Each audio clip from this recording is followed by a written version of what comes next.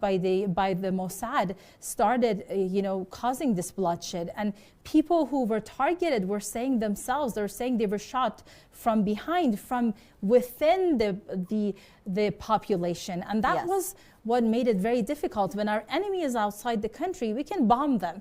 We can do whatever, we can retaliate against them in the same way that we have and made them retreat. But when they hide among the people, that's what's so difficult, which is why it was very important that Iranian people, whatever issues they might have had with the Islamic Republic, and even those who even did not believe in Islam but understood the power of the Islamic Republic in protecting the interest of the Iranian nation, they took to the streets and they made sure that a bloodbath like the one the US and Israeli regime orchestrated in a coup attempt would not repeat. Well, exactly, Mariam. Allow me to come right back to you. Mr. McGovern, I do want to ask you, of course, my last question in regards to your expectations for the upcoming 2 weeks, please. Well, you are asking me to predict the unpredictable. Something very difficult. A major player in this chapter is Trump, of course. But I think that I can be optimistic in this sense, that he has learned a painful lesson, that if he is able to claim some sort of victory, what do you mean the U.S. armed the dissidents there? And of course, I don't have to ask that anymore because Trump said we gave him guns. We gave him lots of guns. Maybe the Kurds stole some of the guns, but my God. So it's all out there for people to see. The tactic is the same as was worked on the Maidan, in Baghdad, or when that happened back in 2014, the overthrow of Yanukovych, duly elected president of Ukraine. So the tactics are the same. You shoot the police. You shoot the demonstrators, and then you say, oh, my God, it's out of hand. And then you magnify the numbers up to 45,000, I know. It's what Trump's saying now. Whereas in reality, I accept much lower figures of maybe horribly, but maybe 4,000 or so. In any case, we're in a new ball game. I have much more optimism now than I did just 5 short hours ago. And it will depend on how tenacious the Iranian side really is, knowing it has the upper hand with respect to control of the strait, and realizing that nobody told Trump or nobody emphasized that to Trump enough. Now he knows. Now he has to contend not only with Iran, but with the rest of the world who are suffering and in danger of suffering a depression. We're already in a worldwide recession, in my view. Well, on that point, I'd like to thank you very much for joining us there. Former CIA analyst joining us from North Carolina, Mr. Ray McGovern. A pleasure to have you with us, sir. Thank you. Salam. Goodbye to you, too. Mariam, let me go ahead and bring it back to you to the studio. Actually, can I mention a very important, point that he made, the claim that they claimed that 50,000 Iranians were murdered. And of course, even 3,000 Iranian, every single Iranian life matters. One Iranian loss is a huge loss on the country. However, the reason they were inflating these numbers, making up names, and of course, when Iran said, you know what, I have their first name, last name, and ID number. So if you can give me ID numbers of, forget about 50,000. If you give me the ID numbers of 7,000, then, we're going to sit down and try to maybe, try to see maybe if you have any point there. But the reason they were trying to inflate these numbers was they were trying to actually set the stage for a U.S. invasion. And they knew that in that U.S. invasion, potentially hundreds of thousands were going to be murdered. And they wanted to tell the people, tell the Iranian nation reeling from these murders that, look, even under the Islamic Republic, you were getting killed. So, and that's exactly what they did during the war. They kept saying that, well, the Islamic regime was killing its own people. And so what if Trump bombs a girls' school? So what if 165 girls, were murdered in a single minute? The Islamic Republic has murdered tens of thousands in only 2 days. So that was the very calculated reason behind this false propaganda. Of course, later on, even those sources had to come out and tell people we weren't able to verify the numbers that they had said. They couldn't even verify 7,000. And so, Well, exactly, Mariam. In around 40 seconds, he said that Trump learned a painful lesson. Would you agree that he's learned a painful lesson, or is there still more to be given? You see the nature of uncontrolled power, the nature of power that is unchecked by religion, by some kind of morality, is that it will continue to aggress. So we never rely on Trump for staying true to his words. We never rely on Israel for not aggressing on people. We rely on our military prowess, on our national unity, on our power to deter their aggression, to deter their threats.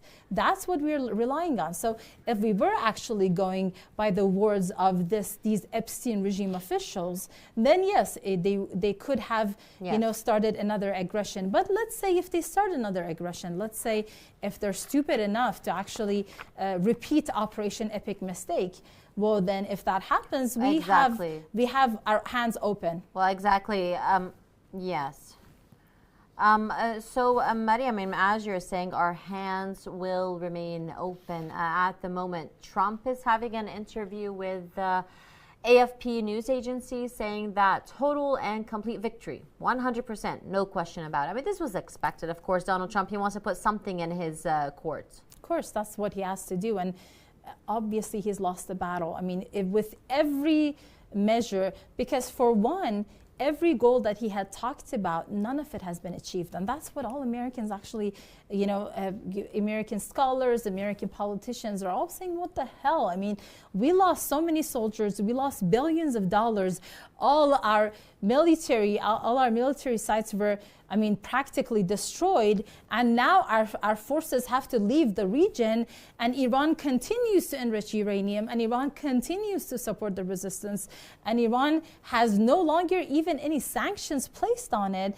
And now Iran is exercising power over the Strait of Hormuz like it could have done before, but it wasn't doing before. So please tell us what you have achieved. And of course, what Trump had said time and again, that they had completely destroyed 100%, Caitlin, he had said 100% of Iran's military power is destroyed, after which we had Black Friday for America when Iran destroyed their fighter jets in a single day, and also destroyed the operation that they were trying to have on our nuclear sites, and that also failed. So yeah. Well, exactly on that point, Mariam, let's go ahead and cross over to Chicago, where our correspondent Raman Mazahari is there waiting. Raman, great to see you. And of course, thank you for joining us during this ongoing rolling coverage. What updates do you have for us there from the States? Well, it's certainly a day that is being welcomed by the vast majority of Americans. Polls have said that this war with Iran has been the most unpopular war in modern American history. It started off with, I believe it was 52% disapproval, and that's very unusual in the United States, which is a country that is unfortunately very, very much used to war, and there is a well-known rally around the flag effect. And that was absent, and that really says a lot how the justification for this war is so tenuous. Then a poll came out about last week, and that disapproval rate had jumped to 60%. So as the weeks went on, it only got more unpopular. And I should point out that only from this most recent poll, only 11% of the country was in favor of the war. So the other that'd be 71. The other 39%, they didn't have an opinion, or they didn't want to express it. But these are staggering numbers in a country that has so many wars and that is very easy to rally behind. And we should also keep in mind that this is a country where Iranophobia has been state policy, mainstream media policy since 1979. And we should tack onto that 25 years of Islamophobia.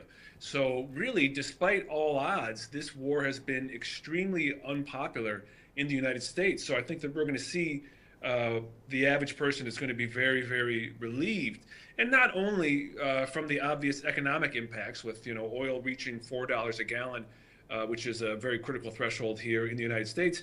The American people elected Donald Trump in large part because of his promise to not start more wars. This is a country where they have been the average person has been very deeply impacted by the wars in Afghanistan and Iraq, and Trump took advantage of that by campaigning on a promise of no wars. So the anti-sentiment here was already very strong, and even for a avowed enemy of the United States leadership for almost 5 decades, the war was so very unpopular. Contrarily, if you're looking at CNN or MSNBC or Fox News, they are very much pro-war. The mainstream media is completely captured by pro-Zionist owners and pro-Zionist sentiment, as well as massive Iranophobia. And so it's kind of amusing to watch them right now try and make sense of what's a very, very historic day. I think that any sort of objective analysis has said after the killing of Khamenei, the father, ever since then, the war has gone fantastically in favor of Iran. And the mainstream media has been, and of course the administration in Washington, they have been at great pains to try and hide these massive revolutions in the status quo in the Middle East. And I'm referring to the once unthinkable bombings of U.S. bases, the once unthinkable bombings of Israel, the once unthinkable closure of the Straits of Hormuz, the once unthinkable idea that Iran has got not just superior military strategy, but superior military technology. So it's certainly it's certainly a historic day, but it's just a ceasefire. We'll have to see where it goes from here. Well, exactly. And Raman, briefly, if you could, in regards to the U.S. People's take on, of course, beginning Make America Great Again, their tax dollars, their money is not only going towards the enormous, of course, Ministry of War, as we're saying, but also towards Make Israel Great Again. Their take on that, please. It's just been really amazing. I mean, if you had told me 2.5 years ago, on October 6th, 2023, that the United States would show polling where a majority of the country favors Palestine over Israel, I would have said, this is you are living in a dream world. But that's where we are. The way that social media and alternative media have finally broken the censorship about the situation in Palestine has led to such a truly revolutionary overturning of the pro-Zionist sentiment that has dominated here since 1947. So we have, and then what's been going on now, where the United States is clearly going to war to defend Israel, not to defend American interests. And we're hearing people say that openly. People like Tucker Carlson, people who are quite mainstream. The fact that we're hearing it at all is something that it would have been totally unthinkable 3 years ago, and certainly 10, 20, 30, 40, 50 years ago. So the 1% that is in charge of this country, in this liberal democracy, they have a tremendous job on their hands of trying to convince the average American to not believe their lying eyes, and which is that the U.S. is going to war for Israel. And this was really exemplified last week by Trump, who, in a moment of seeming exasperation, said, "Look, we can't have state child care here. Child care is it's $20,000 a year. It's what the price of a university year of schooling is." Trump said, we can't have state-run healthcare because we're busy trying to fight wars. So statements like that, which of course a more seasoned politician like a Biden or a Kamala Harris or even a George W. Bush, that they would never blunder into making. Trump says these things openly, and the average American, when they have it laid out for them like that, of course they are smart enough to understand that war in the Persian Gulf, war which puts Israel's interest first, yes. That's not what they want. Well, exactly. On that point, I'd like to thank you very much for joining us there from Chicago, our Press TV correspondent, Ramin Mazari. A pleasure as always. Also, I'd like to, of course, thank our Press TV colleague, Mariam Azzarshed, joining us here in the studio. Viewers, we're going to take a quick break and get back to you, of course, of this ongoing rolling coverage, this historic victory of Iran in just a bit. So don't turn your channel and please stay tuned. Goodbye for now.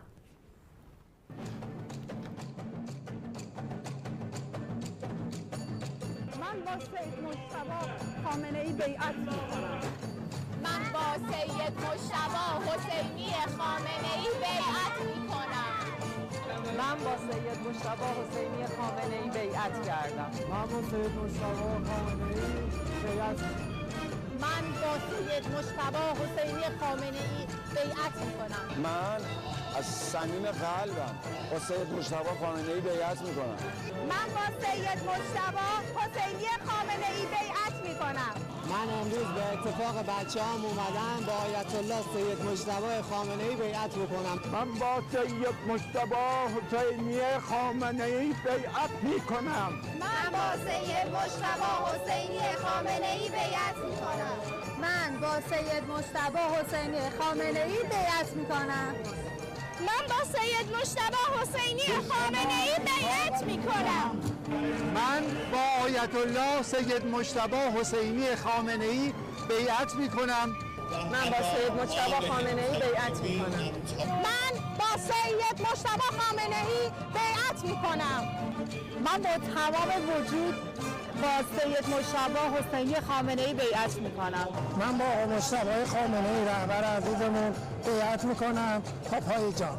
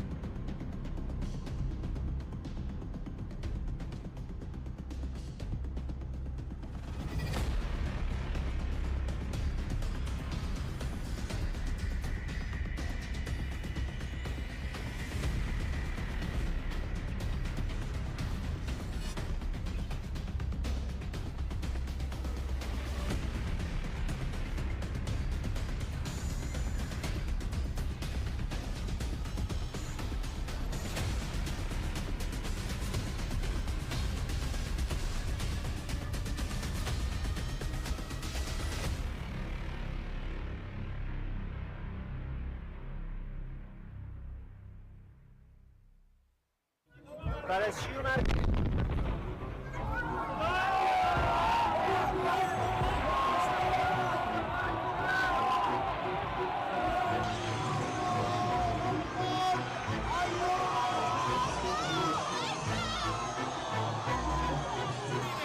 در فاصله چند صد متری ما راکت میزنن، اما ما مردانه ایستادیم. ما گرز سر بریده میترسیدیم، در مجلس عاشقان نمیرسیدیم. الله اکبر. بچه های کوچه پایینی رو زد ولی چهارراه فلسطین ترکشش اومد. دوتا از بچه ها رو انداز زمین. عرض به خدمتت بچه های امداد رسیدن، اونا همون جلوه. اینجا داشتیم رد می شدیم، شعار می دادیم. این پشتو که زدن، این پرتابهاش سنگ بود، چی خورد به سرش شکست و خونریزی دیگه. من با همسرشون بود، من بایستادم که کمک کنم تا به یه درمانگاه جایی برم. دشمن داره تلاش میکنه مردم رو متفرق کنه. یه نفرم شهید شد. آقا داره میگه آزادی زنان، یه خانوم الان شهید شد. اون که ادعای آزادی خانوما رو داره. این خونی خانومه. جونم فدای رهبرم، جونم فدای تک تک این آدما توی خیابون. چی شد؟ یه دونه این ماسپلاکاشون انداختن خورد زمین، تلقی صدا کرد. فدای سر تمام ایرانی‌ها بشم من، فدای رهبرم بشم من، پیشمرگ امام زمانم بشم من. الهی همین الان اینا همون ترکشایی که همین الان از موشک اسرائیلی آمریکایی شلیک شد وسط جمعیت. نگاه کنید. الله اکبر، الله اکبر.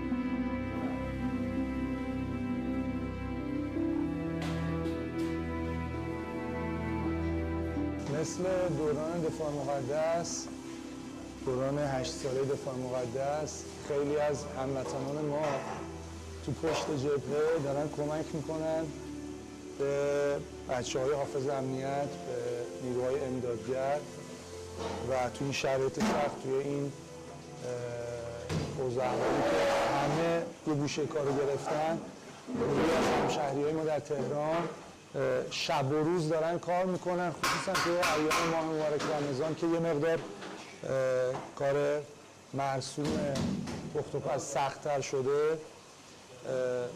همشهریای ما توی تهران دارن برای سحری بچه‌های امدادگر، نیروهای حافظ امنیت غذا طبخ میکنن و الان ما در یکی از این آشپزخونه‌ها هستیم.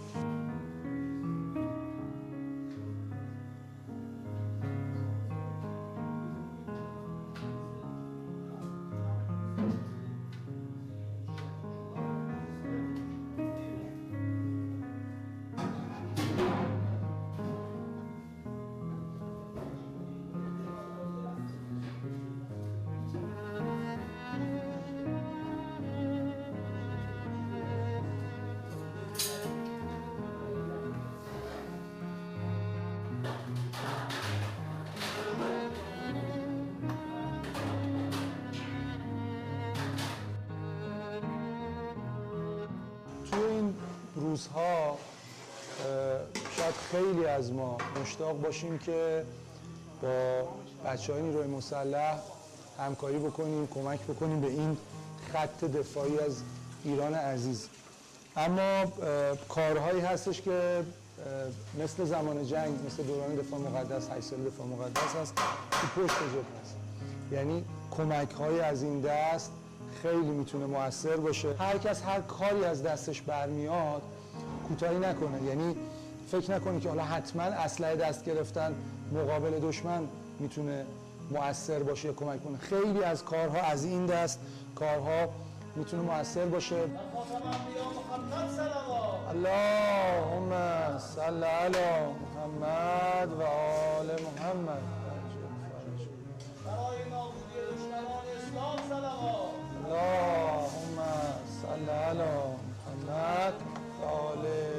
محمد عجل. برای سلامتی رزمندگان اسلام صلوات. اللهم صل علی محمد و آل محمد.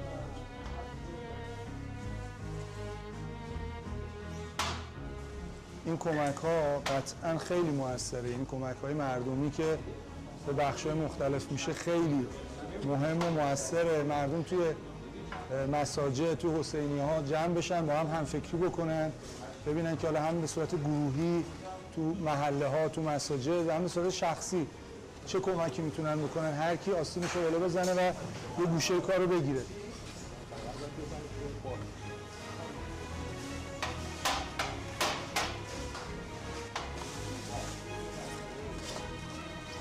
انشالله به امید پایان این جنگ و پیروزی رزمنده های ما تو خط مقدم.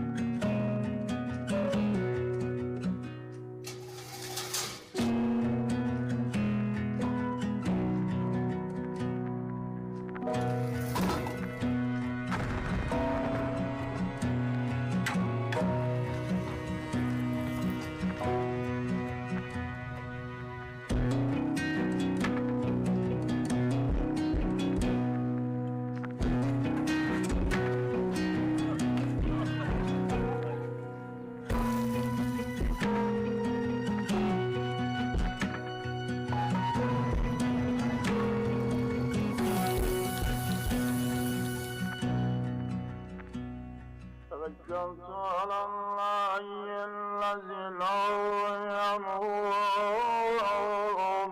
والحمد لله الذي لم يتخذ صاحبة ولا ولدا.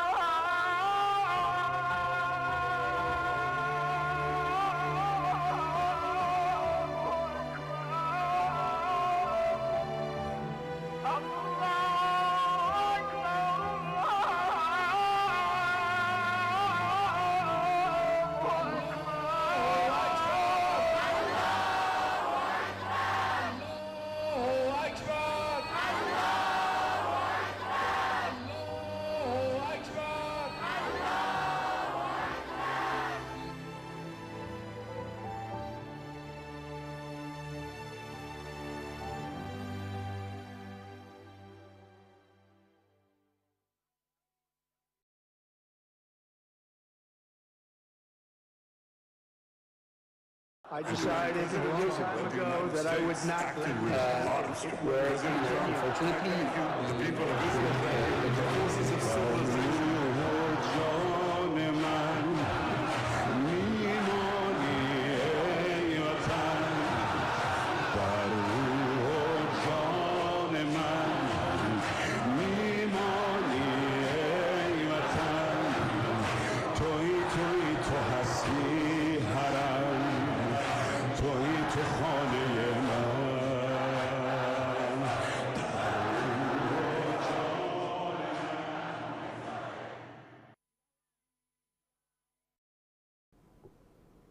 Hello and welcome. Thanks so much for staying with us right here at Press TV.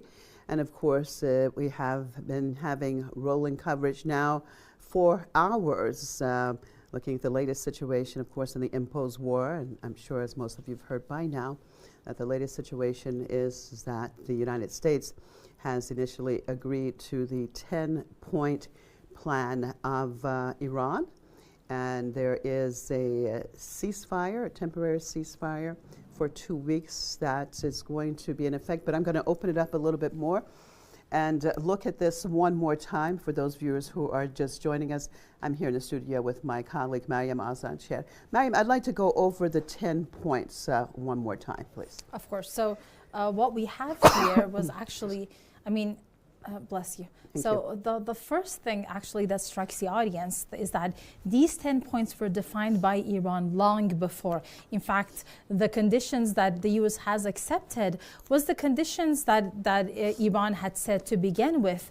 And this is very striking because had Iran just, come up with these conditions after Trump had threatened to destroy everything in the country and everyone in the country and the entire civilization, of course, which he would not be able to do. However, he had threatened, and had Iran, imposed these conditions, then that would have been a very different story. But what they have agreed on, Marzia, so first of all, they have agreed that there would be an end of aggression, of aggression on all fronts, not only Iran, because we understand that Iran's condition, one of Iran's conditions to begin with, was that also the US and Israeli regimes would not continue their aggressions on the resistance front. So our Lebanese brothers, our Palestinian brothers, our Yemeni brothers, our Iraqi brothers, everybody should be safe. That's how our region is safe. And to ensure of that, of course, Iran had demanded that these American soldiers, the terrorist American soldiers, would actually leave the region,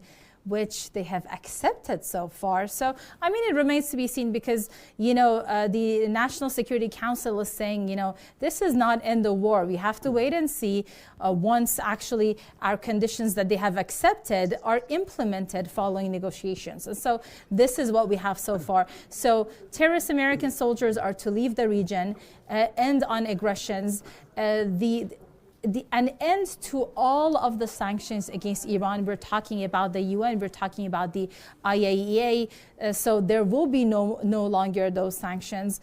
Iran will continue to exercise power over the Strait of Hormuz. Iran will charge a toll, $2 million on American ships. And we know Iran has already waived the fees of various other countries such as Iraq. But for Americans, it's going to be very costly.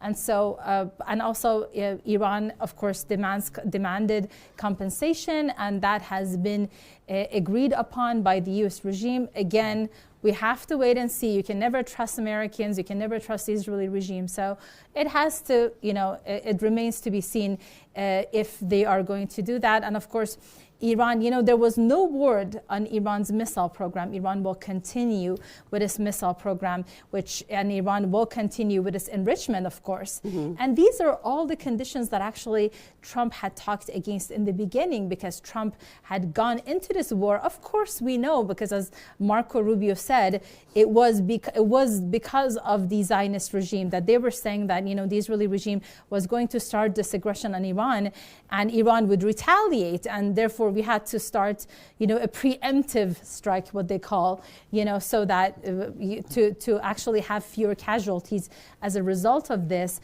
But Trump wanted regime change, right? What he called regime change. And of course, it seems the only regime change that we have happened in the U.S. with all of the high authorities that were fired by Trump and Vance. And so this is and that regime will never be the same. Let me just say that. Let's start off with. I mean, so start off with. And actually, those were not all the conditions, but continue. Well, please. We want to go through them actually and talk about them a little bit, because starting off, I think the first one was the no more attacks on Iran, basically. Let's talk about the Iranian side of things in this 2 weeks' time. So. There has been a cessation of aggressions on the American side. Okay. However, the Israeli regime, which of course Netanyahu has also accepted the ceasefire conditions, except for one very important condition, and Iran of course is not going to let go of that. The Israeli regime has said they will continue to target Lebanon, and they have already targeted Lebanon following the conditions. So an Israeli drone targeted an ambulance, and of course, they can only target women and children and those who are sick, and otherwise they don't stand a chance in the face of resistance. So Iran has demanded, I mean, that's one of the demands, that actually Lebanon be included in this, the attacks. The entire resistance front. And the U.S. has thus far agreed, but it remains to be seen, of course. And Iran has said, we're going into these negotiations with absolute distrust in America, because of course we were in the middle of the negotiations, and we had, when we had the 12-day war, and then Iran agreed when they begged for a ceasefire, but then we saw what happened after. And so they're saying that this is a trial period. So on the surface now, the U.S. is agreeing with this. Of course. Now let's look at the Zionist regime. Of course. Because obviously they would have to be a party somehow to this, because if they are to continue, if they continue their aggression on Lebanon, continue their attacks on Lebanon, what is Iran saying? I mean, Iran continues its support of the resistance front. And you already knew the Israeli regime doesn't stand a chance against Lebanon. We saw how Hezbollah absolutely destroyed them. How many Merkavas they destroyed, how many fighter jets, how many locations they actually targeted, how many IOF soldiers they of course took out, and how many Israeli commanders everywhere they were. And they had said Hezbollah had been destroyed. So definitely, Hezbollah is going to continue retaliation, and Iran is going to continue its support of Hezbollah in all of the conditions. There is nothing that says that Iran cannot continue to support the resistance front. And actually, there's a condition that aggression should be stopped on all resistance front. Right. The next agreement, or one of the points, is the release of Iranian assets. Now, this is very interesting, because we know that since the revolution, since 1979, the U.S. and others have been freezing Iranian assets just nonstop, and using various human rights excuses too. Yeah, definitely. I think at one point they tried to even blame Iran for 9/11. 9/11, for 9/11, and to take some families assets. So this is really, this is quite amazing. After 47 years of this type of pressure, especially the financial pressure, and taking Iran's assets, that Washington would agree to this. I have to say, Mariam, when I saw, of course, we had read the 10-point proposal when Iran initially had given it. I never thought that the United States would agree to it. Even right now, tentatively, they have, but I think that there is a lot of caution in watching this in general. And I want to talk to you actually about that side of things, and I'll get to after I get to all the points, but then reactions from the Iranian people, because the Iranian people have just unbelievably been on the streets this whole time. But let me just continue with this. Another part of it is lifting all the sanctions. Of course. Again, we've had over 40 years of sanctions. And we try to remove them with negotiations with the U.S., and we know how that goes. We have experience how that goes. Right. I mean, the whole goal has been to paralyze the Iranian economy from the beginning. And then, on the one hand, to agree to releasing the assets, and then removing the sanctions. And let's talk about the Strait of Hormuz, accepting that Iran is controlling it, and Iran is going to charge a fee I mean, it's quite amazing. I mean, I have seen, I've been watching some of the reaction coming from the States, from various stations, and the shock, the absolute shock on the anchors' faces, and let me tell you though, still the Israeli-supported Farsi-speaking media are still saying they won, which is it's quite interesting. So, and then it gets what la la land they are in, you know. It's quite amazing. So let's look at it, and then of course we have the binding UN Security Council resolution. Iran wants all agreements formalized through a binding resolution at the UNSC, and Iran wants compensation. Of course. For all of the destruction. And you see the beauty of it, because if we were to politely ask the U.S. for compensations or trust their word on it, of course it would have never happened. But Iran is saying, no problem, you don't pay compensation. Your ships are going to have to pass through the strait. And of course, we understand already the effect of Iran's control over the Strait of Hormuz in the price of gas nearly doubled. And we're talking about also the 9 strategic products that have to also pass through. We're talking about the price of everything increasing. What is Trump going to do with that? So, I mean, you see, we're not trusting with this ceasefire. We're not trusting anything the U.S. regime is saying. We're not trusting anything the Israeli regime is saying. We're trusting the systems that we have thus put in place, chief among which is the Strait of Hormuz. So if they don't pay up, of course, we're going to charge the ships. And if they don't pay up, then the ships can stay there, you know, for all eternity.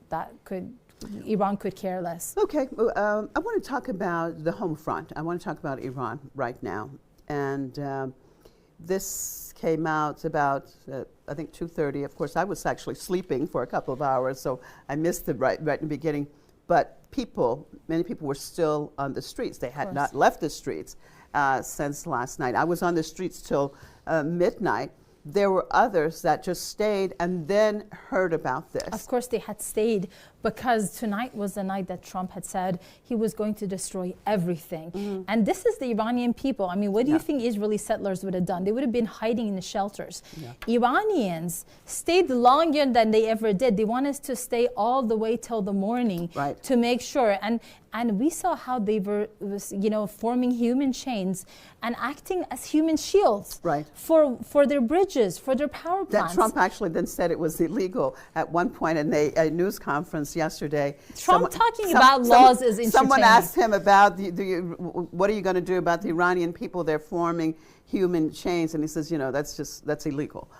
So it's quite interesting. I think that if we look at it from a strategic perspective, it's very difficult to make a decision. For example, Trump, or I won't just say Trump, but the Washington in general, the entity there, and looking at the Iranian people, looking at the reaction, looking at how they have miscalculated from the very beginning after the January attempted coup, and thinking that people are going to come on the street and overthrow the Islamic Republic, and then starting the war at that time because they felt that they had weakened the country, killing the leader, killing so many generals, professors, regular people, that Iran would not be able to handle this, and their spies on the street and elsewhere could actually get everything going, and it's finished. 47 years, and they have their regime change, and what they saw was the total opposite.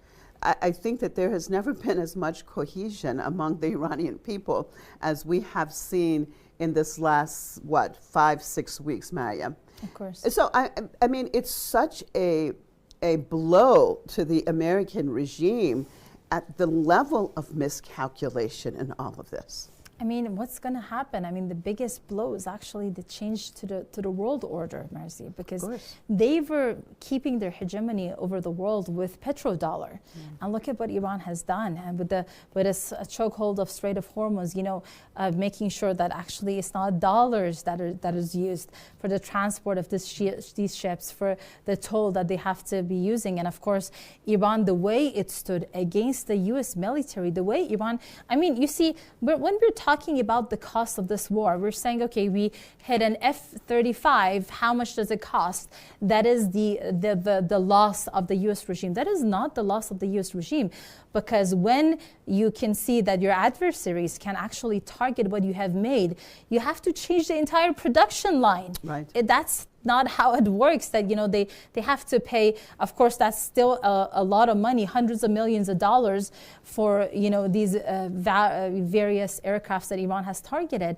But everything that has proven ineffective in the face of during this war, during this unprovoked and it's been quite aggression on interesting Iran. because we know the amount of money that the U.S. spends on the military, but really the majority of what they were using is antiquated. I mean, we look at from the aircraft carriers that they ran out of the Persian Gulf and moved away because of being afraid that Iran would target it, and Iran did target it, to their aircrafts. I mean, so much of it is quite amazing that they have spent this much money. Of course, you see, what's interesting is that these are really the best that money could buy. There is no doubt about. I mean, of course, however, we can definitely we understand that there's no power over God, but we also understand when it comes to worldly tools of war, the U.S. had it all. The U.S. had everything money could buy and technology could make, and yet they failed. And this is perhaps also part of the reason, when Iranian armed forces, every time they talk about their victory, they end with, and the victory only comes from God.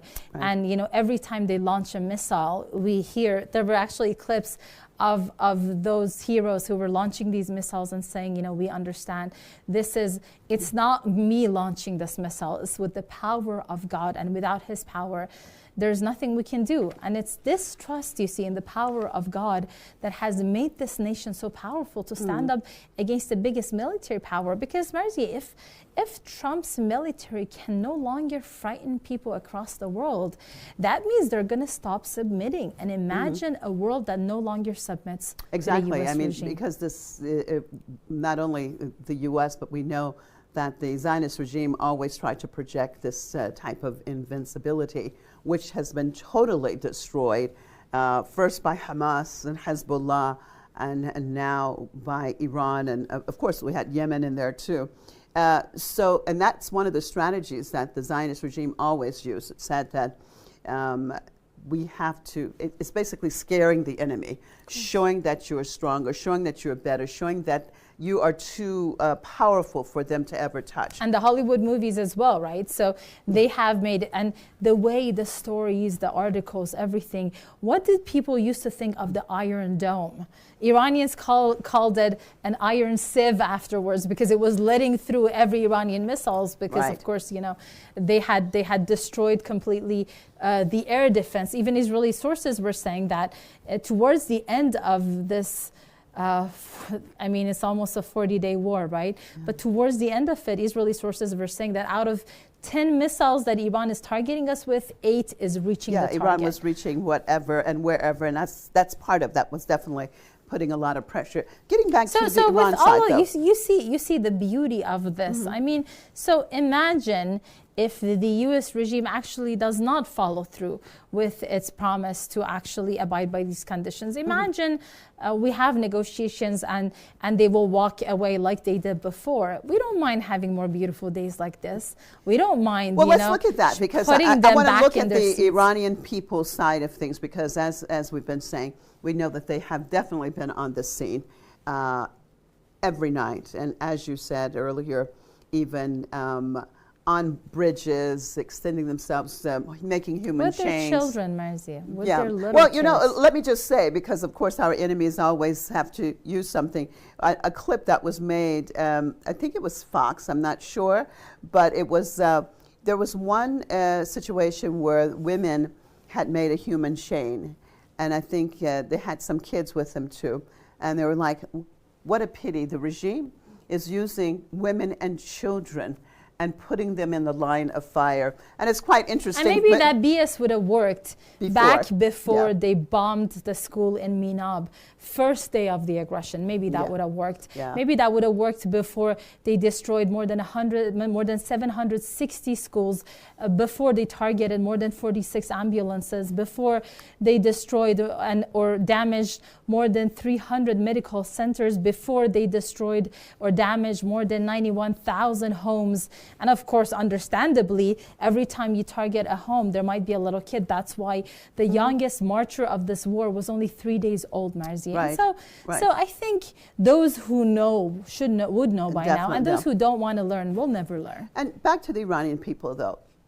Your perspective, what do you think the reaction is? I mean, it's still early on. It is about 9:30 here in the morning. This has been going on now for about 6 hours. Some people are just waking up. Your thoughts about the reaction? I think we should get better at the way we inform people of the news, because Marzia, people, I mean, they are on the streets. They are waiting. They are ready to take on the enemy. They have signed up. We have in, this Iranian initiative, more than 14 million people had signed up to military volunteers to actually take on American terrorist soldiers on the battleground. So we had these people all ready to fight, and all of a sudden you're like, ceasefire, maybe ease them into this, maybe talk about. We went from last night. But we went from last night of being basically with Trump saying ending civilization, of course, to a few hours later. We accept all of Iran's conditions. All the conditions. It's quite mind-boggling, and I think people are in a state of shock. I can tell you for myself, because when I heard ceasefire, I said, what? Because I did not know. Because of course, I mean, we understand how Iran has been destroying basically military bases, targeting commanders, everything. We know how Iranian people have been, and you see, we have been calling it waves as well. So we had waves of military operation, but we also had 38 waves of people on the streets, the way. Definitely. So with all of this, even with all of this, I didn't think that they would, this quickly. It's been 40 days. And yes, it's been difficult. Yes, people have been murdered, but people were ready for years. Well, many say that Iran has put up with sanctions more than 40 years, and the U.S. couldn't deal with 40 days. Yeah, 40 days of being sanctioned at Strait of Hormuz. And it's really quite interesting. But again, looking at the people, because the people just last night, we're saying we're going to continue. We're going to continue until we get everything that we are demanding. This morning, your thoughts? Do you think that the people will basically say, okay? Can I tell you, if it was for anything other than the 10 conditions, and if Iran had actually talked about the conditions after Trump's threats, that would have made a huge difference. Right. Because it would mean that we got scared of Trump. Right. So, okay, we only want these conditions. But what happened was Iran had talked about its conditions days ago, and the U.S. had already known about it. And the U.S. had already given a proposal that Iran had declined, and Iran had said, no, we're not going to have a ceasefire. Let me just read this breaking news there at the bottom of the screen there. Israeli media is saying Iran, its allies appear to be the only party to emerge victorious from this confrontation. That is quite an amazing statement coming from the Zionist media. Because they can't deny it, Marzi. I mean, in order to win a battle, you see in any battle, the number of civilians you murder is not a sign of victory. The number of kindergartens you target, the number of hospitals you target, that is not the definition of victory in any battle. The actual definition of victory is you go in with objectives, you come out with your objectives reached. What did Trump go in with here? Trump wanted total surrender. Trump wanted regime change. Trump wanted Iran to have zero enrichment, to have zero ballistic missiles, to stop supporting the resistance front. So Trump went in with all of these. What did Trump try to get out of it? I opened the Strait of Hormuz. Well, idiots, the Strait of Hormuz was already open before, you got into it. And now for every ship, you have to pay $2 million. You know how much money that is? I mean, we're talking on a daily basis, how many ships have to pass through? Or of course, the US has to pay a price for that. And so this is why they have to say, this is why even Israeli media has to admit, because what else are they going to say? Everything Trump said he would achieve, he failed at. And then he constantly tried to create achievements over the course of the time, like saying, oh, we're going to open the Strait of Hormuz. Others should come help us open the Strait of Hormuz. Oh, forget it. To hell with all of you. If you want it open, you open it yourselves.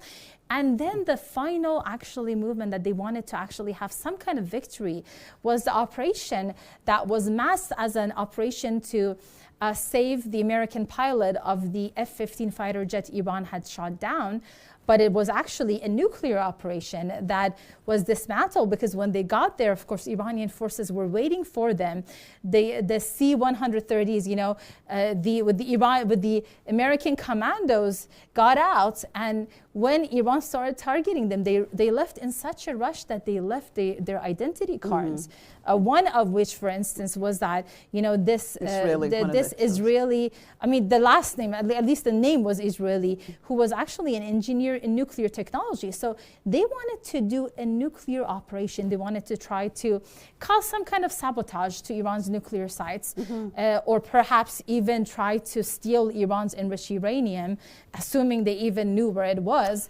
And so even that, Iran even denied them that victory. Right. And in addition to that, Trump had said time and again before that we have completely destroyed Iran's military capabilities.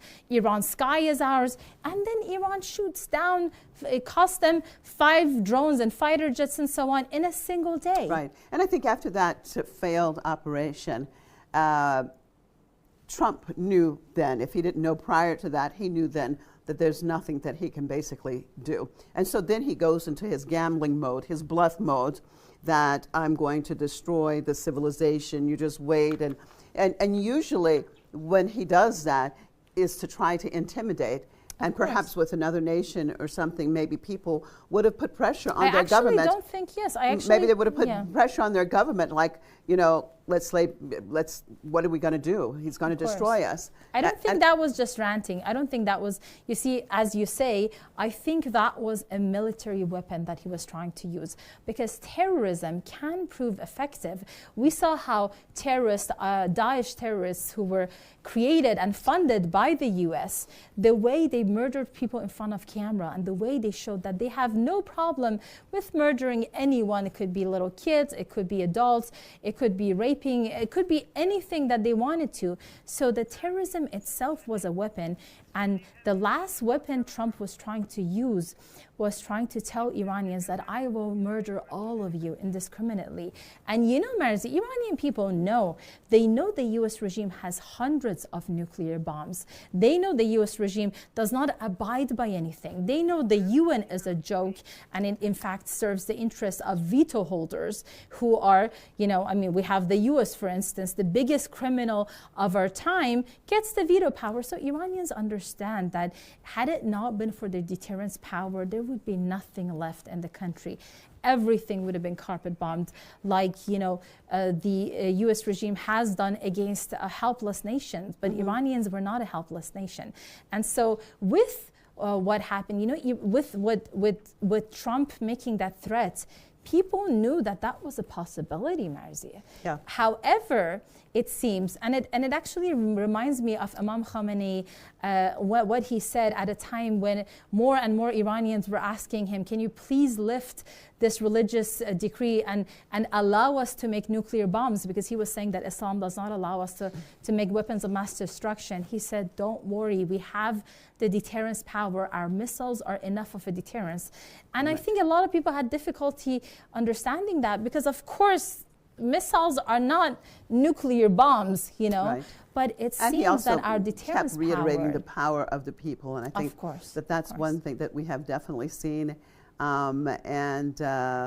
I mean, yesterday, even prior to him giving, well, he had given the statement the day before Trump, and yesterday we saw that there were various attacks throughout the country, and yet again reiterating that the Iranian people were on the streets and many stayed on the streets the whole night. Let me cross over right now to Beijing and get in our guest, a freelance writer, Anthony Ali. Thank you so much for being with us.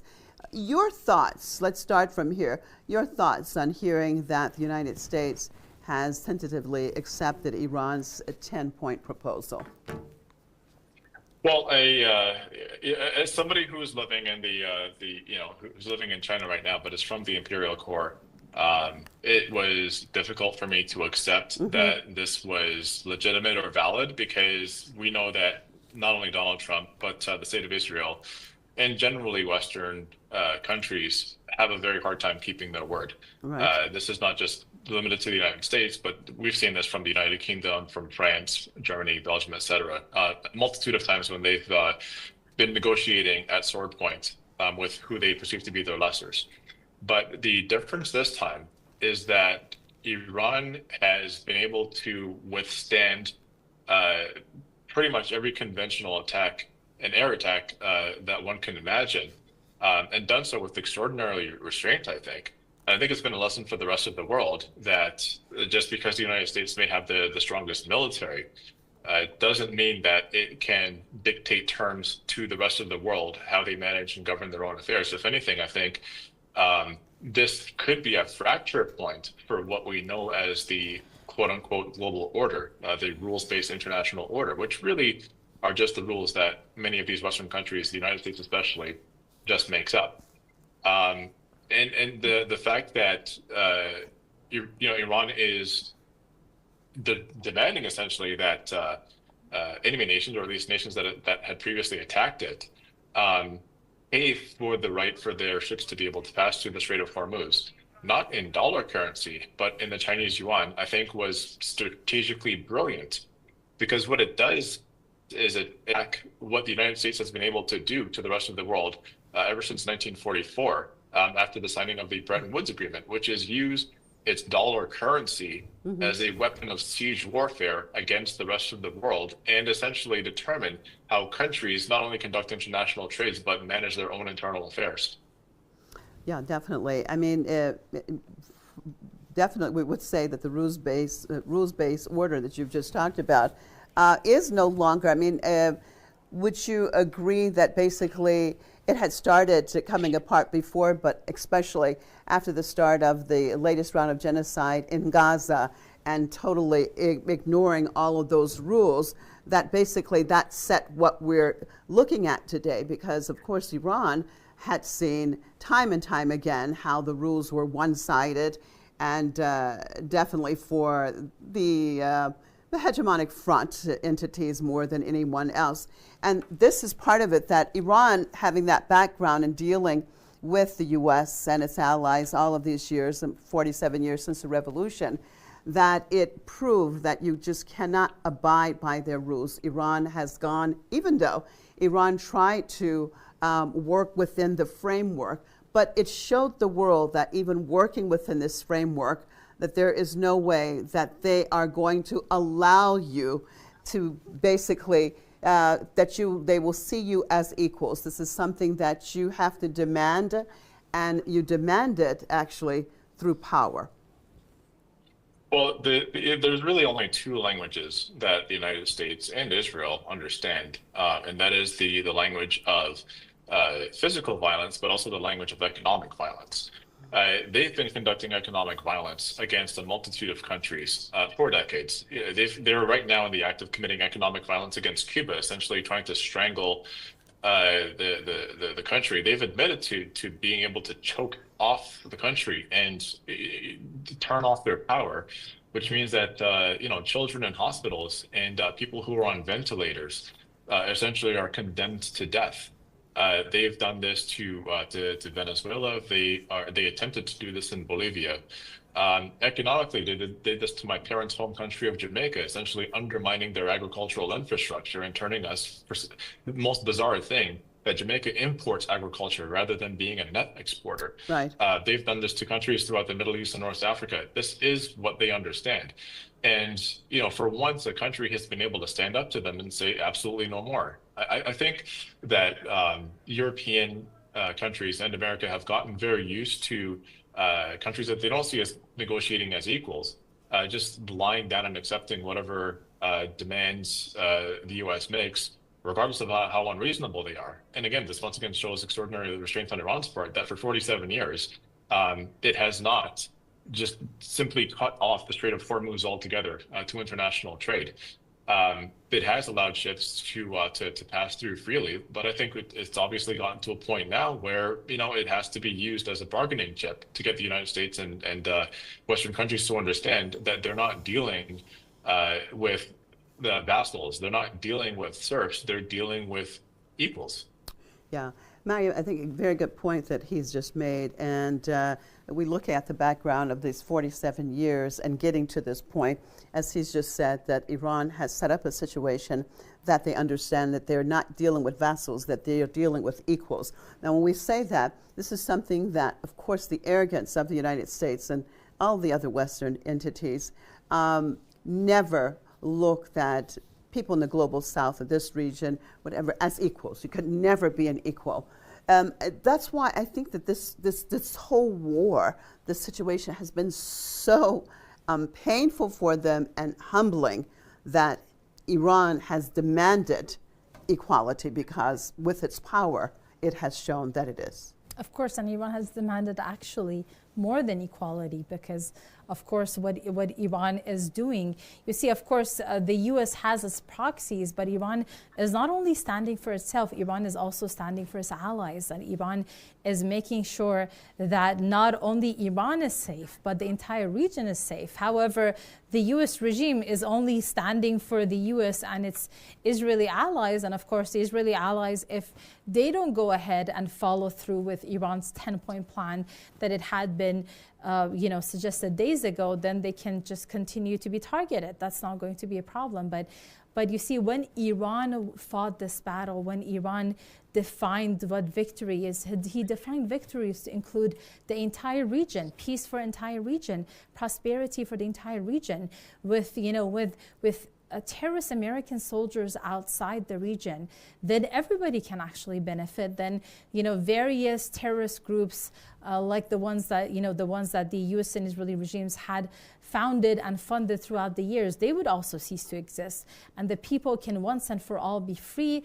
They can be free from Israeli occupation. They can be free from American aggression. And I think that is far more than being an equal, of course, to the U.S. regime. And of course, we have always been more. We have a much stronger ideology. We have a much longer history. And we have proven our morality because, of course, when out of the 250 years of American history, more than 230 years they have been at war, they have been committing aggressions against different countries. All this time, Iran had this power to target various countries that had committed aggressions against it, but Iran had constantly practiced self-restraint. Mm-hmm. Well, crossing back over to Beijing, your thoughts about the way that Iran has actually forced the hands of the United States in this, that with this situation, we look at after, almost 6 weeks of this war, that basically Washington had no good options. They did not know what else to do. That Trump and the whole administration threw at Iran whatever it could, everything that it could, but it still did not bring Iran to its knees. Well, there are alternatives to what they're offering now, or at least to what they are being forced to agree to. The alternative would be unconventional weapons, which Trump has threatened. He had threatened nuclear warfare on Iran, and the commitment of ground troops. Now, the idea of nuclear warfare tends to be unthinkable to the rest of the world. I don't think it's unthinkable to Donald Trump, but then the problem is what then is the response to that? What is the global response to that? An option that was really on the table. I think it was there in their imagination I don't want to say too much. I mean, inshallah, I'm not wrong here. But then the alternative is committing ground troops, which I mean, the idea of the U.S. committing right now, at least, with this war being possibly the most unpopular war in modern history that they fought, committing ground troops to a war in Persia is, I think, maddening. So what then has Iran proven? Well, what they've proven is that there's really two ways to win a war. As I mentioned before, there's the actual act of physical warfare, but then there's economic warfare. And what a lot of people don't realize is how the U.S. conducts economic warfare in the first place. And I think a lot of people really ought to acquaint themselves. When we think of the dollar as the world's quote unquote reserve currency, it's not I mean, it is a reserve currency in the sense that countries hold it in reserve, but really what it is a stealth economic weapon. I don't think people really understand how sanctions, for example, which are a brutal tool of oppression against foreign nations, what it actually does. And what it does is create what's called counterparty risk. It means that countries are unwilling to do business within Iran or countries like Cuba, Venezuela, etc., because all of those transactions that are made, even if it's between two countries, if it was between, say, Iran and China or Iran and Russia, or Iran and Venezuela, whomever, those transactions can be stopped because they have to be cleared through U.S. federal banks. There's a clearinghouse in the United States that has to basically say that the transaction's okay or not okay. And if it's flagged, then it creates a counterparty risk. What it says is, well, if you are going to do business with this country, then we're going to stop doing business with you. And you have no choice because all of your transactions are settled in dollars. Now, I think there is a possibility that not only the euro, which is about 20% of the world's reserve currencies, there's a possibility that the Chinese yuan can now make up a much higher percentage of world's reserve currencies. Right now, it sits at below 2%. If the yuan were even to get to like a 5 or a 10%, this completely changes the game. This means that countries are able to settle their transactions in currencies that have nothing to do with the EU and its own violent regime of sanctions, especially on the continent of Africa and especially in the Middle East. But it's not subject to U.S. oversight either. And at the very least, China has been a very willing and strategic partner for countries like Iran, Russia, et cetera, not only through its currency, but also through its alternative transaction systems, through its SIPS system. So if you create that alternative currency settlement system, then any two countries can do business with one another and not have to worry about the U.S. or the EU committing economic warfare against it. Right. Yeah, a more normal situation that affects the whole world, really. I want to look at, we have some breaking news at the bottom of our screen. The Israeli opposition leader Lapid says Netanyahu failed politically, strategically, and has not achieved any of his goals. Mariam, I want to look at the situation with the Zionist regime, because involved with the 10 points that Iran has set, the Zionist regime, because on one hand, the Zionist regime is still, as we had said earlier, hitting Lebanon. Parts of the regime said it has nothing to do with them. It may not abide by this. But that was the only part they have said. So that's also something to make sure, of course, to Iran, not going by any single part is a deal breaker. That is one thing. But we also understand that it's extremely difficult, almost impossible for Netanyahu to all of a sudden, after the entire destruction being made to the occupied territories, to come and say we have accepted every single condition laid out by Iran. So this might be a little something they want to keep, a little aggression that they want to commit, and of course they will be retaliated against. And of course, not only Hezbollah, but also Iran will crack down on them. But they understand that they don't stand a chance without the support of the U.S. regime. Right. Well, let's look at that. Your thoughts, Anthony, about the Zionist regime right now and their response to what is happening. There are some that says that the Zionist regime not happy about the U.S. Accepting these 10 points. Your thoughts about the possibility, there's some saying that they will do whatever they can to make sure it is sabotaged. Your thoughts about that? Well, of course they will. I mean, they've been committing false flag attacks. to make it seem as if not just Israel, but Jews across the world are under attack. In my home country of Canada, there are police that are stationed outside of synagogues with heavy weaponry, not because they have to be, but because many of the pro-Israel lobby demanded that this happen. And as soon as the police showed up, then they're saying, well, look at the conditions that we're under now.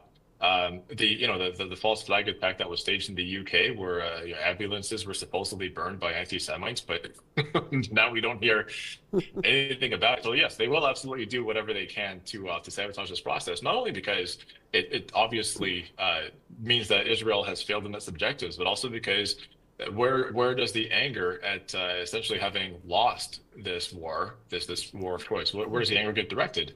Towards Netanyahu and towards the Likud party, and with him essentially evading jail at all costs, he's now like he and his party are now going to be made the scapegoat for this act of aggression, not only for the war against Iran, but also for the genocide that they're currently carrying out in Gaza. So yeah, it would behoove them to sabotage the means or the process by whatever means possible. But without the United States consistently funding them, and without their assistance in the war, without conducting their bombing campaigns, without the provision of weapons, etc., I don't see how they're able to continue to conduct this. The U.S. right now is not completely exhausted, but has severely diminished its arms supply, not only for itself but for Israel as well. I believe it's about 250 pounds of tungsten are exhausted, not just used, but exhausted because it can never be recovered every single time a Tomahawk missile is fired off. Now, the U.S. is a net importer of tungsten. About 80% of its tungsten has to be brought in from elsewhere. And the problem is China is not providing tungsten or any other rare earth minerals for that matter. So it's not even just a matter of whether the U.S. is willing to continue to arm Israel, but whether it's capable of doing so, providing the arms that are necessary. And right now, I just don't know that that's possible. Well, let's look at how this is affecting the United States itself, because as we know, it is very difficult for Americans in general to accept a defeat in a war that the majority of them didn't want to begin with. However, there's a certain mentality that once you get involved in something, you have to win, and that Trump all of a sudden tentatively accepted this 10-point plan. Tell me about that side of things and how this affects the United States. I mean, right now there are multiple members of Congress that are calling for his impeachment. I saw a tweet from Senator Chris Murphy basically saying that that Trump has handed Iran a strategic victory. Now it has pretty much acknowledged that Iran is in control of the Strait of Hormuz. So, and with the midterm elections coming up, I can't see how this results in anything other than a massive defeat, not only for Donald Trump but for the Republican Party. But then the question becomes, all right, well, what does the Democratic Party do if in power? Obviously, the intelligent thing to do is to begin to negotiate and deal with Iran as another nation that has its own right to economic and internal sovereignty.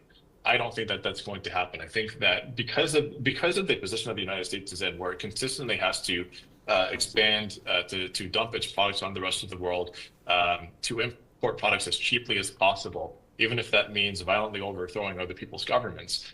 They really don't have a choice other than to do what they're doing now, except maybe to backpedal a little bit and hold off on the physical aggression and warfare. But will their stance towards Iran fundamentally change? I don't believe so. This is a country that not only for the past 47 years, but for even farther than that, essentially been indoctrinating its citizens to believe that Middle Eastern countries are nothing but backwards savages and barbarians. So can they turn the corner on that just with having lost one single war? No, I don't believe so. I think it's going to have to be hammered into their minds that they're not dealing with illiterates. As a matter of fact, if anything, they're the ones who are fundamentally illiterate to the way that the world actually functions. So they are going to have to be taught a lesson and humbled a little bit and know that they don't manage the entire global order. That at any point, any country that has control over, say, strategic reserves or choke points as far as global shipping and logistics, they should be able to exercise the power that they have and demand that larger countries that are intent on exploiting them deal with them, possibly as equals or possibly as even more than equals. The United States only functions to the extent that global commerce proceeds smoothly. But that can only be guaranteed if they allow the functioning of other countries to operate smoothly. Deal with us fairly, and we'll deal with you fairly.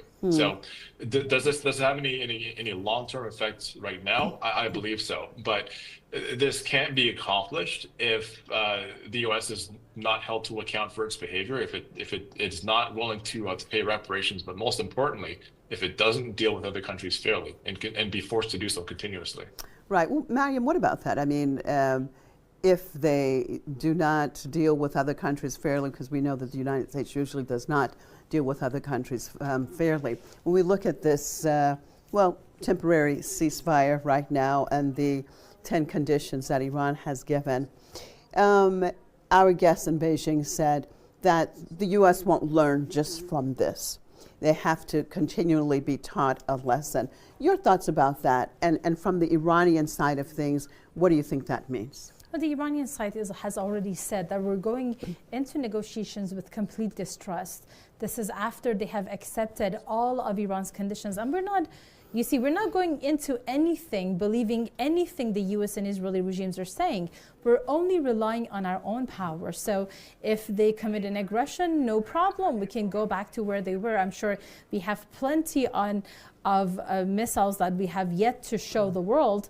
And we have actually, in addition to the Strait of Hormuz that Iran is already exercising its power over, we have also Bab al-Mandab that Iran's allies are going to shut down. So if the U.S. regime wants to go that far, and of course, there are other possibilities as well. For instance, there's the possibility of the Israeli regime trying to commit a false flag attack, just as they have done on Persian Gulf countries in the past.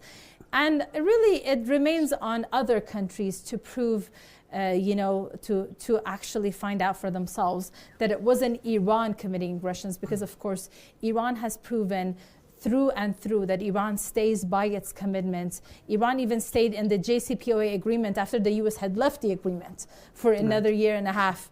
So this is, this remains to be on them. I mean, if for instance, the Israeli regime commits a false flag aggression, then they target Iran using that excuse, then of course Iran will retaliate. Iran has shown that it can decapitate,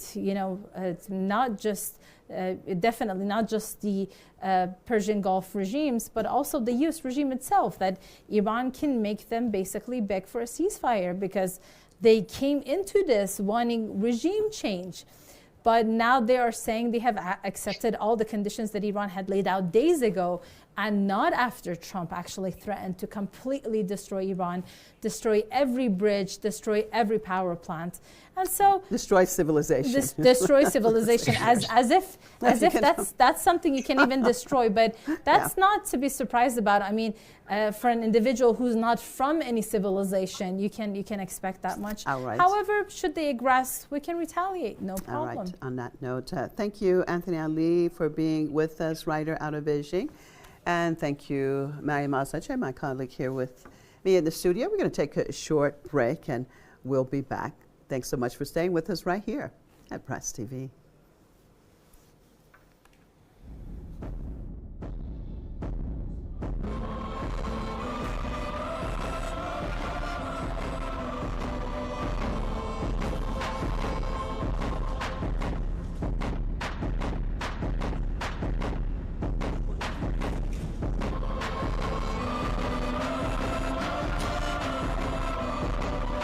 اینجا قسمت پخش خون سازمان خونی که مردم عزیزمون اهدا میکنن میره فرآوردهاش جدا میشه، یعنی فرآوردهاش پلاسما، پلاکت، اکسل که برای مریضای مختلف دیگه. توی شرایط جنگی هم که ما به خون خیلی احتیاج داریم، مخصوصا گروهای آی مثبت و گروهای منفی که بیمارستان‌ها که سمت غرب تهران هستن ما پوشش میدیم. حدود 40-50 تا بیمارستان سمت غرب تهران که ما اونها رو پوشش میدیم. بار اولی چرا اومدی؟ تو اخبار گفتم نیاز دارم بخونم، گفتم کمترین کاری که میتونم. رفتم صبح رفتم اونجا خیلی شد. یه بار اومدم اینجا شروع بود رفتم اونجا دم در آدم نیست.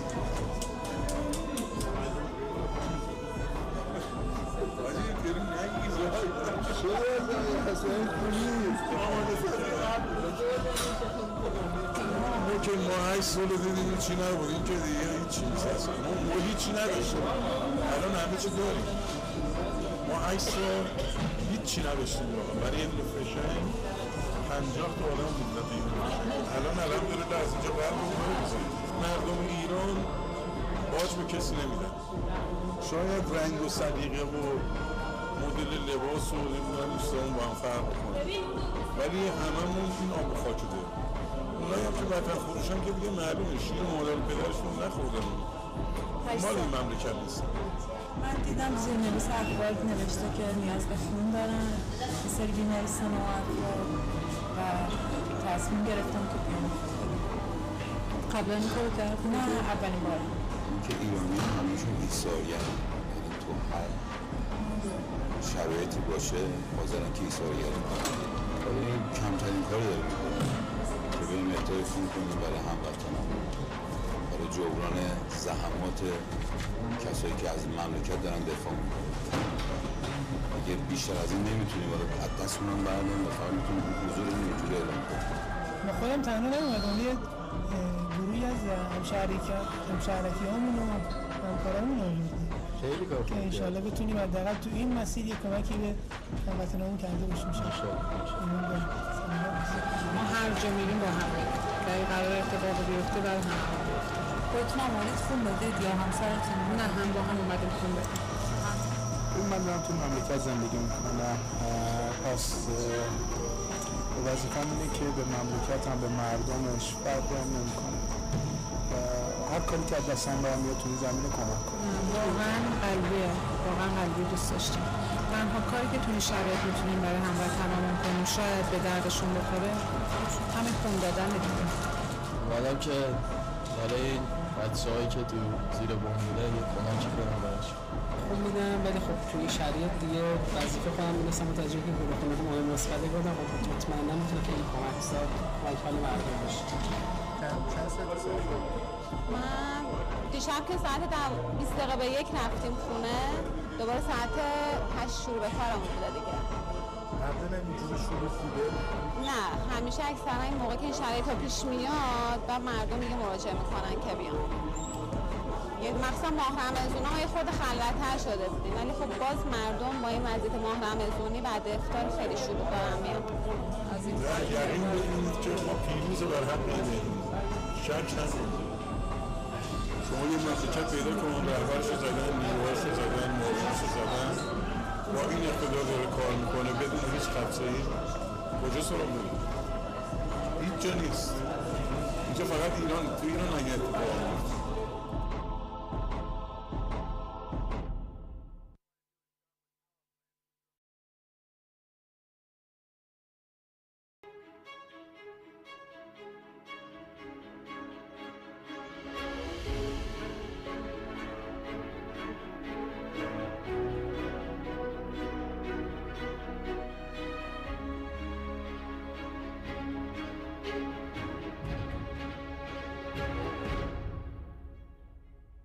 Welcome to the Media Stream in times of war. Tonight, we are standing at the edge of a strategic cliff. Almost 40 days into this war of choice against the Islamic Republic of Iran, what we are witnessing is no longer a campaign of calculated pressure. It is a countdown. And that countdown is now measured not in days, but in hours. Donald Trump's self-imposed 48-hour deadline to force the opening of the Strait of Hormuz is rapidly approaching zero. What began as rhetorical escalation is now hardened into something far more dangerous, a point of no return. The diplomatic track, once quietly brokered through intermediaries like Pakistan and Oman, has effectively collapsed. Tehran is no longer entertaining temporary pauses. It is demanding a permanent end to the war.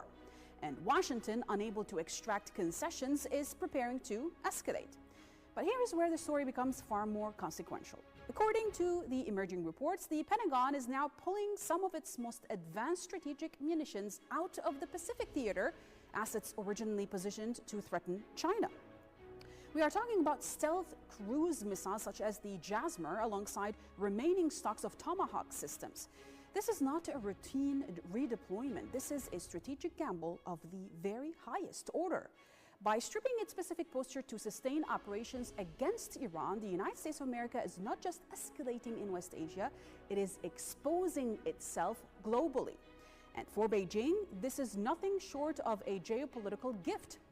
At the same time, Israeli entity channels are signaling that Washington may be on the verge of granting a green light for strikes on Iranian energy infrastructure. If that threshold is crossed, we are no longer dealing with a contained conflict. We are looking at a deliberate targeting of the global energy system, an act that could send shockwaves through oil markets and accelerate economic instability far beyond this region.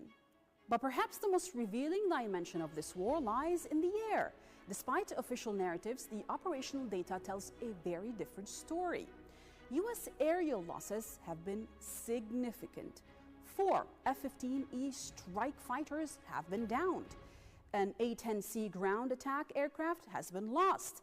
An E-3G Sentry airborne early warning platform, one of the most critical assets for battlefield coordination, has also been taken out. 2 CH-47F Chinook helicopters have been destroyed, while 2 HH-60W rescue helicopters have been damaged. Even the 5th generation F-35A has not been immune. One aircraft was forced into an emergency landing after sustaining damage. And beyond these headline losses, the U.S. tanker fleet, particularly KC-135 refueling aircraft, has suffered heavy attrition. This is not a picture of air dominance. This is a picture of attrition. And it raises a fundamental question. What happens when a superpower begins to bleed in the very domain it has long considered its uncontested advantage? What do you think happens?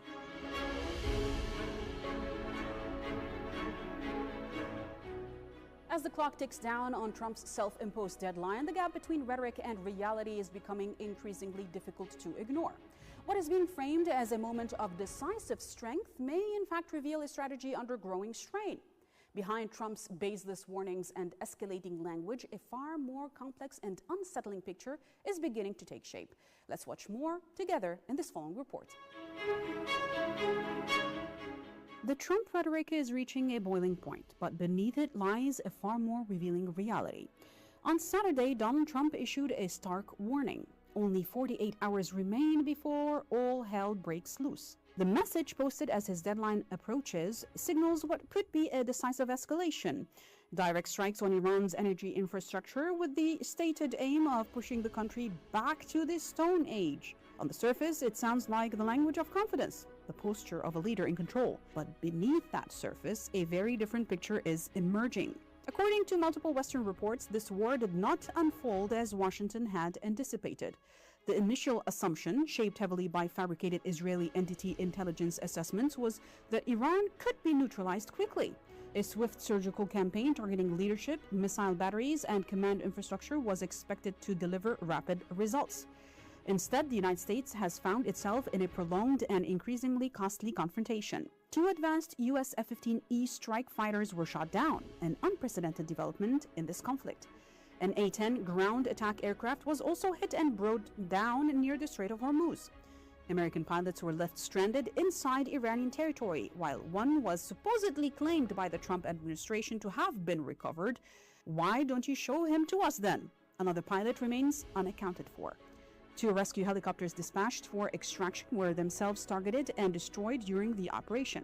This is not a minor setback. You see, this is a significant blow to U.S. air power credibility. Analysts suggest that Iran may have deliberately withheld elements of its advanced homemade air defense capabilities, waiting for the precise moment to maximize both military and psychological impact. And the shock waves are being felt inside the U.S. military establishment itself. Reports indicate growing internal dissent among senior officers, many of whom view the trajectory of this war as deeply concerning. Resistance to the idea of a ground invasion has been particularly strong. Yet rather than recalibrating strategy, the incompetent Trump administration has moved to sideline dissenting voices, including the dismissal of multiple high-ranking officials, among them the actual Army Chief of Staff, General Randy George, in the middle of an otherwise resounding victory, according to the Orange Clown in the White House. While Washington grapples with internal turbulence, Iran and its regional allies appear to be operating with coordination and momentum. In the past day alone, strikes have targeted key Zionist Israeli military assets, including the Nevatim air base. Additional operations have extended beyond Zionist Israel, hitting U.S. military positions across the region, from the Persian Gulf to maritime routes in the Arabian Sea. Advanced systems, including HIMARS launchers and Patriot defenses, have reportedly been struck, signaling a widening range of engagement. And perhaps the most telling moment comes not from the battlefield, but from the tone. After strikes on infrastructure, including major bridges, Iran's foreign minister responded with chilling clarity. Infrastructure can be rebuilt, but opportunities to reshape the strategic balance are rare. This is not the language of a weakened state. It is the posture of a country that believes it holds the upper hand. And if that assessment proves accurate, then the next 48 hours may not just determine the course of this war, but redefine the balance of power across the region.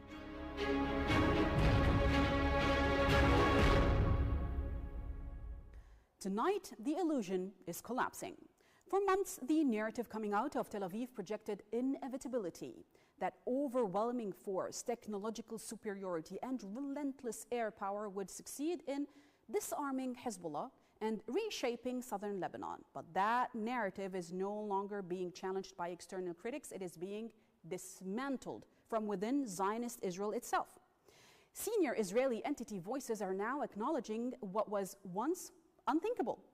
Reserve Major General Yitzhak Brick, alongside prominent journalists in leading Israeli entity outlets, has delivered a blunt assessment: Netanyahu is selling an illusion.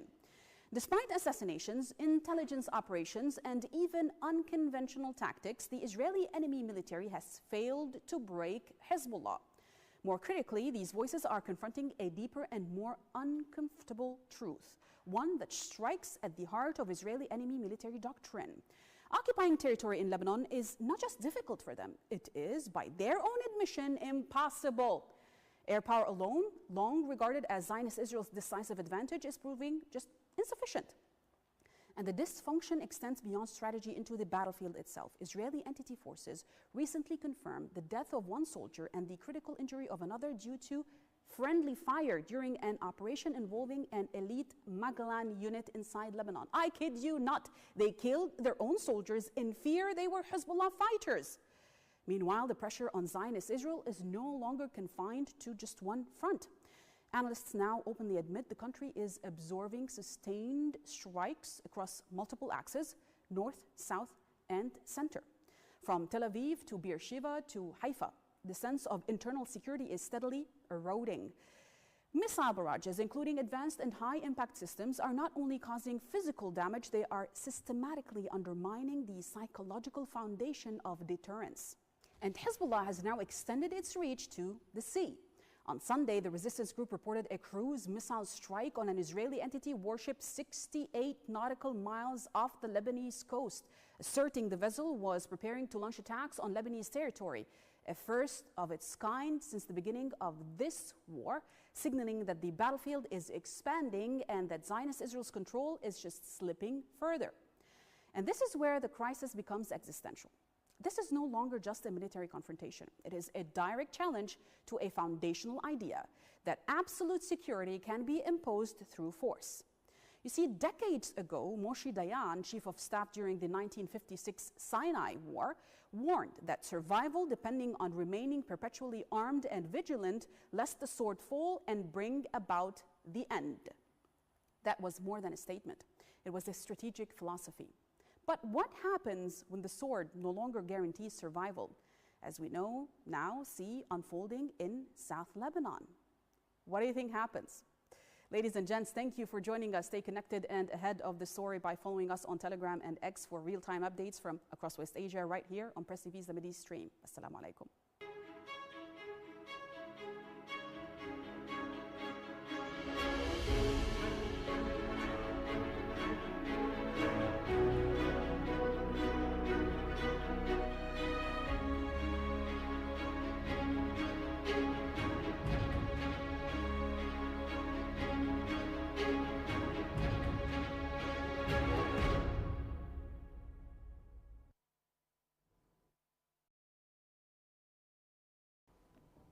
Well, thank you so much for staying with us right here at Press TV. Of course, a major day, still breaking news. We know that the 10-point proposal that Iran had given has tentatively been accepted by U.S. President Donald Trump and allegedly now going towards a 2-week ceasefire. And negotiations or talking about all of this in Pakistan. Well, continue to talk about what this means in general. Where does it go from here? I'm happy to be joined by my colleague Zainab Zakaria here in the studio with me. And viewers, as you know, we've been discussing the various points.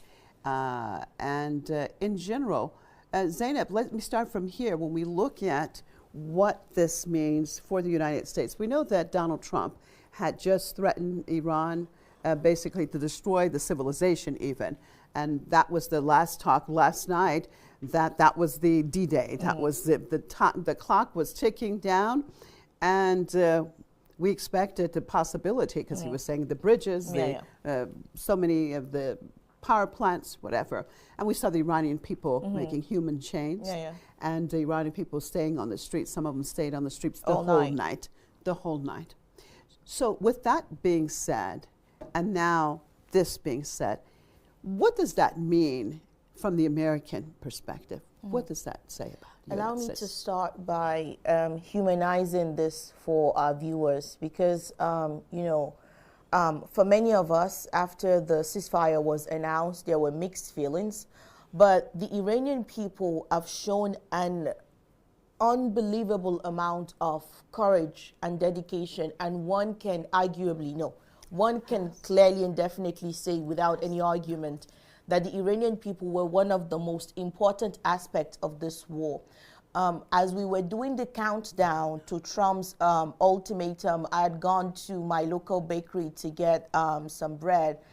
And I was like, how are you feeling? He's like, we're doing great.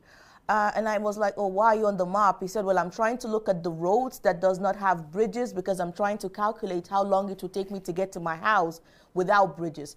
Iranian people have gotten to a point where they were prepared to lose their bridges and go longer route to get to their homes, but they were not prepared to allow any humiliation to be done to their country. Zainab, stay with me. I'm going to pick up on that in just a minute, but I need to cross over to Amman right now and get journalist and author Ali Abomin involved in this conversation. Ali, thank you so much for being with us. Ali, your thoughts about what has happened and what does this mean now that tentatively the United States has accepted the 10-point proposal by Iran?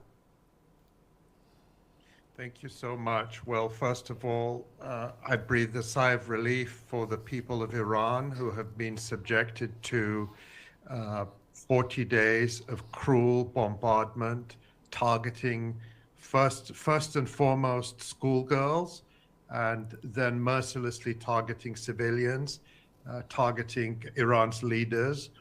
These were criminal acts in a war of aggression by the United States and Israel. So first, I'm very relieved that this ceasefire offers relief to the people of Iran who, as you were just saying, were extraordinary in never showing fear, going out into the streets every single day in their millions. And we hope very much that the people of Lebanon and other countries in the region, including in Palestine, will see the same kind of relief.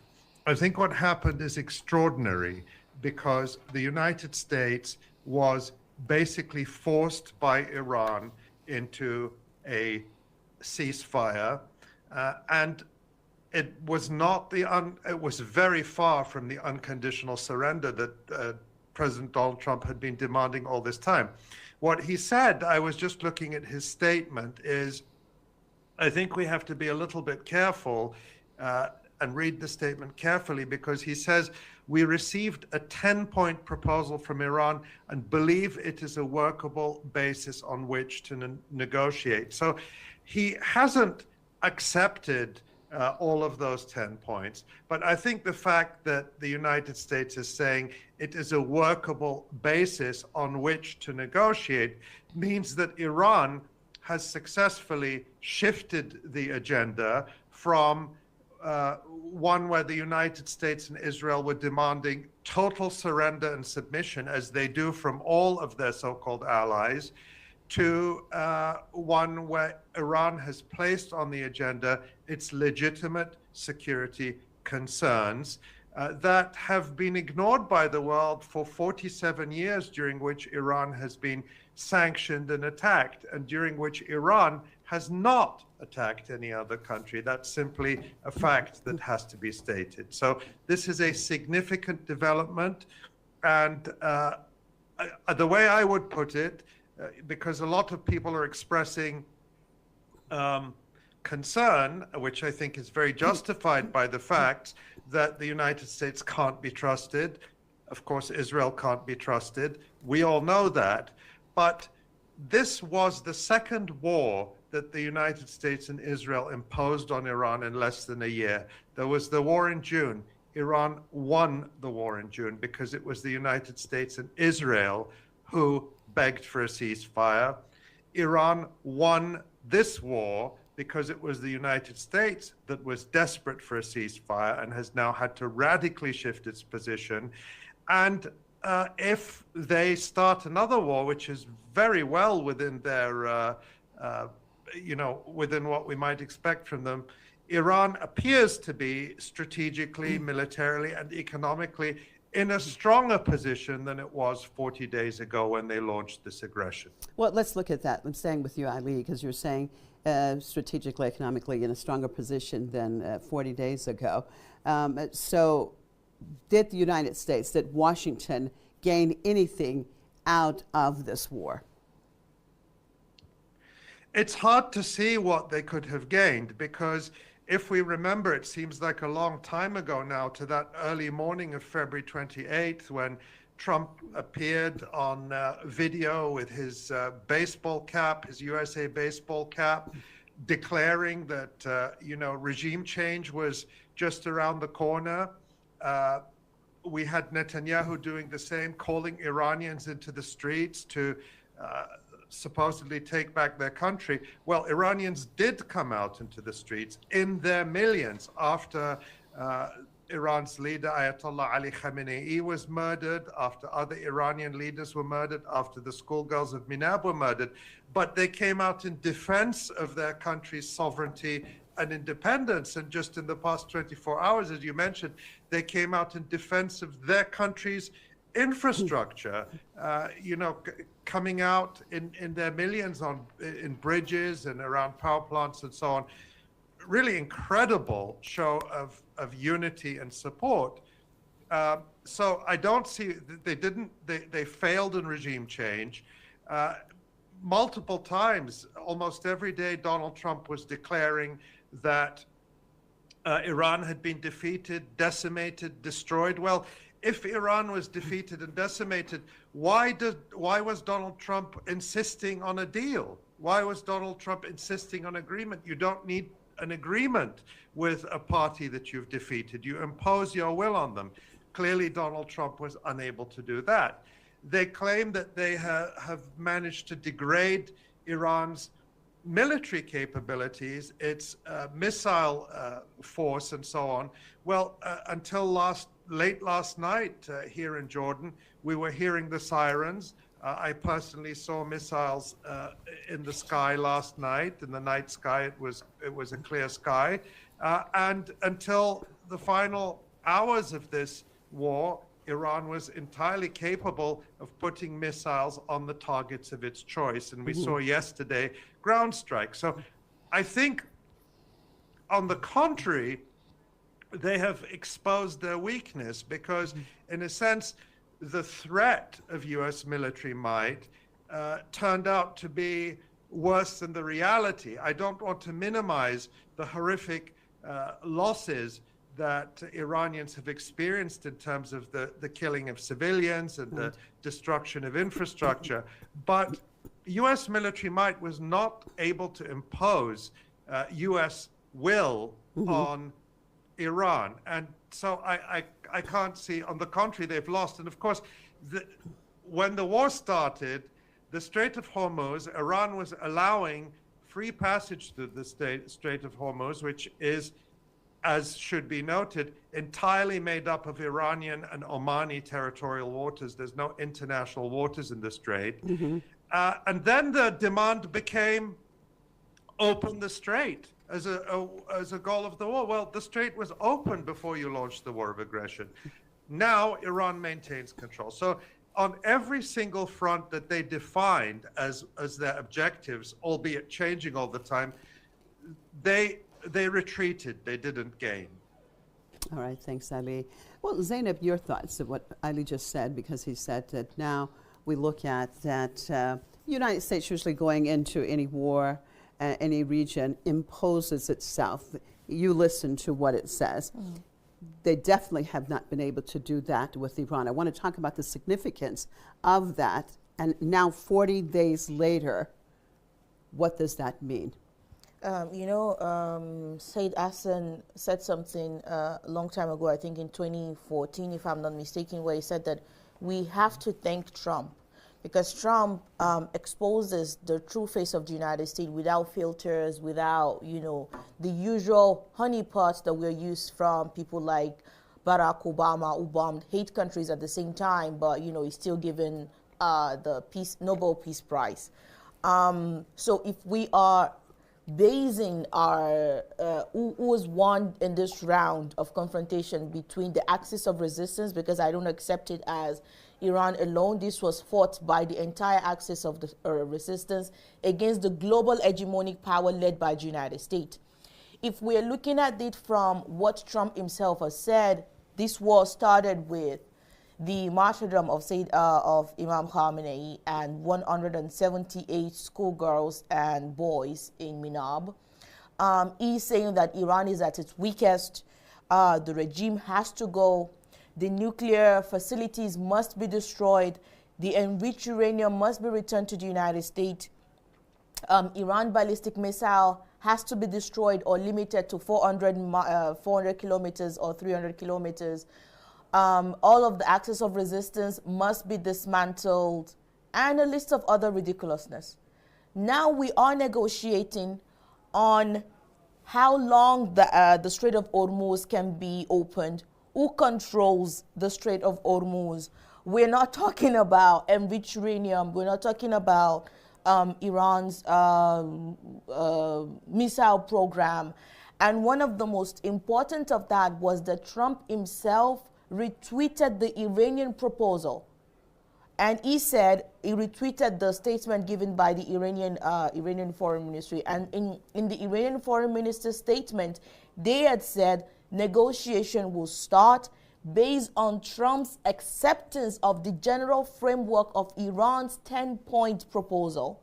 And in the later part of that statement, the Iranians said that the Strait of Hormuz for the next 2 weeks will remain open in coordination with the Iranian armed forces. We did not have that before the war.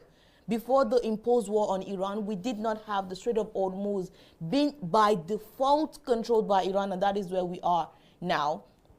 So for many people who follow the axis, if this is a worrying development for you, know that we have gone from, being called a weakened position to one of Trump's last message calling us mad people, crazy people.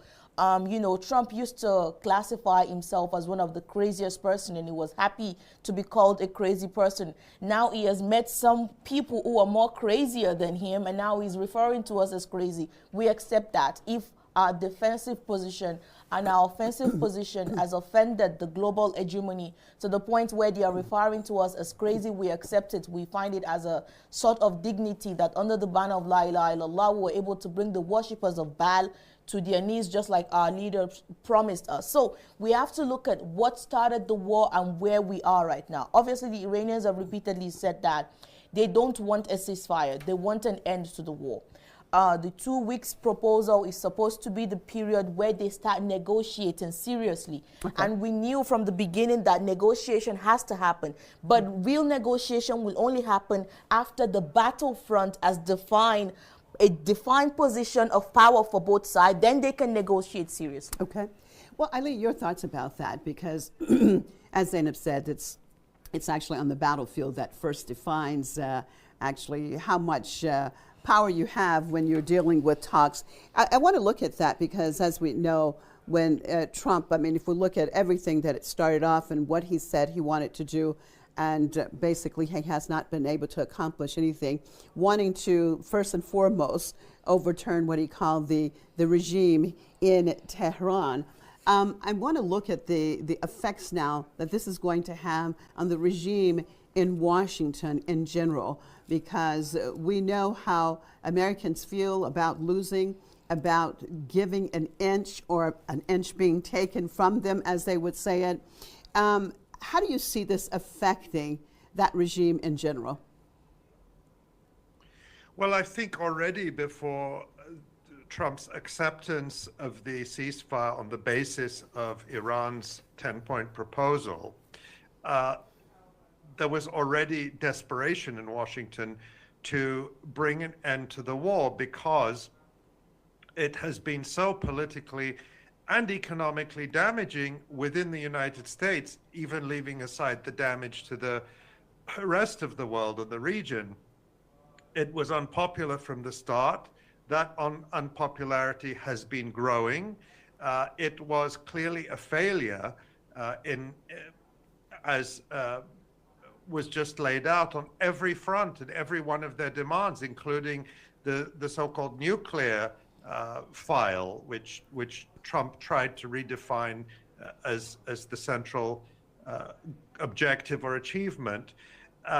It was not going well militarily. The last few days we had the debacle of the F-15 crew who had to be rescued at really a very great expense and difficulty, and still not everything is known about what happened there.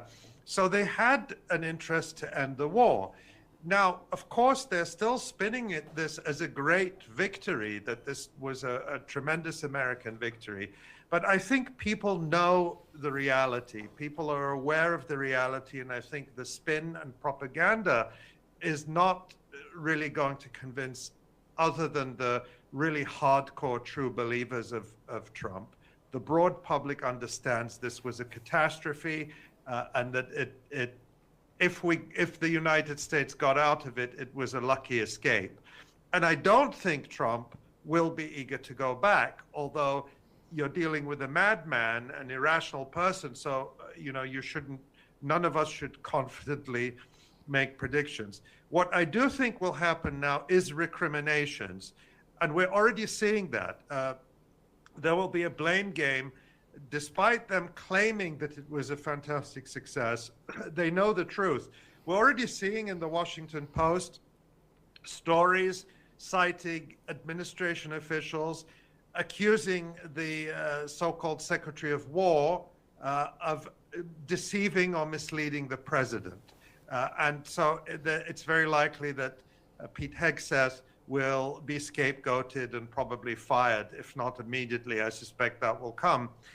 There have also been stories in the main pro-Washington newspapers like the New York Times talking about Israel deceiving the United States or deceiving the president into this war, or providing him with rosy scenarios, despite his own advisors telling him this was a risky venture. So probably we will see some more recriminations towards Israel. And this is important too, because the statement from the Prime Minister of Pakistan, Shahbaz Sharif, regarding the ceasefire says very clearly that it includes Lebanon and elsewhere. Those are his words in his statement. Netanyahu came out a couple of hours ago and said that Lebanon is not included. I tend to think that the United States will impose its will on Israel and say, we're not going to let you mess this up. Of course, we'll have to see. But I think that we will see recriminations and divisions. And this comes on top of the already massive divisions that this war exacerbated in the so-called Western Alliance. NATO is on the edge of crumbling. We saw many of the European vassals of the United States in the beginning who were extremely enthusiastic about this war because they thought that Iran would be defeated quickly, there would be regime change, and they would share in the spoils of that. They all turned against it because they understood that it was a catastrophe and that, you know, they were going to be running out of jet fuel and gasoline in a couple of weeks. Right, if they didn't. exactly. So this is where it was. So it's a massive failure, leaving the United States and its so-called allies, I think they're more accurately called vassals, in a much weaker position. Yeah, and we'll see how in the long run it will affect all of them. Thank you so much for being with us out of Amman, Ali Abunimah. Appreciate you being with us. And thank My you. pleasure. Thank you. Thank you. And thank you, viewers, for staying with us right here at Press TV. I'm here in the studios with my colleague, Zainab Zakaria. And Zainab, getting more, a little bit deeper into what is happening, because I'm looking at some of Trump's truth, his, I don't know what we call it. It's not technically a tweet, but whatever it's called. Tweet. Truth. They call it truth. Truth. Okay. Yeah. We see, of course, Trump always tries to play with words. And so trying to read through these words, if we can, with Trump, because based on, first of all, with what he said, is accepting he says, we received a 10-point proposal from Iran, and I believe it is a workable basis on which to negotiate. Almost all of the various points of past contention have been agreed to between the United States and Iran, but a 2-week period will allow the agreement to be finalized and consummated. What does that mean, from your perspective? I mean, in any way you look at it, this is a defeat for the United States. Let's not forget, I mean, Iran's demonstration, especially when it comes to its powerful armed forces, has raised the expectation of many of us that we think Iran is on the same par with the United States, which now it is. But let's not forget that we started this war with Iran being a contentious regional power facing two global powers, nuclear ones, especially, and even economic power, in the world. And now we are back to the fact that even the ceasefire conversation, Israel was not involved. There were no Israeli representation. It was just the U.S., the Pakistani conveying the message to the Iranians, and the Iranians saying that if you are willing to negotiate on a 10-point resolution, then we will, be willing to have a 2 weeks ceasefire to find a lasting resolution to this. But two realities have become, permanent, and that is the control of the Strait of Hormuz is now in the hand of Iran and the Omanis, because it's passed through there. That is not contentious anymore. And the fact that the debt of the petrodollar is now here. We are in the era of the yuan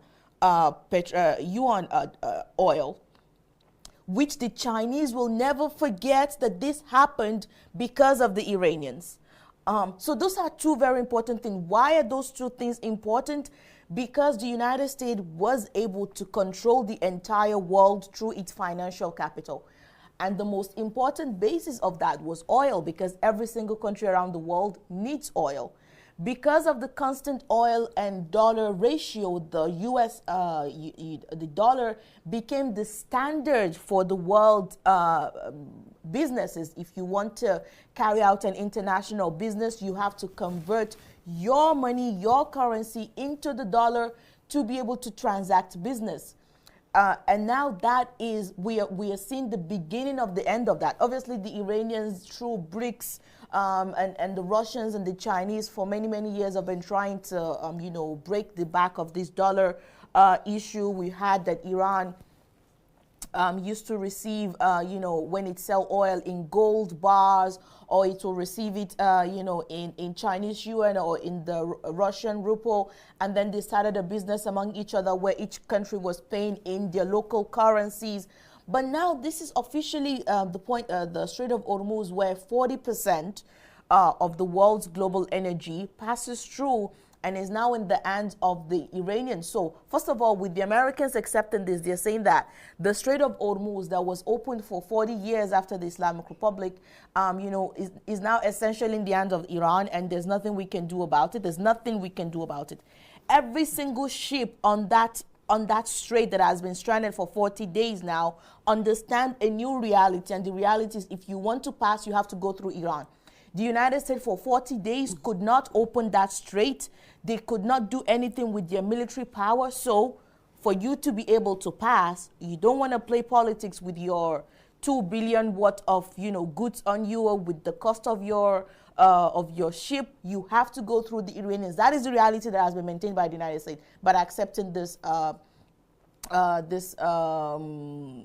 proposal, this 2 weeks negotiation. So that's the first thing. Second of all, just like the 12-day war, when the Iranians were saying it was the Israelis that asked for a ceasefire, and we only accepted that ceasefire because if the Israelis stop attacking, we will stop responding as well. It was the United States for 2 weeks Trump was talking about ceasefire, and the Iranians were saying we have no such thing as a ceasefire on our table. It was Trump talking about, it is Trump celebrating this. If you talk to many people in Iran, they are very skeptical about this ceasefire, from the officials themselves to the bread seller on the street. Because just this morning before I came as well, I tried to get bread from my local non-voyee, because we always have discussion on politics, and I was like, there's a ceasefire. I said, leave them. In the next 2 weeks, we will be back to fighting. I'm like, okay, whatever you say. So there is this a lot of skepticism from the Iranian side, and it is logical for them to be skeptic about this war and what it is supposed to dictate. But I think one thing that all of us have to understand is that the next few days, few weeks, and few months will really show us the effect of this war, especially on the United States. Let's not forget that the U.S. entered into this war as a superpower and has now exited this war as a superpower that has been broken. And I say a superpower that has been broken because, a superpower cannot impose its will on Iran. They were not able to impose their will on Iran. They were not able to get anything out of this. I mean, what has the United States gotten out of this deal? What have they gotten? It's Iran demanding stuff, and it is the U.S. that would now say, oh, we may accept, we may not accept. There is nothing the Iranians are going to give up in terms of this war. Not their enriched uranium, not their missile program, not their support for the regional resistance axis group. Nothing. Iran is... Before the war, we had a negotiation where the Iranians have to give up something and the Americans may grant them something. Now we are, after 40 days, we are in a situation where Iran is giving the United States a list, and the United States may accept or may not accept, but Iran is the one now dictating, where so the war. Iran is not going to give anything. I mean, what are they going to give? Right. Because, again, before the war happened, what the discussion was about was what is going to be Iran's leverage? What will Iran give to the United States so that the U.S. will not attack Iran, and the war would not happen? The war happened, and now we are talking about 10 points from Iran, which will not have been on the table before the war happened, which would have been something the Americans would have laughed at, where Iran is saying the U.S. bases across the region have to go.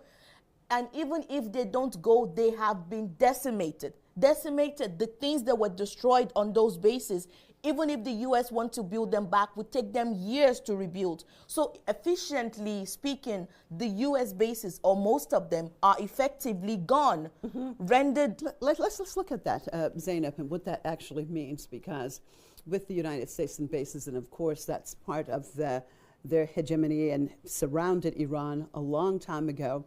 But what we have seen, the way that Iran has hit the bases, the way the resistance in general, because we also know what the Iraqis did and had not only the United States but also NATO leave Iraq too, and what that means. That totally changes so many narratives. I want to look at that. And basically, would you say basically we're looking at the end of the U.S. hegemonic power and for sure their control of this region? What does it mean? Let's start with Iraq. Before the war happened, the United States was telling Iraq that they cannot bring to the table a prime minister that is linked to Iran or has a good relationship with Iran. That was what they were talking about. They were talking about how to sanction or punish the resistance axis in Iraq that have been incorporated into the Iraqi armed forces. Now, after the defeat of the United States and the exit of NATO, those resistance axes have become more powerful. Their political statements have become more powerful.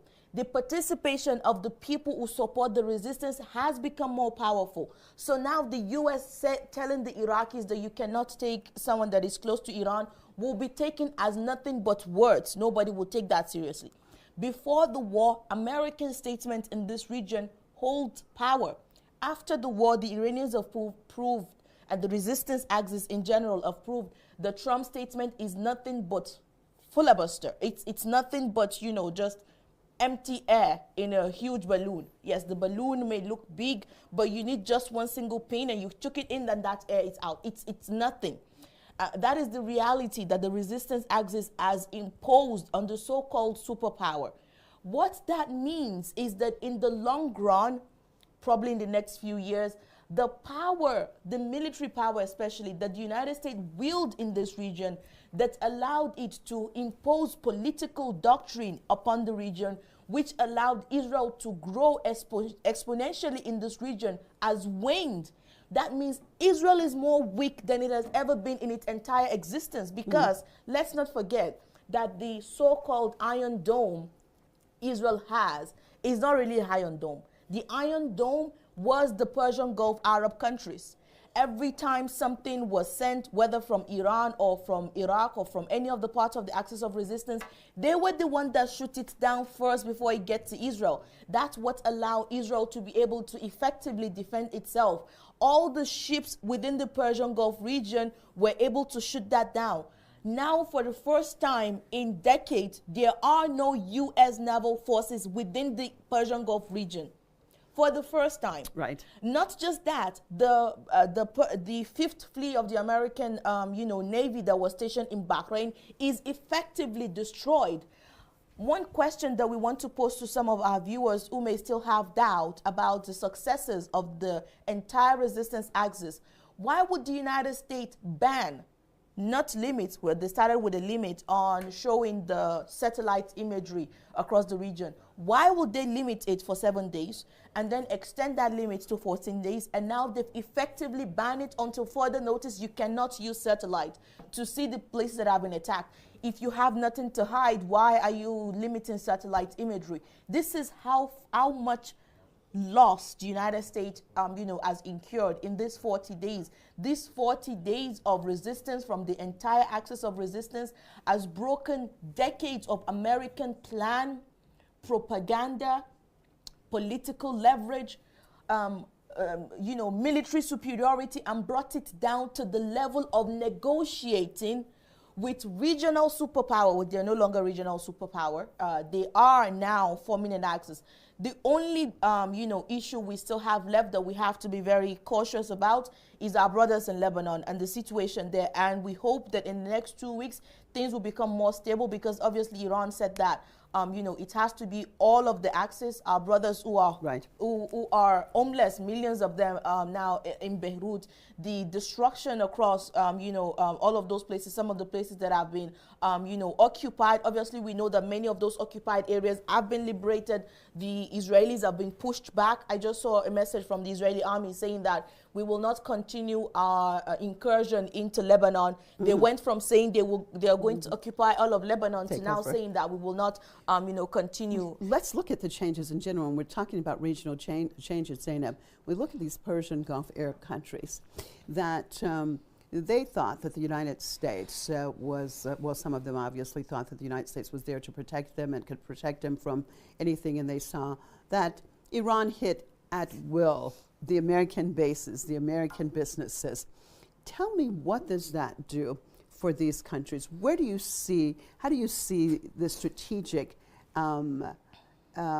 relations changing from those countries now that they know that they cannot count on the United States? They are they've been put in harm's way because of the United States. How do you see their relationships changing with Iran? I saw one of the Emiratis so-called political analysts who is linked to the country's military saying that we've been betrayed by all sides. The Americans betrayed us, and it is now obvious because both Russia and China used their veto to bring down a Bahraini proposal to again force military incursion in the Persian Gulf, in the Strait of Hormuz, to have it open. He said that even the Chinese and the Russians prioritized their relation with Iran over the entire GCC. I think they overestimated themselves. They overplayed their cards. They believed and depended so much on the American military power and the Israeli control over the region that they put all of their eggs in this American basket.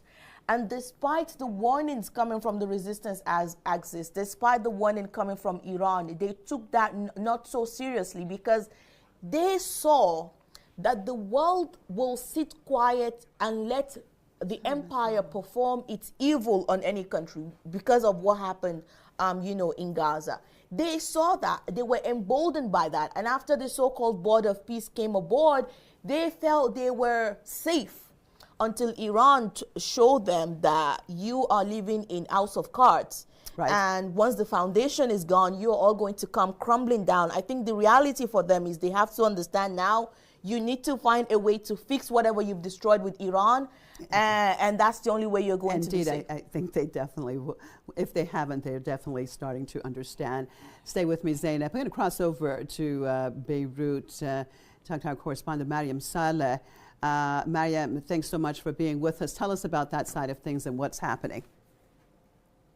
Well, of course, a lot of people have been anticipating this issue because they believe that this ceasefire or the possibility of the ceasefire, we know that it's not only certain 100% yet till after the negotiations, but they believe that this is, of course, a way out of the continuous brutality that was laid upon them by the Israelis after the ceasefire in 2024.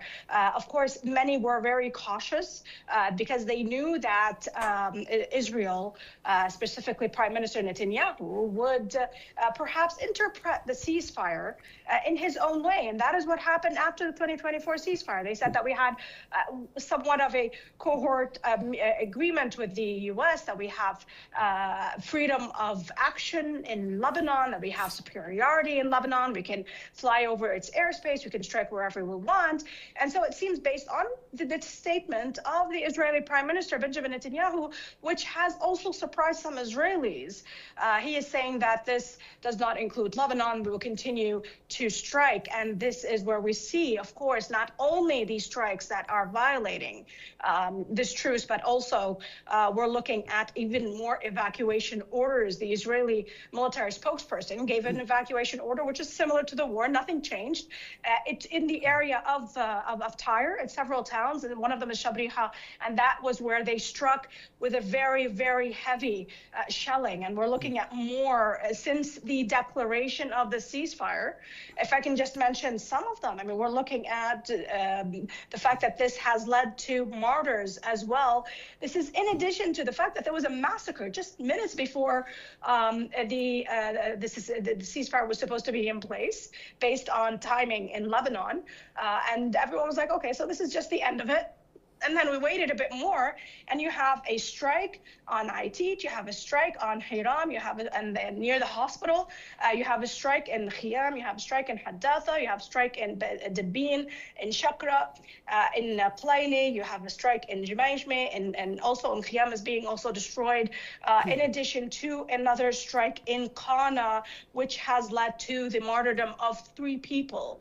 And so the Israelis not backing down, but of course we know, based on the details of the agreement for a ceasefire, the Islamic Republic of Iran has stressed that Lebanon is included in the ceasefire, and it's not just included based on some sort of a mechanism or 2024 agreement. It has to go back prior to the 2024 ceasefire. This is a different ceasefire where they need to completely stop their aggression and they need to withdraw completely from South Lebanon. We even have a statement for the French president, Emmanuel Macron, who was saying that this ceasefire includes Lebanon as well. And so we are waiting to see, of course, what type of actions the Israelis continue to take. And I believe that we will also have an official statement from the resistance in Lebanon, from Hezbollah, of course, to try to explain what the situation is and what will be happening.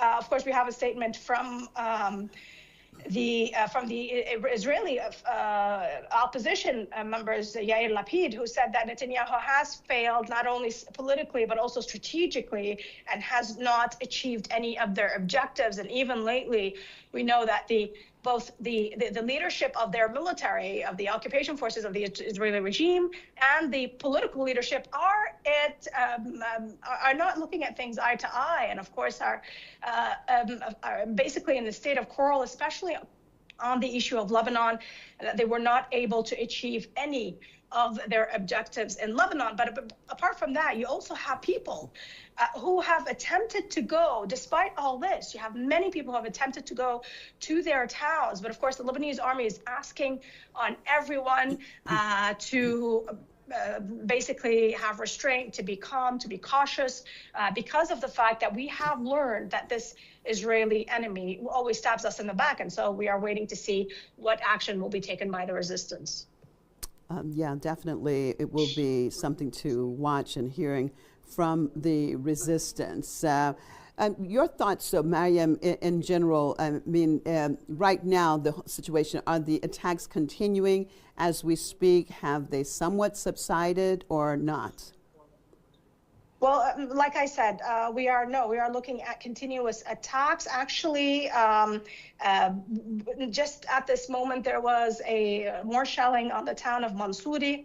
Mansouri is, of course, a town in Tyre, and like I said, the spokesperson gave another forced evacuation order. That was something that we got used to in the past war and this war, where they give the evacuation order and they directly start attacks.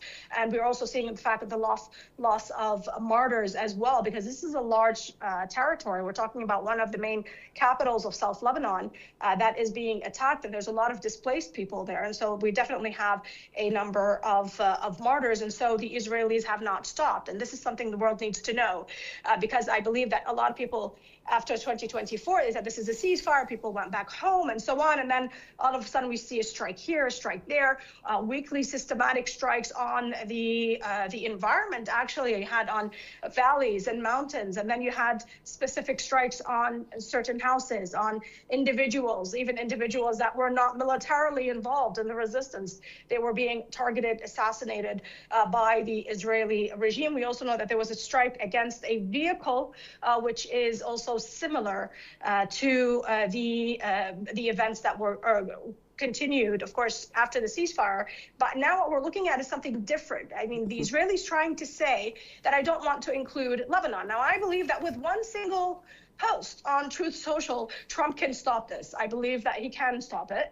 But of course, we're probably waiting for him to wake up, maybe, to see what has happened, because I think he should understand, or at least the United States should understand, that this is something different. This would allow the resistance factions to isolate Israel and strike only Israel, because this reminds us of the issue with Yemen, when both U.S. and Israel were striking Yemen.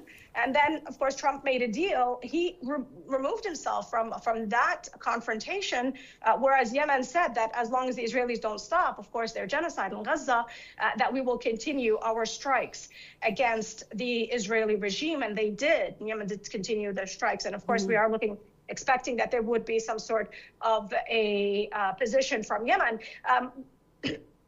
So of course, this, like I said, people have that hope, but we always understand that we need to be patient somewhat, because we understand that the Israelis will do this. It's not somewhat of a surprise that the Israelis are acting as they are acting right now, because they believe that they always have that superiority and that ability to strike. And let's just keep in mind that even after various other agreements, there was always violations. There was always attempts of incursions, attempts to try to steal even centimeters from Lebanese territory. At one point, they wanted to cut off a tree, and that led to the Lebanese army forces, the Lebanese army soldier in one of those posts in Adaisi to actually stand up to them, and that led to his martyrdom.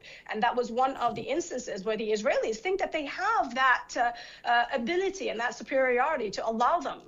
They have the audacity, to try to come and take whatever they want from Lebanese territory. And so that is, of course, definite that when there is a ceasefire, they know that the resistance will stop. They know that the resistance will respect the ceasefire agreement. It has always respected and heeded to even international law and international resolutions, and been quite irresponsible actor, even the way it was striking, even after giving evacuation orders of the settlements in the north. Hezbollah still only struck military targets, and of course made sure that to tell the Israelis that the infrastructure of the Israeli occupation forces, the Israeli regime's military, is very close to your houses. So you need to leave in order for the resistance to strike. And so we understand that this would be good for the Israelis, for them to be at ease. They're not going to be struck by the resistance, and then they can do whatever they want in South Lebanon, perhaps even occupy the territory that they could not occupy. And we know that up until now, they could not position themselves in any point where they reached, despite the fact that they said, oh, we reached Mayada, that's 14 kilometers. And you look at it, with the ups and downs, there might be 14 kilometers, but it's not with what they did. They tried to circumvent those towns. They did not actually enter completely many of those towns. They just tried to stay on the outlines and the outskirts. And of course, the resistance was quite vigilant and clear about that. And we know that Hezbollah was still striking the Israeli forces even at the border, and there were even close quarter combat. We're not talking about even attacks from rockets from afar. We're talking about close quarter combat where the resistance fighters are actually present. They are operational, and they are working and fighting those occupation forces in the border towns. And this is the first line of towns like Khiyam, like Bint Jbein, and also Aitarun, of course, it's a border town. Those were very epic confrontations that we saw in those towns, in those villages, that we've seen that since 3 a.m. That was the time, or I believe 3:30 a.m. Beirut time. That was the time when, based on the calculations, that was the time when the ceasefire should start. Since that moment, we did not see any action and any statement from the resistance. They respected the ceasefire, but we do, of course, this is not what we're seeing from the Israeli, of course. And of course, we were still looking at... Let me just jump in, because yesterday, Mariam, with Hezbollah, because Hezbollah has been extremely active and successful. At least 80 operations that took place on yesterday. So definitely the Zionist regime understands the power of Hezbollah, the capability of Hezbollah. Your thoughts about yesterday, perhaps the final day to this, and the effectiveness of what Hezbollah did yesterday. Well, it was quite effective. And I just want to go back a little bit to even the 66-day war, where many people thought that Hezbollah was weakened then. And Hezbollah was able to strike on a Sunday just before the ceasefire, which the Israelis called Black Sunday. And that was extremely significant in the firepower and in the leverage and the caliber that they used, of course. And that was also important to see. And we also need to remind everyone that Sheikh Naim Qassem, during the year and a half, every bit by bit, he was always, of course, warning that our patience is running out, and we are rehabilitating. And one of the last speeches, actually, because this gives us an insight, he said that we were asked, do you have the caliber to face the Israeli regime's military? And he said, yes, we do. And he said, wait and see. And this is what we are looking at right now. And if I can just maybe give you some numbers, Hezbollah reached, of course, when it comes to the strikes, in one day, we had 87 operations. Like you mentioned, the depth that they reached was 20 kilometers in the occupied territories and within Lebanese territories as well. We're talking about also a 40-kilometer perimeter, which is not just only it's also in longitudinal as well. Throughout the whole borderline, you had fighters facing the Israeli occupation. And of course, you also have more than 30 kilometers, within occupied Lebanese territories. 4 barracks were struck. We had 5 border positions that the Israelis, or posts that the Israelis have, were struck. 30 cities, or of course, the Israeli calling cities, the 30 settlements were struck by the resistance, and 3 Israeli drones also were struck by the by the resistance as well. And they used some 66 quality rockets, and of course, Hezbollah up until now has not uncovered all the types of rockets that they have used. They also used, at one instance, even light rifle guns.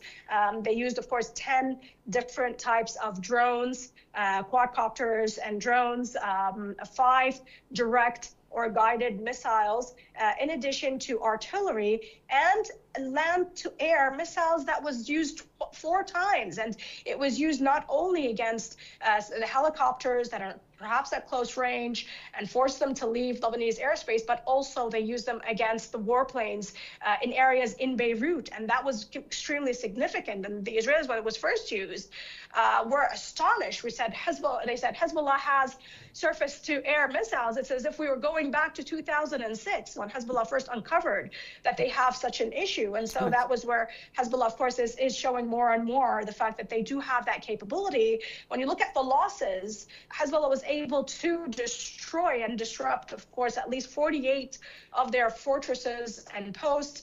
4 artillery sites and launching sites were struck, and 21 kibbutz or settlements were struck, in addition to 6 Israeli Merkava tanks were also struck by Hezbollah's firepower. And so we can see that Hezbollah has that ability to maneuver and use all sorts of weapons. And we saw that complex use of weapons sometimes in one operation, where Hezbollah would use an FPV against their tanks, their armored vehicle, and then basically ambush that force in order, in one case, based on Israeli media and the reports from those military, those soldiers, those occupation forces, they had to leave their armors and run away. And so that was also evident in various images that we saw in one of Hezbollah's videos, where they showed the Israelis also leaving behind their sets, leaving behind that makeshift bridge that they had made in order to try to cross and reach the Litani River. And that was a bloodshed, actually. That was a bloodbath for the Israeli occupation forces. And Hezbollah was able to film freely what the Israelis had left after that ambush, and after Hezbollah was able to strike real heavily. And of course, it seemed that they reached a state where they know that they have to leave. And this is why I'm telling you there was that rift between the political leadership and the military leadership within the Israeli regime. And that was the lesson that they learned throughout their occupation in the 80s and 90s, leading up to the year 2000. But of course, Netanyahu had always said this was a mistake that was committed by Ehud Barak, and we need to fix it, and we need to also go back and crush the resistance. And we noticed how their objectives, especially from the military, was diminishing bit by bit. It was changing. First, they were talking about somewhat of a 40-kilometer a buffer zone, a security zone. Katz said he wanted to reach Sidon. And that was, of course, an objective that he spoke about to many of his circles and also openly. And then we noticed how it became less and less. And it was 20 kilometers, then 14 kilometers. And then it said 4 or 5 kilometers. It's enough to push Hezbollah away in order to secure, as they say, the northern settlements. But of course, they saw the rockets flying over their heads, reaching areas that are further away, even to the envelope of Gaza. And here we're talking about more than 120 kilometers. And at one point, Hezbollah's rockets reached 160 kilometers far from the Lebanese border. And that in itself is considered significant. And of course, if you maybe look at the map, and so the Israelis are on constant fire from the from the east to the west, of course, completely. But not only that, we're also seeing Hezbollah striking Syrian-occupied Golan Heights. And so we're not just looking at the Lebanese border with Palestine. We're also looking at the Lebanese border with Syria, because Hezbollah has stressed that this is, and the Lebanese, of course, and Syrian officials have always said that this is Lebanese, this is Syrian territory, the Golan Heights, of course, and that it will also be, it has not been something of a legitimate occupation, despite the fact that Trump had said that he had given it to the Israelis. And so, of course, Hezbollah there was targeting military barracks, and these are significant military barracks. And of course, when you look at the details, there are a lot of places that were struck that are very, very significant. Right. And this also reminds us of the fact that it is not only just critical, but it is also to show and prove that Hezbollah still does have the caliber and the extent of firepower that we looked at. At one point, we saw 94 operations in one day. That proved that Hezbollah has even exceeded what it was during not only the 66-day war, but also during the times of 2006, where at sometimes they would only be able to face the Israeli occupation in certain areas. Indeed. Now, and pretty sure the Zionist regime also came to understand that. Of course, we're waiting to see exactly what happens now. But thank you so much for being with me, Mariam Saleh, Press TV's correspondent there in Beirut. I'm also here in the studio with my colleague Zainab Zakaria. We're going to take a few minutes break, and then we'll be back to look at this in more detail. Thanks so much for staying right here with us at Press TV.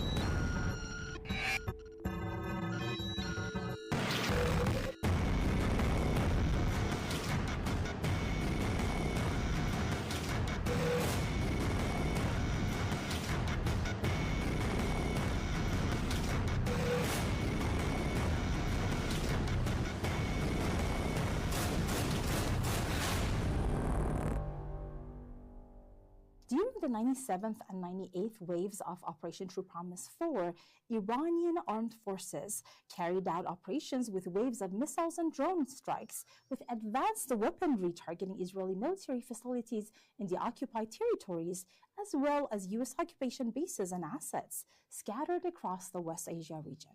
And tensions remain high in the region, with multiple actors involved in military operations. Hello, this is Mariam Azachar. And this is Ali Reza Akbari. And you're here with us with another episode of True Promise.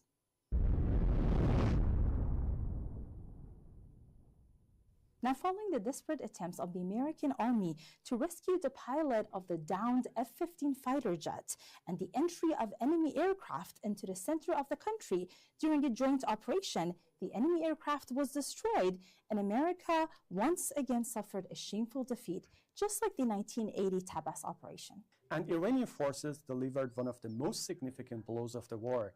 They just downed 2 U.S. 130 transport planes and 2 Black Hawk helicopters, which were supposed to rescue the U.S. pilot from the downed F-15 fighter jet.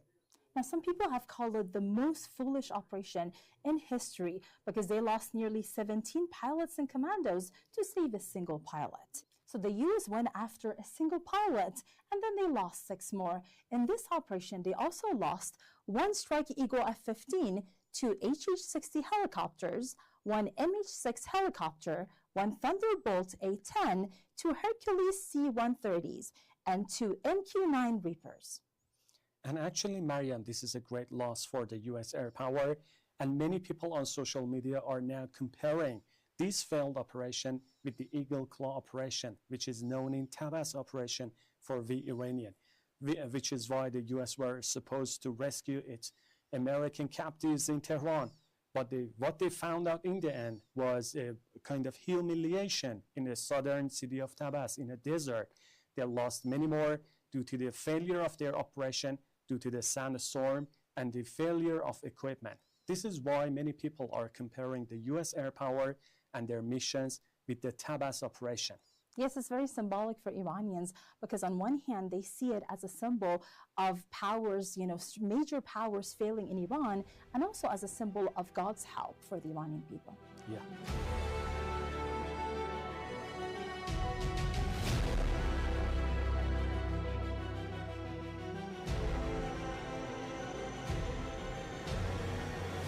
Iran just downed one more MQ-9 drone over the skies of Isfahan, and the total number of these type of drones downed over Isfahan reached 4.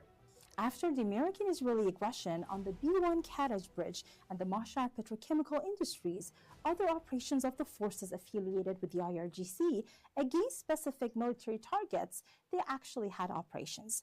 Now, operations were carried out within the operational schedule and during the joint operation between the naval and air forces of the IRGC by setting fire to the Israeli targets and American economic interests in the countries of the region. And a severe attack was carried out against a refinery in Haifa, which was providing fuel for US and Israeli fighter jets.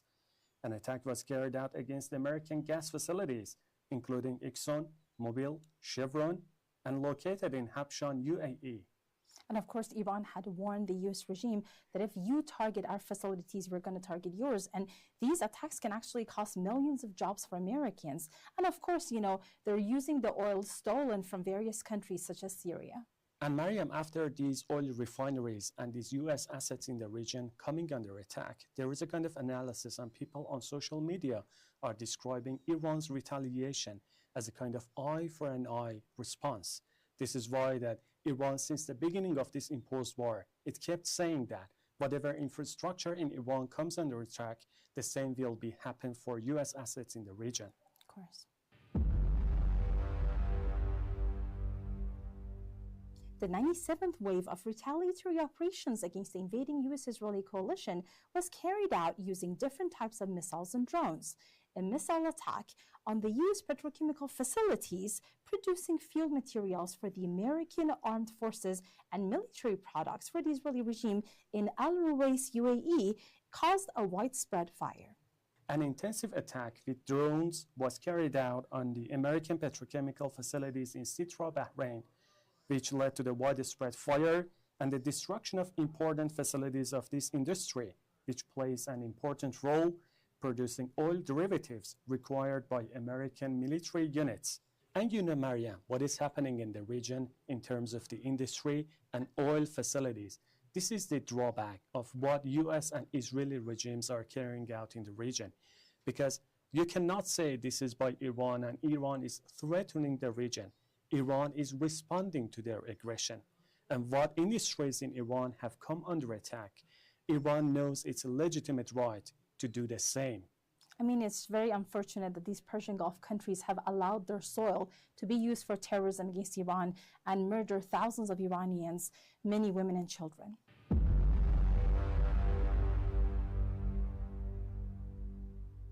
Now let's see what the Iranian army did on the 37th day of the war.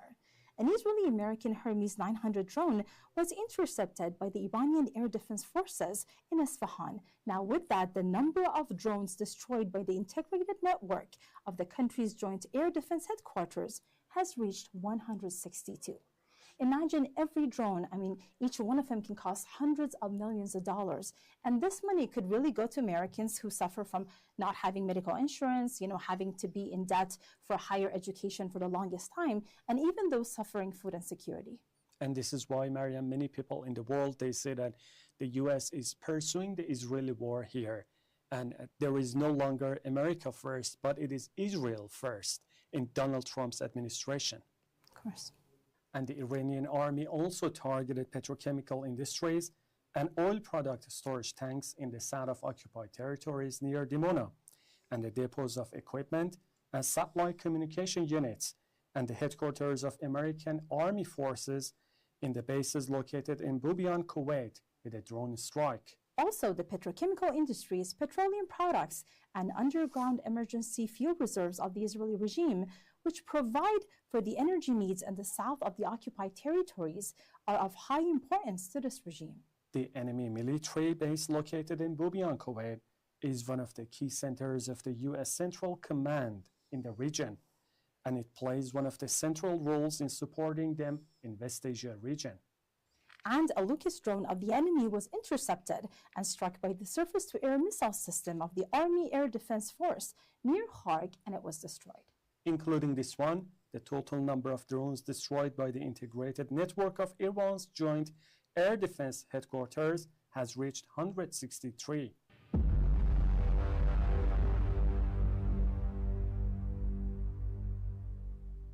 On Monday, April 6, the IRGC launched Operation Wave 98, and in the first part of the operation, the Israeli container ship SDN-7 was precisely targeted with a cruise missile and was destroyed. And of course, the IRGC had warned that it would target ships actually serving American and Israeli interests.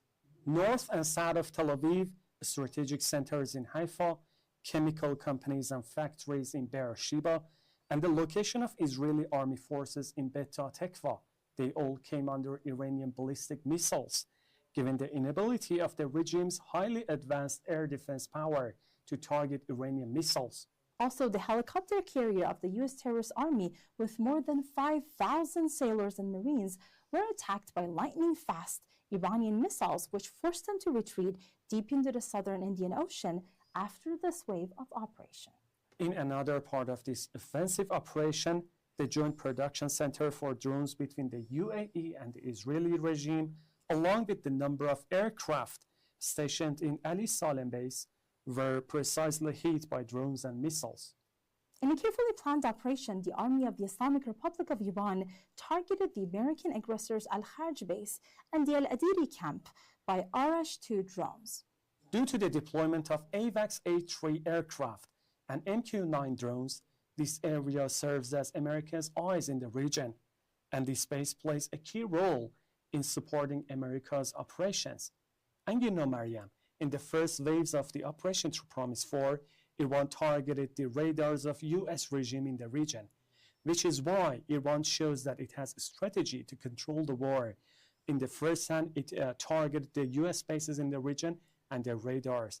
And in the next levels, it was easier for the Islamic Republic of Iran to control the war and have a very strategic plan to continue this war and win the war. That's why Israeli sources were actually saying that 8 out of 10 Iranian missiles are actually reaching their targets now. Now, with global energy markets under acute strain, OPEC Plus is preparing to adjust production levels. Crude prices have surged past $100 per barrel from $65 before the war, and U.S. gas prices have reached their highest since 2022. Bloomberg reported that OPEC Plus plans to increase production by 2,600,000 barrels per day amid the acute energy crisis. And gasoline prices in the U.S. rose just over $1 per gallon from the late February to late March, while diesel increased just over $1 in the largest monthly jump in gas buddies' recorded history. And now, Mariam, you see the price jump in oil worldwide. What is your take on this in terms of the pressure on the U.S. from global stance and inside the U.S. society? Of course, the IRGC had already put a lot of pressure on the U.S. regime with targeting its bases and interest sites, actually, in the region. And the U.S. regime really cannot take pressure also from inside the country. And this is why, Mariam, the situation that you are seeing right now, this is one of the greatest criticisms over Donald Trump, that many leaders in Europe and many analysts say that, please do not start a war that you cannot finish it. Right now, you have started a war on Iran, and the backlash is the oil prices, the gas prices, that many countries are suffering out of these increase and out of this jump. Of course.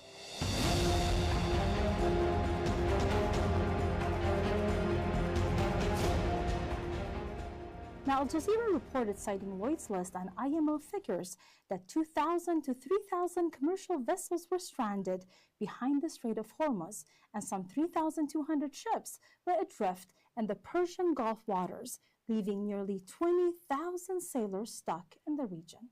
And the Turkish President Recep Tayyip Erdogan said that the U.S.-Israeli war on Iran has created a geostrategic deadlock and called on the international community to intensify efforts to end this imposed war.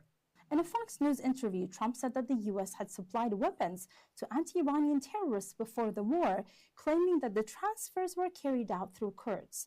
He also said that we sent a lot of guns to Iranian protesters. We sent guns through the Kurds. I think the Kurds kept them.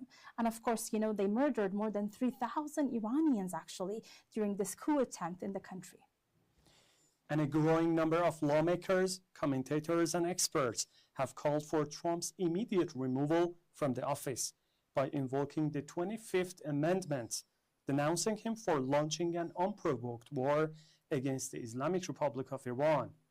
U.S. lawmaker Chuck Schumer said that Trump is ranting like a deranged madman, condemning the U.S. president's threats of committing war crimes against Iranian civilians.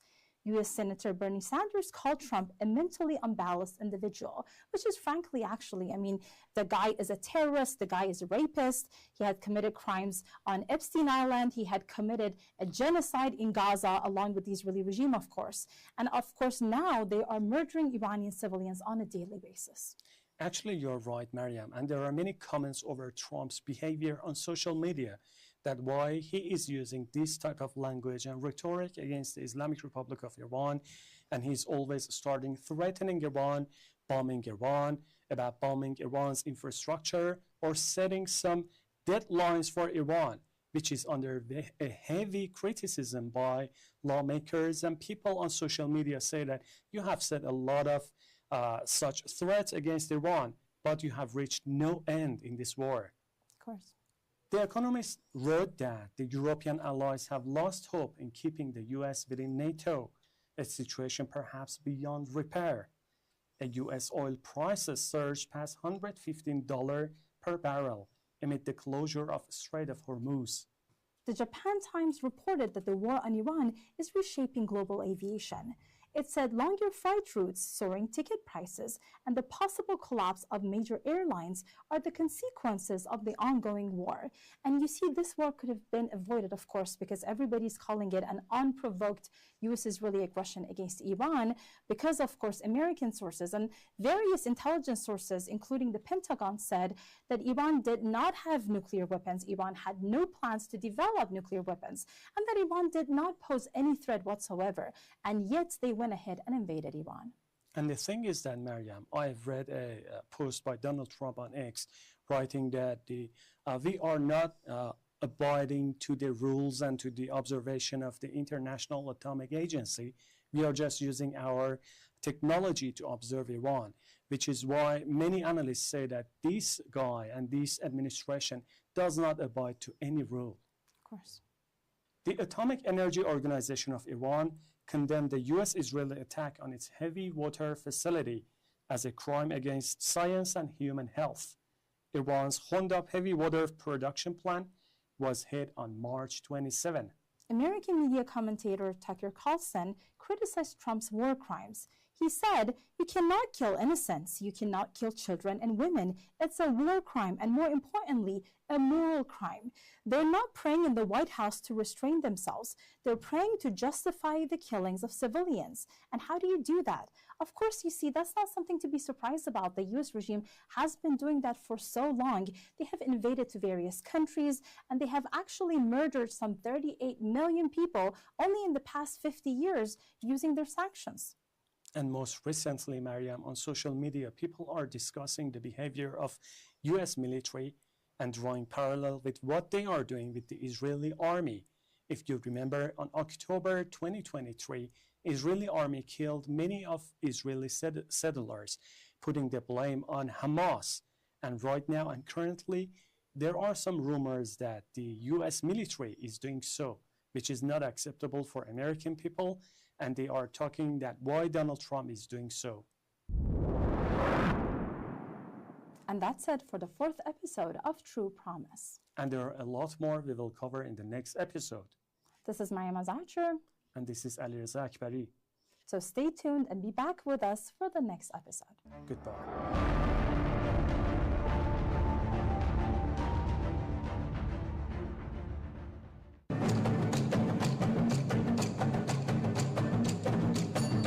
من با سید مجتبی خامنه‌ای بیعت می‌کنم.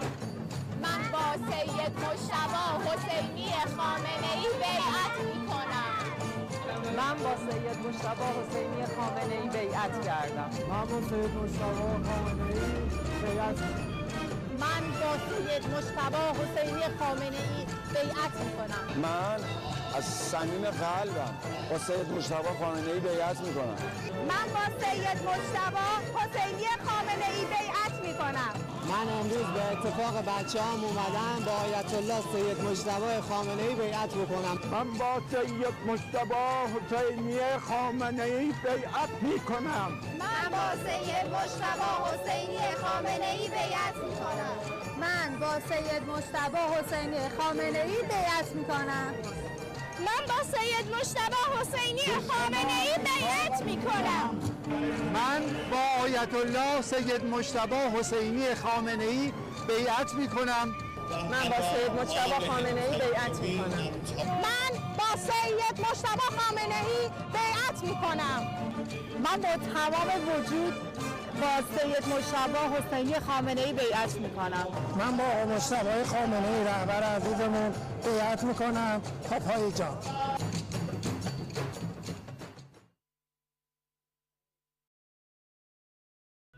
برای چی اومدی؟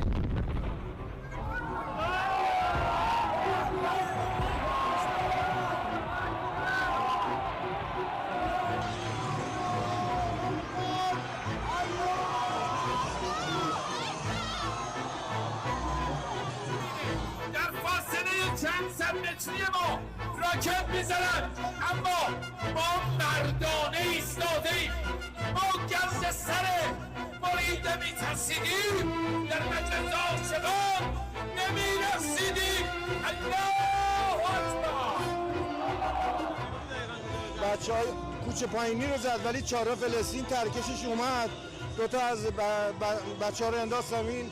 عرض به خدمتت بچه های امداد رسیدن، اونا همون جلوه. اینجا داشتیم رد می شدیم، شعار می دادیم. این پشتو که زدن، این پرتابهاش سنگ بود چی خورد به سرش شکست و خونریزی دیگه. من با همسرشون بود، من بایستادم که کمک کنم تا برم یه درمانگاه جایی برم. دشمن داره تلاش میکنه مردم رو متفرق کنه. یه نفرم شهید شد. آقا داره میگه آزادی زنان، یه خانوم الان شهید شد. اون که ادعای آزادی خانوما رو داره. این خونی خانومه. جونم فدای رهبرم، جونم فدای تک تک این آدما توی خیابون. چی شد؟ یه دونه این ماسپلاکاشون انداختن خورد زمین، تلقی صدا کرد. فدای سر تمام ایرانی‌ها بشم من، فدای رهبرم بشم من، پیشمرگ امام زمانم بشم من. الهی همین الان اینا همون ترکشایی که همین الان از موشک اسرائیلی آمریکایی شلیک شد وسط جمعیت. نگاه کنید. الله اکبر، الله اکبر.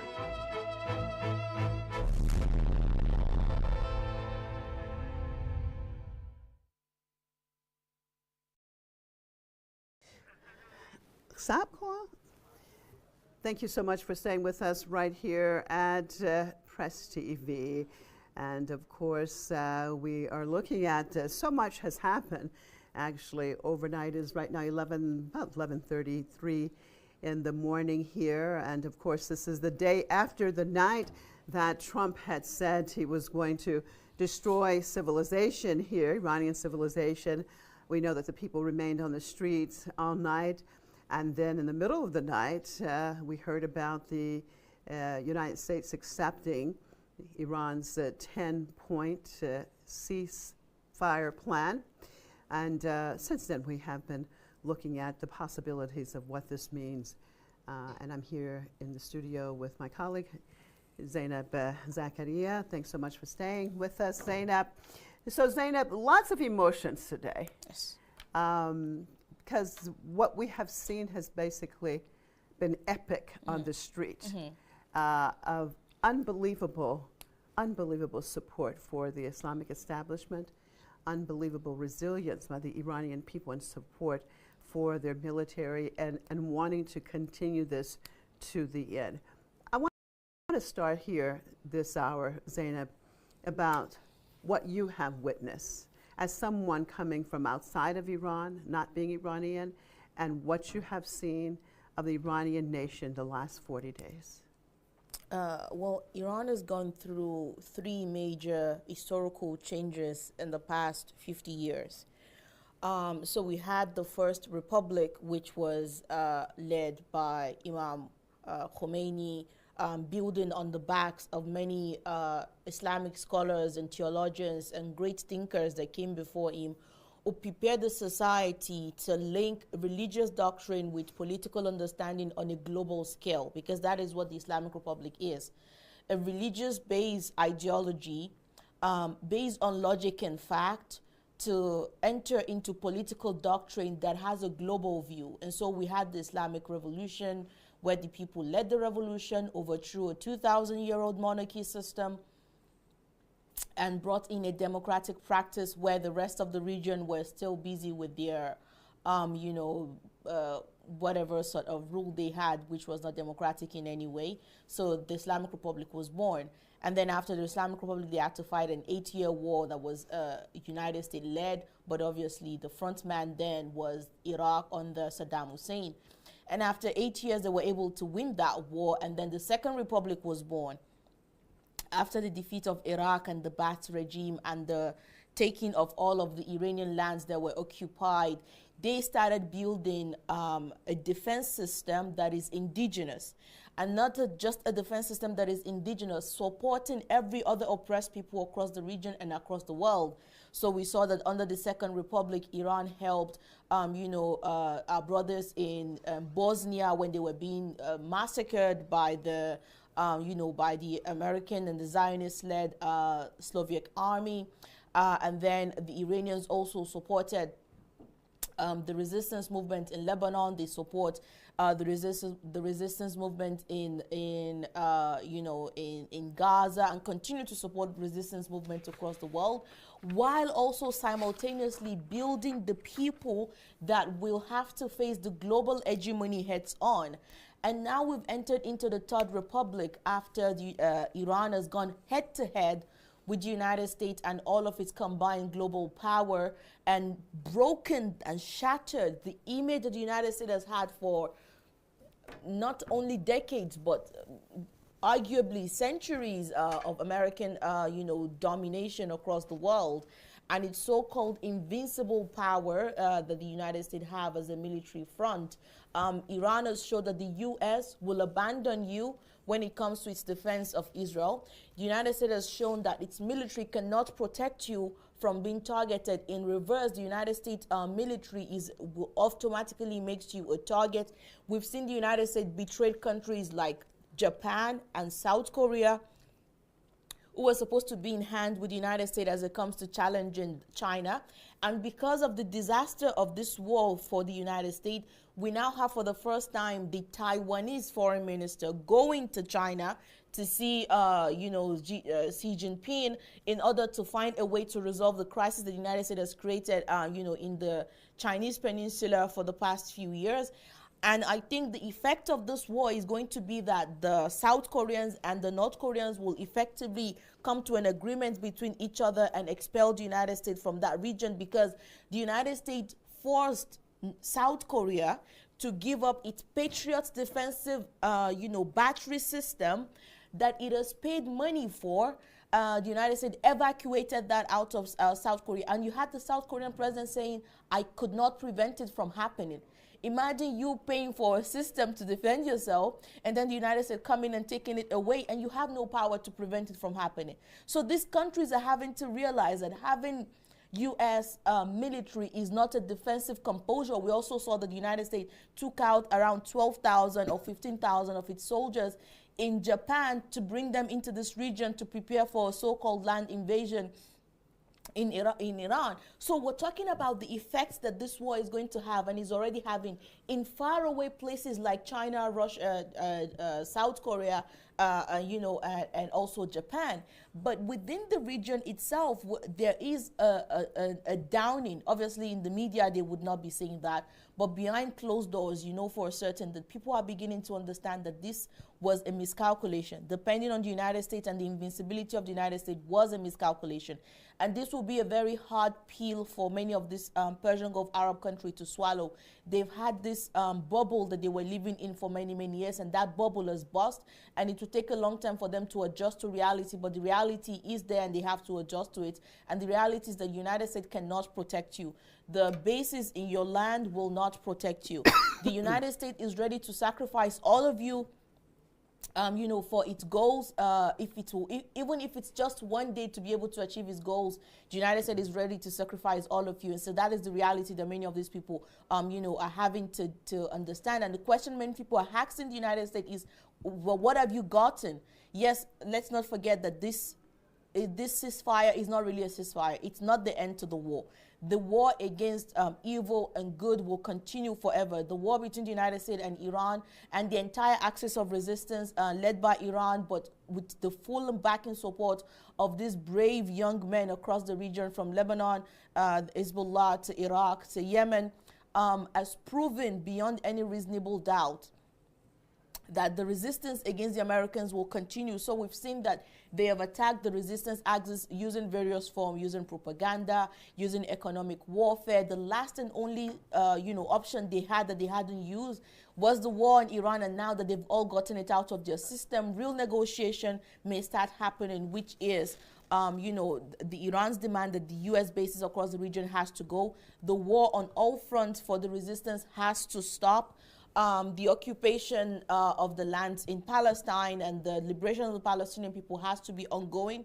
Obviously, we had hoped to see that happen through a military effort, but the military effort can only go so far. From the military effort, you get some concession and an ability to be able to navigate and negotiate and get more long-lasting concession. And I think maybe that is what the Iranians are looking for. So we have this 2-week period to be able to negotiate and find a reasonable resolution to the issue, if that is possible. If not, the war will continue. The resistance is more than ready. The Iranian population is more than ready. The Iranian army is more than ready. So everyone have their hands on the trigger. I think for the longest time, Iran has repeatedly shown that it is after pursuing peace, and it has nothing with peace, but a peace that is for everyone. If there is no peace for everyone, then none of us will have peace. I think that is one of the messages that Iran have been able to effectively convey to everyone across the region, especially, and also everyone across the world, that you will not, the days and the time where you will attack us and everyone will go about their business is long gone. We are now in a situation where whenever Iran is attacked, the entire world will have to pay for it. The entire world should speak to Trump, Netanyahu, or anyone that is running the U.S. as of that time, why you are imposing this war upon the world. Because even though the you know, we are having this so-called 2 weeks of time to allow negotiation to pass, let's not forget that prices are still not dropping. You know, oil prices will not go back to what it was before the war started. Yes, we've seen some drop in the Brent prices, which is logical, obviously. So we will see some of those drop, but will it translate to people's ability to buy food, to be able to fill their gas? No, the prices at many gas stations in the United States is still saying the same thing it was before the ceasefire, 2-week ceasefire was announced. So this is what we have. Right. But when we come to the Iranian people, do you have a guest? No, go ahead.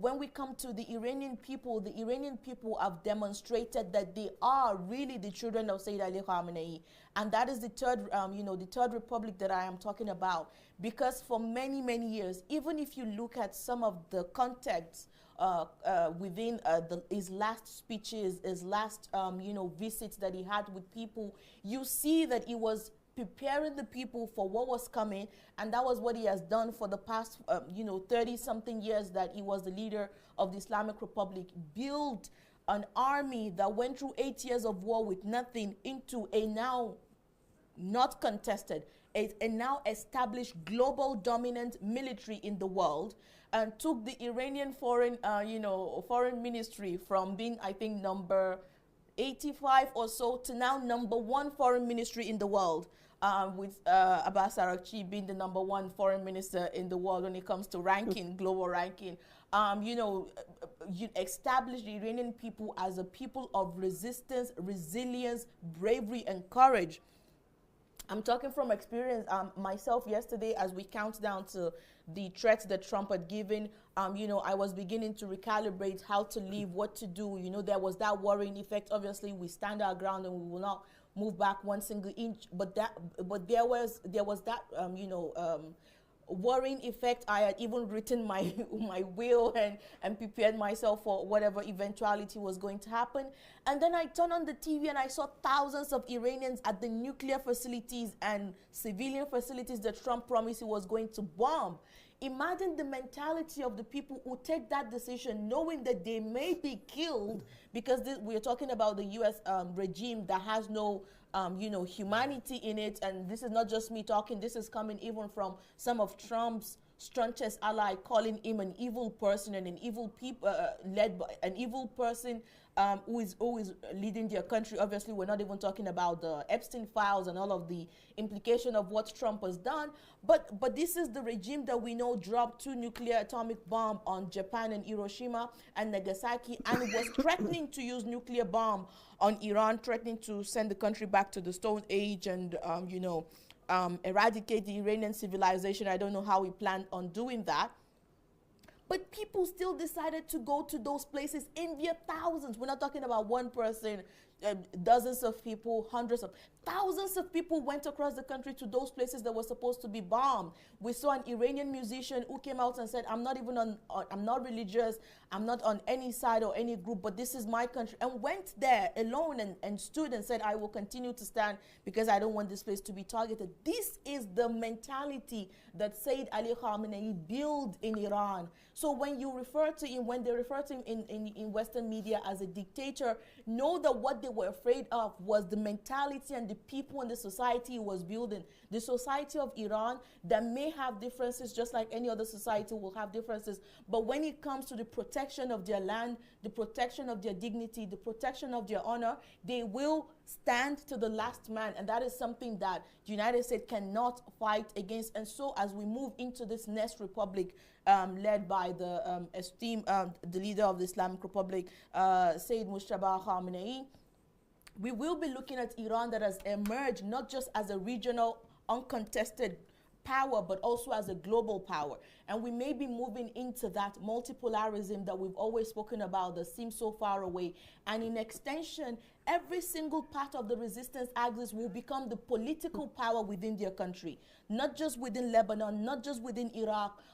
Obviously, we've seen that emergence, you know, in Yemen, where they are the leading political bloc, you know, in the countries. And before, in Yemen, people were contesting that, oh, you know, the groups that are supported by the Saudis will overtake the places that are owned and controlled by the Ansarullah, and they will be able to take power. Now we've seen that because the Saudis have also lost, you know, the power that they used to exercise in the region because they were depending on the American power, those areas now will be places that will be controlled by Ansarullah in Yemen. Well, let's look at that. I mean, because the whole concept of the American so-called invincibility has definitely been shattered.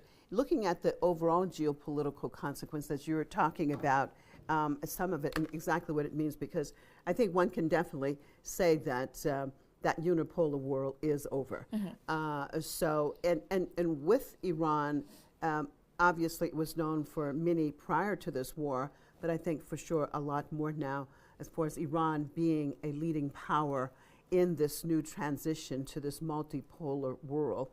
From a geopolitical perspective, looking at what that means for its relations, you were talking about Saudi Arabia or other neighboring countries and how they deal with the Islamic Republic of Iran. I think we're in for just a whole new world. One, how they deal with Washington, and two, how they deal with Tehran. Yes. So after the Islamic Republic, there are 2 important dates that I think is very important, you know, in the context of discussing this issue. First is the Islamic Revolution in Iran. The Islamic Revolution in Iran came from the middle, from nowhere, and split the world into 2, relatively. Before, we used to have the American hegemony and also the Soviet Union. And then the Iranian came and said, neither East nor West Islam alone. which created a variation for what was supposed to happen. And then we saw the ultimate demise of Soviet Union, and we have historical documentation of the leader of the Islamic Republic, Imam Khomeini, telling the Gorbachev, I think his name was, that your country will be destroyed if you continue to accept the contention from the United States. You will become history, and we saw what the United States was able to successfully do to the great Soviet Union and divided into so many small states, and those states are now being used to, to target Russia.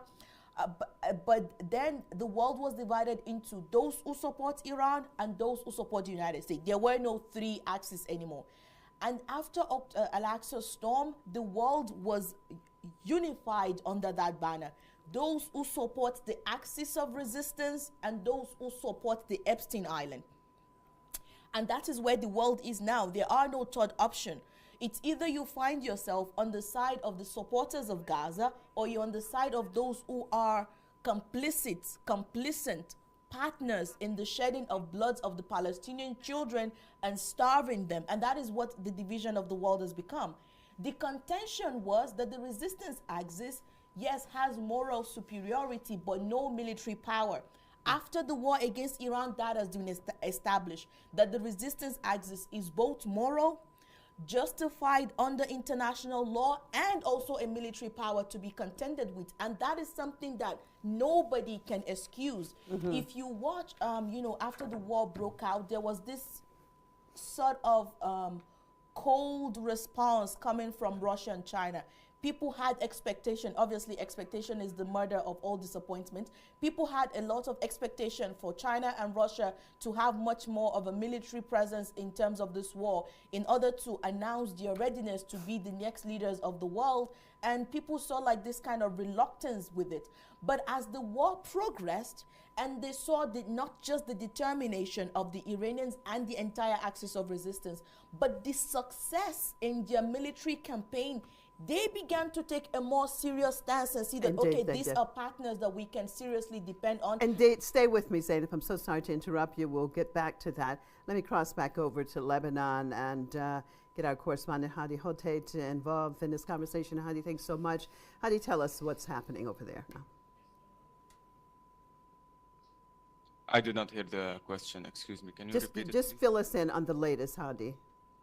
Yes, since the announcement of the agreement of ceasefire between Iran and the attacking power, the U.S. and the Zionists, since then, of course, the celebrations here in Lebanon, in Beirut, and in South Lebanon have been happening, and people were gathering. The people actually did not sleep yesterday. They were waiting to see if it's really going to happen, and the coalition against Iran will be humiliated by being forced to accept the ceasefire without accomplishing any of their goals regarding the Iranian side or the entire axis of resistance. Now, regarding our situation here in Lebanon, of course, like all the time, all the wars with the Israelis, Israel never accepted a ceasefire like this, but also the Israelis never honor any kind of agreement, and they always break the agreements only to prove that they are to show their people, mainly because they have now a very major internal issue regarding what they were stating as goals for their a new phase of aggression against Iran and Lebanon, and what have they accomplished? Almost nothing of their goals, especially here in Lebanon. It was actually the opposite. In Lebanon, we're speaking about the resistance returning to be the legitimate force that is capable of defending Lebanon, not north of Litani, not only South Lebanon, north of Litani, but on the borders, on the south of Litani area, the border villages. Right now, today, the fighters of the resistance are still present in south of Litani, are still present in border villages, border areas, the valleys, the hills, and the towns over there. They are present. They were actively engaging the Israelis who were trying to invade Bint Jbeil until yesterday. And right now, of course, it's during the day and yesterday night, the operations from the Israeli side, they were trying to invade some locations in South Lebanon were stopped and a bit. It looks like it was related to the negotiations phase. But now the Israelis have issued that they will not be honoring the agreement regarding the Lebanese side. They will be ceasing fire regarding the Iranian side, and they will be continuing the attacks on the Lebanese side. Of course, all the time they say this, even in the last war, the war before, even in 2006, they said it. Now, the changing situation here in Lebanon is that today the resistance has the upper hand regarding keeping, abiding by the ceasefire or not abiding by it. Actually, this is because this ceasefire was not brokered by the Lebanese state that emerged from this war. Also, the Lebanese authorities, the Lebanese government, and the Lebanese authorities emerged from this war as mainly losers from the fact that they did not rely on backing and supporting the resistance against the Israelis. Instead, they withdrew the army and they decided to go and call for negotiations with the Israelis under fire after what the resistance did and after this heroic performance from the resistance here in Lebanon, and after the resistance being able to stop the invasion, change the goals of the invasion, and changing the strategies and tactics many times during the war because of how much the fighters were performing in a surprising way that made the Israelis even decide not to go inside the towns, rely more on air power, trying to encircle villages instead of occupying and invading the center of the villages like they did in the 66 days war. And right now the Israelis are and now they have, by the agreement, they have to stop the ceasefire. They have to stop their fire. They have to cease their aggression against Lebanon. It's either they are going to do it gradually, which is conceivable. Usually, this is what they do, or the resistance will have to go back to fire against the Israelis, because until now we know that the resistance is still keeping all of its forces in south of Litani and in everywhere, not like the last war where they ordered the fighters to withdraw to north of Litani. So actually this war today, the resistance actually did expand again towards north, towards south of Litani, and the people today who are returning to their villages partially because the Israelis are keeping and continuing their attacks on some villages, mainly on south of Litani, but also on some villages in the north of Litani. For example, since morning until now, we have artillery shelling and airstrikes and drone strikes, over 20 attacks from the Israeli side. And they are focused on terrorizing the people who are trying to return to South Lebanon, partially because, of course, this is what we know from our people here. They are in front of the resistance. They are not after.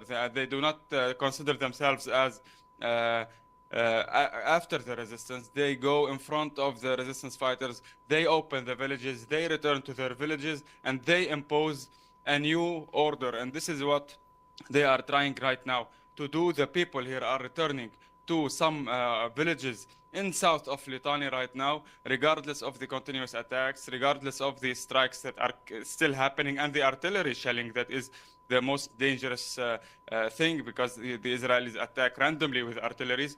They are returning to border villages sometimes, and we're speaking mainly about second order villages, and trying to impose again a new order where they declare that they will not be leaving their villages and they will be staying there, regardless of the fact that the Lebanese army did withdraw from these villages, but the resistance fighters made them come back with the Iranian support and with the agreement with the Iranian side. And we really need to take some time to assess what's going to happen, because the Israelis, of course, until now are very frustrated. They feel that they lost. They did not accomplish anything. The screaming of the heads of the committees of the colonies and the northern occupied Palestine, we are reading what they are saying and we are hearing what they are saying. They are very frustrated with this. They are saying that not even in 100 years we can eliminate Hezbollah. All of what the Israeli government promised us, and because of this we were able to just stay and be patient regarding all of the attacks that are happening against us. Nothing was accomplished. So we have to just give the things some time to understand what's going to happen, especially that the resistance until now decided to remain silent. Now, local statements have been issued, but regarding a main statement that declares what's going to happen, I think also the resistance is remaining a bit skeptical regarding the situation, and it's keeping its silence. So it will issue a statement once things are clearer. Well, of course, Iran itself has said that the finger is still on the trigger, and I'm sure with Hezbollah, it is definitely on the trigger. What's the overall feeling, though, Hadi, of the people? I mean, it's still a little bit early there. If you've been talking to people, are they optimistic? Are they pessimistic? It's not early. People here did not sleep, and in the early phases, in the early hours of the morning, they prayed the morning prayer and went into their cars and returned south. Although even some, let's say, people who were affiliated with the resistance and media people were stating that it's better for the people not to go back immediately to their villages, as this will cause maybe some pressure on the roads and some chaos, and also because the situation in these villages is not yet safe for them, and there will be no guarantees for their safety until the Israelis declare actually that they will be abiding by the ceasefire. Regardless of all of this, the people here were feeling victorious. They were feeling very, very relieved after the fact that the war stopped without the Americans or the Israelis accomplishing anything, and with the fact that the resistance here in Lebanon returned to be a very powerful player, not only on the Lebanese arena as usually the resistance was, but also a player that also is connected to the regional situation, and that has regional support, mainly from the axis of the resistance and, of course, the Islamic Republic of Iran. So this is the situation of the people here.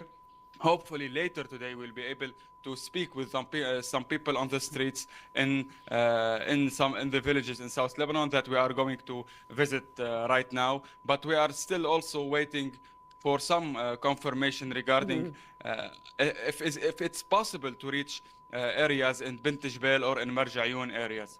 Hopefully we will be able to go there. Yeah, hopefully. Stay with me, Hadi. Zainab, your thoughts? I mean, the miracle that Hezbollah has been able to perform, and not just Hezbollah as a fighting, as a fighting military, because they are no longer a group. They are a fighting military that is fighting one of the worst, human rights defiant violators in the world, but also the combined efforts of the United States and the Israelis. So Hezbollah can no longer be referred to as a group.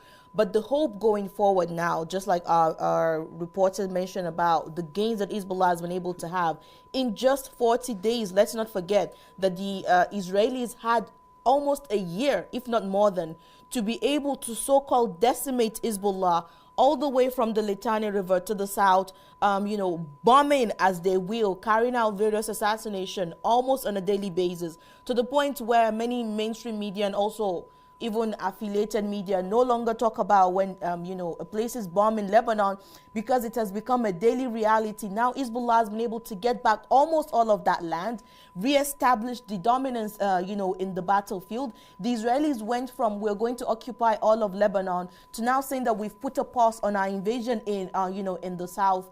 Just like our reporter also mentioned, that the resistance now has much of a upper hand, especially on a political level, because this was not an agreement that was signed. A two-week ceasefire was not an agreement that was signed, by the Lebanese state. It has nothing to do with Lebanon. This is, the resistance axis. And I hope going forward that not just when it comes to the military position, that also politically speaking, Hezbollah will be able to establish a dominance on the political system. Obviously, we know that when it comes to election, one of the reasons they've been postponing the elections was because people already know that the resistance bloc will be able to have a dominant effect. I mean, it tells you, just to show a little bit of who really controls the axis of power in Lebanon, when the Lebanese so-called government that was begging to have a negotiation with the Israelis, direct negotiation with the Israelis, and they told the Iranian embassy, the Iranian ambassador to leave. The parliament speaker said the Iranian, diplomat cannot and must not leave Lebanon. It tells you, where the real power is. All these loud noises that we've been hearing from some voices, within Lebanon, and the fact that they're trying to throw Hezbollah on the bus or try to create a rift between the Islamic Republic and Hezbollah. I mean, the resistance axis, whether in Lebanon or in any part, have shown us that whenever people think they are at their weakest, that is when they are actually at their most, strongest. And just like the martyr Sayyid Khamenei told us, he said, anytime you put pressure on the resistance, that is when it shines the brightest. And, beyond any doubt, Hezbollah has proven to all of us, anyone who had even an ounce of doubt, that they are more than capable of taking on Israel and give it a crushing blow. And we're waiting for the next 2 weeks what that will hold. Obviously, no one believes in the Israeli or the American ceasefire, but let's see what happens. I'm sure every single part of the resistance is ready with their hands on the trigger, and the resistance population and the resistance community, whether in Lebanon, in Iran, in Iraq, in Yemen, are all ready and waiting for, whatever happens. We are, on our way back to crushing the Americans. But the reality is the position of the resistance axis before the war may be arguably weak, but the position of the resistance axis now, there is no doubt for anyone that they are much, much stronger, Definitely in their stance. Stronger. Hadi, do I still have you? Okay, I guess I've lost my colleague there, Hadi Hotate, in Lebanon. Again, viewers, you're looking at our continual coverage here on Press TV. It is about 12:07 here in the afternoon. This is the day after the morning that basically we found out about the 2 weeks ceasefire after the United States has allegedly agreed to the 10-point ceasefire plan by Iran. Now, what we do know, of course, there's going to be a lot of back and forth and a lot of, especially when dealing with Trump, various comments that he has agreed, he hasn't agreed. A temporary ceasefire, of course, that we have seen being implemented from Iran's side and from the resistance side, also from the United States. However, the Zionist regime, as you just heard our correspondent in Lebanon say, has continued to hit the resistance position. So this is definitely a very important factor. That's something that will be assessed to see if this will break the ceasefire or not, or Washington will put pressure on the Zionist regime. We really don't know exactly where it all stands still. Of course, this is very, very new. This is the night, this is the day after the night that Trump had promised basically to destroy this country, to destroy civilization. So we went from that to then him saying that this looks like a good deal. So lots of things to cover, looking at it from a strategic perspective and what it means. You know, Zainab, being older and remembering where the Islamic Republic of Iran started from after the revolution and the pressure that it continually was under and has continued ever since, 47 years. But I think about so many different statements, but one especially that our martyred leader of the revolution, Ayatollah Sayyid Ali Khamenei, said, and he told the regimes in general, that the time of hit and run is over. And I think that both regimes and others, because it's a message for everyone, definitely understands that this is a different Iran. This is not an Iran that is just going to sit quiet and take it. You, whatever you do, you're going to get hit back. And we saw with the attacks, the reciprocal attacks that they would hit. For example, they hit petrochemical, and then Iran would hit. Yes, either in some of the Persian Gulf states, American petrochemical, or in the Zionist regime. The importance of that now, changing dynamics. I think one theme that was constantly being said, especially yesterday, was that the Americans have used every single card they have except the nuclear option. And I think after this war, having a nuclear power will no longer have the weight that it used to have before. Before, having been a nuclear power means that you cannot be attacked. I think the war between Russia and Ukraine proved that as a fallacy. And the Iran war against both the American and the Israelis have proved that as a fallacy as well, as cemented that, fallacy that you having a nuclear power does not guarantee you will win any war. And the Iranian asymmetric warfare is now the way war will be fought, going forward. No one will depend heavily now on having, all this billion-dollar air power. Air superiority is dead. The next war is the drone war, which Iran introduced to the Russians, when they were fighting in Ukraine, which was how Russia was able to change, the direction of that war, which is why we know the Europeans became one of the stunt aiders of Iran because the Shah aids that the Russians were using. And now with this war, yes, it is possible to have air superiority over a country. Many of us got used to the sound of the fighter jets to the point where we can differentiate when it's a F-15, it's a F-class, or if F-35, we get to know if it's missile, we get to know when the missile is about to drop because of the sound they make. They made us into experts without wanting to be. But again, the Israelis too also became familiar with the sound of Shahid. They got familiar with the sound of Arash 1 and Arash 2. They became familiar with the sound of the new drone. I forgot the name. Hudaid. Sorry, the Iranians have so many drones. It's difficult to keep up. So the superiority of that type of war is gone. People now are learning for sure, the military experts in various countries, defense contractors are looking at the Iran war and writing new strategies based on that. That was done by Iran, that was sanctioned for 47 years. That was done under the blessed leadership of Sayyid Ali Khamenei.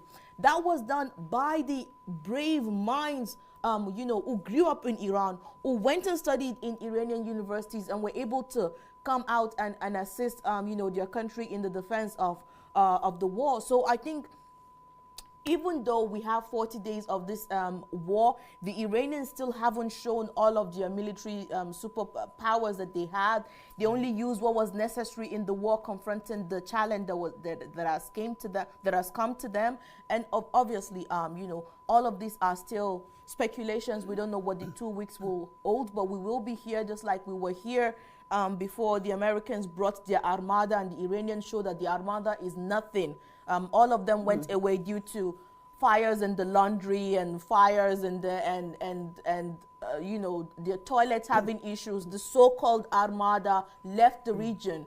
The Iranians have shattered every single superiority militarily that the Americans had. Do you remember how the world was talking about the Armada coming to Iran? Iran has to accept this. The Armada is coming. Where are those Armada now? They're gone, retired.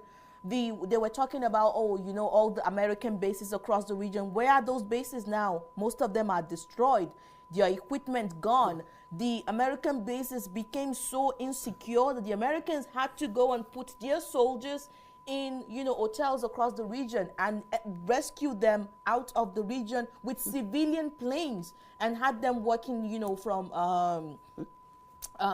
far. They turned them back to the time where COVID-19 was happening. We're all working from home. The great U.S. military could not protect its army. And their final ditch effort was the ground invasion that they planned for Iran, and they were trying to come to Isfahan to steal, you know, the nuclear, resources or the nuclear enriched uranium. And they were confronted by border people. Just imagine the ridiculousness of the American army. You had an Iranian border clansman. Of course, they were not ordinary. The lords are known for their bravery and their courage. You had the daughter telling the father, fire them, fire them. That is the Iranian people. And they lost. We saw the evidence of their loss just like we saw it in Tabas, and they could not. And that removed the idea that they could have a successful ground invasion. Because do you think that that was the key when that part of it failed, trying to have this covert operation and basically losing so many? Look, the Americans are a military doctrine country.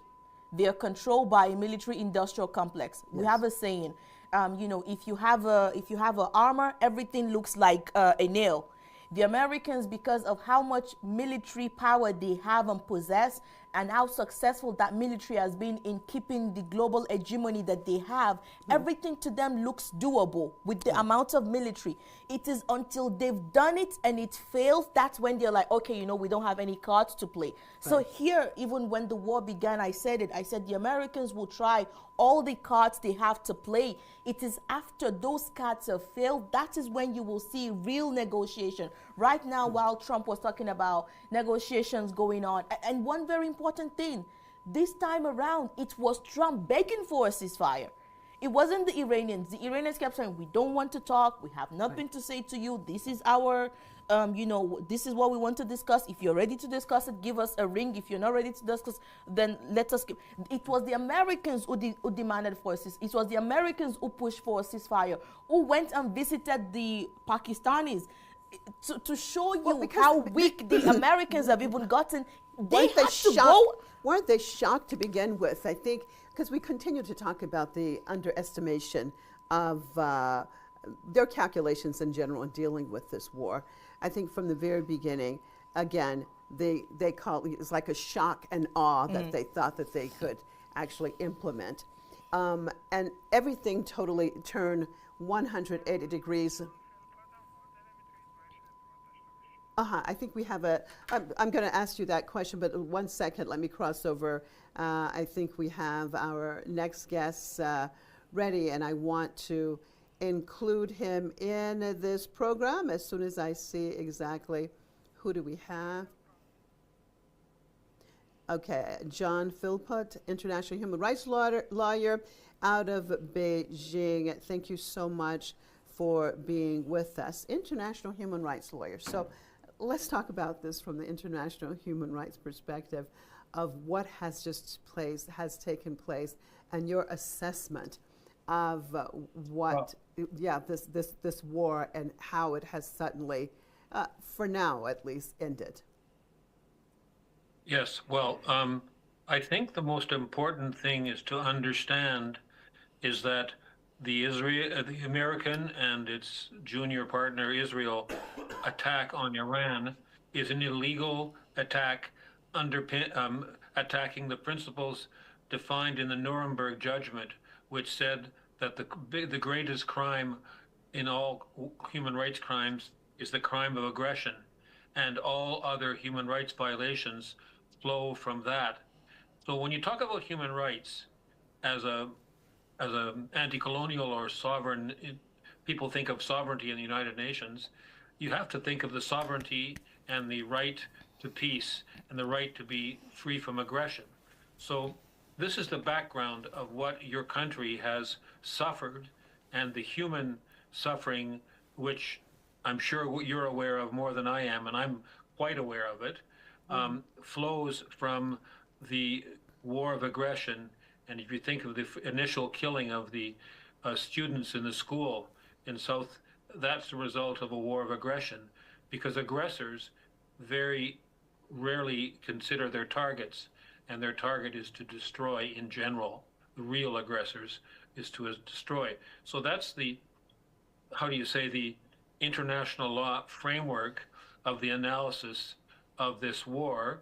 And it's really important to understand that, because these crime of aggression were the crimes for which the Nazi aggressors of the Soviet Union and of course of France and Poland and the rest of Europe also, a little bit less than in Russia, Soviet Union, but the authors of those crimes, the planners, the organizers, the leaders, were all charged, and at that time they received the death penalty. Maybe the death penalty is not the chosen penalty now, and maybe life imprisonment. I'm not going to comment on which is the best penalty for the crime of aggression, but there's no doubt that the leaders of the United States and Israel should be subjected to a war crimes tribunal, and this is not present right now. So this is the framework which, in my career as a lawyer, and as a defense lawyer, and as an international lawyer, I view. By the way, I think I'm right. I'm not original. This is the underlying principles of the United Nations Charter. And this is really important, because the thought and the speeches of Marco Rubio is that, and Mr. Trump, he's still a Mr. because he's president, I don't know, but is that there is no international law, you see? So that's kind of what we're up against right now. Well, I mean, John, as human beings. sorry to interrupt you, sorry to jump in here, but I mean, you're talking right now about Rubio or Vance or Trump, but isn't the reality is that with international law in general, if we look at the history of the United States, post-World War II United States, international law was basically, it depended on the power of, we know that a lot of the international law of the United Nations was actually created in many ways to make sure that the hegemonic power, the United States, continues with its power, because we know how the whole thing was set up, and the veto and all of that. So in general, when we're talking about international law, I mean, does it have any meaning unless you have some power? Because we're talking now somewhat about international law and dealing with Iran, because Iran has actually shown a lot of power in all of this. Otherwise, if Iran, we know that Iran has been sanctioned and condemned for so many years. So really, I want to know, in the whole scheme of things, how is international law defined? What is the meaning of international law here if it cannot guarantee the rights of those less powerful? Well, you've underlined the major problem, but but international law and the United Nations Charter, I believe, with all its weaknesses, is the framework under which nations must deal with each other. And so this is the framework which I think should govern things. Now, in reality, and you've pointed out very well, that in many situations it does not apply, it's not being applied. And so we are striving, as we, and that doesn't me, but all the peoples of the world are striving to, what they want is a multilateral world with equality of nations. And this is, there's many ways to analyze this terrible crisis, which your country is on the forefront of the struggle. But your country, in my opinion, my observation, is fighting for its sovereignty. And the sovereignty of nations is a fundamental principle of the United Nations. And your country, in the most heroic way you can imagine, unbelievably heroic, has fought for its sovereignty and against the sanctions, which is another form of war. Yes. We, and many of us who are fighting sanctions, consider it a form of war, which is a bit lower than the hot war, which you have just undergone. Well, the two hot wars this year, and then, so the principles of international law. I'm not here to make a lecture on international law, and above all, not to lecture to Iran how to handle its future. But the framework which we're hoping to arrive at is sovereignty. And what is happening, what appears to be happening now, myself on the outside and reading intensely, but not being on the spot, is that your country is acquiring sovereignty, and you're acquiring sovereignty over the Straits of Hormuz, to be shared with Oman, of course. But I live in, I'm Canadian. I'm traveling in Beijing right now. But we have the St. Lawrence River, a huge river, running into the heart of North America.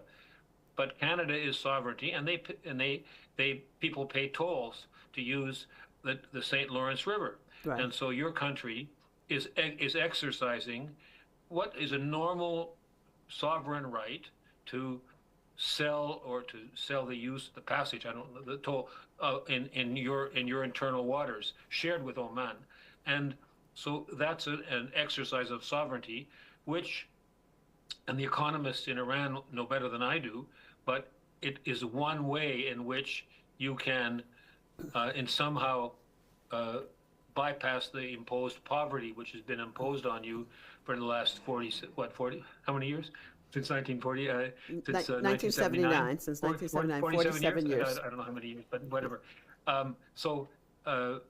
This is an exercise of sovereignty, and you have other exercises of sovereignty which you're fighting to maintain the right to develop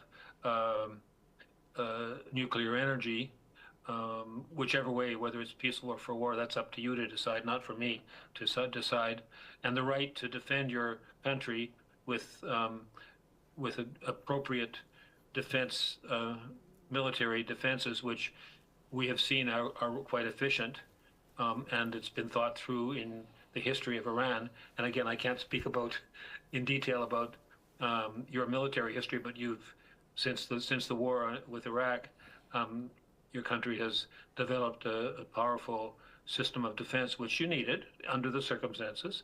So.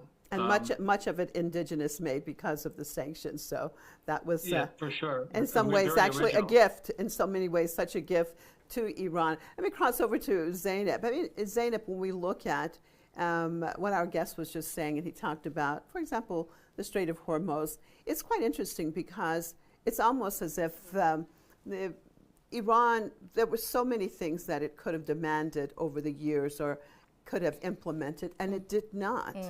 I'm not sure if it was from a strategic perspective or patience or, I don't know, felt like it was just the way to go for it. But the United States is actually, in so many ways, with this war, has forced Iran's hand. For example, with the Strait of Hormuz, we'll start with that. Yeah, the Iranians have had a very weird outlook towards the world, which is that they impose these limitations on themselves, based on religious doctrine or moral upper ground, and will rather go through a hard way to achieve a point, to achieve a dream, to achieve a goal. And that has been the case for many, many years. Even when you talk to, people internally who have discussions internally, they be like, we have all of this power. We either use it or we don't. Iran constantly, try to say that we don't want to be the hegemon in the region. Well, you can't but become the new power in the region because of the history that Iran has, because of its, the important strategic location that it possesses, not just its naval passage, but also its land borders. Because of the size of Iran, because of its population, these are all indication of a power within the region. Yet the Iranians refused to do many things about it, and especially after they did make an attempt, which was to defend against, ISIS. But that was because they realized that ISIS was a danger to all of the all of the resistance, all of the people, you know, in the region, not just in the region, but also in extension to the world. So they did take a stance then and went outside their border to try and do something.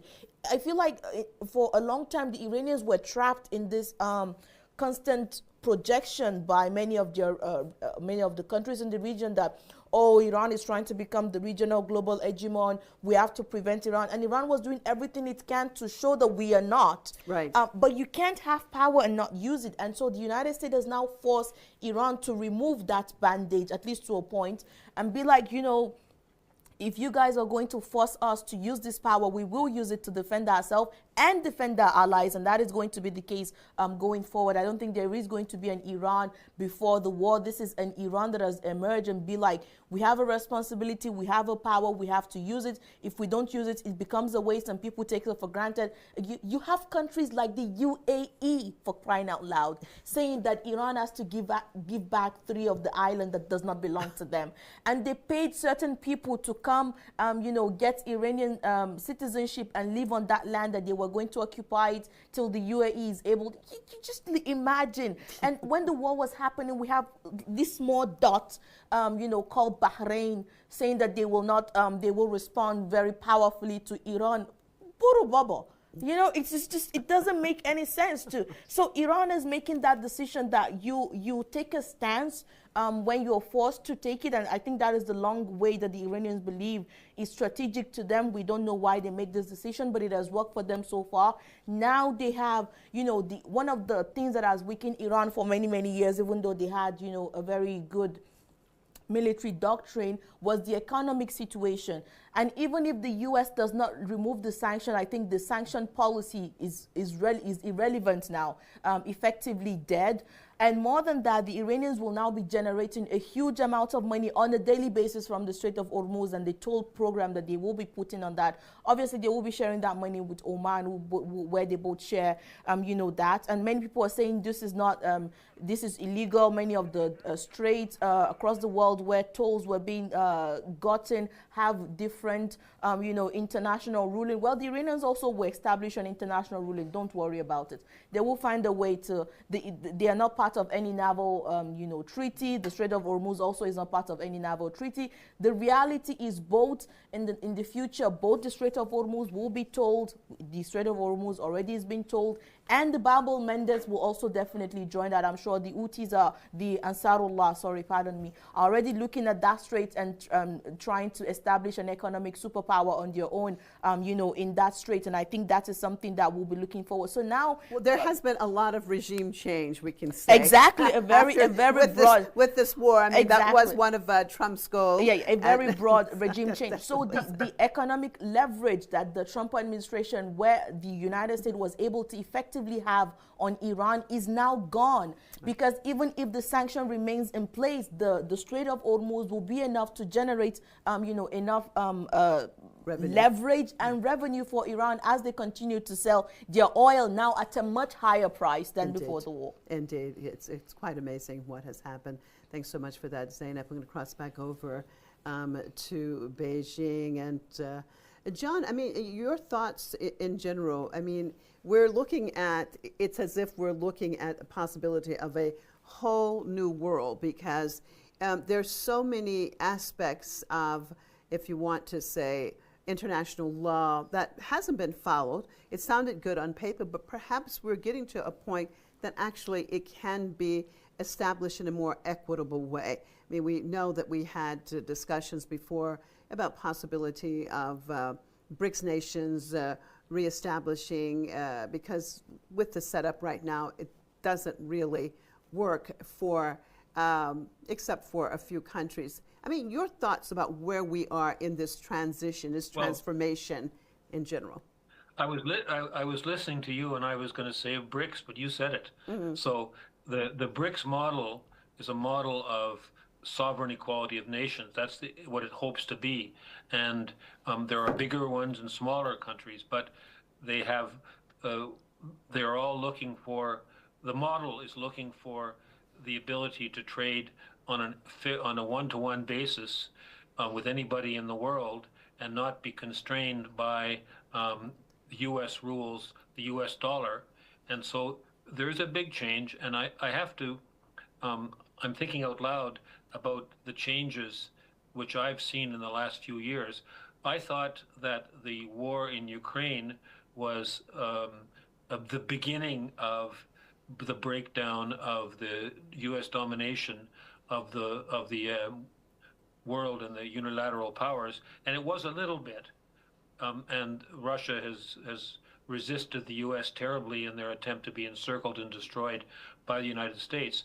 But your country has done this work quite a bit faster and with tremendous sacrifice and tremendous originality on your behalf. And I think that what you are doing, and it started in Gaza in many ways, but what you are doing now is creating this new world where I consider that the war on your country wasn't a whim of Trump. It was the U.S. striking out at one of the most important BRICS countries, which, let's say, if they could destroy Iran, it would really hurt Russia and China and BRICS. And right now, the direction of this, it's not over yet, of course, but the direction is that your country has established its sovereignty. I consider the term of sovereignty, and has resisted the United States. And now you have 2 weeks to negotiate. I'm not going to look in a crystal ball, but going backwards would be rather difficult and rather unacceptable. And I don't think you'll go backwards. I think you'll probably go forwards. So this war which you've gone through and the suffering your country has gone through and its tremendous unity, which we see on the television and we see on the news and we see from Mr. Morandi on his different interviews, I think is part of establishing this new world, which 1945 was an attempt to do that. That's what I think. You may not agree with me, but I think the United Nations structure was not designed to guarantee U.S. hegemony. It was the attempt when the Soviet Union beat the Nazis is to establish the principles of sovereignty, equality of nations, which didn't work out fully. It worked out in part because it still has. Many countries became independent in the 50s and 60s, and it was a beginning for a change. But now the next change, which is, in my opinion, real sovereignty rather than on paper sovereignty, because the independence of the African nations and the rest of the nations in the South, it was a step forward, but it didn't establish sufficiently real equality of nations. And now what your country has done and is doing, because it's not over yet, is establishing real and fighting against neocolonialism, which is as bad as colonialism. Imperialism in 1920 was direct colonies. Imperialism now is another form of colony where there is control of countries and economic control. And Samuel Saul's new book on imperialism explores the different models of imperialism depending on which period they're in. So we can only be I'm an outsider. I'm not living what you're living, but we live with hope. And you know, the whole story about the American planes which were shot down in southern Iran, which were destroyed, and we don't know the entire story. Yeah. It was a very how can you say? We followed that. We were riveted to our televisions and our to see, and it appears to me that it's a form of military victory on your part, and I can't say more than that. There's lots of speculation, and I don't know the military secrets about all this, but something happened which forced Mr. Trump not to do what he said he was going to do. There was a lot of pressure in the world because what they were going to do to you was one of the more savage war crimes you can imagine, to destroy your entire infrastructure, which would have led to destruction of other countries in Western Asia. which is not, it's not desirable to have to do that either, of course. Well, a infrastructure, lot of actually, people- that a lot of it people belonged would have to done it. a lot of it belonged to the United States. We're talking about United States for American companies, Zionist companies. Yes. Yeah. For sure. For sure. But you still don't want to, anyway, you don't want to destroy the population in the other countries who couldn't drink, who might die of thirst. You don't want that, right? Right. If you can avoid it. And I'm sure you saw that Iran, I mean, Iran has a history of being actually quite moral. We go back to the war in the 80s, and the leader of the revolution at that time, Imam Khomeini, he would not allow, though Saddam Hussein, they were using chemical weapons, he would not allow even for the Iranians to create that.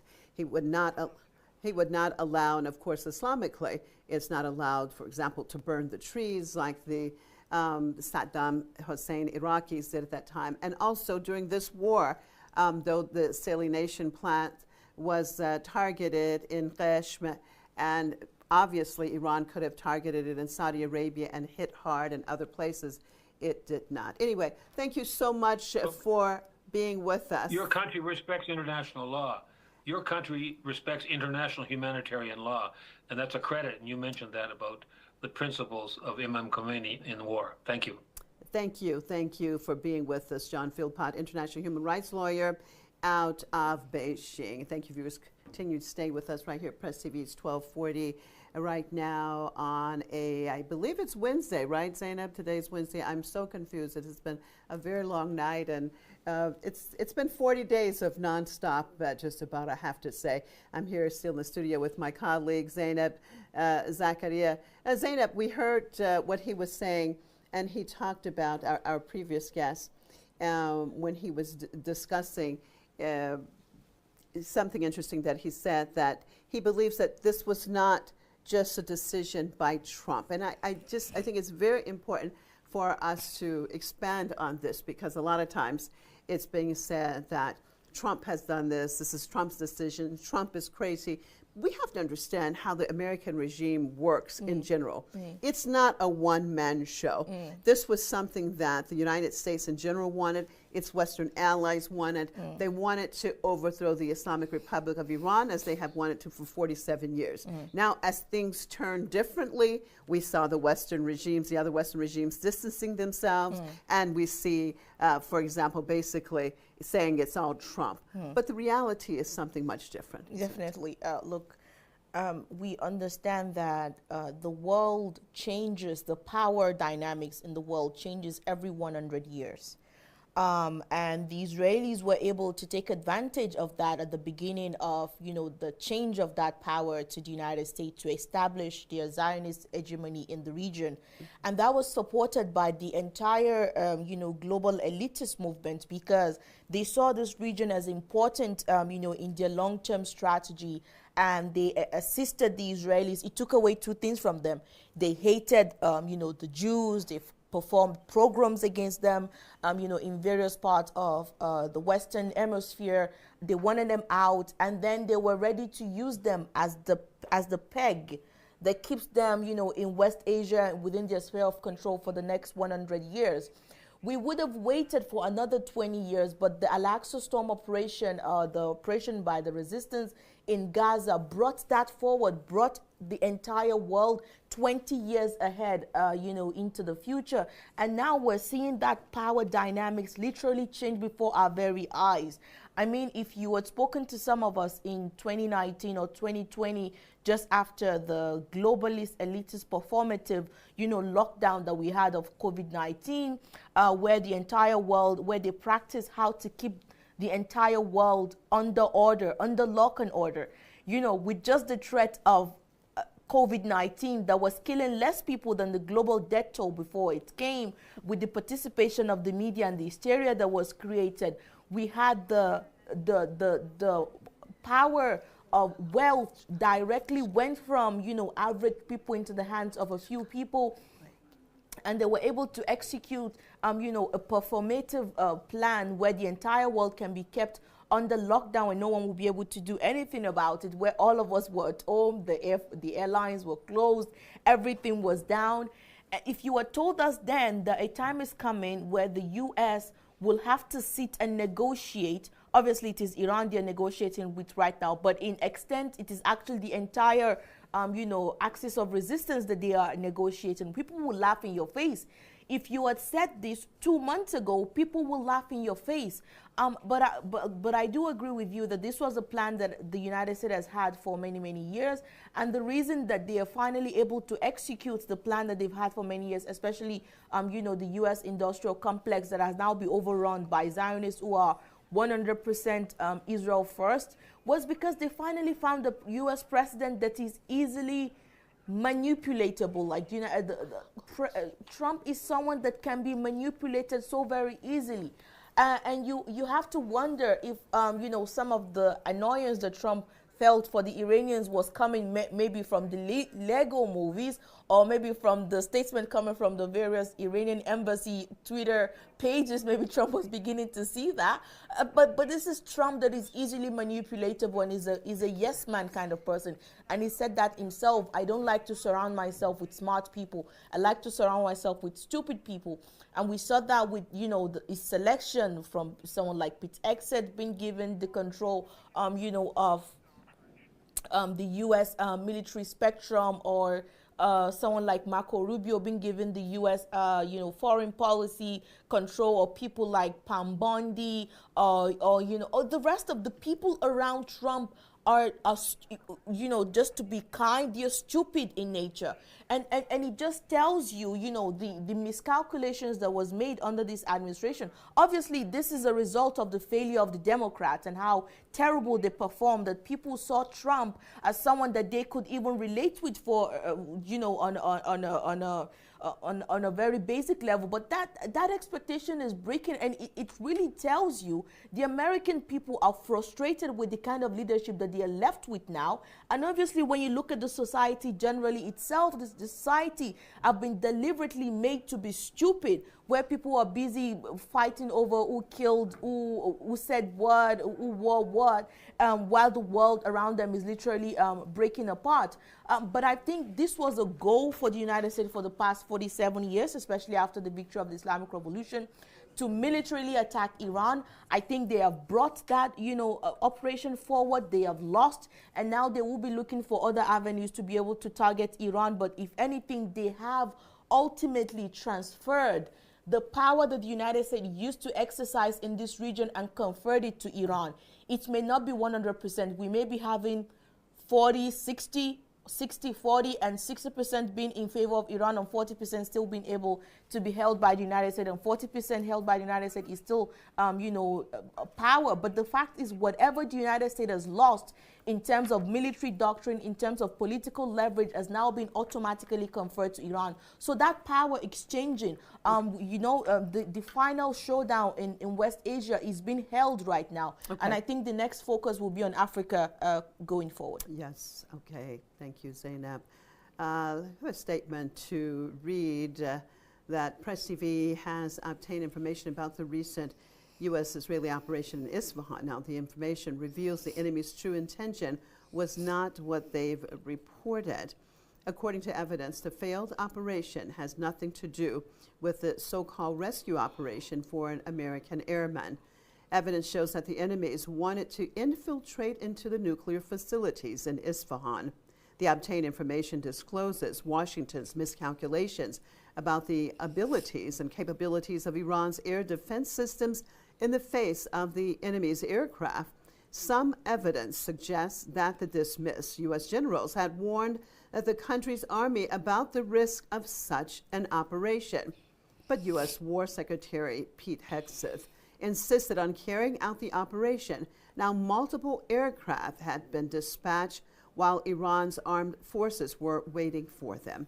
Following the failed operation, Trump hurriedly held pressers to put a lid on his failure and to portray the mission as a rescue operation.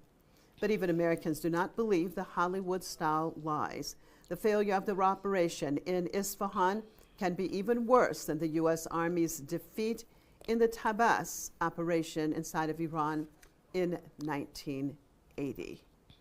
Now, of course, that's related to the failed operation. We have a video I think we want to show right now.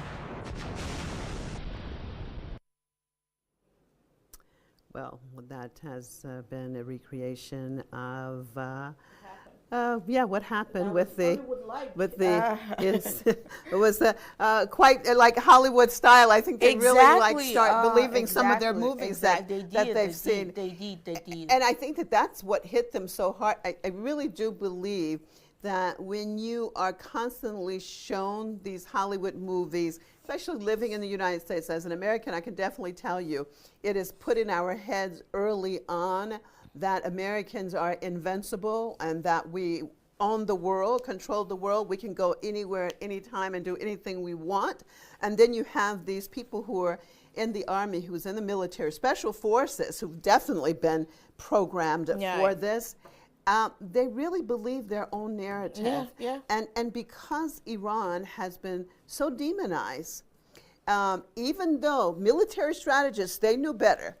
However, it seems that there was a schism, there was a divide there. Some did not want to listen to those who knew, and they tried to carry this on. It takes me back, I have to say, I'm showing my age, of course, again, it takes me back to Tabas and then that whole situation that they went in and thinking that at that time that they can overthrow the government, overthrow the newly established Islamic Republic, and that ended up in disaster.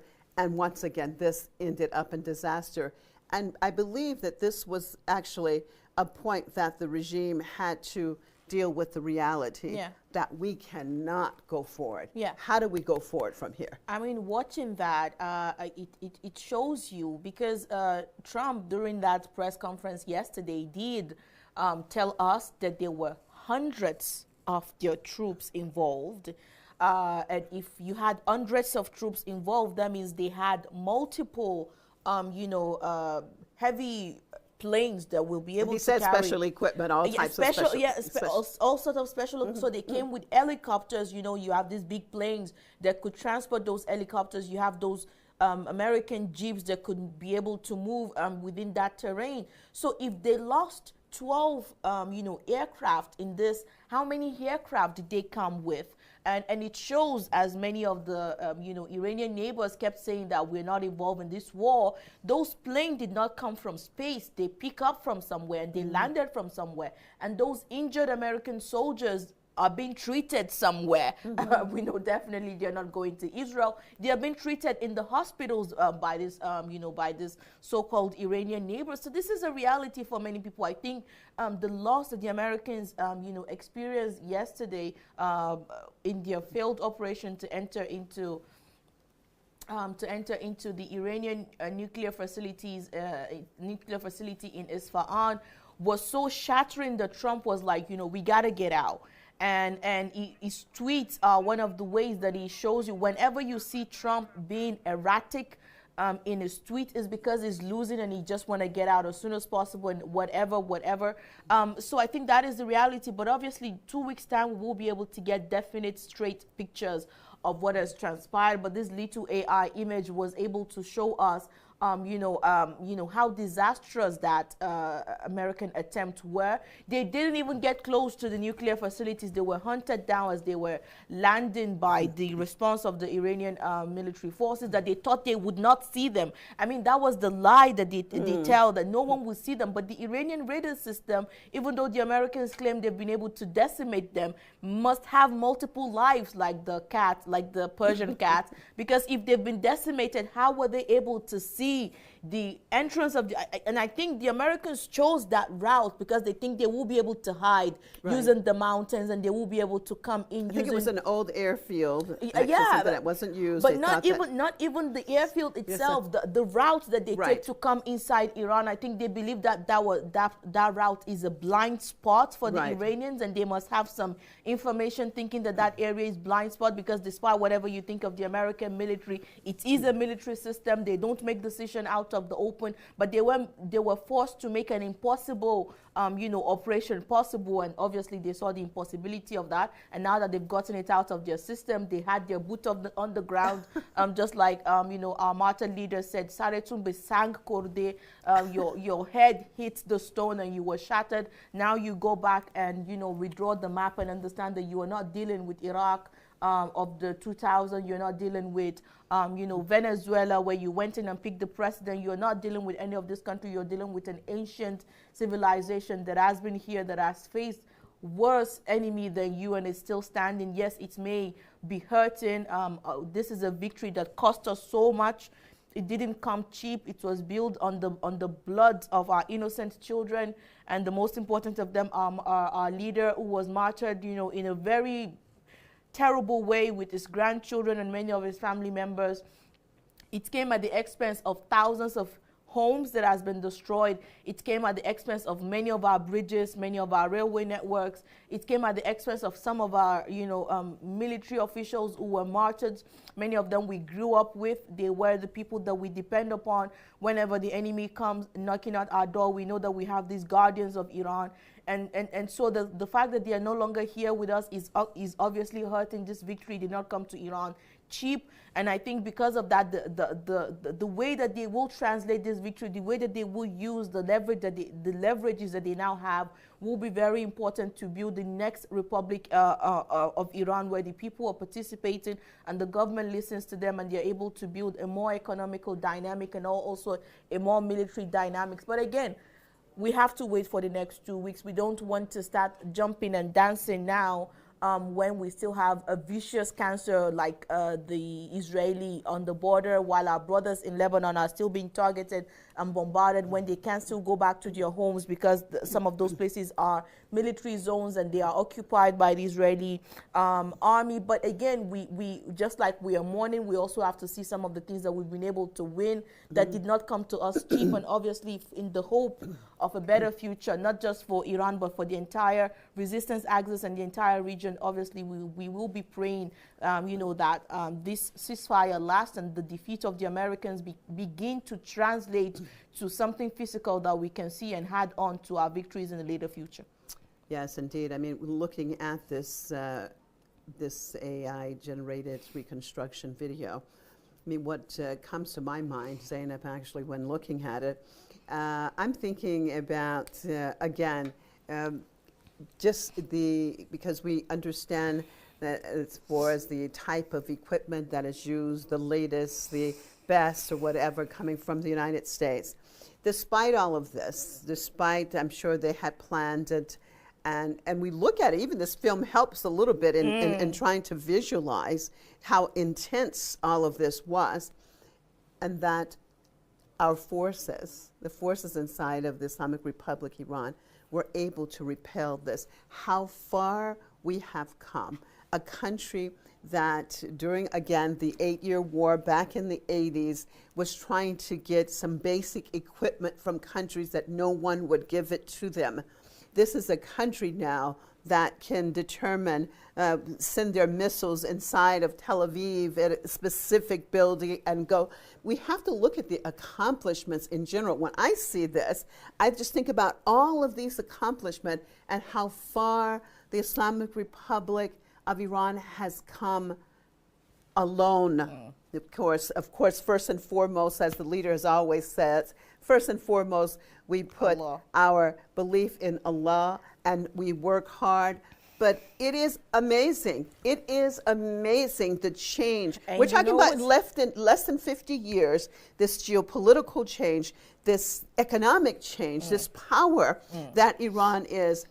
Iran was a country that, what was it, a vassal state of the United States? Nothing. I mean, I remember reading about the Tehran conference that was held. And at that time, the Shah didn't even know that they were going to have it. That was that country. And now look at what the Islamic Republic of Iran is today. One of the things that we heard from that time was that the Air Force, they will come and pick Iran's fighter jets to go and bomb in Vietnam, and the king does not know anything about it. But coming back to this, epic battle that we're just watching, the regenerated AI of it, the Iranians are saying that it wasn't even a combined force of the armed forces. It was local farmers, the special rapid force of the police. It was not even the Iranian army are so pissed that they didn't get a chance to participate. It was the people with the police and then also some special forces that later joined to give, reinforcements for that. People with RPGs took down the so-called great American military. RPGs, average people. We saw some of those pictures. Many of them went to battle with their normal clothes. They just put on, the bulletproof vests, and they took that was how people fought the great U.S. Army. Look at them dressed in their full gear. They were fighting people, in the rural areas. That is the United States, So I think speaking about how that dynamics has changed, I think again we have to go back to the the very important thing that is written on the Iranian flag and also the Iraqi flag, which is Allah and Allahu Akbar, and that God is the greatest, and that there is no superpower other than God. And even if you're not religious, what that does for you, when you believe that there are no superpower other than God, what that does for you is that it makes you invincible. You become an invincible person. For you, there are no limitations. For you, there are no never. There is no impossibilities. You just find a way around it. And that was the situation that the Iranians, that's the mentality that the Iranian got from believing in Allahu Akbar, that God is the greatest, that there are no greater power than God. Yes, you can be fighting, the technological superiority of the United States. And the only thing the U.S. was able to get out of this war actually was the AI. The fact that they were able to use AI to locate some of our, leaders and martyr them. That was the only gain the United States got out of this, to be honest. And the only thing they did was they replaced some of our leaders that they refer to as not as hardliners, to replace them with much hardliner people who do not give a crap, about the United States, who don't have any, soft spots for the U.S. And now they've built a new generation of Iranians who witness themselves the brutality of the United States. Yeah, which is very important. They witnessed themselves the brutality of the United States. They built an entire society that saw those bombs, that saw those fighter jets, that heard those bombardments, that couldn't sleep, that we will now have children's, millions of them, who will have to go through therapy to heal from, you know, the post-traumatic stress disorder that all of us have developed. I mean, regardless of how strong our faith is, when you do hear those bombs, especially knowing that people are being killed, it gets to you. It's not just the, I mean, I speak for many Iranians, I'm not speaking for all of them, but I speak for many Iranians. We were not afraid of dying. We, you know, we knew that, okay, we could die. But whenever those bombs happen and we hear them land, the first thing is, oh my God, someone else has been killed. Multiple people have become homeless. Another thing has been taken from. That is what worried people about this war. It was everyone knew we were going to win. Everyone in Iran had no doubt that we will win.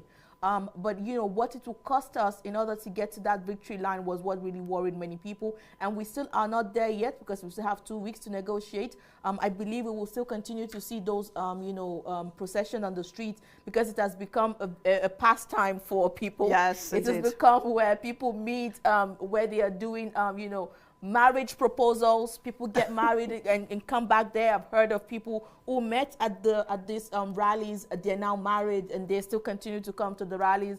We've had multiple people get married in the place and then come to the to the procession. We've seen people get married there in various places. So I mean, it has become a sort of people's participation, you know, in this entire thing, from decision making to the armed forces, where they will literally be sending messages to the people on the launchers, people on the air defense stations, and all of that.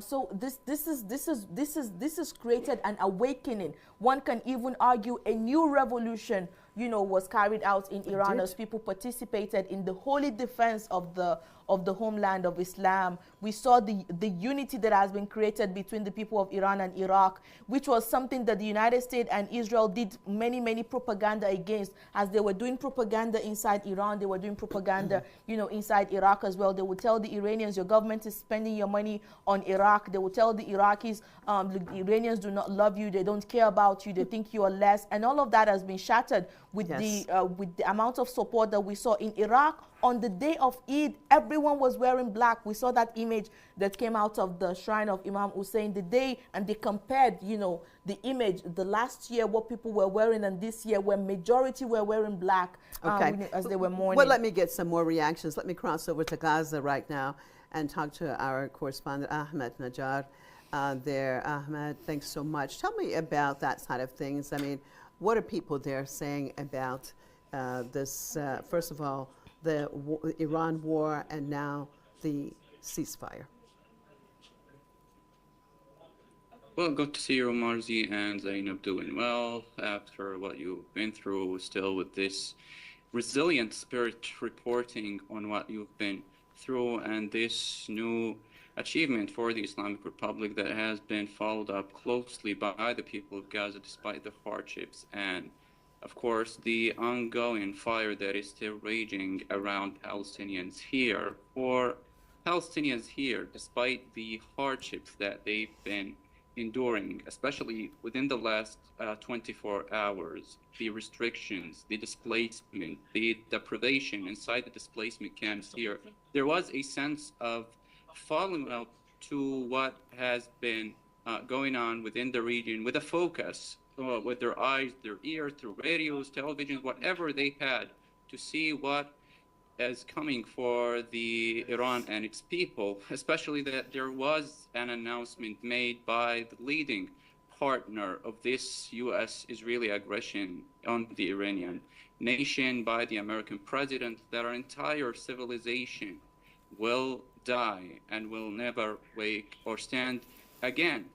This is taken seriously by the Palestinians here through the very experience they have been going through for more than 2 years now, under the destructive firepowers by the Israeli occupation, supported by the U.S. assets and military finance and support that crushed every aspect of civilian life here. So that itself was a trigger for Palestinians to show more support, more connection with the Iranian people. But just hours after that announcement had been made, and after this long night that Palestinians spent in anticipation under the Israeli drones that have been going around, what they woke up and what they were still following is a civilization still standing, still thriving with its people, and had the aggressors deterred from its land and from the region in a new achievement that has been described by many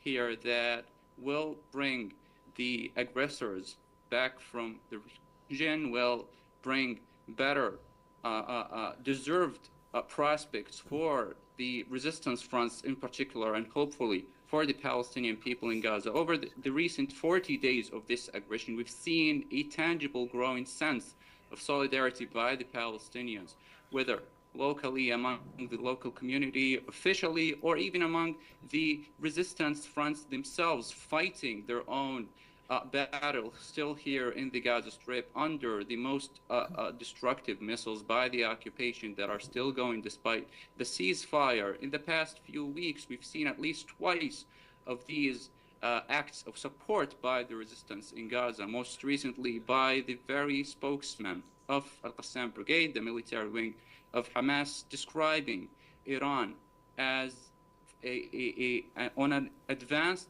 front fighting on behalf of the entire Muslim nation, fighting for even the Arab nations here against what he described as the enemy of this nation and this and humanity, with the acts of aggression and atrocities that have been committed throughout the entire region in Gaza, in Lebanon, in Iran, in every place that has been struck by the occupation and witnessed their atrocities. He furthermore went to emphasize on the scale of achievement these rockets and Iranian attacks have inflicted on the occupation, stating that we are looking with utmost pride at the rocket attacks launched by the Islamic Republic against the occupied territories that have crushed the might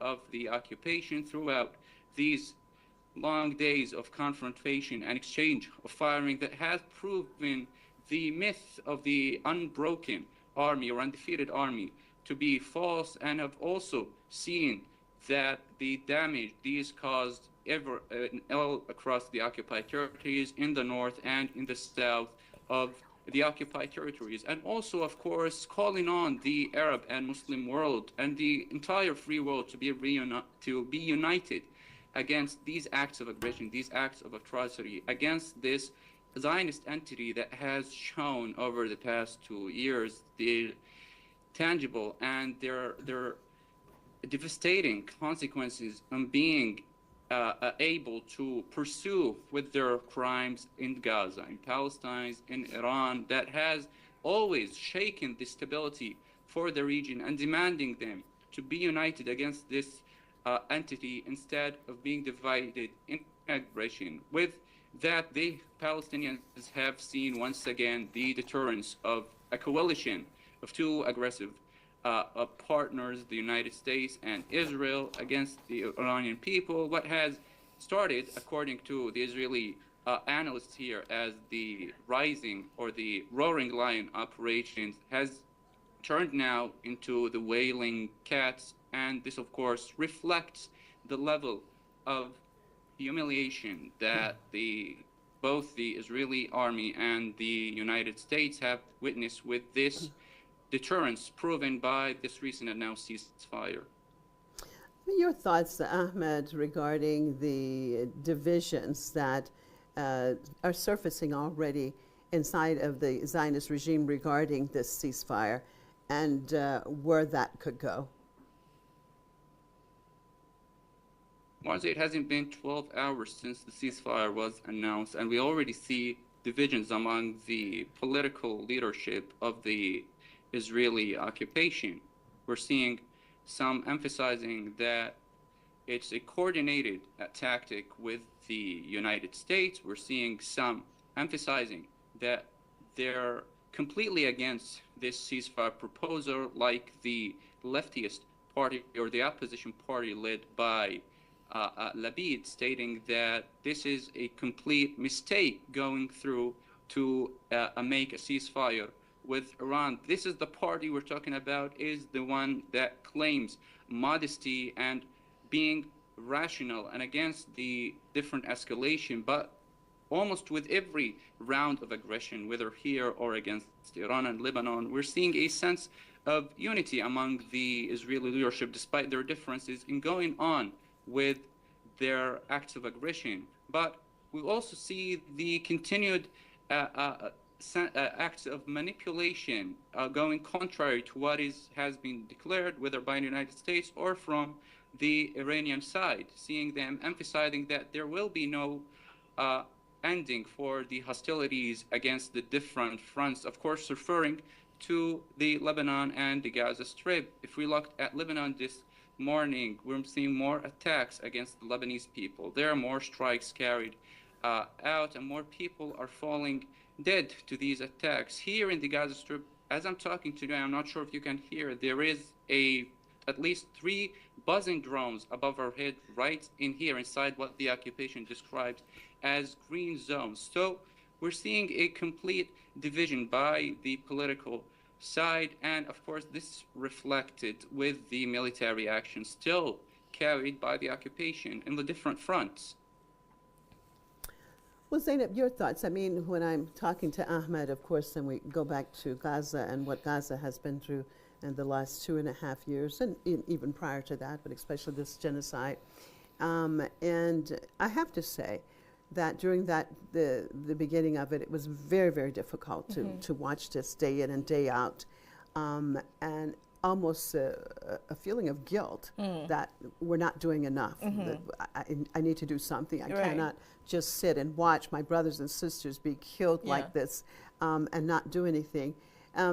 I have to say, with Iran and what it has done and this war, although we were under threat and any second anything could have happened, there was a feeling though, and you let me know if you had the same feeling, a feeling like we're together in this. Yeah. We are also suffering. And it reminded me of when the Yemenis got involved. And they said that, at least I'm not ashamed now. I'm not ashamed that I'm here doing what I can for my brothers and sisters. I want your thoughts about that. I mean, this war has proven that the axis is not divided. I mean, during the Gaza genocide, the Israelis and the Americans and also some of this Persian Gulf Arab country media tried to create this division within the axis of resistance. And when the genocide was ongoing in Gaza, they were like, well, where is Iran?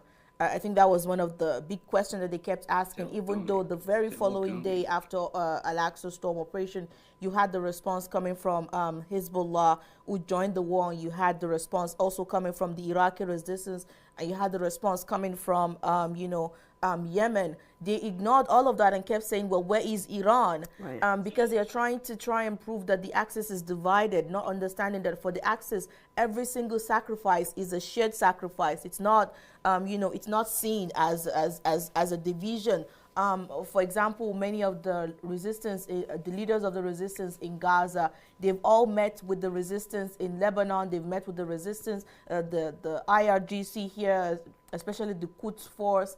They refuse to understand that. But now, after 2-3 years of the Gaza genocide, every single axis of resistance have had to pay in blood for that defense of Gaza. Sure. We've all had to hear the sound of drones. We've all had to hear the sound of bombardment. We've all had to say goodbye to the people we love for that dream of liberating Al-Aqsa. And we are saying that we are ready to give everything to see that dream come to pass. And we still are on that path. And people who are hasty, people who don't understand the collective plan of the resistance, tend to laugh whenever there's a ceasefire announcement and say, oh, well, what have you gained? And try and say, oh, you 30,000, 72,000 were killed in Gaza, 20,000 were killed in Gaza. These thousands of people were killed in Lebanon. Some of your lands are occupied. What have you gained? Well, first of all, The international system that we used to have before the Al-Aqsa storm changed. The Al-Aqsa storm operation changed the entire world. I think people tend to forget that, and that is not something that should be, you know, disregarded. The entire world now is divided, just like I mentioned, into two. Those who support the axis of resistance against those who are trying to eliminate Gaza, or you are on the side of those who try to eliminate Gaza. So that is that is where the world has led to. I think you know, the victories of this battle, of this particular battle, will be translated in the next coming days and coming weeks and coming months. It's not something that must be rushed. The Axis has brought us to this point where we are celebrating victories. I think we should trust in their leadership and the decisions they've made, even if we don't, you know, appreciate it. We don't want a ceasefire with the Israelis. We want to see them keep getting bombed. But we have to, you know, wait and see what happens in the next coming days. Ahmed, if I still have you, 30 seconds, final thoughts. Well, for the Palestinians here, and of course all the different wider Palestine, if we may, that this multi-front achievement, if being described correctly, have been achieved through the unity that was shown more through action rather than words, especially throughout the past 2 years. We've seen people getting away from Gaza, we've seen it get away from within the recent days of this imposed aggression in Iran. But one thing that we've witnessed clearly is the tangible and the powerful connection between Palestinians here and the Iranian people. And if one thing that the Palestinians want to see once and for all is this multi-front ceasefire, including their own, be as tangible as the fallen Iranian missiles they once witnessed hitting the occupation that is still committing its genocide against them here. All right, thank you so much for being with us, Ahmed Najjar out of Gaza. Also, thank you being with my colleague, Zainab Zakaria, here in the studio. Thank you, viewers, for staying with us as we look at the latest developments in the imposed war in the Islamic Republic of Iran and the ceasefire. I will be back in just a few minutes with a full news bulletin, so stay with us, please.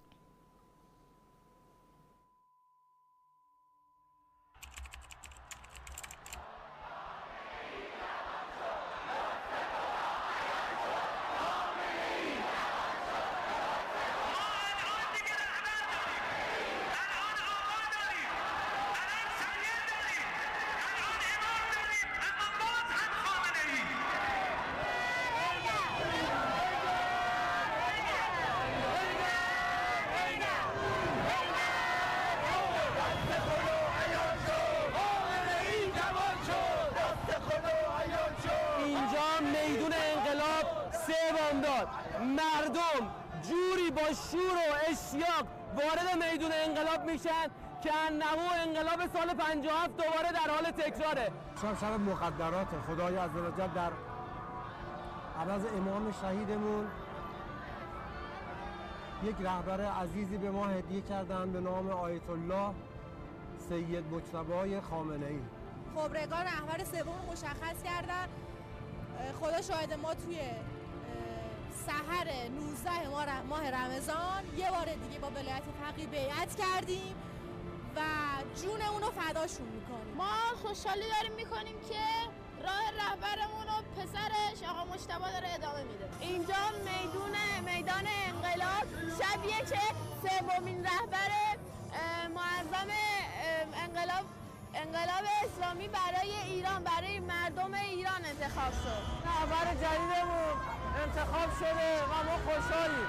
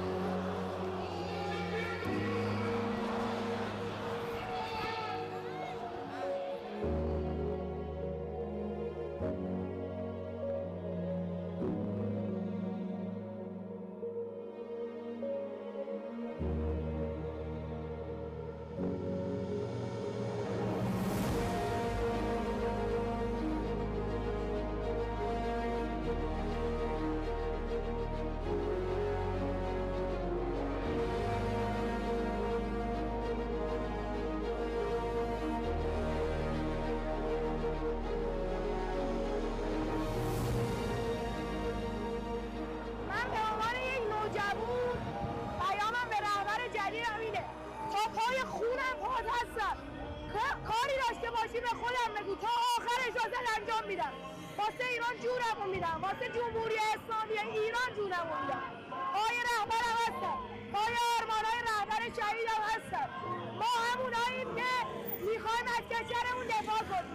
لبیک یا خامنه ای. یعنی از زمانی که این به ایشون معرفی شده به عنوان رهبر انقلاب اصلا و به امام جامعه معرفی شده، روح همه مؤمنین یه آرامش خاصی گرفت. الحمدلله، خدا رو شاکریم.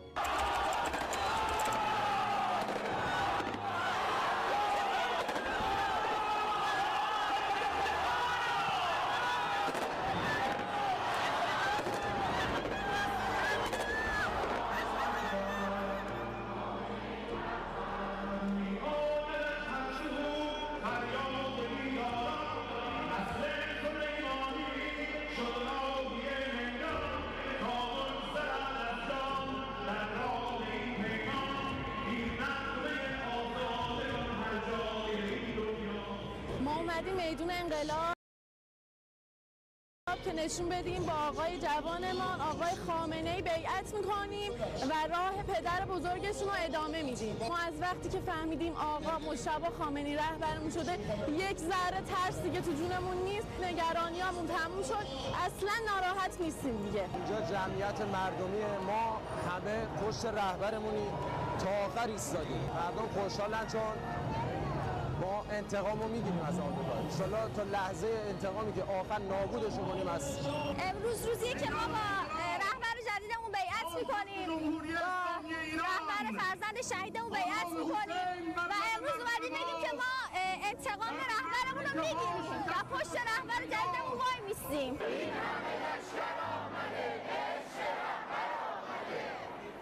امروز روز 19 اسفند و این جماعتی که می‌بینید اومدن که خودشون رو هم پیمان نشون بدن با انتخاب رهبری که داشتیم و خوشحالیم از این که از نسل آقامون یک نفر رهبری ما رو به عهده گرفت.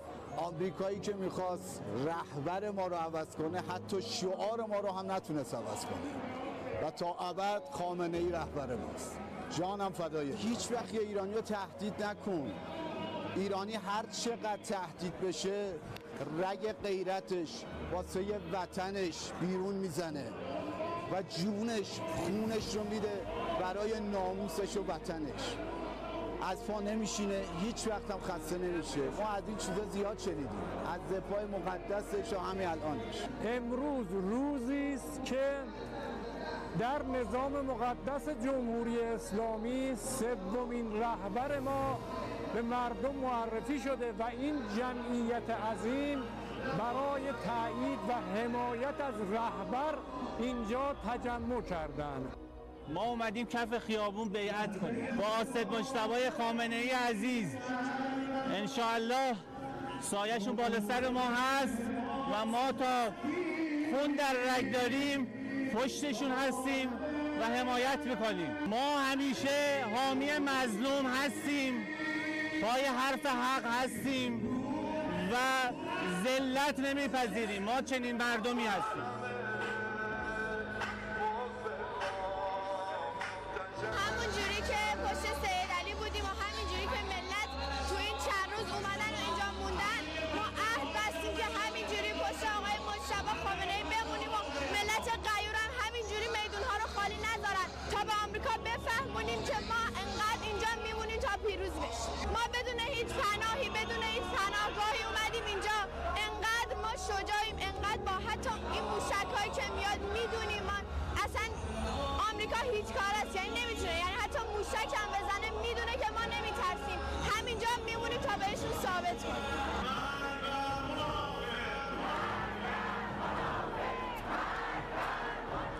ما جان فدای آقا مونیم. این همه ملتی که اومدن فقط بهش که آقا اومدن گوش به فرمان آقا سید مجتبی هستیم.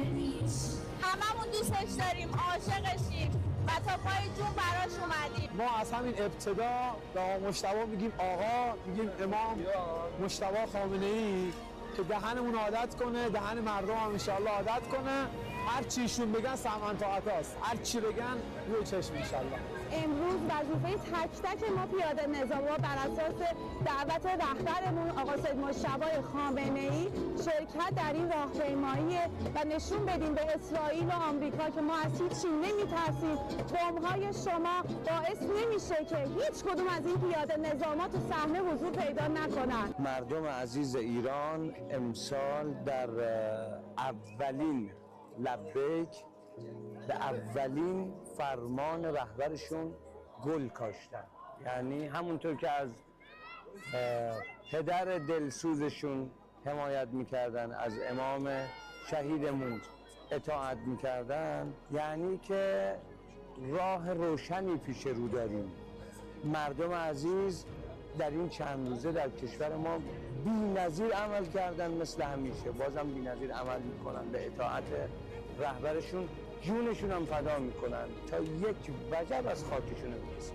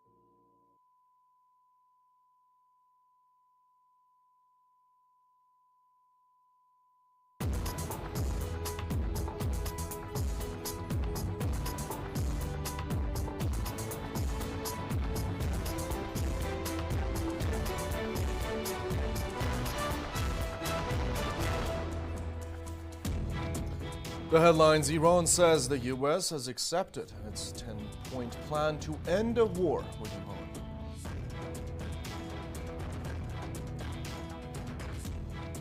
UN Secretary General Antonio Guterres has welcomed the newly announced two-week ceasefire between the U.S. and Iran.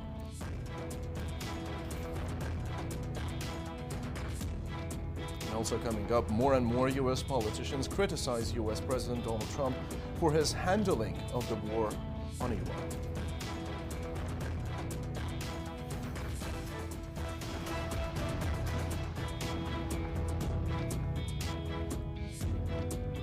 Hello and welcome. This is Press TV World News. Iran says the U.S. has accepted its 10-point proposal submitted via Pakistan as the basis for talks to end a U.S. and Israeli war on Iran.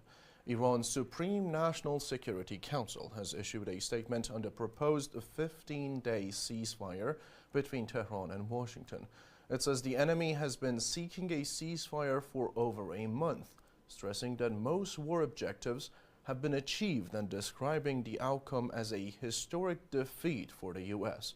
The Council stressed that Tehran will continue fighting until its gains are fully secured.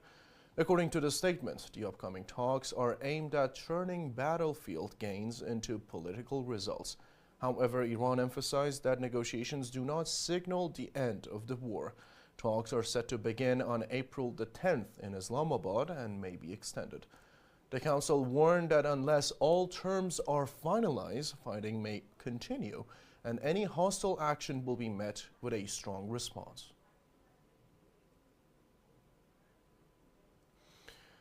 Iran has released its 10-point plan submitted to the United States to end the war on Iran. Tehran emphasized key points in the proposal included continued Iranian control over the Strait of Hormuz in coordination with the country's armed forces. The proposal called for the acceptance of Iran's uranium enrichment and the removal of all primary and secondary sanctions. It also stated that Washington will pay war compensation for the extensive damage that inflicted on Iran's infrastructure facilities.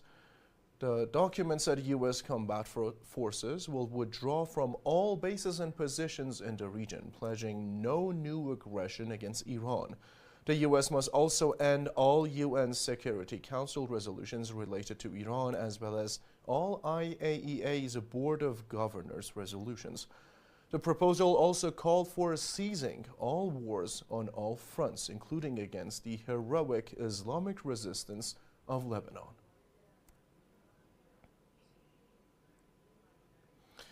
The UN Secretary General Antonio Guterres has welcomed the newly announced two-week ceasefire between the US and Iran, calling it a crucial step toward reducing violence in the region.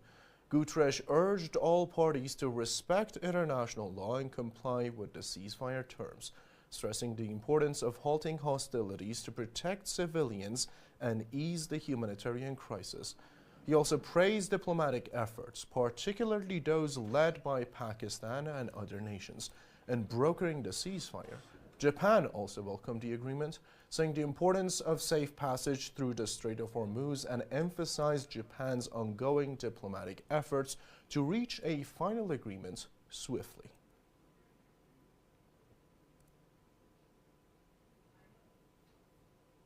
Criticism of the U.S. president's handling of the war with Iran and announcement of ceasefire is growing among lawmakers and officials. Congresswoman Alexandria Ocasio-Cortez said self-enrichment, insider trading, and corruption have put the Trump administration's pursuit of personal wealth against the well-being of the American nation. Senator Ed Markey said Donald Trump cannot threaten war crimes with impunity. Congress must reconvene to stop this war and remove him from the office. Senator Chris Murphy said it is astonishing that Trump took a military action that has given Iran control over a vital waterway it did not control before this war began. Press TV has obtained information about the recent and U.S.-Israeli operation in Isfahan. The information reveals the enemy's true intention was not what they've reported. According to evidence, the failed operation has nothing to do with the so-called rescue operation for an American airman. Evidence shows that the enemies wanted to infiltrate into nuclear facilities in Isfahan. The obtained information discloses Washington's miscalculations about the capabilities of Iran's air defense systems in the face of the enemy's aircraft. Some evidence suggests that the dismissed U.S. generals had warned the country's army about the risks of such an operation. But the U.S. Secretary of War, Pete Hegseth, insisted on carrying out this operation. Multiple aircraft had been dispatched while Iran's armed forces were waiting for them. Following the failed operation, Donald Trump hurriedly held pressers to put a lid on his failure and portray this mission as a rescue operation. But even Americans do not believe the Hollywood-styled lies. The failure of this operation in Isfahan can be even worse than the U.S. Army defeat in the Tabas operation back in the 1980s. Following is the reconstructed version of this operation. Watch.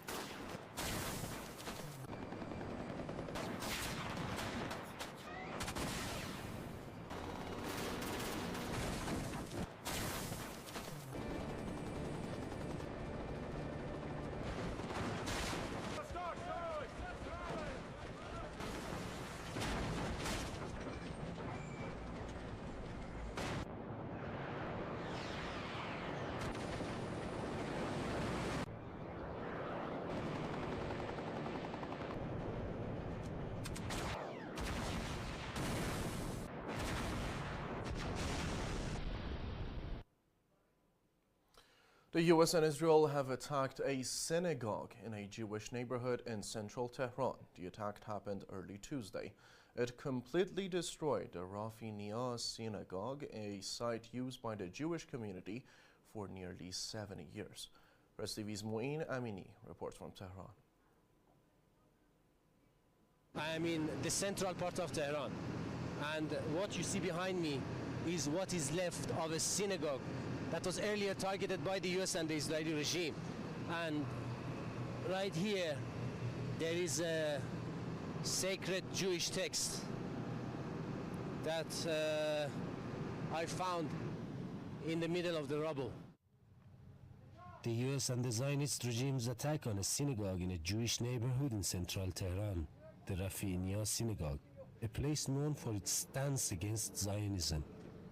The satanic US Zionist coalition destroying everyone who stands for freedom, regardless of their faith. The Zionist regime, together with the US, have destroyed one of our main places of worship.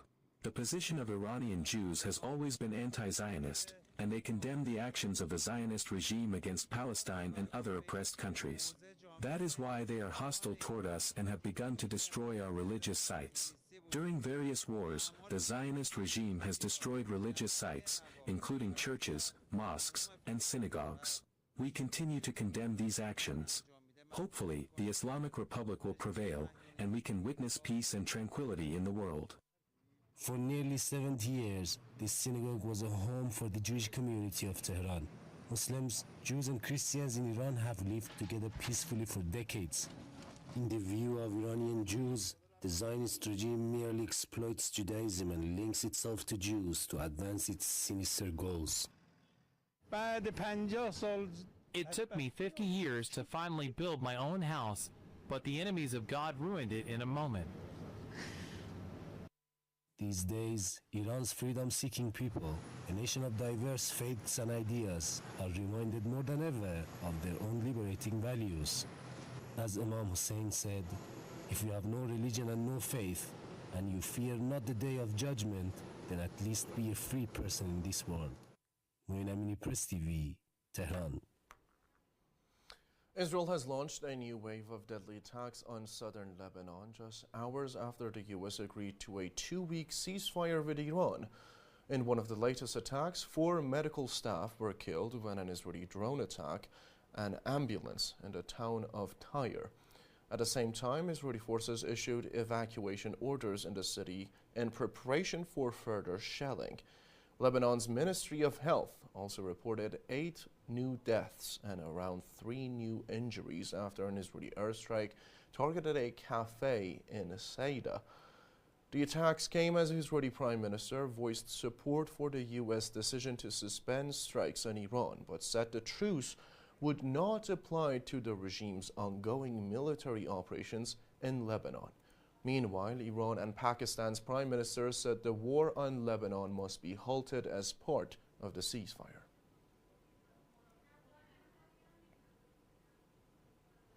As the war continues between Iran and the U.S. and of the Israeli alliance, a powerful message of solidarity is echoing from the heart of the Gaza Strip. People and resistance groups in the Palestinian territory say they view Iran's security as inseparable from their own. Press TV's Minas Al-Jabor reports from Gaza City. Amid the continuous regional escalation and the increasing American-Israeli pressure on the Islamic Republic of Iran, Gazans monitor the news through the small radios they have left. For many, any pressure Iran faces is viewed as part of the very same battle being fought in the areas of Jabalia and Khan Yunis. As journalists in Gaza, we witness in Iran the same resilience we have experienced here throughout 3 years of war. We view this escalation as an attempt by the United States and Israel to seize Iranian resources, affirming the right of nations to respond to attacks targeting their sovereignty. People in Gaza sympathize with Iranians because they are facing the same tragedy. Israel destroyed our infrastructure and is now doing the same in Iran by targeting energy sources. However, the message of those who own the land is always stronger than the occupier. Despite the absence of marches and demonstrations due to the security conditions and constant bombardment, the narrow gatherings of youth atop the rubble of their homes carry a clear appreciation for the Iranian rule in confronting the arrogance of the occupation. The Gazan street paints the flags of Iran and Palestine and writes slogans on the ruins of houses, highlighting this fraternal support for the Iranian people. As artists in Gaza, we use our brushes and colors to stand with the Iranian people. They are the only ones who truly stood by us from the start. We believe Iranian sacrifices for Palestine and Muslims will not be in vain. Huge salute to Iran. Every home in Gaza felt pride and shouted Allahu Akbar when we saw the missiles hitting the occupied land. While the world failed Gaza, the Islamic Republic stood with us against the Zionist American project. The resistance in Gaza always stresses the unity of the fronts. They see any attack on Iran as an attack on the heart of their resistance. Military wings believe Iranian support was key to developing their missiles and fighting Israel aggression. They stand firmly with Iran against US and Israeli attacks. In April, Islamic Jihad praised Iran's strikes, saying they gave hope to displaced people in Gaza and proved that Palestine is not alone. The people of Gaza send a message of support and encouragement to the Iranian people facing the escalation in the streets of Tehran. They believe that any Iranian response is also a form of support for the Palestinian case. Minasaj Buri, Bris TV, Gaza City. People in Venezuela have held a vigil in the capital Caracas in solidarity with Iran. The ceremony took place outside the Iranian embassy. Press TV's Gladys Quaseta was present there and sent us this report. What was organized by Venezuelan social organizations as a vigil in solidarity with the struggle and resistance of the Iranian people held outside their embassy in Caracas turned into a collective celebration of Iran's moral victory over the United States and the Zionist entity of Israel. With candles, chants, and flags, this was a rejoice for life. From here, from the Embassy of the Islamic Republic of Iran in Caracas, Venezuela, we stand together with the Iranian people and the Venezuelan people, celebrating this great victory for self-determination, the right of peoples to self-determination, which must be respected under international law. This is a great victory, but it is one of many we must achieve for humanity. We know very well that the Iranian people are willing to do anything, to face whatever comes, and to give their all to preserve their homeland and their dignity, and that, well, the gringos can't really handle that, and that is taking a historic toll on them as well, in the sense of what they've already done in other contexts, like what happened in Vietnam, when they had to withdraw. And, well, Iran is representing a beacon of hope and dignity for the world right now. For others, it was a moment to make common cause amongst the peoples who resist and to recognize that there are still battles to be fought. Solamente la humanidad podría estar en paz sin Trump. Only humanity could be at peace without Trump, by stopping Trump, and by standing in solidarity with Iran and the peoples of the Middle East, standing in solidarity with the sister people, with civilization, with all of humanity, because they have been dignified and because dignity unites us. And because we here have also been violated. We have been violated by the United States, by President Trump. Por Estados Unidos, por el presidente Trump. We are here supporting free peoples, peoples who do not submit to any imperialist yoke, such as the people of Iran, who have fought with resilience and have been struggling against the Yankee Empire and the Israeli Empire, which want to destroy everything good and sincere that exists on planet Earth. In addition to that, well, as Venezuelans we feel a deep connection because on January 3rd we suffered an imperial attack, a bombing, which continues to affect us to this very day.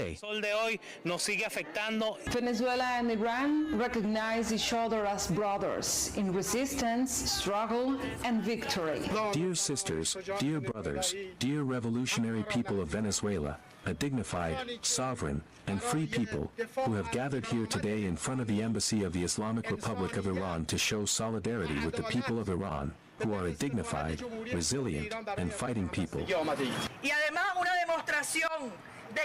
A demonstration that indeed, when peoples rise up, when peoples demonstrate their dignity, when peoples refuse to kneel, conditions change.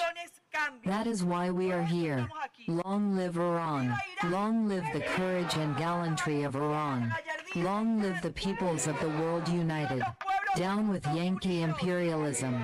Down with Zionism, the murderer of Palestinian children. Venezuelan social organizations gathered here in the Iranian embassy in Caracas to show their support now in victory to the Iranian people and to support also their struggle. Reporting for Press TV, Gladys Quesada, Caracas, Venezuela. Amid the conflicts across the West Asia region, concerns have grown over what is seen as the weakening of international law.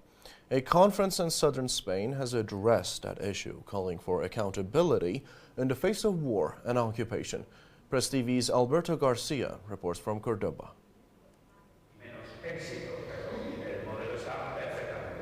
At the University of Cordoba, Spanish lawmaker and jurist Enrique Santiago addressed what he described as a systematic breakdown of international legal norms, linking it to escalating conflicts in Palestine, Lebanon, Syria, and Iran. He warned that these crises are not isolated but part of a broader pattern of unchecked power and growing disregard for international law. The United States shows deep contempt for international law, clinging to hegemony through its only remaining advantage, military force, whose use in global relations violates that very law. Israel exploits this, advancing its Greater Israel project from the destruction of Palestine to expanding into Lebanon, Syria, and now confronting Iran to eliminate regional balance. Imperial powers disregard international law to impose dominance. Drawing on his experience in international negotiations, including his role in Colombia's 2016 peace agreement, Santiago argued that global institutions are failing to uphold the legal framework designed to prevent aggressions and protect sovereignty. He stressed that selective enforcement has weakened the credibility of international law. Iran has the right to defend itself against illegal and illegitimate aggression. International law allows a strong response within the framework of the laws of war, especially when violators ignore fundamental legal principles. Academics at the conference echoed these concerns, warning that repeated violations are eroding both the credibility and effectiveness of international law worldwide. They argued that this ongoing erosion is creating a dangerous vacuum where accountability is increasingly absent and violations continue without consequence. International criminal law and humanitarian law still exist on paper, but they've been shattered by powerful states, led by the United States, which undermine the very principles they claim to defend. This collapse has destroyed global trust. In this context, resistance isn't just justified, it's a moral and legal obligation. As global tensions continue to rise, this conference is amplifying criticism against what is described as double standards in the application of international law. Spanish MP Enrique Santiago has called for accountability, particularly regarding the actions of the United States and Israel. The demand here is clear. International law must be enforced without exception. Alberto Garcia, Press TV, Córdoba. That's all for now. Thank you for watching, and bye-bye.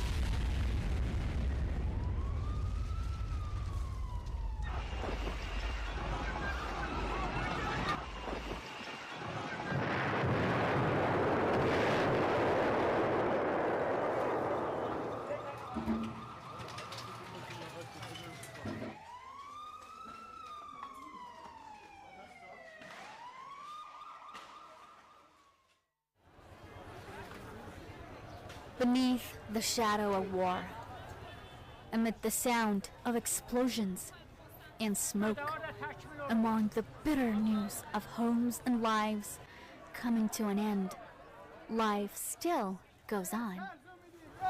Under a sky that has become a passage for fighter jets in the streets and markets of Tehran, the sound of people's footsteps is heard more than ever, and the bazaar is as crowded as on any other day of the year, just like always, and life goes on.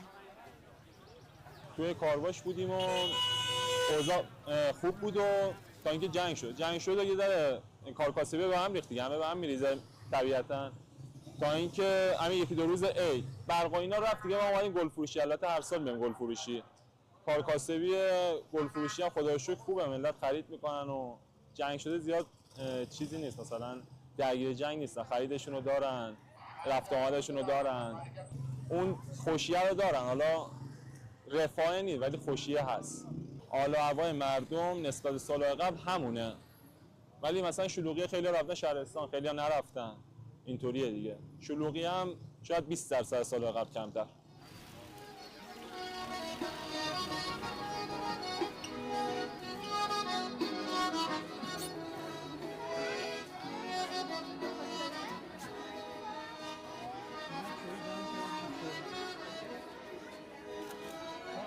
This is one of the oldest markets in the city of Tehran, on the eve of the new year.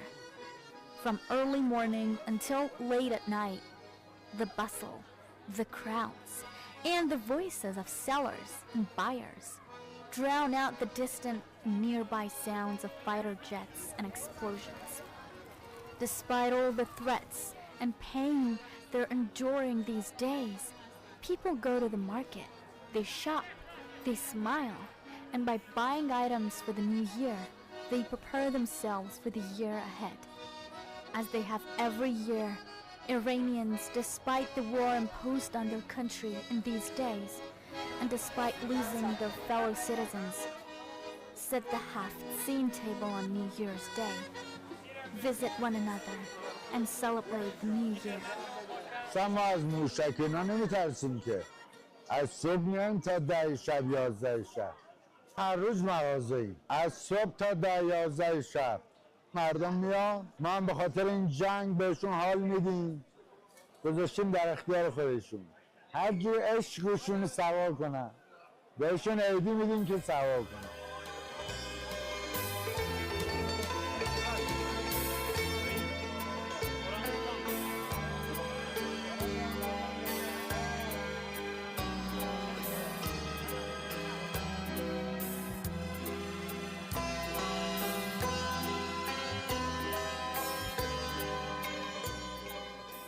Even war has not been able to make life be forgotten.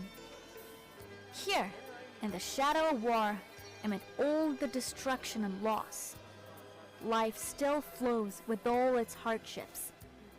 People continue living with hearts full of hope and an endless will. Because there's always a place for celebration and joy, even in the hardest of days. This is Iran. Life continues under bombardment, and spring still arrives.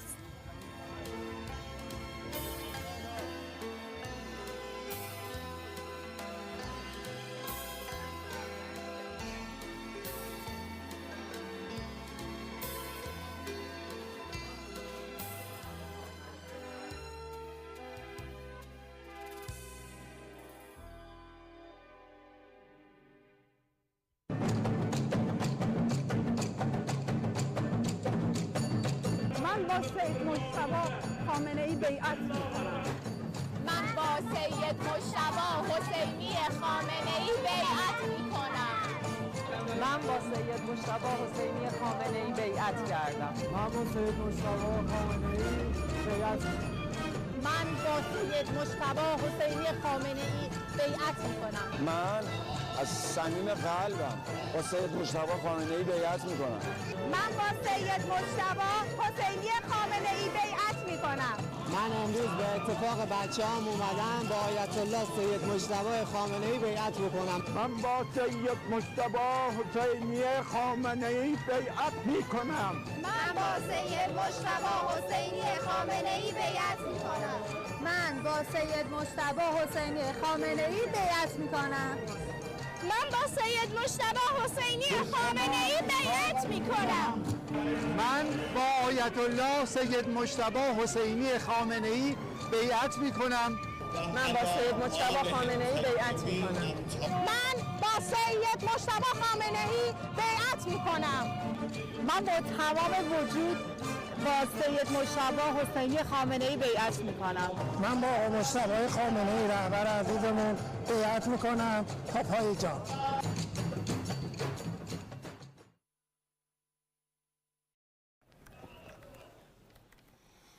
We are back with Press TV's special coverage of the war in Iran. We were going to enter this war's 40th day, but there was a sudden talk of a ceasefire, and it actually got established. So far, there have been some violations, but no words of this ceasefire being completely broken up until now. Donald Trump talked about the end of a whole civilization last night. Right now, we are actually witnessing something else. Joining me right here is Press TV's Mariam Azachar, who is going to help us unpack the events that have been happening in the region. Mariam, great having you on, like always.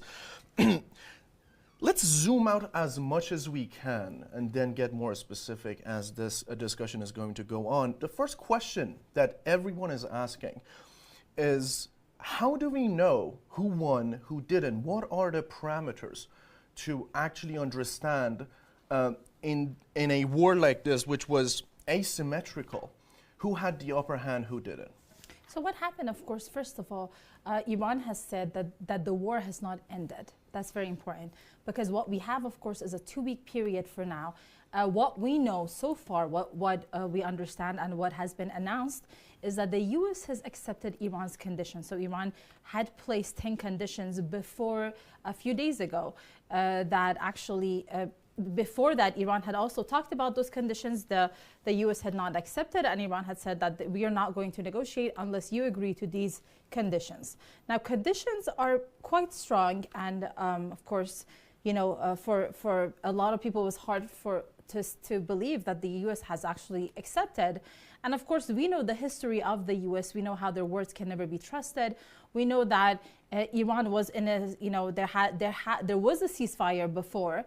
That based on, you know, during the 12-day war, what happened was when Iran showed, and Iran had only used about 25% of its military weapons and so on. But what happened was they asked for a ceasefire. The Israeli regime was basically begging because, of course, Iran's hits were really hard. Iran at the time accepted the ceasefire. What happened later? They targeted Iran once more. They murdered the leader of the Islamic Revolution. So that clearly was not successful. However, I mean, perhaps Iran had known all along and Iran had been preparing. So what happened was when they actually bombed Iran, they targeted the leader of the Islamic Revolution, murdered him along with 8 family members, and then they also bombed a girls' school, 165 little girls, you know, and so on. And they continued bombing Iran. Then the price Iran exacted, the way Iran targeted their military bases, their various sites, also any intelligence services that were providing the information. And so it came to a point that with Iran's hitting and also with Iran's holding control of the Strait of Hormuz, it got to a point that the U.S. could no longer stand the pressure, at least or so it seems.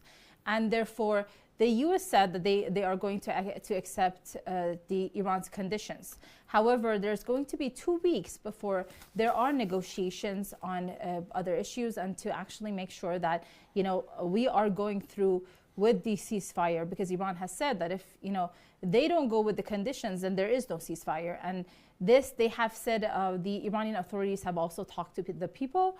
They have said that we're going to continue to rely on you, to rely on your support. That over the course of the next 2 weeks, we have basically our eyes, on the path and our fingers on the trigger. To see that if they violate the ceasefire. And as you said, the Israeli regime has already violated the ceasefire, in fact, multiple times. One of the violations being a drone attack on an ambulance, which is, of course, not strange of the Israeli regime. But for Iran, it's a deal breaker. So Iran has said that as actually part of the conditions that the U.S. has accepted is that there would be an end of aggressions on all of the resistance front. We're talking Palestine, Lebanon, Iraq, Yemen, and so on.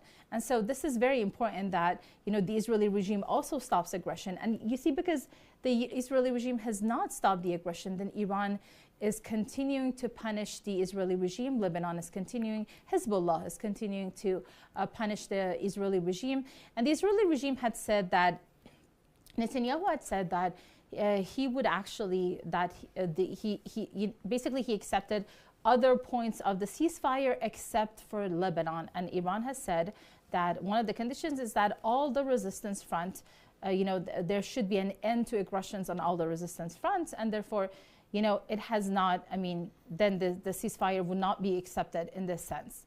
And so what we have at the moment is that the US regime has accepted that, one, there will be an end of all aggression on Iran. There will be an end of all aggression on the resistance front.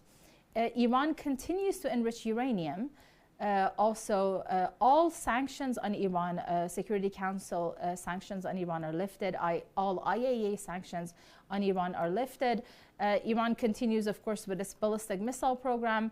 And also, I think what's more is that in addition to all of that, of course, Iran continues to hold the Strait of Hormuz. It's the IRGC that controls and allows for the safe passage of the ships. And Iran charges a toll for ships that are especially related to the US and Israeli regimes. And the toll would be $2 million per ship, which the money is, of course, Iran is also going to charge for compensation naturally.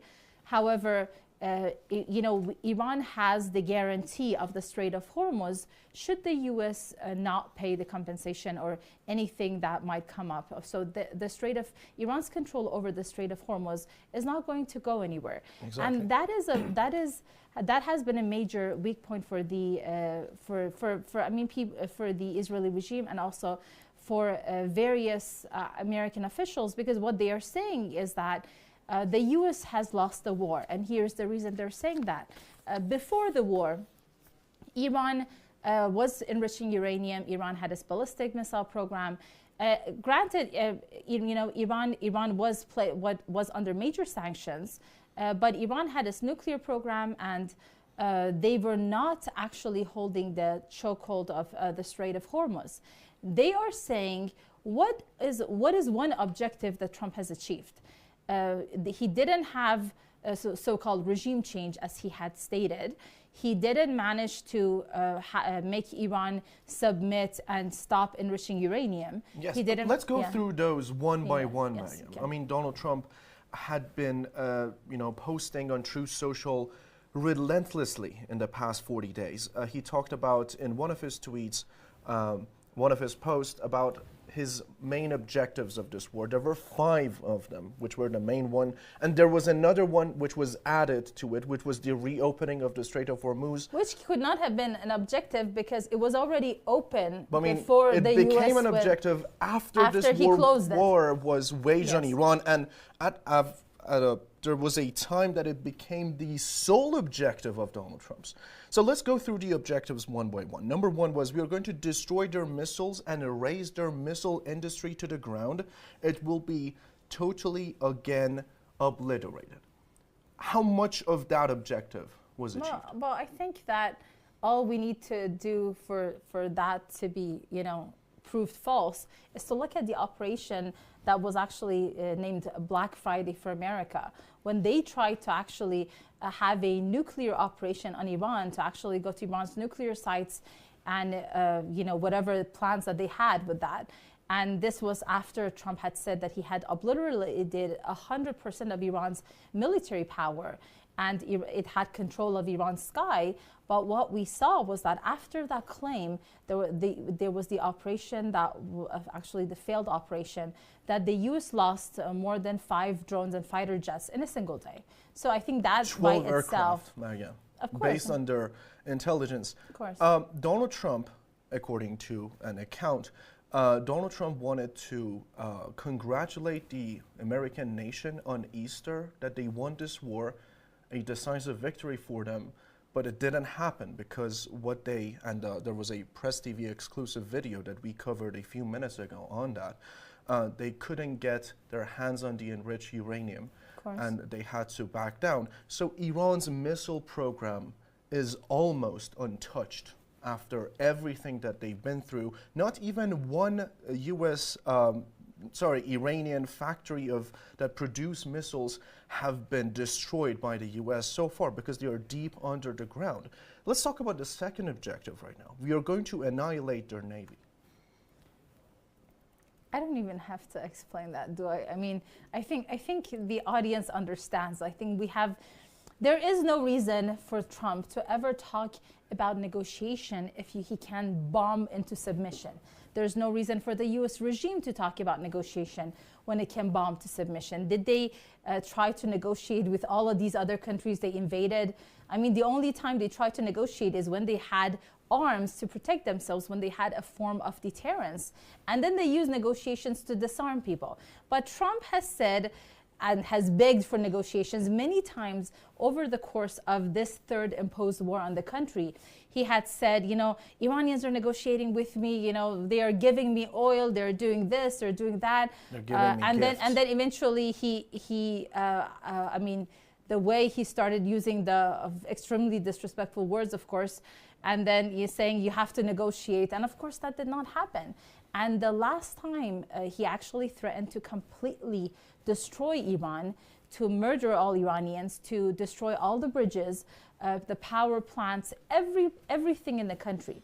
And what Iranians did, instead of saying, oh my God, we're so scared, we have to have a ceasefire, Iranians served as human shields in these various points of various infrastructure in the country. So they went out there with their babies in the strollers, with their young people, with their old people, everybody together, and held those, every points of all of these civilian sites. And they basically said, hit if you dare to, So, and last night people were up.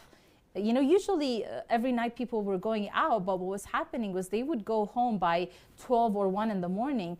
Last night they were staying up until basically it was announced that the U.S. had accepted Iran's conditions. So that was, they hadn't gone home because they were thinking that if the U.S. is going to bomb everything, they're going to be there and protected with their lives.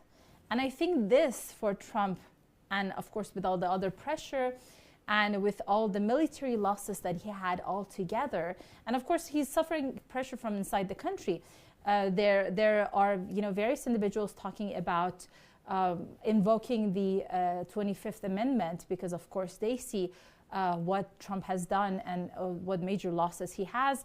He couldn't have carried on the war for longer, even though Iran had said, on one hand we had Trump, and on the other hand we had Iranians who were saying we are going to go through this war and we're going to resist for as long as it takes to make Americans actually one of the conditions of Iran that was accepted was that American forces will leave the region, and that should actually guarantee Iran's peace and security, along with the peace and security of other resistance fronts. When we don't have American military presence in the region, naturally we're going to be safer. The third objective, Mariam, was this is Donald Trump, I'm quoting, we are going to ensure that the region's terrorist proxies can no longer destabilize the region or the world and attack our forces, and no longer use their IEDs or roadside bombs, as they are sometimes called, to so gravely wound and kill thousands and thousands of people, including many Americans. Hezbollah was dead, according to Netanyahu, before this war began. Right now we have Hezbollah. Only yesterday Hezbollah had more than 80 operations. Of course. Some of the operations that Hezbollah had during this war were the greatest ones since October the 7th. So, your thoughts?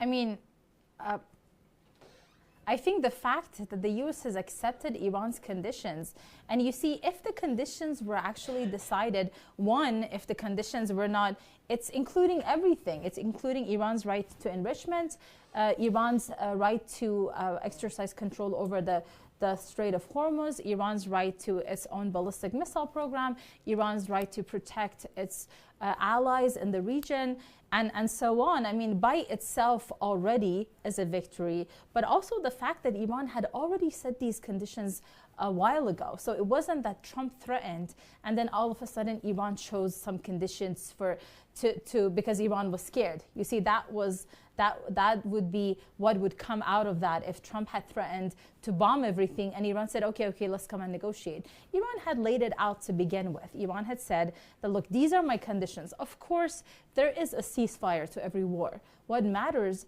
is whose conditions are actually accepted following the war. And originally, the U.S. had suggested 15 points. Iran did not agree, and Iran said it would not negotiate.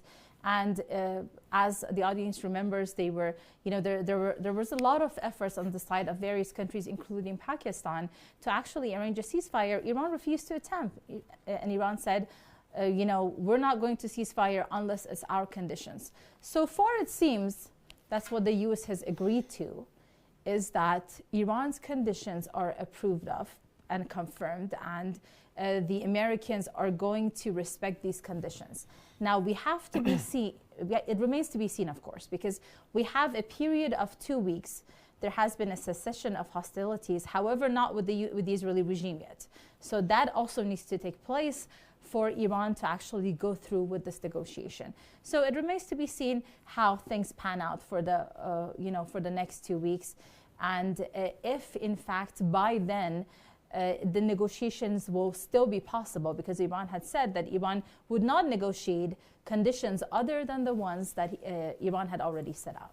Exactly. Speaking of negotiations, Maryam, what is the difference, in your opinion, between the negotiations that Iran is going to have this time around with the previous ones that Iran had before the June war, before this war began?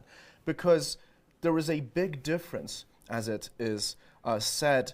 I'm quoting Trita Parsi right here. I cannot emphasize this enough. A new dynamic will be at play when the US and Iran meet in Islamabad to negotiate a final deal based on Iran's 10-point plan.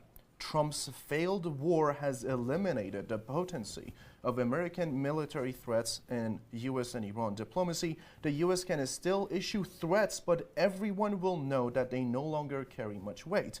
Essentially, war with Iran was tried and failed. Of course, and he made the, because we understand that all of the other American presidents, if they had the power, they would have invaded Iran. They would have done to Iran what they have done to various other countries.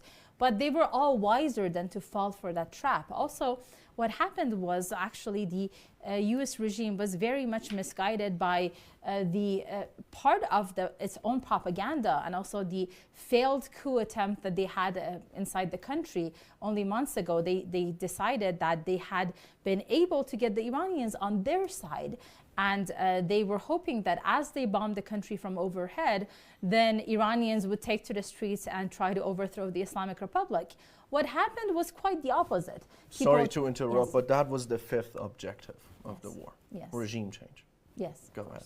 So what people did actually was they took to the streets every single night, and in their millions, of course, and for a few hours every night, they made sure that the streets remain safe. They made sure that there is no room for a coup attempt for the agents of the U.S. and Israeli regimes. And of course, it was very interesting where Trump actually said that they had given rioters weapons to actually, have this project taken care of. And of course, they had formerly also said that CIA, Mossad agents are are walking among the Iranians, and that's what we saw happen. And of course, that's how more than 3,000 Iranians were murdered, unfortunately, during those, when the protests were hijacked by riots. So with everything the US regime did, they were hoping that this time would be the last time, because they had understood that they could not overthrow the Islamic Republic without the help of the Iranian people. So they had focused their efforts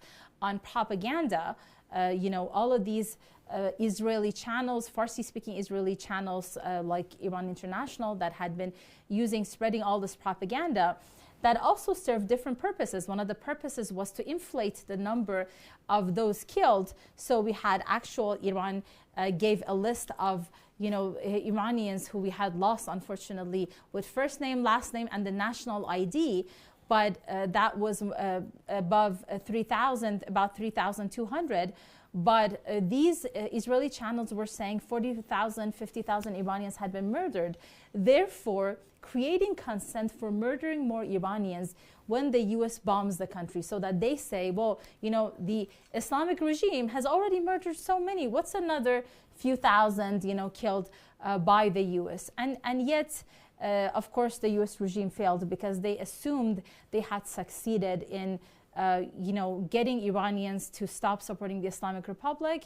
And therefore, this is what happened. They failed because Netanyahu had been trying to get the US regime to enter this war with Iran for the longest time, just as he had talked about, the US entering other wars and had pushed for it, and he had succeeded. He succeeded in getting the US to go in the war against Iraq, in Libya and elsewhere. However, with Iran, they tried and they failed.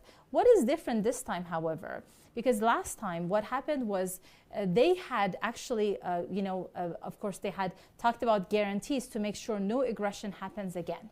But this time what guarantees Iran has is the Strait of Hormuz, and they have seen Iran's military prowess. So they did everything. Iran just about destroyed their military bases in the region, their interests in the region, targeted a lot of various major companies that had American shareholders, and they understood, actually, for once, who they're dealing with in this battle and what price they're going to have to pay. However, Iran has said that Iran even said this before Trump agreed to the conditions yesterday, actually, that if the Americans do anything stupid one more time, what Iran is going to do. Iran, of course, is going to not allow their ships to pass through the Strait of Hormuz, not even with the $2 million that now Iran is going to charge per ship. But also, Iran's allies are going to shut down Bab al-Mandab, and that's another very strategic chokehold. So in its height, more than 90 million barrels of oil passed through the Bab al-Mandab in a single day. So that's also a very major strategic point. And also, of course, Iran is going to continue targeting American interests in the region. However, this time, one of the conditions is that the terrorist American soldiers are moved out of our region. Is this the weakest the U.S. and Israel have ever been in the region right now? That's what the analysts are saying, because they're saying that, everybody across the world saw how many fighter jets Iran destroyed. And when you strike a fighter jet, it's not only that you have cost hundreds of millions of dollars because of that one fighter jet. It's also the image of America, the invincible. That's the image that gets various countries across the world to submit to America, because they're afraid, because their leaders are afraid, because the U.S. seems like this invincible power. This is a part of the reason why they have spent so much money in Hollywood trying to portray this image of invincibility. So in addition to that, of course, what we also have is that when Iran can now target F-15 fighter jets. Iran was the only country that ever targeted 2 F-35 jets. And all of these, fighter jets that Iran targeted during this war, no other country has been able to target. So with what happened, they now also know that Iran can now spot these fighter jets. So they have to completely revamp the way they produce these fighter jets, because if Iran can target them, then there's no point in them being sent our way.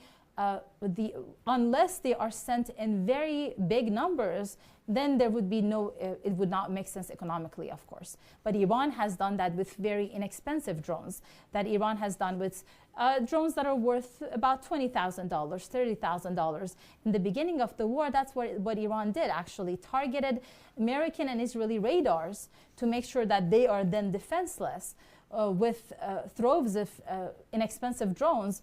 And when those radars were damaged enough, when more than 16 were basically out of order, then Iran started using its more up-to-date weapons. Exactly. Before we wrap up this section, I wanted your final thoughts.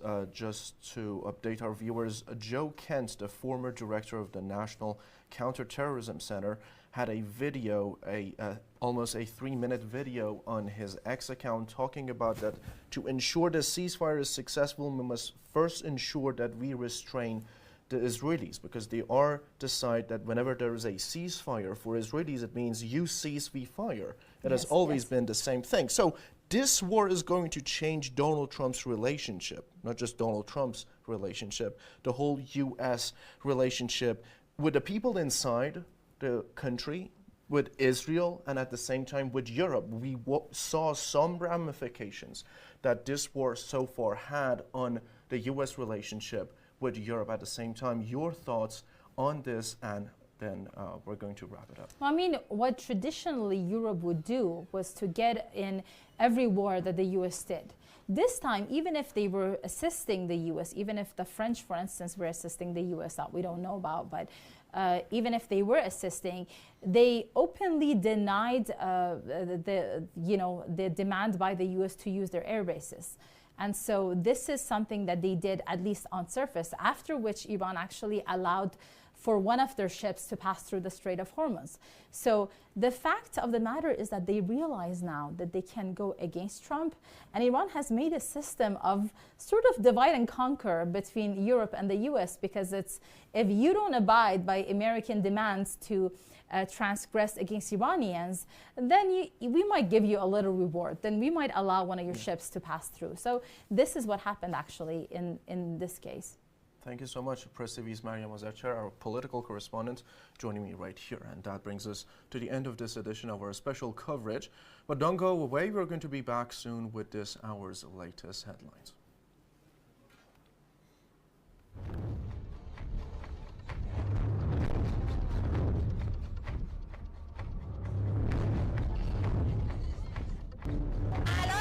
نزدیکای میدان انقلاب برای بیعت با بزرگمون حضرت سید مجتبی خامنه‌ای.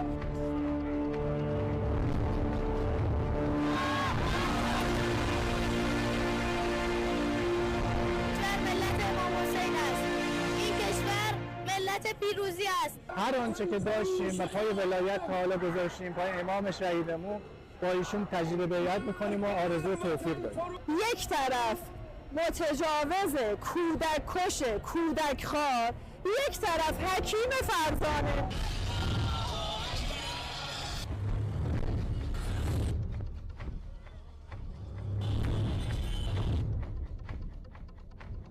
ما تا 5 جون پشت سر شما هستیم.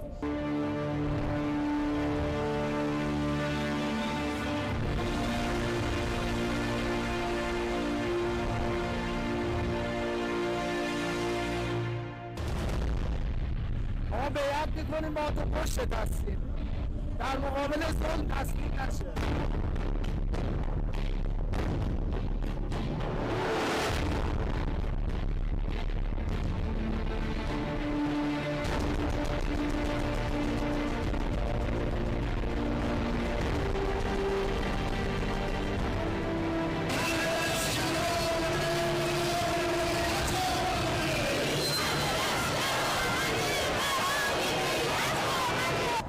از اون سگ زرد استغفرالله هیچ وقت از این دعوایی گوش نمیدم، چون فقط میخواد تو ذهن ما تاثیر بذاره، فقط میخواد مردم رو بترسونه. همینجا محکم میمونیم. قطعا جبهه حق و باطل به طور کامل اومده هم ایستادن. هر کس در جبهه باطل از خشم خودش داره میلرزه، اما قطعا ایستادیم و نصرالله و نصر خدا با ما.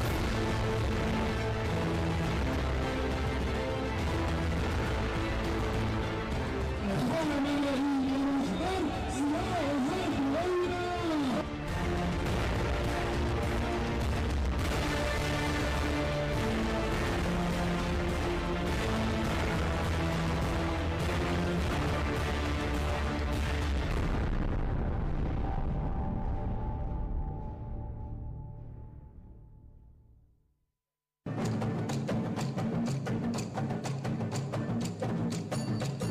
با سید مجتبی خامنه‌ای بیعت میکنم. من با سید مجتبی حسینی خامنه‌ای بیعت میکنم.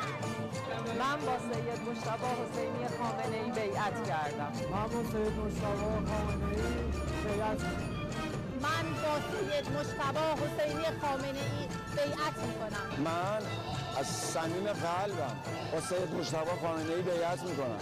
من با سید مجتبی حسینی خامنه‌ای بیعت میکنم. من امروز به اتفاق بچه‌ام اومدم با آیت الله سید مجتبی خامنه‌ای بیعت بکنم. من با سید مجتبی حسینی خامنه‌ای بیعت میکنم. من با سید مجتبی حسینی خامنه‌ای بیعت میکنم. من با سید مجتبی حسینی خامنه‌ای بیعت میکنم. من با سید مجتبی حسینی خامنه‌ای بیعت میکنم. من با آیت الله سید مجتبی حسینی خامنه‌ای بیعت میکنم. من با سید مجتبی خامنه‌ای بیعت میکنم. من با سید مجتبی خامنه‌ای بیعت میکنم. من با تمام وجود با سید مجتبی حسینی خامنه‌ای بیعت میکنم. من با مجتبی خامنه‌ای رهبر عزیزمون بیعت میکنم تا پای جان.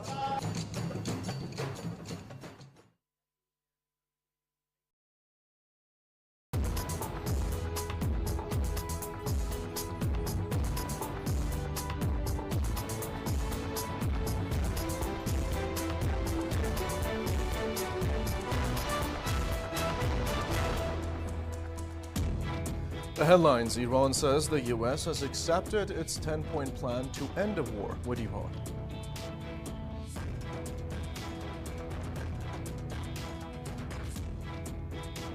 UN Secretary General Antonio Guterres has welcomed a newly announced two-week ceasefire between the U.S. and Israel.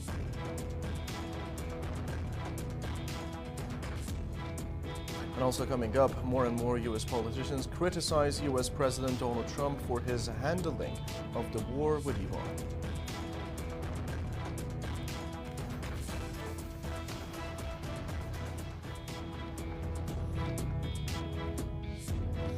Hello and welcome. This is Press TV World News. Iran says the U.S. has accepted its 10-point proposal submitted via Pakistan as the basis for the talks to end the U.S. and Israeli war on Iran. Iran's Supreme National Security Council has issued a statement on the proposed 15-day ceasefire between Tehran and Washington. It says the enemy has been seeking a ceasefire for over a month, stressing that most war objectives have been achieved and describing the outcome as a historic defeat for the U.S. The Council stressed that Tehran will continue fighting until its gains are fully secured. According to the statement, the upcoming talks are aimed at turning battlefield gains into political results. However, Iran emphasized that negotiations do not signal the end of the war. Talks are set to begin on April the 10th in Islamabad and may be extended. The Council warned that unless all terms are finalized, fighting may continue and any hostile action will be met with a strong response.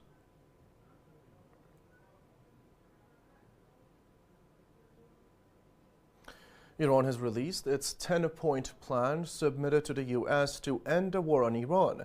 Tehran emphasized key points in the proposal, including continued Iranian control over the Strait of Hormuz in coordination with countries' armed forces. The proposal called for the acceptance of Iran's uranium enrichment and the removal of all primary and secondary sanctions. It also stated that Washington will pay war compensation for the extensive damage that inflicted on Iran's infrastructural facilities. The document said U.S. combat forces will withdraw from all bases and positions in the region, pledging no new aggression against Iran. The U.S. must also end all UN Security Council resolutions related to Iran, as well as all IAEA's Board of Governors resolutions. The proposal also called for ceasing all wars on all fronts, including against the heroic Islamic resistance of Lebanon.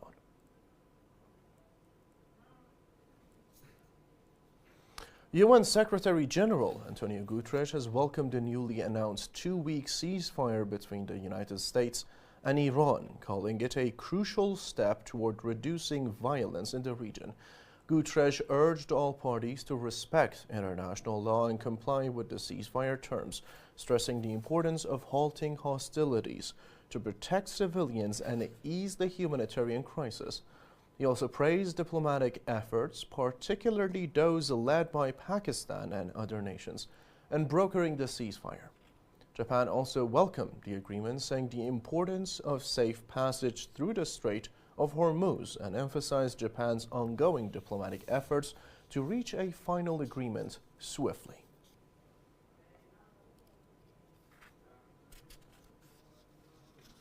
Criticism of the U.S. president's handling of the war with Iran and announcement of ceasefire is growing among lawmakers and officials. Congresswoman AOC Alexandria Ocasio-Cortez said self-enrichment, insider trading, and corruption have put the Trump administration's pursuit of personal wealth against the well-being of the American nation. Senator Ed Markey said Donald Trump cannot threaten war crimes with impunity. Congress must reconvene to stop this war and remove him from the office. Senator Chris Murphy said, "It is astonishing that Trump took a military action that has given Iran control over a vital waterway it did not control before this war began." Press TV has obtained information about the recent U.S. and Israeli operation in Isfahan. The information reveals the enemy's true intention was not what they've reported. According to the evidence, the failed operation has nothing to do with the so-called rescue operation for an American airman. Evidence shows that the enemies wanted to infiltrate into nuclear facilities in Isfahan. The obtained information discloses Washington's miscalculations about the capabilities of Iran's air defense systems in the face of the enemy's aircraft. Some evidence suggests that the dismissed U.S. generals had warned the country's army about the risks of such an operation, but the U.S. War Secretary, Pete Hegseth, insisted on carrying out this operation. Multiple aircraft had been dispatched while Iran's armed forces were waiting for them. Following the failed operation, Donald Trump hurriedly held pressers to put a lid on his failure and portray this mission as a rescue operation. But even Americans do not believe the Hollywood-style lies. The failure of this operation in Isfahan can be even worse than the U.S. Army's defeat in Tabas operation in 1980. Following is the reconstructed version of this operation. Watch.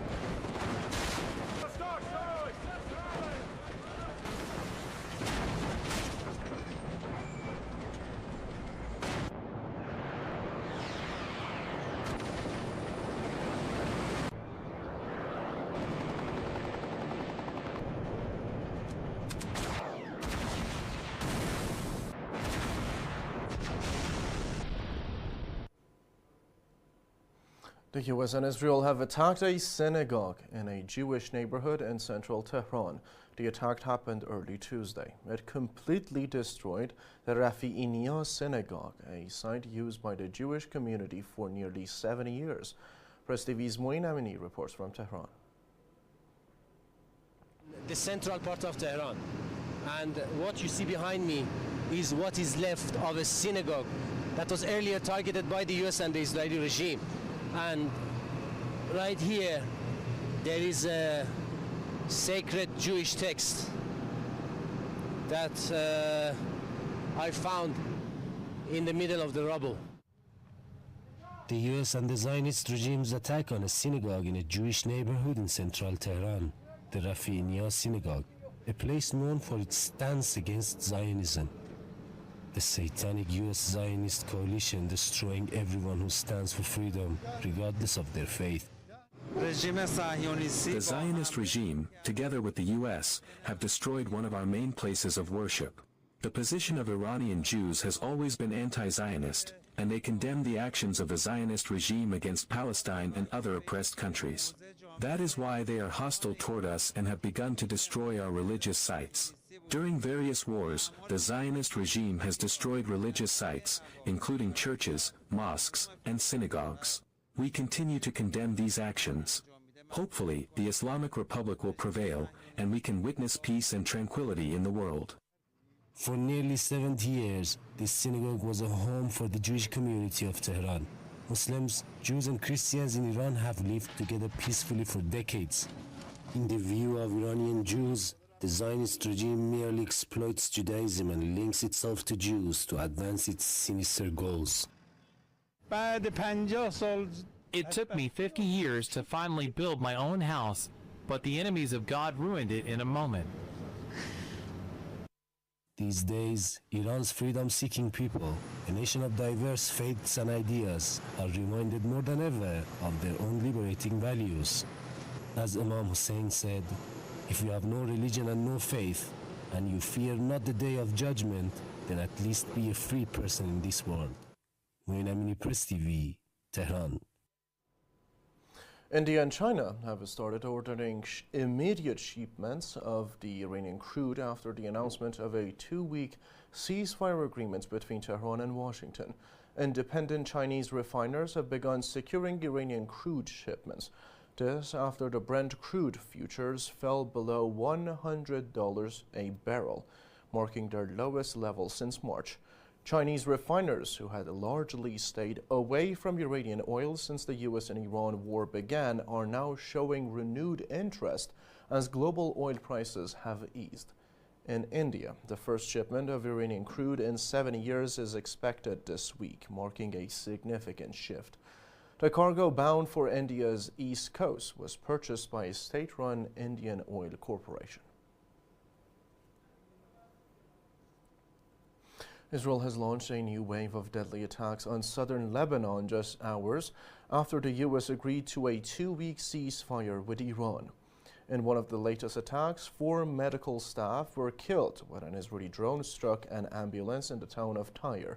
At the same time, Israeli forces issued evacuation orders in the city in preparation for further shelling. Lebanon's Ministry of Health also reported 8 new deaths and around 30 new injuries after an Israeli airstrike targeted a cafe in Saida. The attacks came as Israeli Prime Minister voiced support for the U.S. decision to suspend the strikes on Iran, but said the truce would not apply to the regime's ongoing military operations in Lebanon. Meanwhile, Iran and Pakistan's prime ministers said the war on Lebanon must be halted as part of the ceasefire.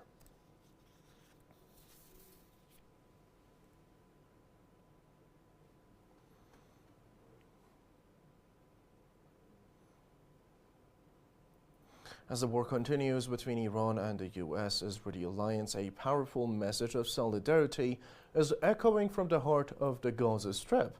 People and resistance groups in the Palestinian territories say they view Iran's security as inseparable to their own. Press TV's Minas Al-Jabor reports. Amid the continuous regional escalation and the increasing American-Israeli pressure on the Islamic Republic of Iran, Gazans monitor the news through the small radios they have left. For many, any pressure Iran faces is viewed as part of the very same battle being fought in the areas of Jabalia and Khan Yunis. As journalists in Gaza, we witness in Iran the same resilience we have experienced here throughout 3 years of war. We view this escalation as an attempt by the United States and Israel to seize Iranian resources, affirming the right of nations to respond to attacks targeting their sovereignty. People in Gaza sympathize with Iranians because they are facing the same tragedy. Israel destroyed our infrastructure and is now doing the same in Iran by targeting energy sources. However, the message of those who own the land is always stronger than the occupier. Despite the absence of marches and demonstrations due to the security conditions and constant bombardment, the narrow gatherings of youth atop the rubble of their homes carry a clear appreciation for the Iranian rule in confronting the arrogance of the occupation. The Gazan street paints the flags of Iran and Palestine and writes slogans on the ruins of houses, highlighting this fraternal support for the Iranian people. As artists in Gaza, we use our brushes and colors to stand with the Iranian people. They are the only ones who truly stood by us from the start. We believe Iranian sacrifices for Palestine and Muslims will not be in vain. Huge salute to Iran. Every home in Gaza felt pride and shouted Allahu Akbar when we saw the missiles hitting the occupied land. While the world failed Gaza, the Islamic Republic stood with us against the Zionist American project. The resistance in Gaza always stresses the unity of the fronts. They see any attack on Iran as an attack on the heart of the resistance. Military wings believe Iranian support was key to developing their missiles and fighting Israeli aggression. They stand firmly with Iran against US and Israeli attacks. In April, Islamic Jihad praised Iran's strikes, saying they gave hope to displaced people in Gaza and proved that Palestine is not alone. The people of Gaza send a message of support and encouragement to the Iranian people facing the escalation in the streets of Tehran. They believe that any Iranian response is also a form of support for the Palestinian case. Minas Jburi, Bris TV, Gaza City. People in Venezuela have held a vigil in the capital Caracas in solidarity with Iran. The ceremony took place outside the Iranian embassy. Press TV's Gladys Quaseda reports.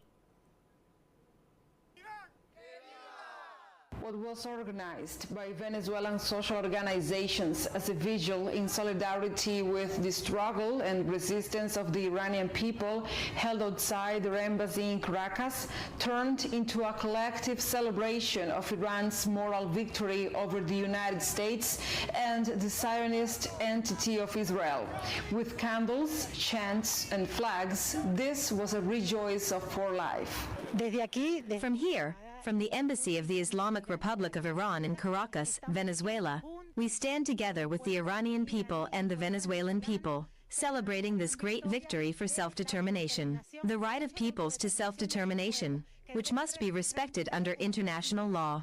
This is a great victory, but it is one of many we must achieve for humanity.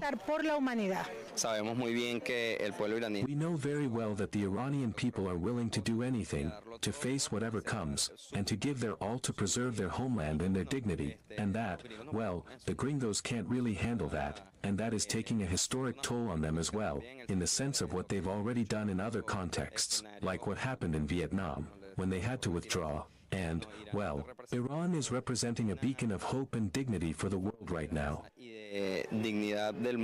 For others, it was a moment to make common cause amongst the peoples who resist and to recognize that there are still battles to be fought. Solamente la humanidad podría estar en paz sin Trump.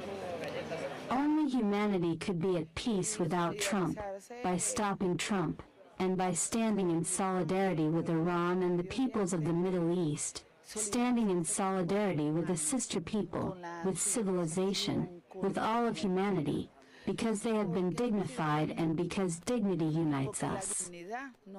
And because we here have also been violated, We have been violated by the United States, by President Trump. Por Estados Unidos, por el presidente Trump. We are here supporting free peoples who do not submit to any imperialist yoke, such as the people of Iran, who have fought with resilience and have been struggling against the Yankee Empire and the Israeli Empire, which want to destroy everything good and sincere that exists on planet Earth. In addition to that, well, as Venezuelans we feel a deep connection because on January 3rd we suffered an imperial attack, a bombing, which continues to affect us to this very day. Venezuela and Iran recognize each other as brothers in resistance, struggle, and victory. Dear sisters, dear brothers, dear revolutionary people of Venezuela, a dignified, sovereign, and free people who have gathered here today in front of the embassy of the Islamic Republic of Iran to show solidarity with the people of Iran, who are a dignified, resilient, and fighting people. A demonstration that indeed, when peoples rise up, when peoples demonstrate their dignity, when peoples refuse to kneel, conditions change. That is why we are here. Long live Iran. Long live the courage and gallantry of Iran. Long live the peoples of the world united. Down with Yankee imperialism. Down with Zionism, the murderer of Palestinian children.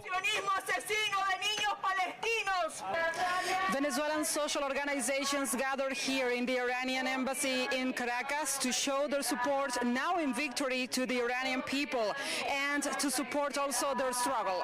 Reporting for Press TV, Gladys Quesada, Caracas, Venezuela. Amid the conflicts across the West Asia region, concerns have grown over what is seen as the weakening of international law. A conference in southern Spain has addressed that matter, calling for accountability in the face of war and occupation. Press TV's Alberto Garcia reports from Cordoba.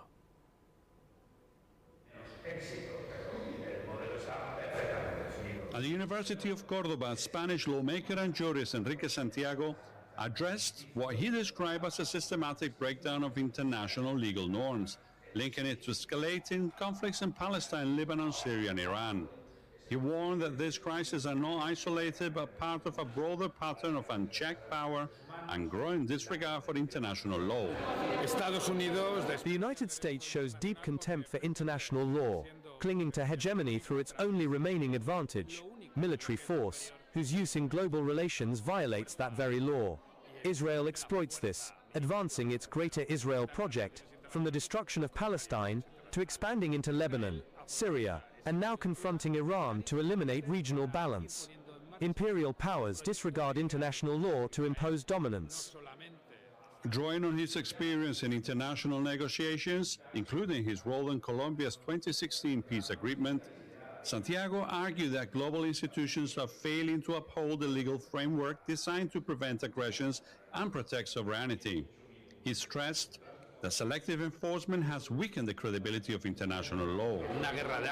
Iran has the right to defend itself against illegal and illegitimate aggression.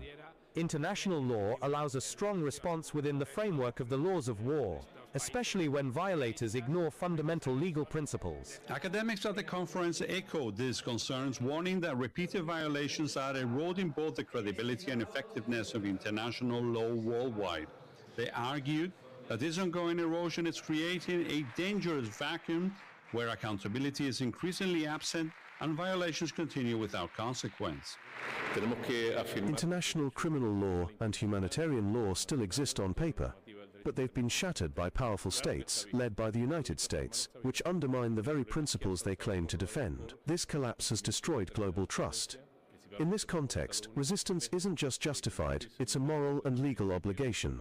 As global tensions continue to rise, this conference is amplifying criticism against what is described as double standards in the application of international law. Spanish MP Enrique Santiago has called for accountability, particularly regarding the actions of the United States and Israel. The demand here is clear. International law must be enforced without exception. Alberto Garcia, Press TV, Córdoba. And that report brings us to the end of this edition of World News Bulletin. Thank you for watching, and bye-bye.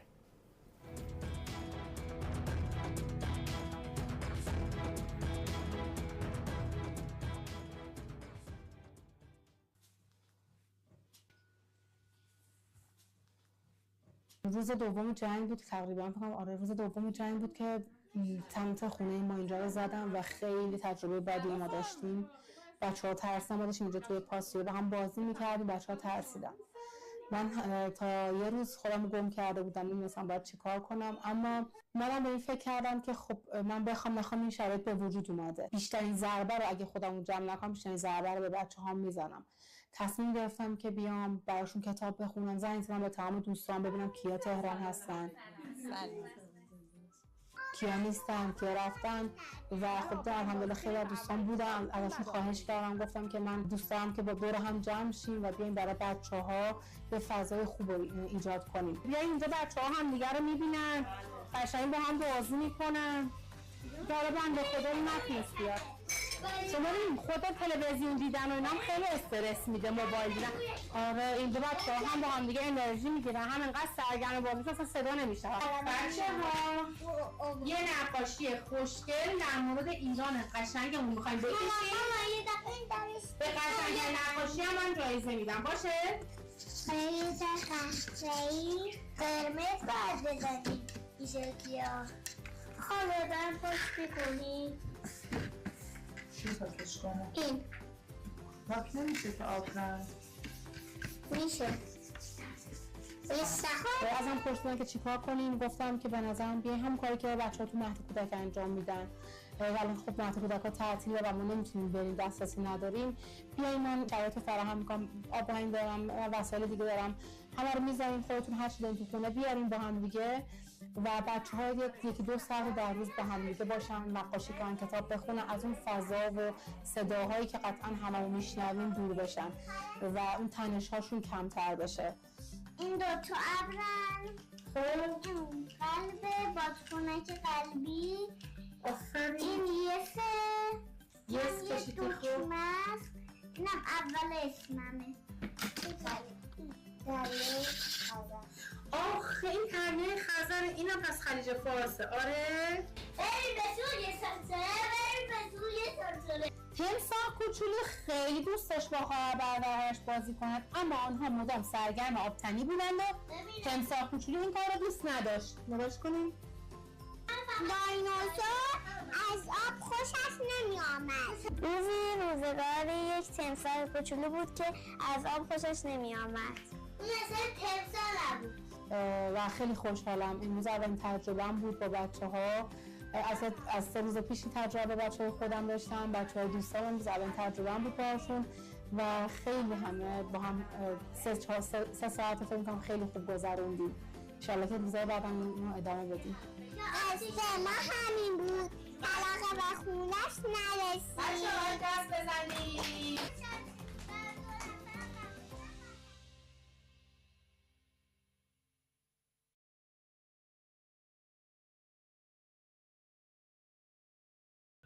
برای چی اومدی؟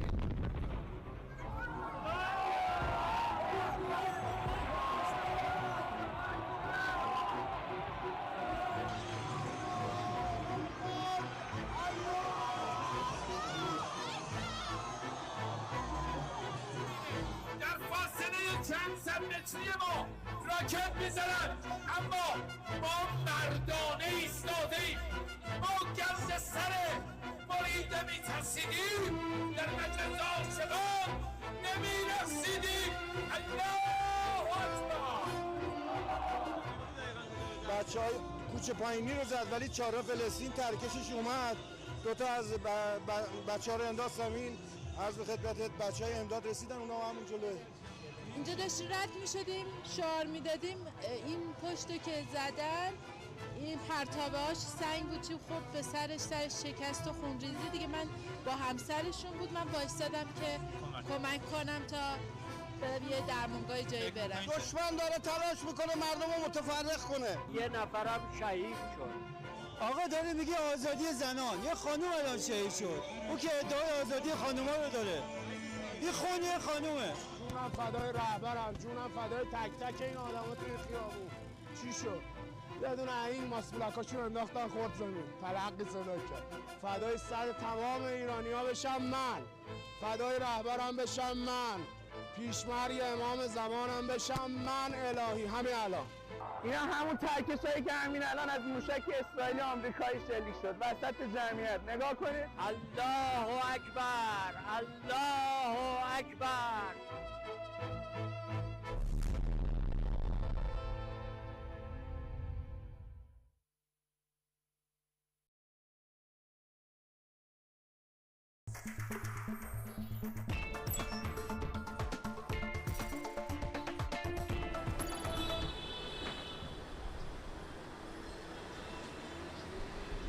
Welcome to this live coverage here on Press TV. Of course, with the latest that is happening, the first important development is that there is perhaps an acceptance for a ceasefire or the preliminary or premises for a possible ceasefire in the region. However, what seems to be happening on the ground is a continuous violation from the Israeli side. And so this is what we're looking at here in Lebanon with, of course, all the analysis and the statements coming out from all sides. Iran has achieved a huge victory as a result of the fact that now the U.S. has accepted the terms that are, of course, preliminary terms. We're looking at the possibility of negotiations in Pakistan. The Pakistani mediators has said that these are the basis, the paper that was, or the conditions laid out by the United States and the conditions laid out by Iran are something that both sides are willing to negotiate in Pakistan, perhaps in Islamabad. And we also heard from the mediator that this includes a 2-week truce. And that 2-week truce, based on the agreements from both sides, is that it includes all fronts, including Lebanon. But what we are looking at right now is a total violation of that issue, unless there are details that, of course, Lebanon needs to know about, and we are still waiting for the uncovering of this issue. Just before we arrived to the studio, there were at least 4 or 5 strikes on the capital, Beirut, alone. This is in addition to the Israeli strikes, dozens of strikes across South Lebanon, especially in the district of Tyre. We're talking about dozens of martyrs in one day alone as a result of those strikes. And this comes also after a very bloody night. The Israelis struck the city of Sidon, killing at least 8 people in one of the cafes, which includes displaced people from the town of Shaba as well. And so we're looking at a city which is, based on the general terms, was deemed a safe place for many of the displaced people. And in addition to those attacks, in less than a few minutes, we had several strikes deep in the heart of the capital, Beirut. And of course, it's not clear up until now. We need to wait until the smoke settles down to understand exactly what was struck. But there was also several areas, even in Mount Lebanon, that were also struck. And these are areas, like I've said, which have given shelter to the displaced people of the southern suburbs of Beirut and of South Lebanon, as well as the Bekaa. We have a statement out for Hezbollah because many people were questioning whether the ceasefire includes Hezbollah. We heard, of course, from the Speaker of the Parliament of Lebanon, Nabi Habiri, saying that he was told by the Pakistani mediators that Lebanon is included in this truce, and that he also made his calls with the ambassador of Pakistan to make sure that they issue a new development which says that the Israelis are not heeding to the truce. This is on one hand. Hezbollah has also issued a statement saying that this is only an attempt by the Israelis, especially Israeli Prime Minister Benjamin Netanyahu, to try to create a sort of victory. And some analysts are saying that this is basically buying time. Now, of course, in order to get more analysis on this and to get some insight to try to understand the latest developments, I am joined by Ali Rizk. Thank you very much, Ali, for being with us. It was tough coming. Actually getting to the studio is becoming somewhat of a challenge. When you look at what has happened, and from the early hours of the morning, the number of martyrs, the number of Israeli strikes, now the heart of the capital, Beirut, and usually Israel tends to do that in the last hours of a ceasefire. So does it know that it's going to be forced to stop, and this is why it's doing this? Or what is Israel exactly playing at here? Yes, I think that we're approaching the finish line of this war, not just on the Iranian front, but also the Lebanese front. Trump said that the agreement is going to include Lebanon. He said that he accepted that. The Pakistani Prime Minister also said that. Now the Israelis are saying no, but I think that if the Israelis do reject, Iran is saying it's going to continue to pound Israel.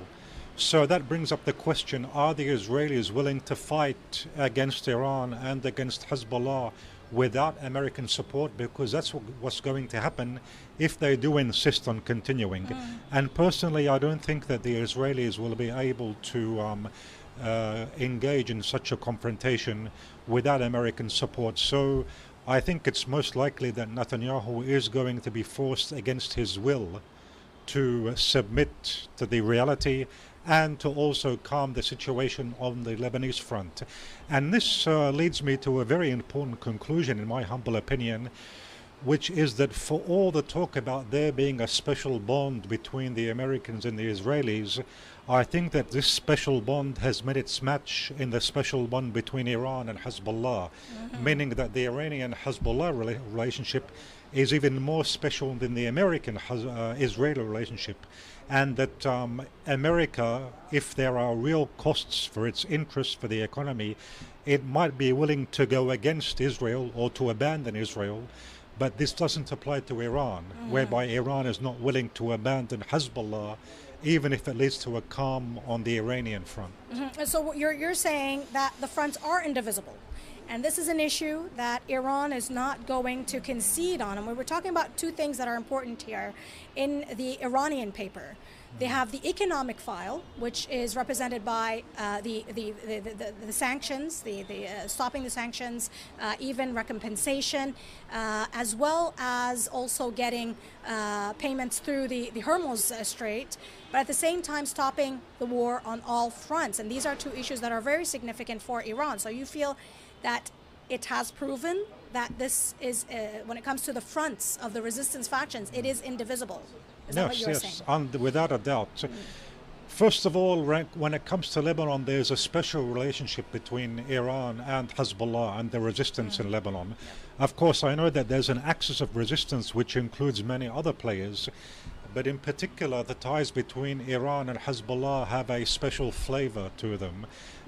There's the ideological factor, the issue of Wilayat al-Faqih, the 12th Imam belief, the special Shia bonds which go back to Jabal Amil between Lebanon and Iran. The historic bond. The historic bonds, and also strategically speaking, it's also a lot of strategic importance, the ties between both parties. So for this reason, yes, I think that you can't divide the fronts, and especially you can't divide the Iranian Lebanese fronts because of that special nature I referred to, where you have ideological dimensions and you also have strategic dimensions. All right, so in addition to that, when we look at the Israeli action, they got what they wanted in 2024 after the ceasefire. There was this agreement, or this maybe cohort secret agreement between the U.S. and Israel, that they have freedom of action and movement in Lebanon. Do you think that now Netanyahu has misunderstood? Or of course he hasn't misunderstood, he knows what he's doing. But it's a huge loss for him if he does accept to do that. I mean, how will he accept to go back? Is he being promised something else, do you think? Look, I don't know, honestly, but I agree that it's going to be a major setback for Netanyahu, not just regarding stopping the war in Iran, but also the situation in the north with Hezbollah. Because I think that Netanyahu believes that his legacy was greatly boosted as a result of what happened last time around during the 66-day war. Netanyahu, given the fact that it was under his watch that Israel assassinated former Hezbollah leader Sayyid Hassan Nasrallah, given the fact that it was under his watch that the Page operations took place, so basically he prides himself on the fact that he was able to deliver these unprecedented painful blows to Hezbollah. What happened recently on the Lebanese front, on the northern front, is that there's a real danger that all of these achievements which Netanyahu achieved have gone to waste because of Hezbollah's performance. So if you look at it from that angle, you can understand how much of a blow this will be for Netanyahu if he's forced to stop the war right now. But that doesn't mean that he's going to continue. I think that he's going to be forced against his will, because again, the Iranians are saying, if Israel continues against Hezbollah, we're going to come in. And the Americans this time, I think they're not going to be willing to join the war. And that would mean Israel fighting by itself. I just don't see Israel doing that. We've seen it happen before with the Yemeni front, actually. We know that the U.S. left Israel on its own to dodge the Yemeni rockets and drones. So do you see that there's a possibility that that happens in Lebanon? And that Iran might actually focus its attention just on Israel? Yes. When it comes and to give support for Hezbollah, or to make, that stand. Of course, I think that Iran is not going to abandon Hezbollah. You have to remember that at the same time, in addition to what I also already said about the ideology and strategy, Hezbollah, when it launched its first cross-border attack, it said that this is partially in response to the assassination of Ayatollah Sayyid Ali Khamenei. So Hezbollah itself also had, there was a certain Iranian angle. I'm not saying that was the only reason, but it was one of the reasons. So you can only expect that Iran is going to do the same, in addition to the other factors which I already mentioned. So yes, I think without a doubt, Iran is going to continue to pound Israel if the Israelis continue to pound Lebanon, but again, without the help of the Americans. And Netanyahu would be insane if he actually does this, to fight alone against these powers. You mentioned Yemen, but now you're talking about Iranian firepower, which can't be compared to Yemeni firepower, with all due respect, of course, to the Yemenis. Apart from Iranian firepower, if we're looking at a different scenario where the resistance factions or the resistance alliance decides that if Israel continues the war, it will be Hezbollah, it will be up to Hezbollah to continue that fight. We've heard from the previous speeches of Hezbollah Secretary General Sheikh Naim Qassem saying, he said, we were asked, do you have the caliber to face the Israelis? He said, yes, meet us on the battlefield and you'll see. This is on one hand. On the other hand, also we're looking at the fact that there is this discrepancy among the Israelis and even the Lebanese. The Lebanese government is saying that it does not want anybody to negotiate on its behalf. You also have the fact that many are saying Hezbollah is in a time where they cannot withstand it alone. And this also reminds me that the reason for launching those 6 rockets in the beginning, you said it was a retaliation for Sayyid Ali Khamenei. Even Sheikh Naim Qassem uncovered that it was a one retaliation, to retaliate for the assassination of Sayyid Ali Khamenei. If Israel did not go with the war, it would have stopped at that perhaps, but Israel decided to continue, and that helped Hezbollah with the Iranian firepower. However, if you don't have that, do you think that Hezbollah has the caliber to face Israel on its own and also achieve what it is doing up until now? We've seen the confrontations on the ground and also the fight in the north. If Hezbollah was forced to fight without Iranian firepower, look, obviously there's been a new strategy on a part of Hezbollah. As I discussed with you on previous occasions, Hezbollah is resorting back to its old guerrilla warfare tactics. And Hezbollah is far less exposed to Israel than it was during the 66-day war. During the 66-day war, specifically, if you look at ever since Hezbollah intervened in Syria against the Takfiris, it was back then that Hezbollah became more closer to a conventional military as opposed to a guerrilla warfare. Now, that leads to advantages and disadvantages. Now, Israel seized that to its advantage in the 66-day war to hit Hezbollah. There were much more targets available for Israel to choose from. Now I think it's much more of a difficult endeavor for Israel to fight Hezbollah because it's far less exposed. So it's similar to the situation in 2006. Now, will Hezbollah have the firepower to inflict real damage on the Israeli home front? Honestly, I can't answer that. But I think that even without Iranian support, defeating Hezbollah or eliminating Hezbollah will still remain a major challenge for the Israelis. But again, you don't have to look at that scenario because that's not going to happen, in my humble opinion. What's going to happen is that Iran is going to be involved if the war on Lebanon continues. I have another scenario for you. If we have something similar to the time of the occupation, we did not have full aggressions from Israel. There was times when there was just tit for tat. We had fight and flight operations from the resistance in only in the occupied territories, in Lebanese occupied territories, and the Israelis would respond based on the surrounding, on areas that are in that level of confrontation. You see that happening? Yeah, look, also the situation is a bit vague until now. When Iran says it's going to intervene, does it mean it's going to intervene only in case of ongoing Israeli aggressions, or does it also apply to ongoing Israeli occupation? Will Iran continue? That's not clear, so we have to wait and see how the situation unfolds. But if in the event that that scenario you just outlined does take place and Iran isn't involved and Hezbollah would fight an Israeli occupation in a buffer zone, I would assume that this wouldn't be a very smart move on the part of the Israelis, because they tried it before and they encountered a lot of difficulties. It was very painful for them. Doesn't mean that Netanyahu won't do it. You have to remember that it's part of Netanyahu's legacy, the Northern Front in particular. He prides himself. So he is going to go to great lengths to prove that he was able to weaken Hezbollah and that Hezbollah still remains weakened, even if that would mean to occupy swaths of territory in South Lebanon, which could prove costly for the Israelis.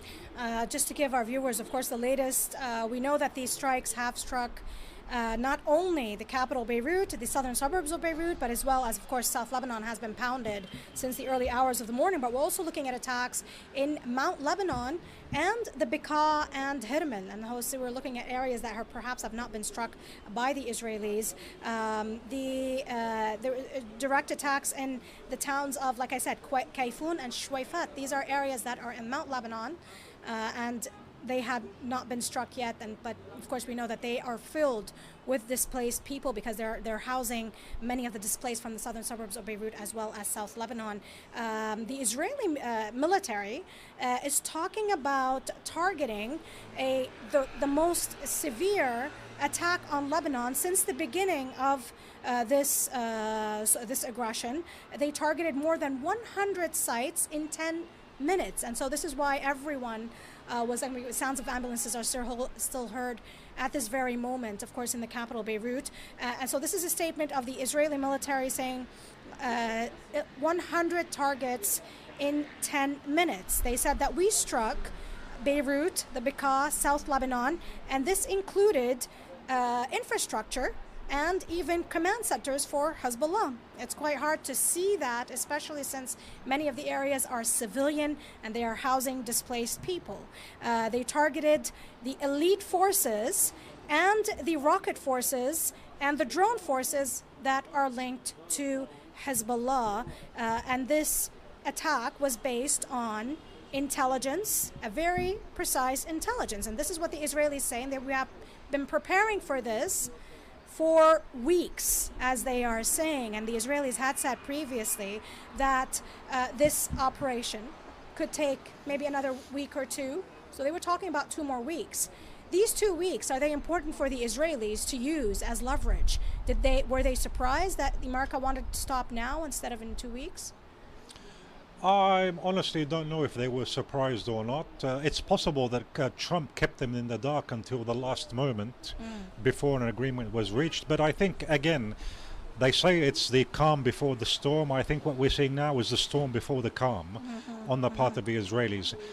Will it take 2 weeks? I'm not sure about that. I think it possibly could take much less than 2 weeks. I think maybe a few days.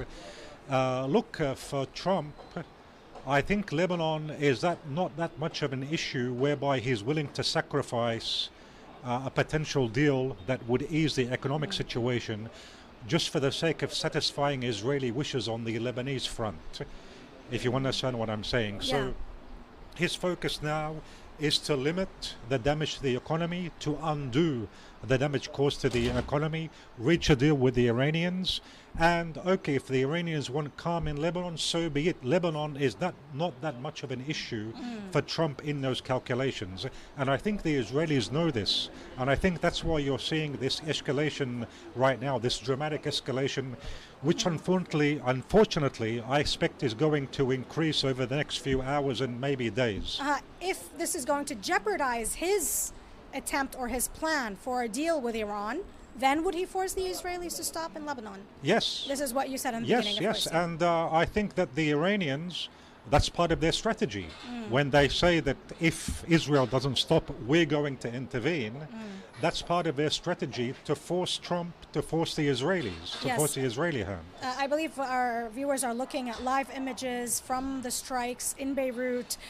We don't have clear statements out from the Lebanese Ministry of Health on the number of martyrs, but we are expecting that there is a high number of casualties because of the fact that many of those strikes were conducted in the heart of Beirut, like we said, in the heart of Mount Lebanon, as well as the strikes that were in Tyre. We had one of the strikes next to a hospital inside, and it was next to a cafe where several young men actually were staying that night, and that led to 8 martyrs. And we're looking, of course, at various numbers here. We're waiting, of course, for accurate information and perhaps some statement out from the Lebanese Ministry of Health, which we do not have up until now, of course, to give us the numbers of martyrs. But we do know that many of the ambulances are rushing to the sites that you're looking at right now in order to see the number of casualties, remove the rubble, of course, search for survivors at first. And this is the first thing that they want to do. Of course, we know that based on a statement for the Israeli spokesperson, he said that we targeted 11 sites, like I said earlier, in less than 10 minutes, and we were able to hear the explosions one after the other in a very short period of time. They had struck them, and we're talking about areas that are in between civilian sites, in between residential buildings. The Israelis had already begun systematically destroying many of the residential buildings in the southern suburbs of Beirut and in South Lebanon, not only in the border towns, but also in other towns. We're still hearing the sound of the ambulances. The extent of destruction, based on eyewitnesses, based on the images coming out, is massive. It is devastating.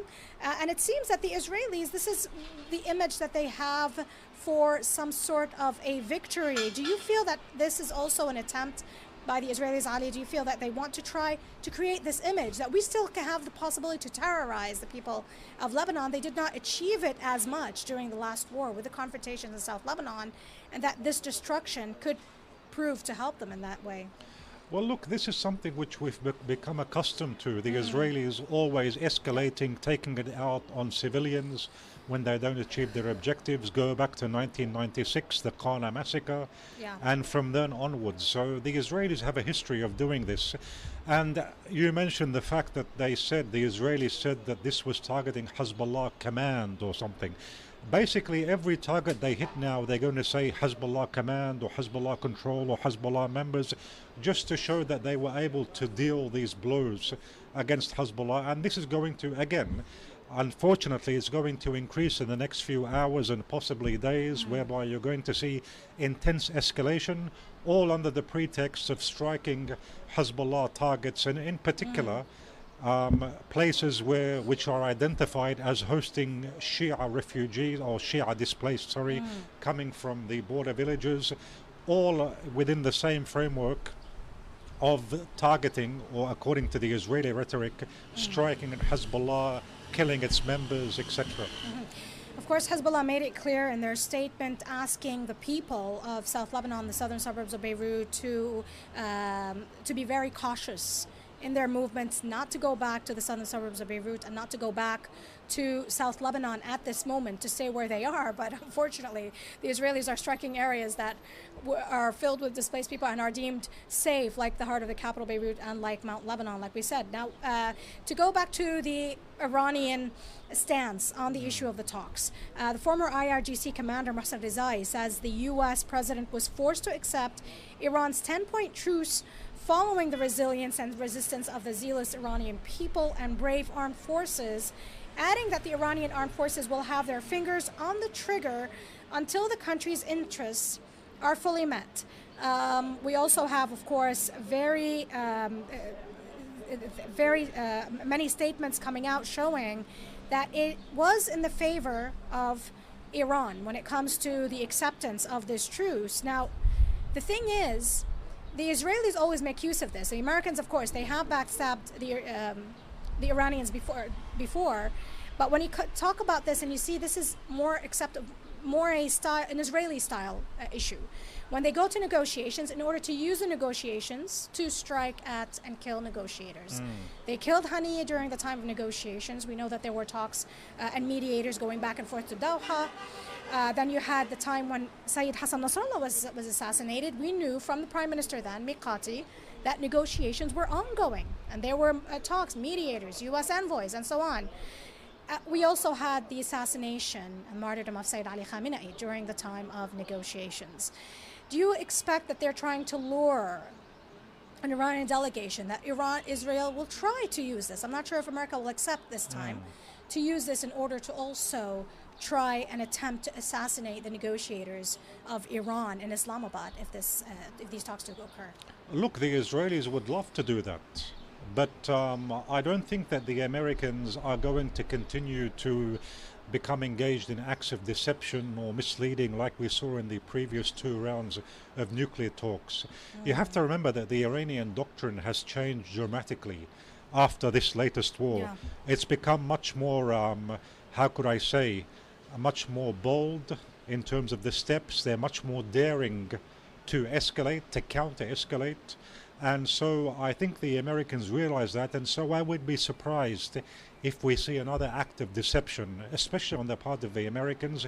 Remember that this has been very painful for the Americans in terms of the economy in particular. Yeah. So much so that Trump was forced to deliver a primetime speech to the American public to try and ease their economic concerns. So with that in mind, I think that the situation now can't be compared to the previous 2 rounds, given the dramatic stance which has taken place in the Iranian doctrine, the dramatic shift in the Iranian doctrine. And that would be a very, very foolish mistake if the Americans would do that. I don't think they will. I think that this time it is going to hold. Now, I don't want to be certain, anything can happen, but I think that's unlikely, although the Israelis would want it. I want to break down, actually, the articles of the Iranian conditions or the Iranian proposal on paper and the Americans. But first, just let me check and, of course, look with you and tell you about the many strikes, and we're talking about 100 targets. In Beirut alone, there are areas, when you look at them, they're not all in the southern suburbs of Beirut, like we said, in the heart of the capital. And if it's true, these actually the names of the towns that are coming out and the neighborhoods, there's also Ain Amraisi and Manara. That is an area that is also packed with displaced people. This is in the heart of the capital. It's very lively, bustling with cars and people, and this is on the coast, on coastal Beirut, and so of course it could be devastating to see the results of that. We're also looking at Saibeh and Basta. These are also heavily crowded areas without the presence of displaced, so they definitely have more people now. And like I mentioned, also Kayfoun, and there's also attacks and specific strikes on apartments in Basta and Ain Tini. Ain Tini is very close to even governmental institutions and governmental buildings, and so we're expecting that there are also attempted assassinations in those areas. But of course, South Lebanon has the biggest number. We're talking about dozens of attacks all across South Lebanon, and at least 5 strikes in the area of Baalbek. Of course, this is the largest wave of attacks from the Israelis that we have seen since the beginning of the aggression. And we're looking, of course, like we said, devastating image of the aftermath of the Israeli attacks on Beirut and the southern suburbs, as well as heart of the capital, Beirut. It's very difficult to be able to see, of course, how things will develop. If you're mentioning that there will be more attacks soon, then therefore it's not going to be easy to deal with. Up until now, Hezbollah has been patient. They have not struck a single bullet towards the Israelis, and this basically leaving the way for the possibility of the fact that this will definitely pass. And they spoke about this as a victory.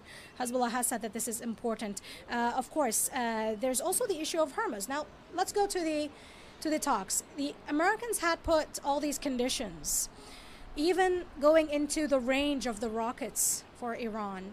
Iranians had several issues, and there are some small victories here. One of them is that Iran did not accept Kushner and Witkoff to be part of the team. Now, they said they're going to be present, but they're not the ones leading the team. Who is going to be leading the team is J.D. Vance.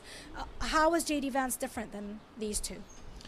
Before I answer that question, just very quickly, regarding the ceasefire, the mere fact that Pakistan was the one that mediated, that in itself is a severe blow to the Israelis, because who did the Israelis welcome on a state visit recently? They welcomed Modi, the Indian Prime Minister, and you've seen very important progress made in Indian-Israeli ties. They've been flourishing recently. The Israelis are very close to the Indians, especially in the recent months.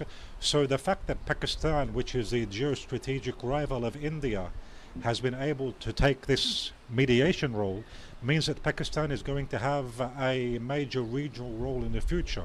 And that's not something which I think is to the liking of the Israelis. And even Netanyahu, if you go back to his statements, he did refer to Pakistan as a danger as well, possessing nuclear weapons. So that's in addition. So Netanyahu hasn't achieved his dream of so-called regime change in Iran. I think he's going to be forced to stop the aggression on Lebanon despite this escalation. And add to that the role of Pakistan, which is also a setback for the Israelis. Now, but is it because Pakistan's playing that role because of its closeness to Trump? And the fact that it is the Trump narcissism that's playing out here with the Pakistani, I believe it was the Prime Minister who told him, you are a great leader. Yes, well, that has a lot of effect on Trump when you praise him. Yeah. It's very, very influential. And I think the Pakistanis played that game rather well. And they were able, if you would like, to draw Trump or to attract Trump, and that gave them good ties with Trump, and they also have good ties with Iran, and that made Pakistan uniquely placed to play this role. The issue of the attacks on Lebanon, let's wait and see how Hezbollah and Iran are going to respond, because this is a major escalation, a major escalatory aggression. Will there be a similar escalatory response on the part of Hezbollah and Iran? I would anticipate so. You were asking me about J.D. Vance. That's why I say that this time, that's another reason why I would conclude that this time there won't be deception and there won't be misleading, and this time the Americans are serious. Because J.D. Vance, it's known that he leads the camp in the administration, in the Trump administration, that's more in favor of talks as opposed to wars. He was in favor of talks, whereas the other camp, led by Pete Hegseth, the Secretary of War, and other figures, they were pro-war. Now, it appears that the pro-war camp, along with the Israelis, were able to convince Trump, for some reason, to proceed to go to war. And I think that now, with J.D. Vance involved, I think that the opposing camp now has the upper hand. And that's why I would conclude that this time it's more likely than not that we're going to see an agreement as opposed to a collapse or some kind of way to deceive Iran. So if we look at the details of this, we can say the Iranian conditions. For the U.S., for Trump to take these as a preliminary or premises for talks is in itself another small victory. We're talking about small victories in addition to the larger victory. The details of those, what are the points, do you think, in that Iran would negotiate to concede through? I mean, we're looking at, like we said sanctions, lifting of sanctions. We're also talking about recompensation, not only through the payments and the tariffs through the Strait of Hormuz, but also everything, all the assets that have been frozen by Iran to be, of course, uncovered and given back to Iran, in addition to the damages and the destruction. However, there's also an issue that Iran used very smartly. They said that we're willing not to take recompensation for the war if the tariffs, of course, in the Strait of Hormuz are used for the reconstruction. But those are also going to be shared with the Sultan of Oman. And if you have those two countries that have sovereignty in that area, in the Strait of Hormuz, what is the possibility that they can change even the so-called international law, the law of the seas, as they say, which gives freedom of movement for vessels in that area? So has Iran succeeded in changing things there? I think it has. So you're going to see a scenario similar to the one which Egypt has, a similar arrangement of the Egyptians in the Suez Canal, whereby the Egyptians also receive payments in exchange for passage through that particular waterway. And it's clear in the document, it says that it makes a reference to that particular point of receiving something in return for passage, and that it's going to be divided between Iran and Sultanate Oman. And that's also a good weapon to use in case that the sanctions could somehow maybe in the future be revived or to be reimposed. So it can be seen as a kind of insurance policy for the Iranians. The one point which appears to be a bit vague, and maybe the Iranians have given some concessions in, is that which relates to American military presence in the region, because what the point said, is that American combat forces must leave. Now, how do you interpret the term American combat forces? That doesn't necessarily mean the American bases should be shut down. And maybe it does, but it leaves some room for interpretation, whereby maybe the Iranians would be okay if the American bases remain in one way or another. Maybe not in the same way they exist today, but in one way or another. In that particular point, maybe the Iranians have given something of a kind to the Americans. When it comes to the negotiations, Iran has said that it needs reassurances that the war is not resumed against the Islamic Republic of Iran, nor in general in the region. Are they using the Strait of Hormuz as that bargaining chip, which seems to be the strongest, it seems, when it comes to enforcing that? That's a very good question, yes, because the Strait of Hormuz, that was the factor which I think led Trump to take this path. Instead of going for escalation, he went for calm, because of the Strait of Hormuz and the pain that's inflicting on the global economy, including on the average American citizens, by the way. Because it turned out that even if the Americans are major oil producers, even if they have Venezuelan oil, that wasn't enough to make America immune from the global ramifications of the closure of the Strait of Hormuz, or of Iranian control of who can pass and who can't pass through the strait. So that explains as well why the Iranians insist on keeping this card of the Strait of Hormuz and not going back to how the situation was before, because that would put Iran in a more vulnerable position.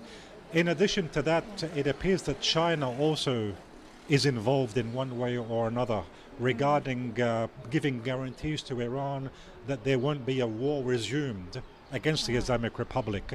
And don't forget that Pakistan has also great ties with China. And so that's another factor. The Iranians, the Strait of Hormuz, and the fact that the Chinese appear to be involved in one way or another, that also gives Iran more assurances that a war won't resume, at least in the near future. Would Trump want to actually have this truce before his visit to China, so he can also make use of that visit to, I don't know, perhaps also have more economic deals with? I would assume so, yes. And one of the reasons why Trump delayed, he was scheduled to visit China earlier. He delayed that visit until the war comes to an end, and he wants to visit, I think, in May, China.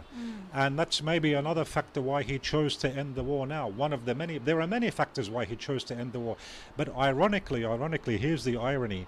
Many people, many of the warmongers, those who supported the war, when they were criticized, or when the war was criticized, the logic they would give is that, look, if we go to war against Iran, this would weaken China, given the fact that Iran is a close ally of China. But if China is involved, as the reports say, in this ceasefire arrangement, you've actually given China an even bigger regional role as a result of this war. And so that makes you even at a bigger disadvantage, if you want to speak in terms of geopolitical superpower rivalry. That gives China another card, if you would like, in the rivalry with the US. So it's actually worked to China's favor instead of being something to the disadvantage of China, the way the war has unfolded. We have 9 martyrs in one of the Israeli strikes in Hermel and in Mansoura, and they are direct in Mansoura, which is also in Hermel, and there was a direct attack there against the Islamic Health Association, and these are paramedics, these are ambulances that go for rescue missions. And of course the Israelis had already been attacking ambulances and paramedics and first responders since the beginning of the war, and we know that based on the national news agency in Lebanon, that ambulances are in all the sites in Beirut, of course, to check for wounded and martyrs under the rubble. And we're still looking, of course, at images, I believe, that show the devastation that was caused by the Israeli strikes. We have unfortunate news that Sheikh Sadiq al-Nabulsi, he is the son of Sheikh al-Nabulsi, a prominent cleric in Lebanon. He has been killed in the strike in the city of Sidon, and this was an attack against this area, the residential and mosque of Sayyida Zahra, which was housing displaced people. And so I'm expecting, if we have the martyrdom of Sheikh Sadiq al-Nabulsi, we're also expecting to have a large number of martyrs in that area. If I want to go back to what the resistance is ready to concede to, is Iran willing to change the course of its rocket system? Is it something that it's willing also to concede? Or do you think that the U.S. is going to delay talk on that issue? Because they were talking about the range of rockets and what they can reach. Of course, they want to guarantee that Iranian rockets don't reach the Israeli regime. And you have the issue of Hezbollah. Are we going to go back to 1701 as a premises also for what needs to be done in Lebanon if the Israelis, of course, abide by that and withdraw completely and stop their aggression? Before I answer the question, just a comment on the assassination of Sheikh Nabulsi. Yeah. I think that the Israelis are going to up the ante in the security war against Hezbollah over the next few hours and days. So they're going to try as much as possible to assassinate the top level figures. And by doing that... This is a cleric. I mean, he's prominent on the media, but he's not a military figure. Yes, and I wouldn't be surprised if a lot of these strikes, which we just heard about, were assassinations against Hezbollah members, whether it be senior or lower level members, perhaps even politicians. Members of parliament? Perhaps, yes, to try and basically change, because this would give Netanyahu the image of victory, according to him, before he's forced to end the operations. So unfortunately, yet I hope I'm mistaken, but I think we can expect more of this in the next few hours and days. Now, regarding your question about what kind of bargaining would take place and what Iran can give, I think it's a bit too early to speculate. The situation seems vague. Will the Iranians concede in terms of their missile capabilities, missiles that don't reach the occupation entity? I would doubt that they would do that. I don't think that Iran is going to make major concessions in terms of its offensive capabilities. And I think that the Iranians also know that there's a good opportunity now to further broaden this rift between the US and Israel. So they don't want to give a lot of demands which serve Israel, because when you talk about missiles, this is something which serves Israel first and foremost. Exactly. They might be willing to give the Americans. That's why I talked before about the issue of American bases in the region. They might be willing to accept continuing American military presence in some form, not necessarily in the way it existed before. But when it comes to Israeli demands, I don't think the Iranians are going to give too much ground. And I think that one of the most important, if not the most important outcome of this war, I believe, is going to be a major shift in the American-Israeli alliance. And this is something which Gedron Levy, an Israeli journalist who I'm sure you're familiar with, he wrote about this a few days ago in Haaretz. He said this could be a watershed moment in Israeli-American ties, whereby Trump is going to basically blame the Israelis for what happened. But I would add, because Trump doesn't like to be blamed for any failure. He always likes to shift the failure elsewhere. And in this particular case, the Mossad, they're the ones who told them that, look, if you carry out the assassinations of the senior levels, then the path is going to be open for an Iranian popular uprising, between quotations, to take power. Now, Trump actually used these words at the beginning of the war when he said, look, I carried out these operations, now you Iranians have the chance to take power. That outcome didn't take place, so the Israelis misled Trump. Now, how is Trump going to react to that? It's still in the early phases of this. In fact, we haven't even actually entered the ceasefire in effect. So is Trump now going to shift and say, oh, look, when he's subject to domestic criticism in the US, is he going to tell them, it wasn't my fault, it was the Israelis' fault, I was misled by the Israelis? Now, Trump's personality makes you believe that such a scenario is indeed possible. But even further than that, look at what happened with the domestic card, Joe Kent, the former National Counterterrorism Director. He said Iran didn't pose any imminent threat. Exactly, yeah. And there was no September 11. I think you and I discussed this numerous times.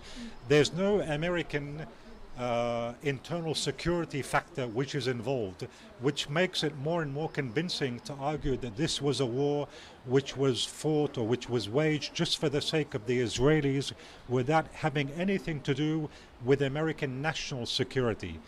And that works against the Israelis. A final point which I think is equally important is the NATO alliance. America's NATO allies, its European allies, they weren't willing to go along with this war. Now, many in the deep state, because this deep state remains firmly committed to the alliance with NATO. And yes, they do support Israel, but there's even limits for support for Israel, especially when you compare it with NATO allies. We're not talking about Arab allies, we're talking about Western allies.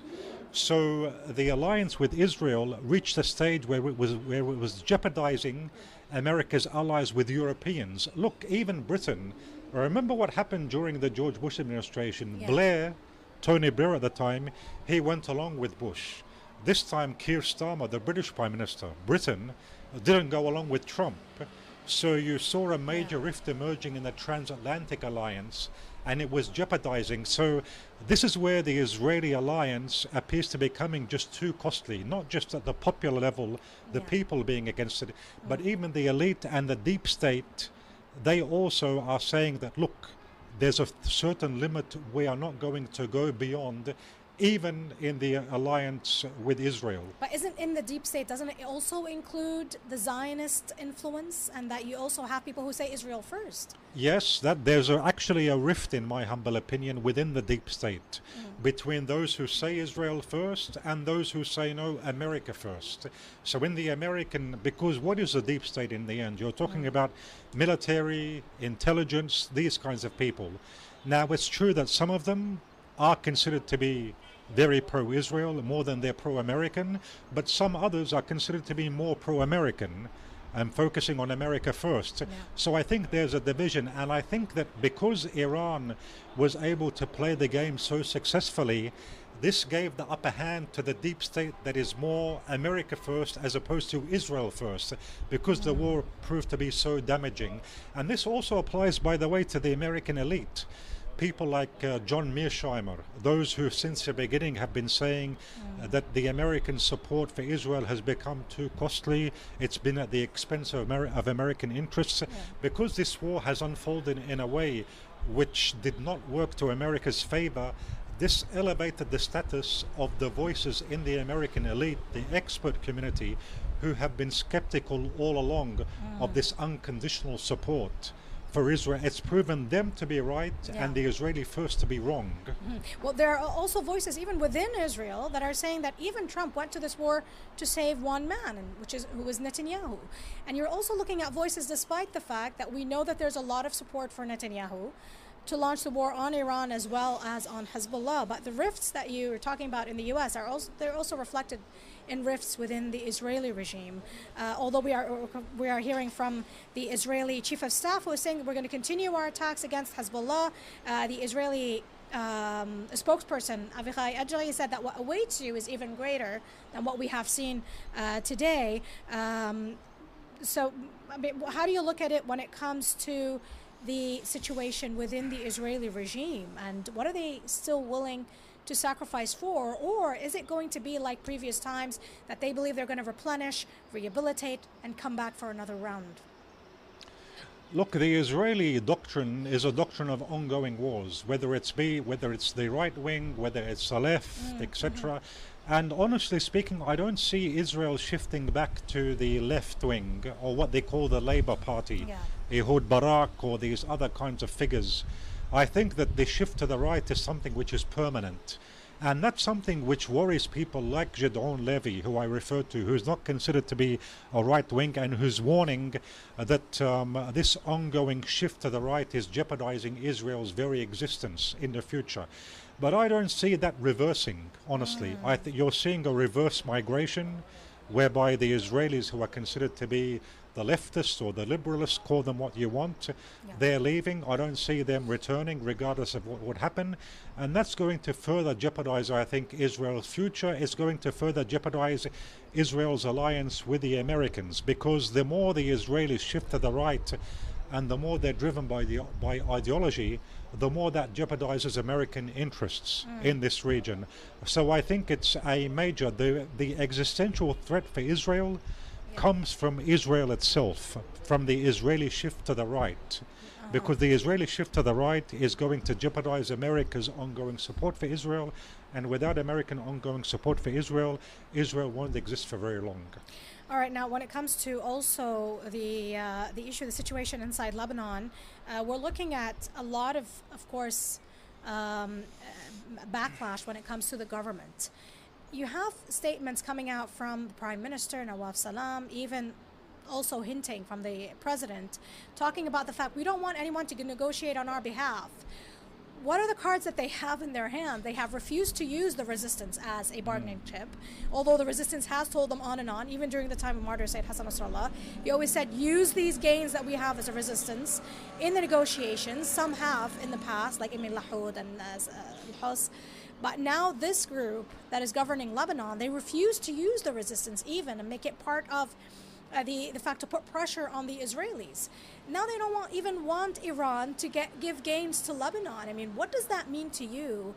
And how will this impact also the power of this government? Are we going to look also at a shift in how maybe Hezbollah or allies that are against this government, what type of action they might take? Look, part of this is related to the regional rivalry, if you would like, or the regional blind hatred towards Iran. And what I mean by this, to say it bluntly, is the issue of Saudi Arabia. We know how close Nawaf Salam is to Saudi Arabia. Even President Aoun is close to Saudi Arabia. And the Saudis, I don't think they're ready, or they want this kind of scenario which you just outlined to happen, because in their opinion that would mean Iran once again becoming a major player in Lebanon. That would mean, according to them, that the gains which they achieved in Lebanon against Iran, what they believe to be blunting Iran's influence in Lebanon, that would all be dashed away.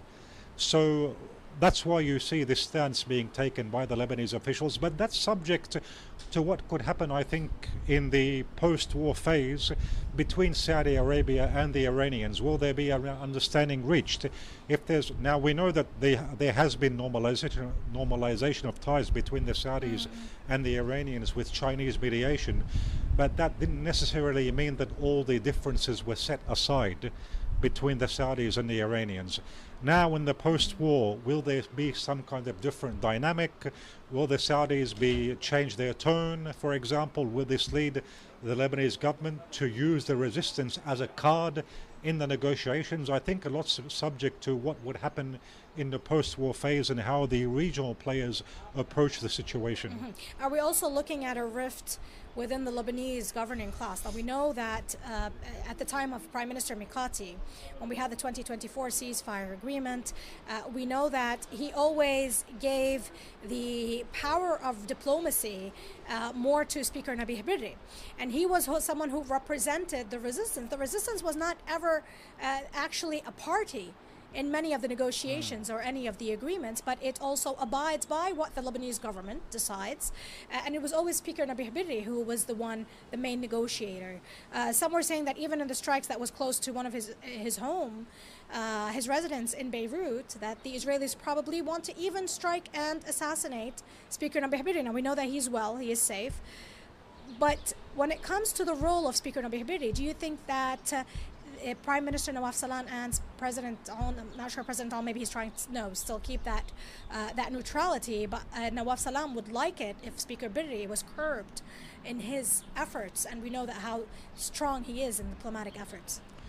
Yes, regarding the attack on Ain al-Tini and the issue of assassinating Speaker Birri, look, I don't think that the Israelis would dare take it that far, because the Americans still want a channel open with the Shia in Lebanon. They can't cut off ties with the Shia. And you're talking about, in my humble opinion, the most senior Shia figure in the country. And the Americans need to keep that. They need to have that. So the Israelis, I'm not sure they'd be willing to go that far. So this might be a warning, maybe an attempt to say to Birri, look, you're not immune. But to do that, no. I think that's a red line for the Americans. And this brings me to your question about Nawaf Salam and if he would want to overshadow Birri or take Birri's place. I think that even the Americans maybe have come to the conclusion that Birri is an indispensable player because of his close ties, not despite, but because of his close ties with Hezbollah, because of the fact that he maintains his good ties with Hezbollah. They have to speak to him and he has to be involved. So I think you're approaching a stage whereby the pro-resistance senior Lebanese politicians, they are going to have an enhanced role in any decisions which are going to take place. And this leads me to the issue of 1701, because Speaker Birri has always emphasized on the necessity of going back to Resolution 1701. So if he's going to have an enhanced role, which I think is going to be the case, then I think it's more likely than not that you're going to see 1701 back once again. And I have to emphasize, I say this again and again, the American interests are different than Israeli interests. What problem would it be for the Americans if you have a 1701? They had that situation and they lived with that situation for many long years and there was no problem. And so there's no issue, I think, when it comes to American interests to reach such an arrangement where you have 1701 which is in place. Yeah, well, we have also statements out. These are unverified, of course, but we don't have a statement from the Lebanese Ministry of Health. But we know that 3 young girls were killed in a strike against one of the houses in Adlun. There, of course, reports from the National News Agency talking about what we're looking at, massacres in more than one area in Lebanon. Like we said, in the heart of the capital, Beirut, in residential areas in the Bekaa and Beirut and southern suburbs, as well as in Mount Lebanon and South Lebanon. Even areas that, like we said, the attacks continue. Actually, we still have attacks. We haven't heard in Beirut, but we have more attacks in South Lebanon and in the Bekaa. We mentioned one of them, which is in Sidon, and that is an area that was deemed safe, and we had a large number of displaced people. And we have images of the Israeli Chief of Staff as he was giving orders to launch these attacks on Lebanon. I'm not sure if we have enough time to talk more about the attacks that we have, but I think that we are looking at not only attacks against civilians and the massacres, but we're also looking at what could be strikes against infrastructure in the country, across the country as well, like we said, in the heart of the capital, Beirut.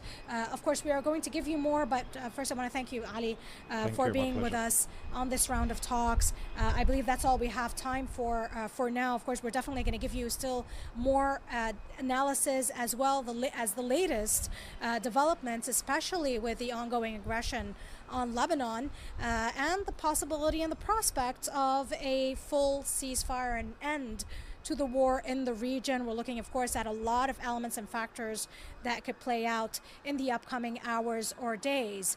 We'll be right back. We're going to take a short break. We'll be right back, but stay with Press TV. So this just happened. Iran has a new leader.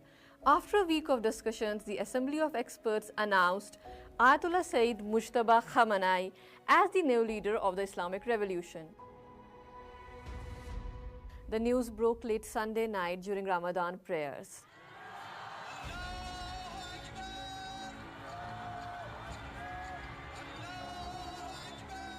So who is Ayatollah Mujtaba Khamenei? Let's get into it. He was born in 1969 in Mashhad. He's the son of the martyred leader Imam Khamenei. But his story goes way beyond that. At just 17 years old, during the Iran-Iraq war, he volunteered to fight on the front lines. While still a teenager, he was serving with the 27th Muhammad Rasulullah Division in Tehran. After the war, he dove deep into religious studies. In 1989, he moved to Qom to begin advanced seminary training. He studied under some of the most respected scholars focusing on jurisprudence and Islamic law. In fact, his lectures in Qom are known to be some of the most widely attended. Students respect his depth and his way of thinking. On the personal side, he married in 1997 and has 3 children. But there's also been immense tragedy. His wife was martyred in the recent illegal US-Israeli aggression, the same attack that martyred his father and his mother. He's also known for his close ties with resistance figures. But there's the thing, he's always kept a really low profile, no personal publicity. Instead, he has focused on scholarship, supporting academic institutions, and even talking about things like AI, tech, innovation, and helping disadvantaged communities. Now he's stepping into a leadership at a critical moment with the country facing war. But with decades of experience, strong ties in religious seminaries, and respect across the board, he's ready to carry the legacy forward. Officials and armed forces have already pledged their allegiance. Welcome back to this live coverage here on Beirut, from Beirut, of course, on Press TV. We are giving you the latest on what seems to be a renewed aggression by the Israeli regime against Lebanon.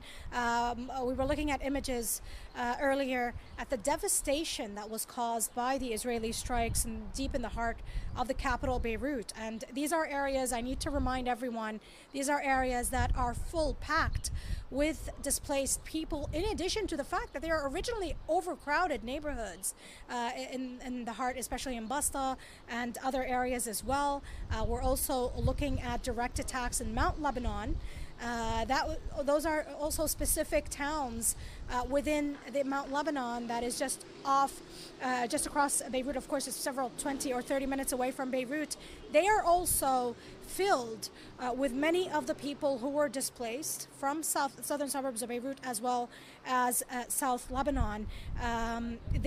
We see that we have also a statement from the health minister. Of course, we are waiting for an official statement, verification of the number of martyrs. We do not have exact numbers of martyrs, but what we do know is that there is a high number of casualties. We're looking at martyrs in Beirut and in South Lebanon, as well as in Mount Lebanon and in the Bekaa. The Minister of Health has told Reuters that hospitals are filled and packed with victims of these latest Israeli strikes. We also have head of the Red Cross in Lebanon who is saying that we are moving a lot of the patients from some of the hospitals in Beirut to areas outside Beirut because of the fact that they are packed and overcrowded and incapable of receiving more of the wounded and even the martyrs. And we know that as we speak, the rescue efforts continue. The sounds of ambulances are heard across the capital. They are heading to these sites of the devastation and the Israeli strikes in order to look for more survivors and even to remove the bodies of the martyrs. The Israeli spokesperson spoke about targeting more than 100 targets in less than 10 minutes. And of course, the sounds of explosions were extreme.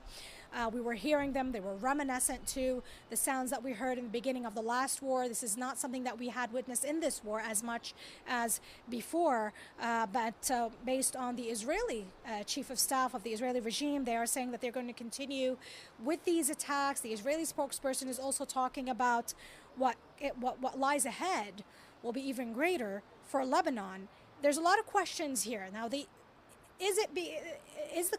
questions, of course, that I'm going to give to my guest. But first of all, is the Israeli using what is left of the time, or maybe this is additional time that they're using or playing in a manner which is allowed by the U.S., that the ceasefire is not in place yet, or are we looking at the fact that the Israelis are going to insist not to include Lebanon in the ceasefire, and therefore we'll have many scenarios. Now, allow me to welcome Ali Jazini with me here today. Thank you for being with us. Of course, it is the developments that will force us to talk about them first. We have a high number of martyrs. Well, even looking at prominent clerics that are considered, they're not operatives of the resistance, they're not operatives of Hezbollah, but they are prominent clerics for the Shiite community. The Israelis have said that one of the infrastructures of the resistance is its people. And it is those clerics that are also giving the people the spirit and the morale to continue in their displacement centers. And we see that Sheikh Sadiq al-Nabilsi, he was one of the people who was there in the Institute of Az-Zahra in Sidon, giving not only morale, but being with the people, with the displaced who are there. And so we're expecting a massacre in that area. How do you look at this extent of damage? Is it a show of force by the Israelis to say that we are still able to terrorize? Are they making use of additional time before they are forced to stop by the Americans? Well, to begin with, there's a lot of aspects, many aspects for this actual aggression, but as you already pointed out, these are completely civilian targets, but they do go inside the so-called legitimate target according to the Zionist Israeli way of war. That is different than anybody else's on the planet.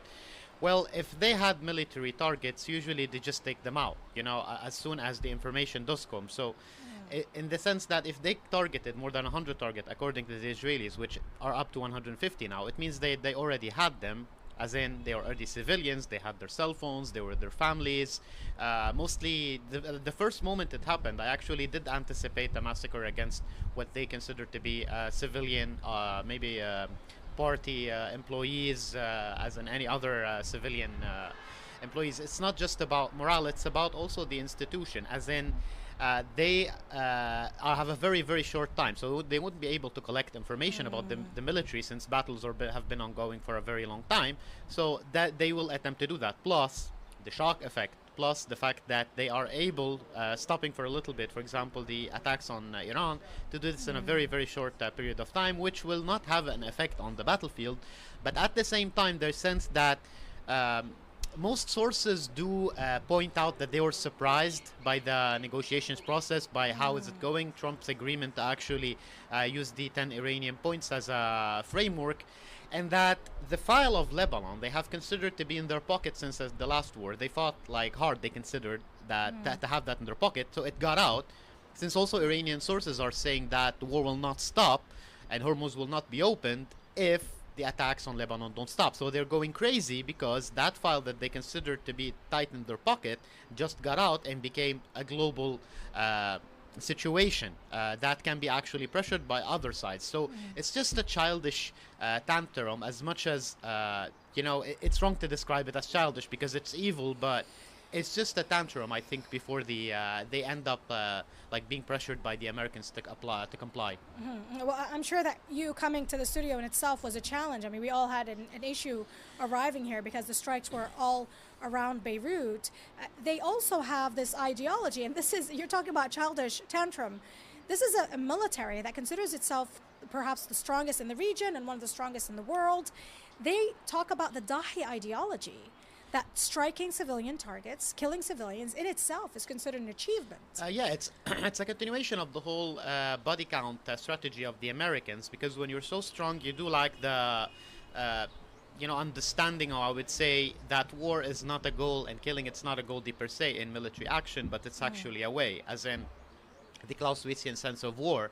And that's why they actually fail a lot of times, because they end up killing but not achieving their political objectives. But at the end of the day, it's more of a showdown to how they're going to explain it to the settlers, because a lot of the journalists have been trying to read since the morning. They're actually really pissed off, the Israeli generals, and this is a betrayal to the northern settlements.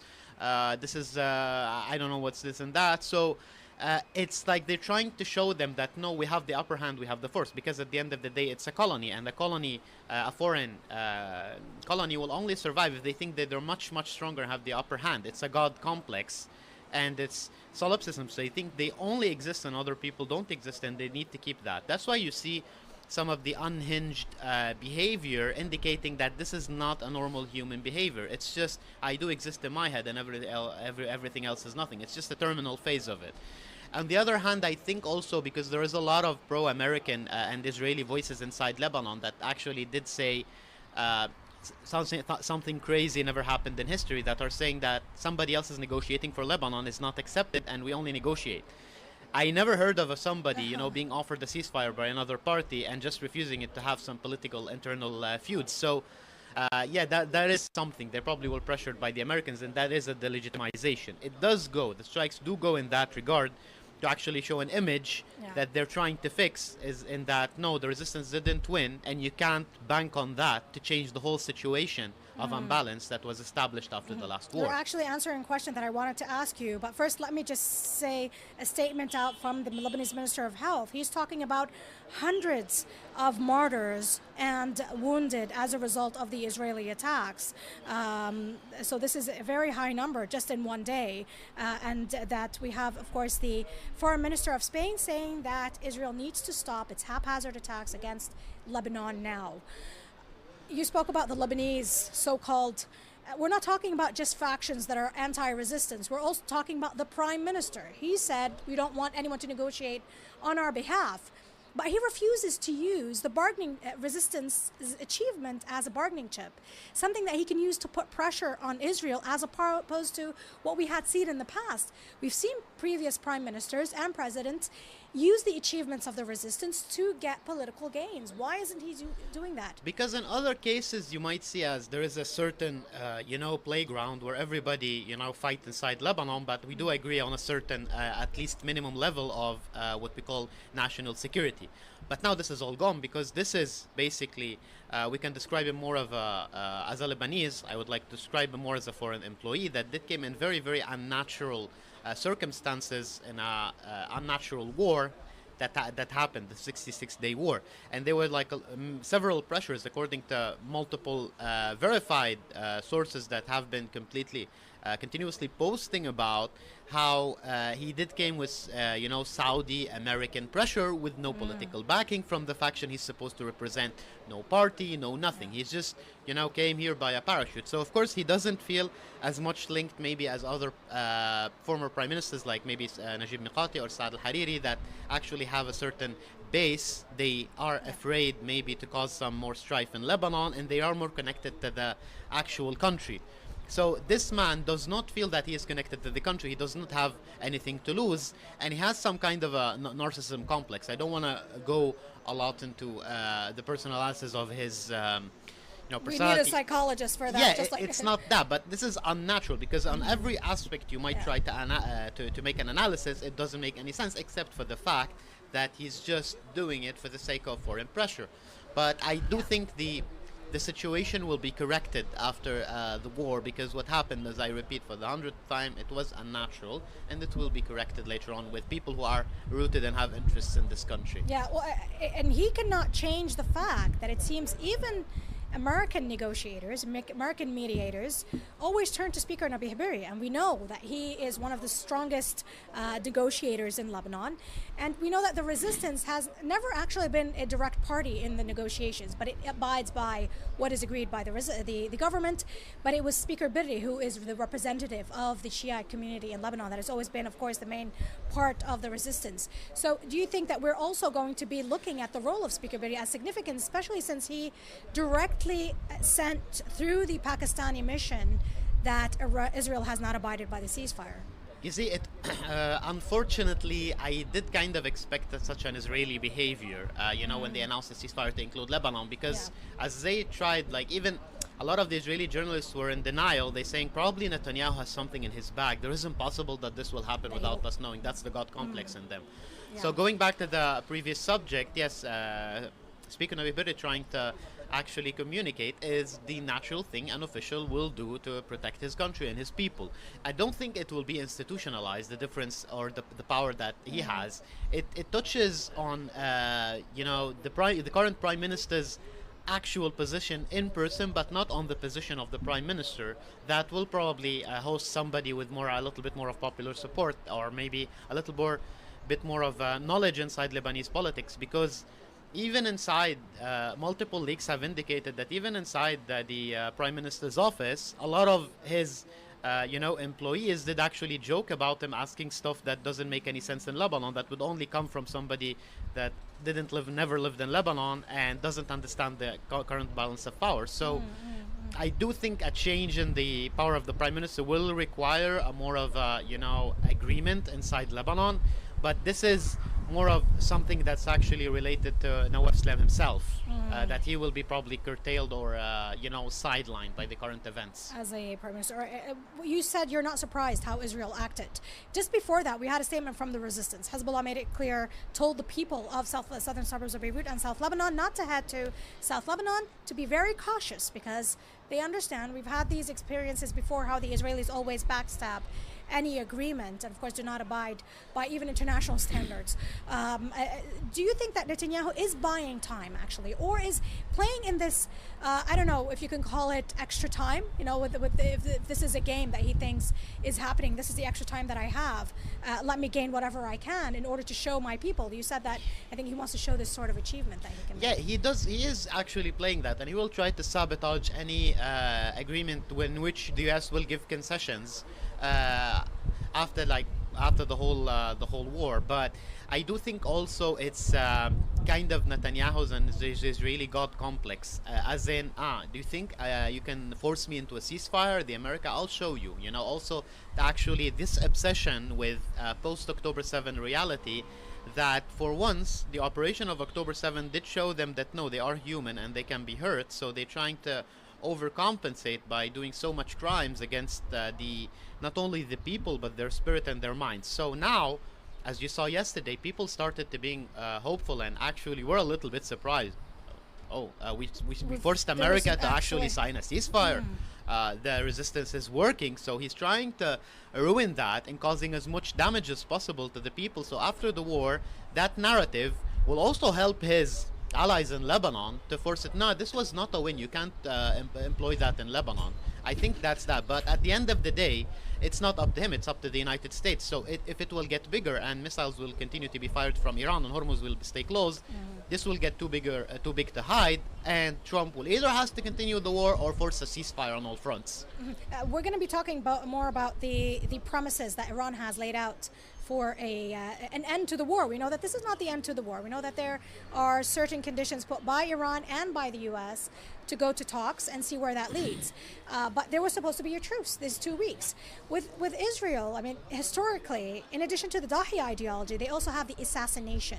That was an issue that they've used even in the past with leaders like Secretary General of Hezbollah, Sayyid Abbas al-Musawi. After they strike him, this is a huge blow to the resistance. We were able to strike. And that played out in the psyche of the Israeli Zionist community as a huge achievement. Of course, Sayyid Hassan Nasrallah's martyrdom for Netanyahu is perhaps the only achievement that he continues to brag about. Now with today's strikes also, will he be using the issue of assassinations as well? Yeah, of course, because I read some Israeli journalist who was saying that he was actually trying to convince Trump in the last days to actually wait, because he is attempting to assassinate Sayyid Mujtaba, God protect him. So I think it also plays a role in that, because it's kind of, they are unable to understand that such assassinations do not work in a society that's well consolidated around a certain ideology, with also that puts martyrdom and sacrifice in such a high regard. Maybe it does work tactically to disarray, their foe, but at the long term, it doesn't do anything but maybe bring a younger generation that's more fervent and more enthusiastic to actually retaliate against that. But I think it's more into the assassination addiction, which is became illogical and psychopathic inside the Israeli society and the Israeli political class in general. So that plays a role that we cannot underestimate. So now, they will, as I said before, they will try to sabotage, they will try to sell it out, but at the end of the day, it's not up for them. Okay, so you said Israel and its allies, even in Lebanon, or maybe they're not openly their allies. They're trying to show that the resistance was not able to achieve what it was actually achieving. We saw the latest footage that that the resistance was airing. They're broadcasting to the world something that nobody thought about. The Israelis kept on hiding and hiding. Then we see that they were in more than one trap, especially the trap next to the Litani River, where Hezbollah was able to freely take footage and film what the Israelis had left behind, even the makeshift bridge, I think, that they left behind. How do you look at that? I mean, well, just to clarify on the last point, allies, I didn't mean like there is a explicit alliance, but to me personally, it's just more of a unity of goals. And they use the same Israeli narrative as well. Yes, that's exactly. It's more of a I wouldn't say an academic definition. It's more of my personal definition. So. It's part also of the fact that, as you mentioned, the resistance was able to operate in South Lebanon. That is part of the whole narrative that I think the people in Lebanon who are allied with the Americans, they did actually believe that the resistance here is finished. They genuinely did believe that, and things were going their way, and they were trying to convince that the ongoing assassinations before the war restarted extensively, the war never ended, were actually a normal situation to which the people of the South need to agree and accept. You need to accept that your homes won't be rebuilt. You need to accept that the previous ceasefire, which is every human society in history had, which means ceasing the fire, is not a thing, and that Israelis have rights. They're trying to just give... That is unnatural. They're trying to give legitimacy and pretext for the Israelis. It started even in Lebanese media in a very, very scandalous way because he's probably a Hezbollah militant or operative, but he was with his family. This is illegal. This is a war crime. He was not on the front line. You have no right to kill him. So they try to overstate and oversell, the reality as something very legitimacy, and trying to reconstruct our narrative and reconstruct our, how do we see stuff, which is just illogical. Before I go to the next question, there's a statement out for the Lebanese Ministry of Health with the very devastating escalation from the Israeli regime, as they are showing. They launched a full-scale aggression, hundreds, of course, of bombs and shelling across Lebanese areas, and they're saying that preliminary also investigations or reports are talking about dozens of martyrs and hundreds wounded. And they are saying that now, of course, the most significant achievement of mission for the Ministry of Health and the paramedics and the first responders is to save lives. And so this is what they are attempting right now, to remove survivors from the rubble, make sure they can of course, rescue as many as they can. And they're calling on the people of Lebanon in order to lessen the movement so they don't have traffic, so that the ambulances can move freely. And we also had previously 22 martyred as a result of the attack on Sidon. And that was the same attack that we were talking about earlier. On the same issue that we were talking about, in previous speeches, I believe it was one of the last speeches of Sheikh Naim Qasim, the Secretary General of Hezbollah, he said that we were asked, do you have the caliber to face the Israelis? He said, yes, we do. And if you want that, we can prove it. Just meet us at the battlefield and we can show that. And this has shown not only in their attacks against the settlements that reached not only the Galilee Panhandle and the Galilee and North, but also reached 160 kilometers, I believe. We're also looking at the confrontations where the Israelis said they were able to position themselves, or they were able to reach 14 kilometers. I think we spoke about this together earlier. They're still not positioned because they're still under strikes from the resistance. How do you look at the performance of the resistance during this time, just before today?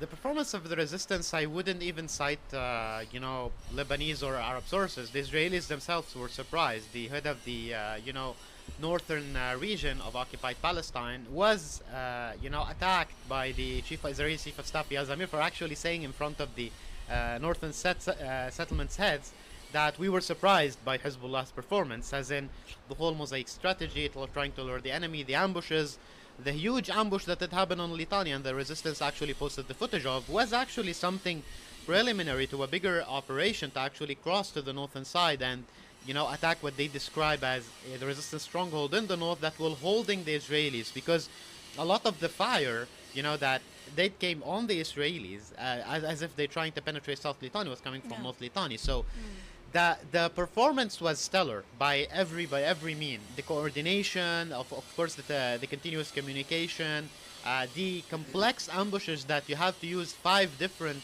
branches of the military, like maybe FPV operators, ATGMs, normal attack infantry squads, artillery, all these branches were working at the same time. So it shows a completely different picture from what has been pictured before, and it does play a major role in then the Israeli shift in narrative, because as in Iran, they were talking about regime change in the first days, then they went to like just much smaller goals, to the point to open the Strait of Hormuz, which was open before the war. Now they went from like, we need to dismantle Hezbollah, destroy Lebanon, to no, we will probably just keep occupying this 3 kilometer strip, after they actually also backed down from the objective that was stated by Quds. Because I always say, my friends send me a lot of like Quds statement. I said like, don't pay attention to him, just maybe follow Zamir's statements, which are much less extremist, because he's the one who know how many tanks he has and how many soldiers, and he did admit that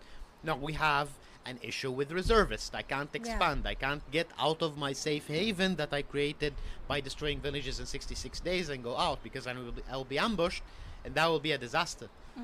When you look at the type of, you're talking about more than one force for the resistance at the same time, with the, of course, with all forces, I think classical armies, infantry is always the strongest, and it's easier for them to use, and then you have air force is the backup. With the Israelis, it's the other way around. But with the resistance, of course, that's not working.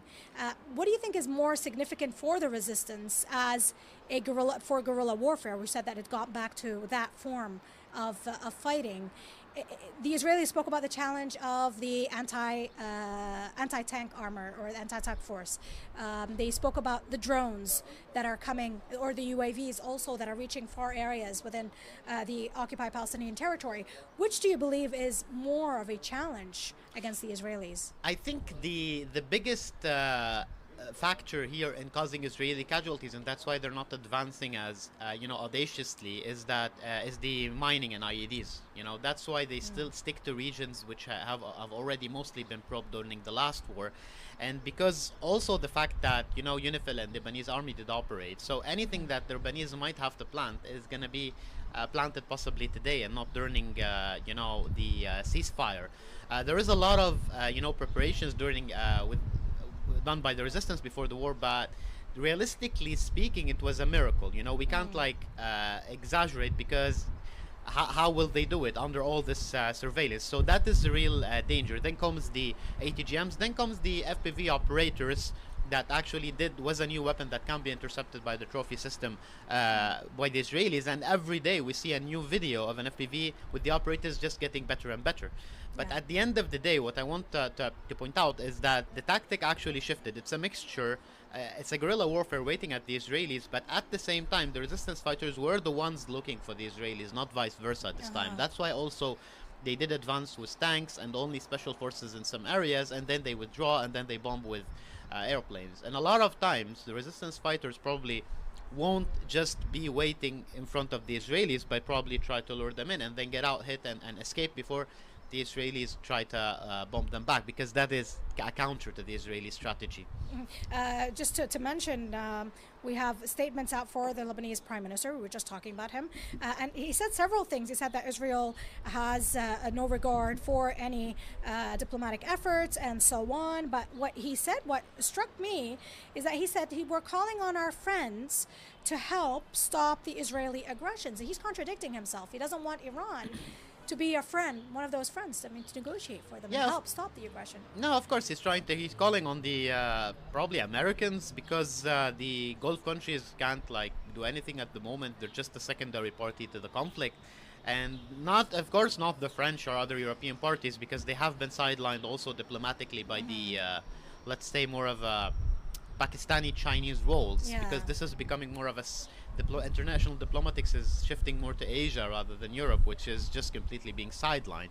So yeah, it doesn't make a lot of sense, but I think there is a certain limit to what he can say, because maybe at the first impression he said what he actually believes in, but I wouldn't say he actually changed his tone or his goals or whatever, but there is a certain limit still, alhamdulillah, within Lebanese laws where you can't overstep it unless you actually do normalization with the Israelis and cancel the whole normalization laws that we have, thankfully. Well, of course, we do know that law is still intact. When we look at these possible scenarios, we have several scenarios. Let's look at one of them. Do you feel that we might have a scenario that is similar to the time of the occupation during the 80s and 90s, when, okay, we stopped the war, the Israelis stopped their aggressions, but they keep to their occupation, and the resistance continues with its fight and flight, hit and run, resistance operations, only in those areas? I don't think the Israelis will accept such a scenario, in the sense that they probably either will withdraw or they will, the war will continue, because keeping why the resistance did start the whole war, the whole situation. It's because to prevent such a scenario. We might see a momentary or time-framed occupation to the outlines that you made. But I think what will happen is the Israelis will fight tooth and nail to actually maybe cease the war later on if they were forced by the Americans, but to continue with the assassinations policy they already did. And I don't really think the resistance will stay silent. So we might see a little bit more of escalation, de-escalation cycles before the Israelis are forced again by the Americans. Because I'll put you in two scenarios. So the Israelis maybe most likely will stop the war if the negotiations do go. But then they assassinate. If they assassinate and the resistance won't respond, we go back to the previous situation. Exactly, if the resistance does respond, they're going to have a tantrum as well and not accept the situation, maybe bomb a little bit. The resistance will continue responding, and then Iran will have its opportunity to close the strait again, so it makes its voice heard by Trump to tie his wild rabid animal, so actually we have a ceasefire. But I don't think the Israelis will accept it right away, as in they won't be a complete zero-null ceasefire like 2006 right away, but it will go back and forth a little bit.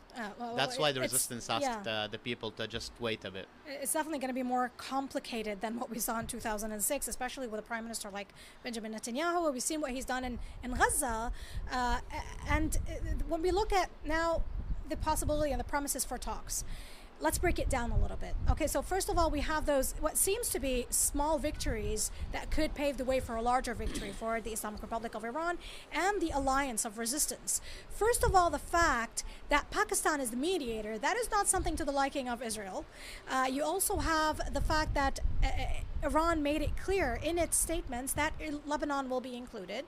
So how do you look at that, first of all? And we also have the fact that Iran had always insisted Witkoff and Kushner will not be part of the negotiation team.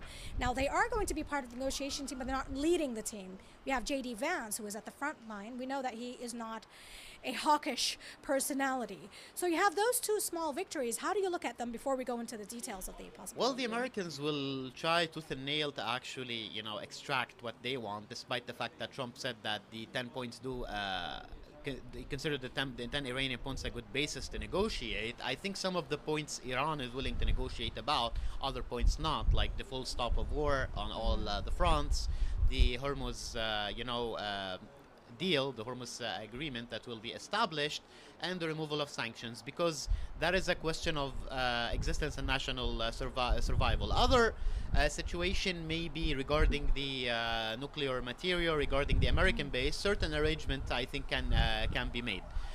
Yes, of course, the Israelis will try to sabotage it, but an aspect of the war that we a little bit was sidelined, I think it will be talked about more after the war, is how Iran actually dismantled the alliance of the enemies, as in, how the French and the Europeans refused, and Iran tried to lure them with, certain situations, to special treatment.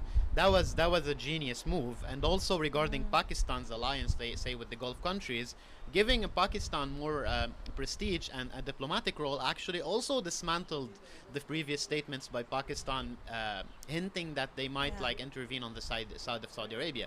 So the diplomatic game also, apart from the military, aside of the military game, also was top notch. That is the real achievements here also. So we are looking at divisions for the allies of the U.S. How do you look at the possibility that Iran will succeed in dividing the fronts, as opposed to the fact that it's not going to accept to divide the fronts between Lebanon and Iran? This is the most important thing right now. I think it's more important than the fronts of Iraq and Yemen. But on the other hand, we might see a scenario similar to what we saw with Yemen, that Trump moves away from the aggression against Yemen, whereas Israel stays on its own, continues to dodge also Yemeni rockets and drones. You see, there are a lot of lobbies inside the US that force now fighting all, so people talk about the pro-Israel lobby. It's just one of the lobbies, like the arms manufacturing lobbies, the oil lobbies. So everybody's gonna be fighting to get their own share. But what I think will happen is, yes, this is a possibility. It's still a low possibility because the Israelis are still, like, Israeli-occupied Palestine is still a very, very important asset to the US. But more likely that he will force a ceasefire on the Israelis than to actually abandon them this way. But of course, if they insist, that is a possibility that the war might continue with Lebanon and Iran and the other axis of resistance factions until the Israelis are actually convinced that no, you cannot continue with this war on your own.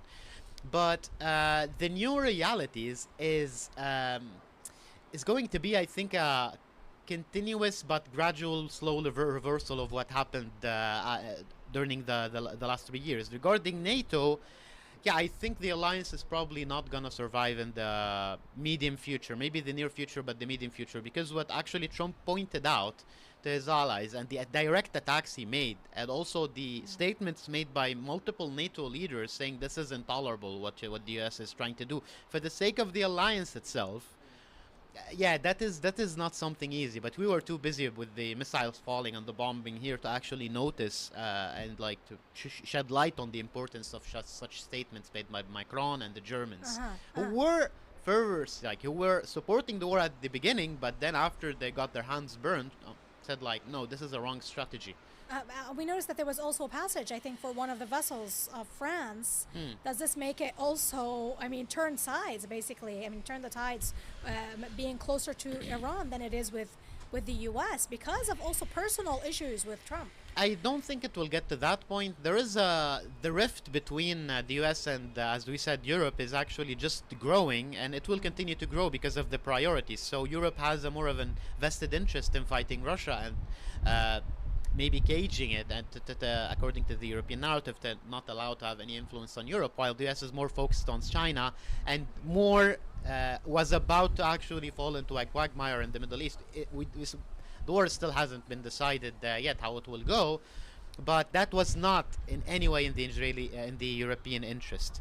The situation is I think it's a bit more complex to actually anticipate. But one ship passing through the Strait of Hormuz, was like an Iranian bait, I think, more than an established policy. And I do think the ship did actually pass using the security arrangements made by the Iranians and not just for free. The security fees that the Iranians will probably impose later on.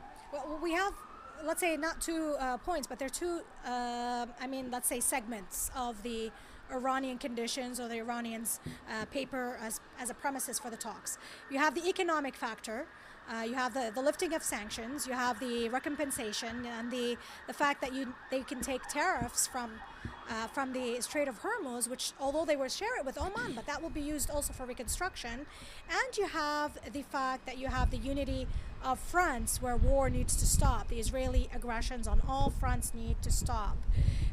Which do you think that Iran is willing to concede, perhaps, or to bargain with when it comes to these points? Iran will not be willing to concede on anything that touches his existence, because the damage now, for instance, inside Iran, especially to civilian infrastructure, factories, steel manufacturing, petrochemical manufacturing, is significant. I estimate it to be tens of billions of dollars, which can be paid using the freezing assets, the removal of sanctions, and maybe within 1 to 2 years of the Hormuz situation. So Iran forfeiting on the payment, on Hormuz is just an invitation to another attack, because it will give it more time to actually recover and prepare, so that is actually per se a security guarantee, having the ability to reconstruct very fast. And I don't think that what prevented the reach of a negotiations framework before, which was the whole Lebanese situation, and that the Iranians refused to separate, they will accept now.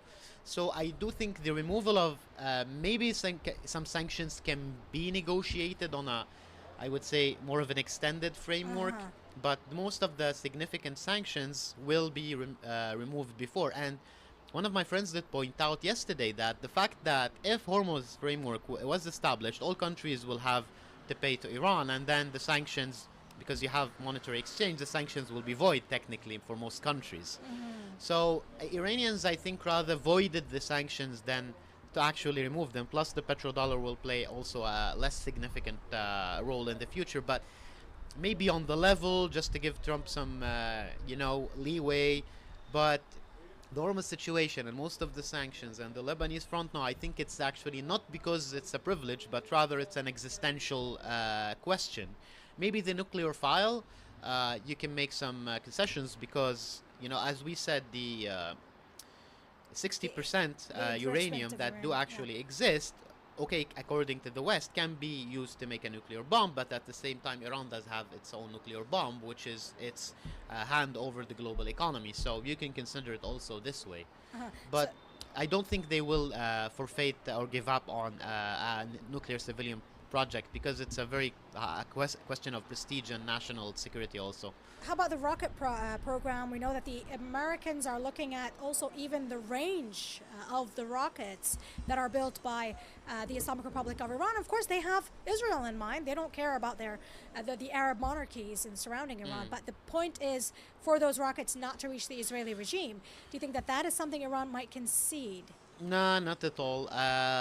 Logically, no, it would be national suicide also. So not even, I don't think any policymaker in Iran can actually just say that now, especially after the war, that they showed the Iran's longest hand in actually touching and hurting the enemy, preventing further strikes. So if you remove them, what will prevent the Israelis from attacking? Because at the end of the day, Israel is a U.S. vassal. There might be some differences.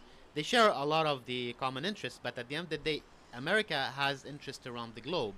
But even if you have the Hormuz card, Israel will just keep attacking, because it just wouldn't care about what happens to the globe, while the US, since it's the hegemon and the ruler of the system, will care.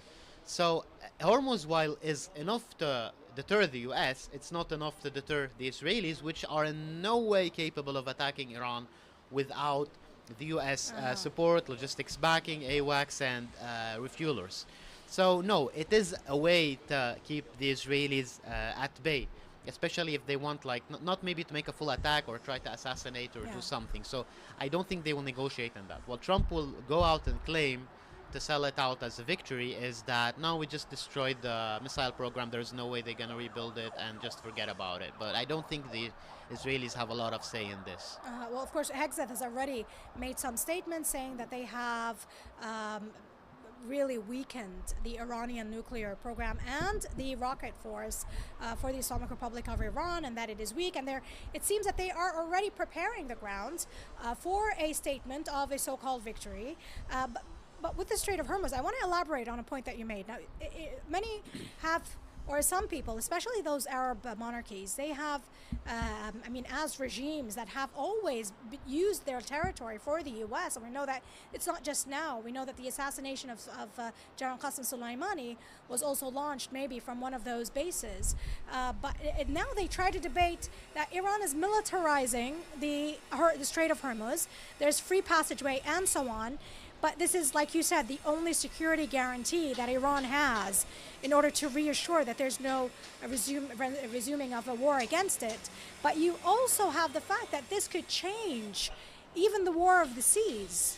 How do you look at how Iran has used it? I mean, in that sense, and what this could mean for the future of the War of the Seas? I mean, it's just the Gulf countries reached a certain point, especially on some Arab media, to actually claim baseless stuff, that such as Iran militarizing the Strait. Iran did not militarize the Strait. Everybody could pass. It was the U.S. departing from your basis that militarized the Strait, which did put you on two options. Either ask the U.S. not to do this, or, you know, be participant in the war. By not asking the U.S. to stop, and by continuously denying, despite satellite imagery existing, despite the U.S. admitting themselves, posting images, you are a party to the conflict that the U.S. started, so which makes you an aggressor. And wars of aggression do have certain costs. International law is not a Quran or a Bible. It has been written according to certain habits and certain, you know, precedents. You made the precedent of militarizing the region, so you pay the price. So it will be a new rule that is established, that is not yet, does not exist yet in international law. But I say again, rules are created. They're not, like, international laws are not written by God, but they're written by men using precedents that you started. So accept the situation because you started it. The passage was free, the passage was safe.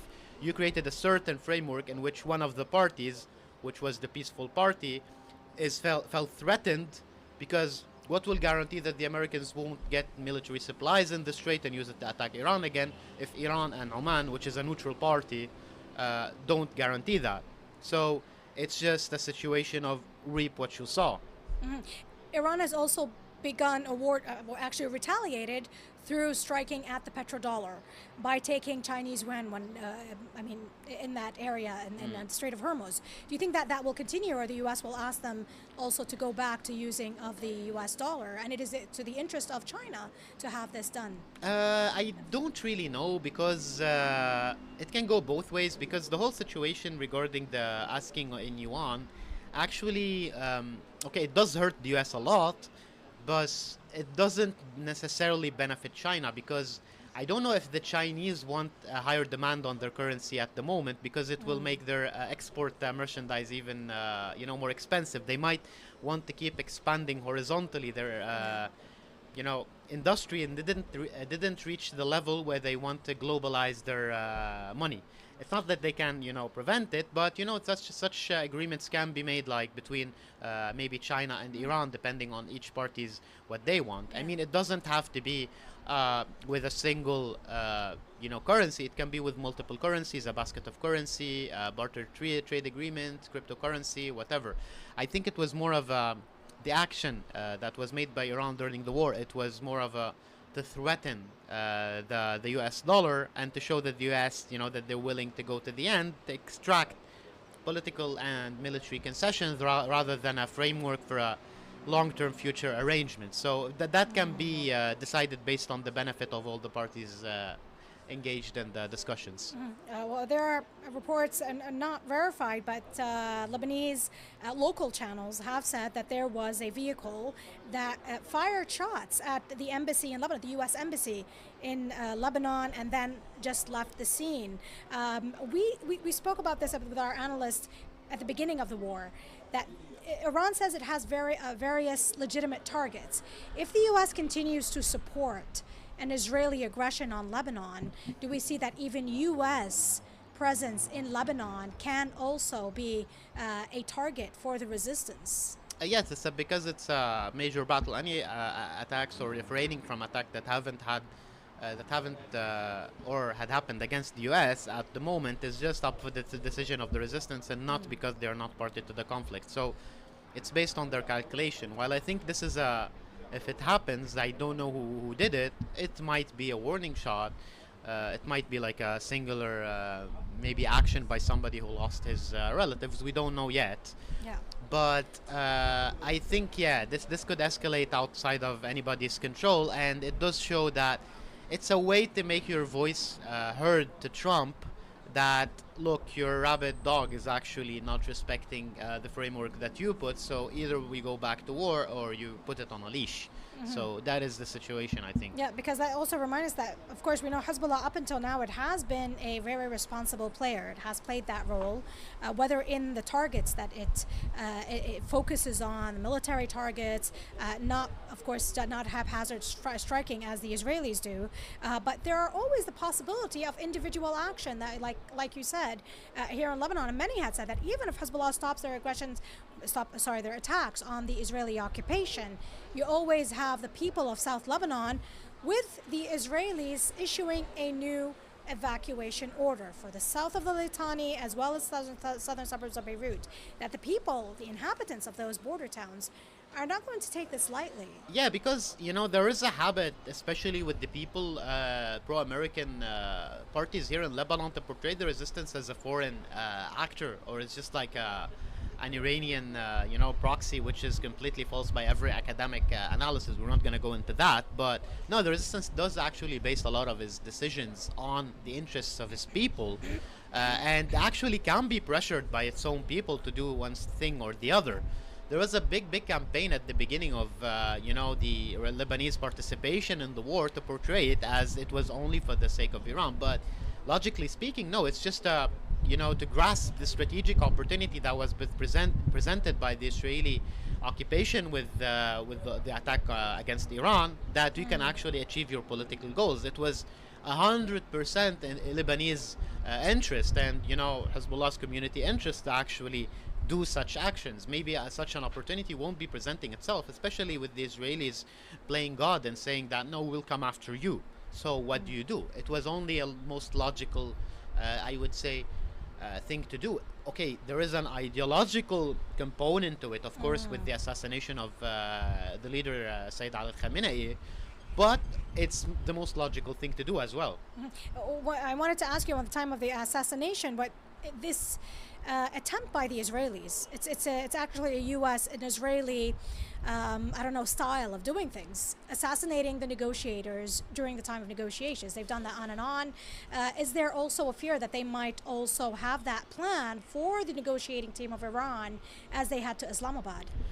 Yeah, of course, there is some certain risks, but that will put pressure and that will actually humiliate the Pakistanis themselves, which Trump did call them respectable party and the Iranians did as well. So it's a present danger that will also risk, curtailing ties with the Pakistanis. I don't know who will be participating in the negotiations. I don't think somebody like higher up in the hierarchy than Arakshi will be participating. He's the foreign minister and maybe his negotiating team. So they have been participating in negotiations a lot of time. I do not think there is a high chance of that happening at this moment, especially if it's in Pakistan. Because they usually do it before launching a war. The war is here and can be restarted and the Iranian hand is on the trigger. So there is lesser possibility of that happening now, I think. And lessons have been learned, perhaps, from the past. We have the Israeli war minister. He said that hundreds of Hezbollah operatives were surprised by the attack. Of course, these continuous propaganda are used by the Israelis. We also have him saying we had warned Jarem Qasim that they will pay a price, that Hezbollah will pay a price, and that they will pay a price for launching attacks on behalf of Iran. And this is also part of the narrative that we spoke about, that where some Lebanese concur with the Israelis as based that, and they said that we will continue to stress the separation of fronts between Iran and Lebanon. Of course, we know that although he is making these statements, this does not mean that that will be the reality on the ground. Do you think that Trump, with one post on Truth Social, can force them to stop, as we saw in the 12-day war, where he said he forced those Israeli fighter jets to leave Iranian airspace? Or was that just a drama? No, he can totally do that. He's actually among the few people, despite being one of the most pro-Israeli presidents ever, he was one of the few people that actually can do that. But I don't know to what extent he will he will have to be pressured into doing that, especially with the continuation of the war in Hormuz and what we said, like such events might happen, regarding the American embassy. Yeah. But yeah, he can totally do that. Like Katz is a deranged man in general, and even Israeli settlers on social media make fun of his low IQ. So don't take anything seriously that's said by him, regarding the negotiations. So he's a friend of Hegseth. I mean, because the same is happening with the U.S. Secretary of War. Yeah, it's more of like bloodthirsty, political statements that have no effect on the war. You need to follow more of who actually makes the decision rather than, one who makes big statements. Because what Katz has been saying is that we will occupy the south of Lithuania, ethnically cleanse it, and then the other guys, chief of staff, said no, we're not going to do that. So he's not the one who actually has the decision. Well, we know that Yemen has always tipped the scale for the interest of the resistance. This is the final question. We're running out of time. Do you believe that they will also take action in support of Lebanon as they did with Gaza? Yeah, of course. But depending on how the situation will go, because if it arrives to a point where the U.S. pulls out of the war, yes, it will do the same as with Gaza, as Iran will also continue to be participant in the war, but not maybe close the Red Sea, because it's more of a related situation of U.S. attacks. Yeah. That is a card made and especially for the U.S. and not the Israelis. Maybe strikes on Israeli shipping, but not a full closure. That's, I think, what they can do.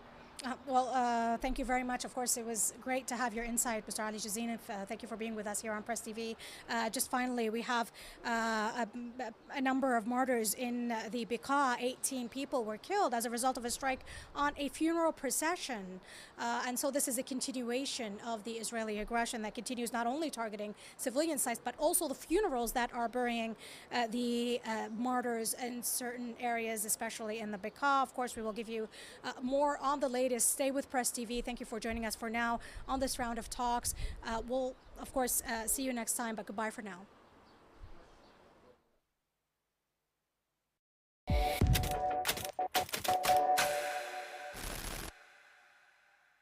This week on the Moscow Report, I'm speaking to Alexei Stolarov, one half of the famous Russian prankster group Vovan and Lexus. Now, their work recently went viral around the world as they interviewed the son of the former Shah of Iran, Reza Pahlavi. Absurdly, Alexei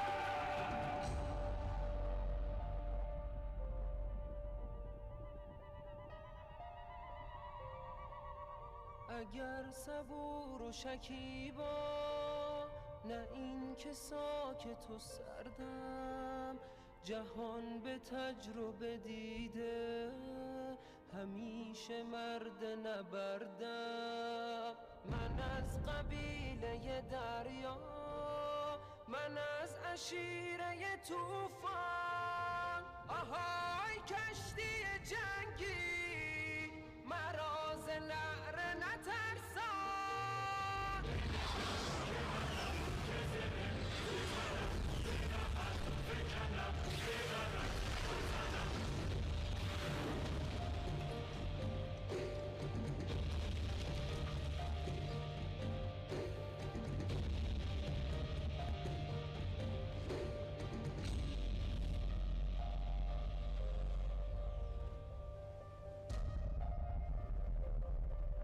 شبیه پرچم کاوه به گل نشسته درفشم منم که وارث رستم منم که صاحب رخشم شبیه مین به کمینم میان خشکی و دریا اگر که رد شبی از من قلم کنم قدمت را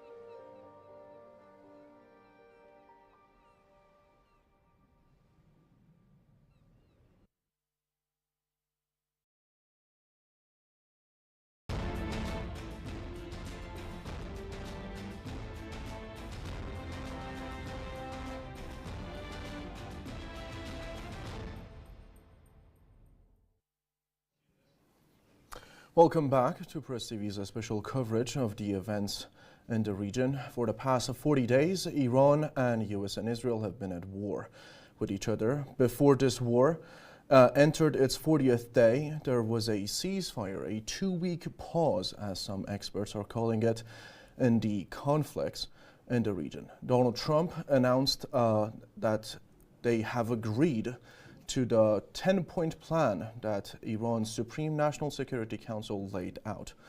Joining me right here is Press TV's political correspondent, Maryam Azachir, who's going to bring us up to speed on the events that have been happening in the region and help us unpack the events that have been also unfolding in the West Asia region. So many things to discuss, Maryam. Pete Hegseth and General Kane just held a press conference 1 hour ago, and they were talking as if this war is over and done for. They were talking about their achievements, what they did, militarily speaking, while on the other side, of course, this was analyzed by so many different people, that Israel is going to do its best to sabotage any potential for this ceasefire agreements and the negotiations that are going to come. Your thoughts on it? I mean, it'd be a horrible time actually for the Israeli regime to stop, because they have lost so much. They had already said that Hezbollah has practically been destroyed, and they had said there's nothing left. And of course, they had reason to think that, because the last time there was a ceasefire, they violated the ceasefire about 15,000 times, each time being, the explosion of a home, someone's car, and all kinds of assassinations. And so they actually believe that Hezbollah was, at least for the most part, because of course they know the ideology of resistance, and those who follow it will never finish, but they believe that there's no power called Hezbollah anymore, it seems, or so they said. But what happened with the way Hezbollah took them on, with the number of Merkava tanks that they destroyed, with the number of operations they did in a single day, they really humiliated the Israeli regime. And so the Israeli regime was not only bombarded by Iran, but also bombed by Hezbollah, by the resistance front completely. And with all the damages suffered by the Israeli regime, I mean, the pictures that are coming out, the major destruction of all kinds of sites and facilities near Dimona and elsewhere, and in Tel Aviv, headquarters, the loss of their terrorist commanders and soldiers, of course, it was a big hit. So they need to finish in a way that, of course, that's not like this. And so naturally, they do not want a ceasefire. Trump's situation seems to be very different. Trump is in a very difficult place. He went in saying he wanted regime change. He wanted Iran's nuclear program to be dismantled. Iran's ballistic missiles, Iran's support of its allies, and all of that. And then when he actually said that he accepted the 10 conditions of Iran, that would mean that none of these objectives had been achieved. And the only objective would actually that Iran would allow American ships to pass through the Strait of Hormuz, even that with a fee of 2 million. But before the war, they were already passing through the Strait of Hormuz. So that would not be accomplishing an objective, of course. However, Trump is in a difficult situation because of all the economic pressure, because of the pressure from inside the country, and because, of course, the U.S. bases that have been destroyed, the radars that have been destroyed, the military headquarters, and so on, and the commanders that have had to basically take shelter in hotels. And of course, they have been targeted in hotels. And then there were the 18 different companies that Iran had announced as legitimate targets, and also targeted some, including Amazon, that actually provided the Israeli regime with cloud services. And of course, Iran had also named Palantir, and we know that that's perhaps the main actually company that's providing the access for the U.S. regime to spy on the world, basically. And so with all of the damages that Trump has suffered, and all the pressure he's facing inside the country and outside, it seemed that he was looking for a ceasefire. And he kept saying, of course, Iranians were negotiating when Iranians were not negotiating. The U.S. regime gave conditions. Iran dismissed those conditions. Iran said that it has to be these 10 conditions that I say or nothing else. And some of the latest news that we had received was that he had accepted those 10 conditions, and that there would be negotiations because he had accepted. Because Iran had said that if the U.S. is not going to accept these conditions, we're not even going to have negotiations. Exactly. Mariam, we have breaking news coming in. As our viewers can see on the bottom of their screen, Hezbollah fires barrages of rockets toward northern part of Israeli-occupied Palestinian territories in retaliation. The Lebanese Red Cross reported over 300 people were killed in the latest wave of the Israeli strikes. One of the targets, this is according to Channel 12, one of the targets struck in Beirut was an assassination attempt against Hezbollah's Secretary General, Sheikh Naim Qassem, but he was not present in the targeted building. And then in response to that, Hezbollah started firing barrages of rockets into the northern parts of Israel and Kiryat Shimona. What do you think Israel is trying to do right here?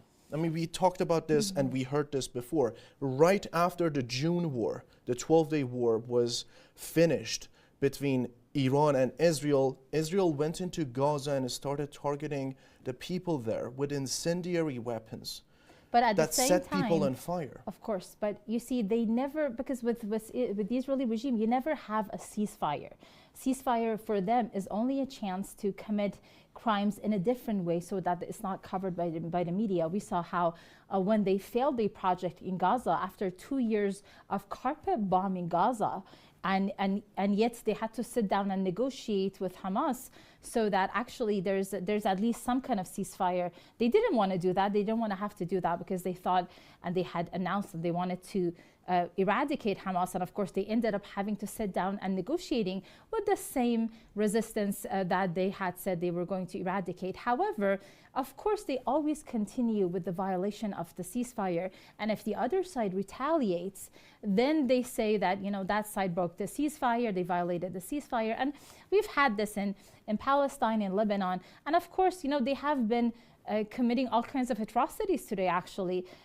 When the US said that they accept Iran's conditions, Israel said, Netanyahu said that they're going to go with those conditions except for Lebanon. And of course, Iran had already announced that we're not going to accept a ceasefire, we're not going to accept anything unless the entire resistance front is included, that they are not going to be aggressed again. So it seems that, you know, that seems not possible anymore because, of course, the way they have been targeting people. And so we're waiting on the official stance to actually announce what the next plan is going to be. As for the atrocities they commit, the targeting of Hezbollah leader and so on, of course, they're going to be punished for that. They are being, you know, the punishment is underway as we speak. However, they also know that, you know, targeting the heads of Hezbollah and other officials, as important as they may be, does not destroy the movement, because they saw when they murdered Sayyid Hassan Nasrallah the way they did and the crime they committed. And yet we understand what a huge resistance personality Sayyid Hassan Nasrallah was, not just for Lebanon, but also for resistance, for the resistance nations across the region. Even with that, then we saw how Hezbollah came back even stronger and targeted them. And so it's the ideology of resistance. They're not going to be able to do anything about it, and it will eventually eradicate the Israeli regime. And regarding Hezbollah, Mariam, how do you think Hezbollah is going to respond further if these attacks on Lebanese territory continue? And based on what you said, your analysis, you were talking about Lebanon has to play a role in these upcoming negotiations. If we get there, I mean, at this point, if Israel is sabotaging this ceasefire that was immediately effective, according to Shehbaz Sharif, Pakistan's prime minister, what do you think is going to happen in the next few days before the negotiations begin? Well, look at the way Iran has been going so far. I mean, Iran has been targeting American and Israeli sites and their interests and their military bases and so on, companies and so on. So Iran has actually been, and of course, you know, Lebanon has been hitting hard, Yemen has been hitting hard. All of the resistance front has actually been targeting them, in addition to the control that they've had over the Strait of Hormuz, because of course that strait belongs to Iran. That's, you know, Iran can actually decide for the rules of the Strait of Hormuz, and it's even completely in line with international law. Not that international law matters, because it's only made for the benefit of the oppressors. However, Iran can continue with its control over the Strait of Hormuz, not allow any US and Israeli affiliated ships to pass. And in addition, the IRGC had said that should push come to shove, Iran's allies are also going to lock down the Bab al-Mandab, which we talked about the importance of it, because at the height of it at different times, we've had more than 90 million barrels of oil per day pass through Bab al-Mandab. So if that one is shut down, I mean, they were already, you know, we know how many times Trump tried everything he could to open the Strait of Hormuz, and he failed. Imagine if that's added. And also Iran has said that, you know what, to begin with, Iran had said, our martyred leader actually had said that this time, if the US commits an aggression against Iran, it's going to be a regional war. And as he said, it was. Now, one of IRGC's latest statements was actually that if they continue their aggression, the war can go beyond the region. And so it remains to be seen if Iran wants to take it further with their aggressions, or if they can actually accept the amount of humiliation they have suffered so far and not cause further humiliation for themselves. Mariam, Donald Trump tweeted almost 2 hours ago, the United States will work closely with Iran, which we have determined has gone through what will be a very productive regime change. There will be no enrichment of uranium, and the United States will, working with Iran, dig up and remove all of the deeply buried, in parentheses, B-2 bombers, nuclear dust. It is now and has been under very exacting satellite surveillance, Space Force. Nothing has been touched from the date of the attack of BR, and will be talking tariff and sanctions relief with Iran. Many of the 15 points have already been agreed to. Thank you for your attention to this matter, President Donald J. Trump, as he always likes to. So a complete change of his stance. Because he had said that he was going to agree to Iran's conditions, and Iran had no problem. You see, Iranian commanders had already said, we are capable of taking this war on for 10 years at least. Because of course, everybody remembers that Iran actually resisted an 8-year imposed war at a time very soon after the victory of the Islamic Revolution, when they didn't have a fraction of these weapons and these drones and fighter jets. And what we have is completely homemade. So if anything, if we need to produce more, then we will produce more. What we had done, for instance, Iranian officials had said that during the 12-day war, Iran had used less than 25% of the weaponry that it had. And imagine how much more they have produced over the course of time with the threats that they knew were coming, because of course they said that they knew that the US and Israeli regimes were going to actually commit another aggression, were going to target Iran again. And so Iran is prepared to take it further if that's what they need. But you see, with Trump, this is, of course, you see, the point with everything that Iran talks about, when they talk about a potential ceasefire, a potential negotiation, they're not counting on what Trump tweets, because every tweet can be different. You really wonder if he is that unstable, or if he thinks he's using some kind of a deception policy and he thinks he's being smart. But the fact of the matter is, obviously, you cannot trust his words on the matter. So what Iran trusts is its actual tools. The tools Iran has at its disposal is Iran's weaponry, Iran's drones, Iran's fighter jets, and the fact that Iran has been able to actually target all kinds of American fighter jets and drones. We're talking F-35, F-15, Hermes, the other aircrafts like the Black Hawk. Speaking of Hermes, we have breaking news coming in, Mariam, as of right now. An Israeli Hermes 900 drone was shot down by Iranian air defenses over Fars province. This is according to IRGC public relations a few minutes ago. An advanced Hermes 900 drone in the sky of Lar in Fars province was intercepted and destroyed by the fire of the IRGC's new aerospace defense systems, under the control of the country's integrated air defense network. We are already seeing so many different ceasefire violations. You see, that has stopped being a breaking news, because, I mean, so far in the course of some 40 days now, Iran had actually destroyed over 160 drones and fighter jets. This is something that's happening on a daily basis. 1 or 2 drones, Iran is targeting. And this is, of course, the problem they're facing, because Iran has its own weapons. Iran can target their weapons. Iran has the Strait of Hormuz, and Iran can also lock down Bab al-Mandab. So everything they're trying, these games that they're trying to play, fine, Iran can play the same game. Iran was going strong. Iran did not ask for a ceasefire. Iran said no to the ceasefire. Iran said no to negotiations. And in fact, the only reason Iran even talked about the U.S., having accepted was that because the U.S. had actually originally come up with 15 points asking for a ceasefire with those 15 conditions. And Iran said that not a chance. We actually have other suggestions, and that's going to go based on what we say, because of course the U.S. was the aggressor, and we're going to make sure that our people are safe. So when the U.S. said that we agree with your 10 points, then Iran announced it. But that does not mean Iran believed the U.S. That means that Iran announced the victory that Iran had. However, it's Trump. It's the US and Israeli regimes. You have to keep hitting them until they cannot hit you back. Right. Let me bring Leila Hatoum, editor-in-chief of MENA Uncensored, join us from the city of Beirut to this conversation. Leila, it's great having you on. I wanted to ask you two questions. Let me begin by asking about the situation in Beirut.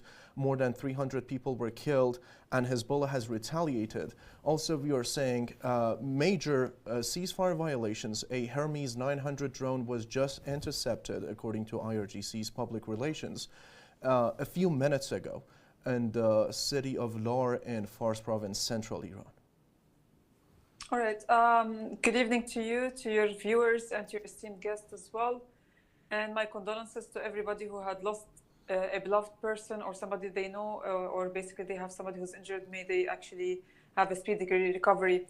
It is chaotic at the moment in Lebanon, across all of Lebanon, because the Israelis targeted South Lebanon, Bekaa area, Beirut, and Mount Lebanon as well. We're talking also about Nabati governorate. So that's 5 governorates at the same time, over 160 targets according to the Israeli occupation.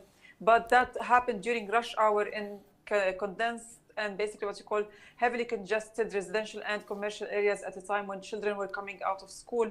That left several massacres across all of Lebanon. In Shmastar, we have, if we count all of Bekaa, we have over 22 people killed, dozens injured. Same thing in Beirut, same thing in basically in Beirut's southern suburbs and in Mount Lebanon as well. The Israeli occupation did not breach, and I have to actually reaffirm this. I've been saying it since yesterday. Donald Trump said that the ceasefire, not the ceasefire, the truce or the cessation of hostilities will start as soon as the Strait of Hormuz is reopened and the negotiations start. That means by Friday. And the Israeli occupation is taking advantage of that. That means until the negotiations start and something materializes on the ground, the Americans will continue to bombard. The devil lies in the details. This is why basically they teach us when we're studying law that you have to look between the lines and read between the lines.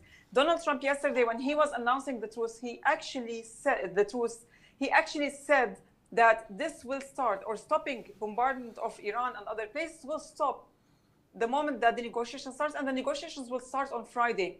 At the end of the day, we're dealing with immoral enemies, the Americans and the Israelis, who don't care. Even if they actually say that there's a truce, they're not going to stick by it. How many times did we hear about give us 2 weeks for negotiations and then they go and assassinate Haj Fuad Shukr in Lebanon? They did the Pagers massacre. They assassinated Sayyid Hassan Nasrallah. It's always 2 weeks or 2 months for the Americans. The Israelis, the same thing. We had 15 months of cessation of hostilities, whereby basically we ceased attacking the Israelis, retaliating to the Israelis actually, and the Israelis continue to fire at us. So when you look at the whole situation, we can never actually rely on any word that the Americans or the Israelis tell us. When we say that there's going to be a truce, unless it's basically you're doing it with a shackled enemy, expect that enemy to breach at any time, or to actually continue with its aggression until you see something materialize on the ground. Leila, what do you think is the purpose behind these attacks by the Israeli regime, sending drones to Iran and committing different war crimes in Lebanon, as you mentioned? There must be a purpose behind this. Is this totally sabotaging the ceasefire talks as they're going to take place soon? Or are they just testing the waters to see if they have the control over the skies of the axis of resistance? Well, I see it from 3 points. The first one, as you said, it's literally they're putting sticks into wheels. Netanyahu doesn't want this war to end before he actually achieves something on the ground that he can take back to his people internally and tell them, look, we were victorious over here, or I achieved this for you. So he wouldn't be dragged into what you call he wouldn't be court-martialed at any point. He wouldn't be taken to court over him jeopardizing their lives at any point and dragging them into these wars.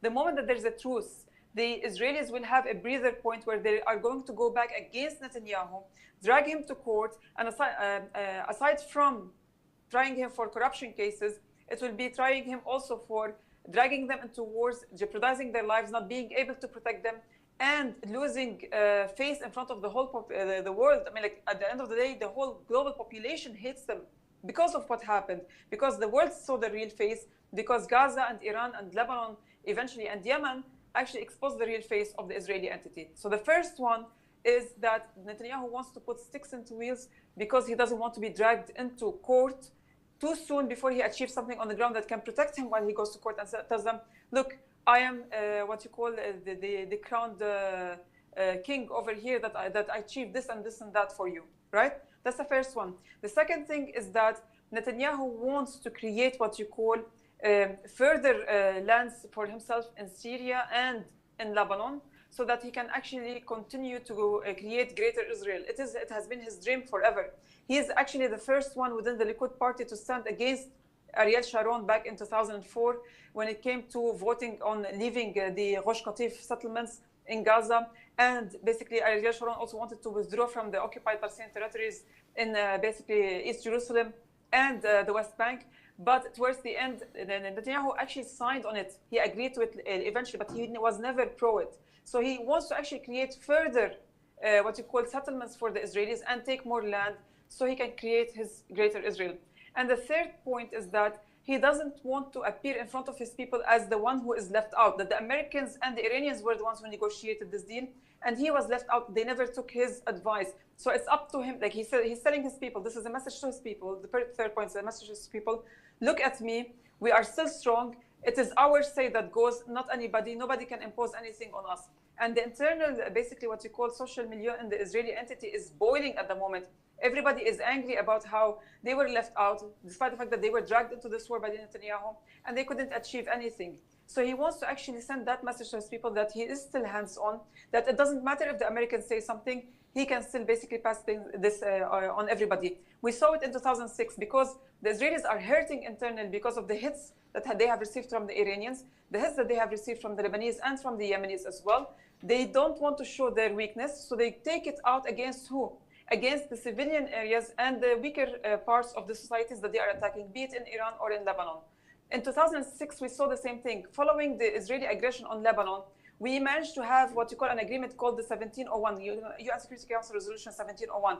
The moment that the whole international community agreed to it, the Israelis directly, during that moment, rushed and bombarded Lebanon with 1.5 million cluster bombs, just to tell the world, look at us, we can still basically have the final say before you close anything or before you go to other negotiations. Leila Hotoum, Editor-in-Chief of MENA Uncensored, joining us from the city of Beirut, and also our correspondent, political correspondent, Mariam Azadcher, bringing us up to speed on the events of this war. Thank you so much for watching us as we were doing our special coverage of the war on Iran. We're going to be back soon with this hour's latest news, so stay tuned.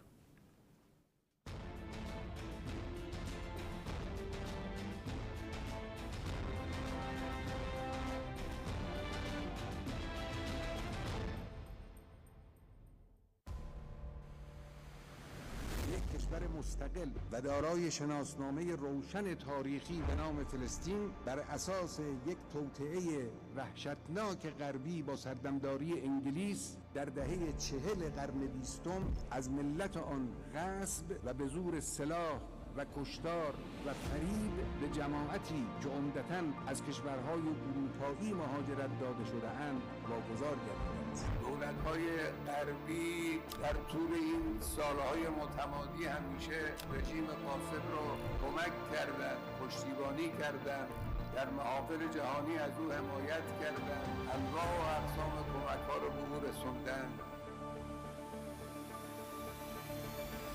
امروز در دنیا هیچ کس تفاوتی نمیگذارد میان رژیم صهیونیستی و آمریکا یا انگلیس. همه میدونن اینا یکیه. آمریکا بیشرمانه قطعنامه شورای امنیت را برای قطع بمباران و آتش‌بس وتو میکنه. اینا با هم فرقی نداره. اینا یکیه.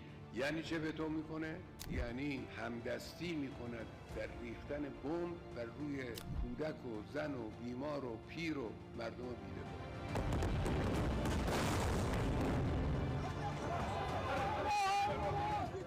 اگر آمریکا موافق نبود اسرائیل جرأت نمی‌کرد. این همه میدونن در دنیا. آبروی آمریکا را. آمریکا شریک جرم قطعی جنایتکارانه. یعنی تو این جنایت دست آمریکا تا مرفع در خون مظلومان و کودکان و بیماران و زنها و اینا داخل شده و آلوده است. در واقع او داره به یک نحوی مدیریت میکنه این جنایتی رو که در غزه داره انجام میگیره. آمریکاست که داره مدیریت میکنه. آمریکایی‌ها با ادعای حقوق بشر بیشرمانه از این جنایت‌ها دارن پشتیبانی میکنن. نه فقط پشتیبانی، در این جنایت‌ها شرکت میکنن. سلاح آمریکایی است، نقشه آمریکایی است، تلاش بین‌المللی آمریکایی است. آمریکایی‌ها با کمال وقاحت میگن ما از رژیم صهیونیستی حمایت میکنیم، پشتیبانی میکنیم. اینا صریح میگن. از جمله بیشرمی هایی که امروز سیاستمداران غربی، رسانه‌ای های غربی دارن نشان میدن اینه که مبارزین فلسطینی رو میگن تروریست. کسی که از خانه خودش دفاع میکنه تروریسته، کسی که از میهن خودش داره دفاع میکنه تروریسته. اون روزی که در جنگ جهانی دوم آلمانی ها آمدن پاریس رو گرفتن، پاریسی ها با آلمانی ها مبارزه میکردن، مبارزین فرانسوی تروریست بودن. چطور اونها مبارزن؟ ما یه افتخار فرانسه هم. ما جوان حماس و جهاد اسلامی تروریسته. بیشرم ها. قطعاً دشمن نمیتواند در قضیه فلسطین موفقیت مورد نظر خودش رو پیدا کنه و فلسطین آزاد خواهد شد. تردیدی نیست که فلسطین آزاد خواهد شد. ممکنه اندکی دیرتر، اندکی زودتر، لکن قطعاً این اتفاق خواهد افتاد. مبارزه امت اسلامی برای نجات فلسطین انشاءالله به نتیجه خواهد رسید.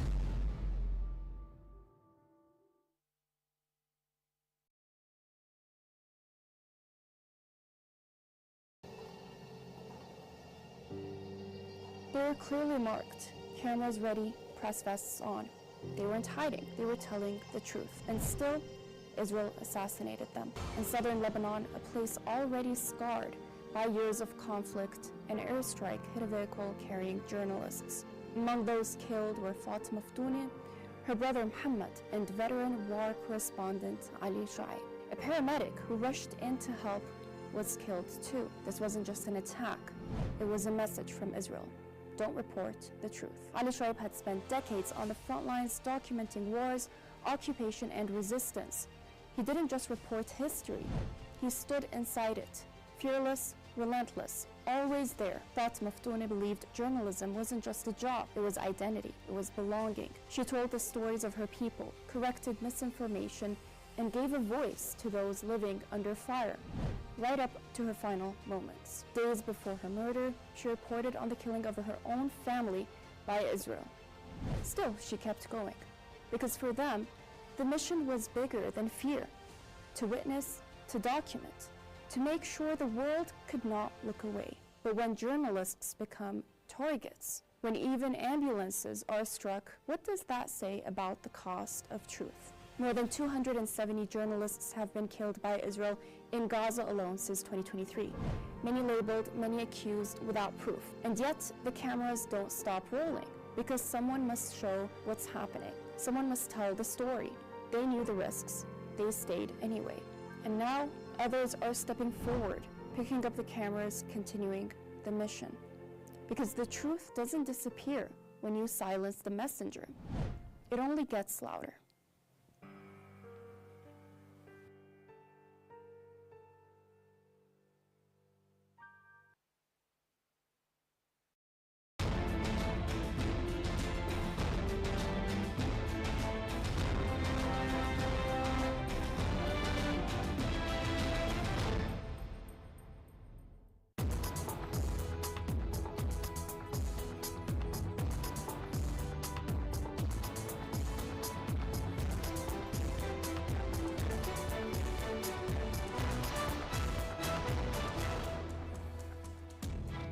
The headlines: the US agrees to a 2-week ceasefire with Iran, during which negotiations will be held in Pakistan aimed at an end to the war. More and more US politicians criticize President Donald Trump for his handling of the war with Iran.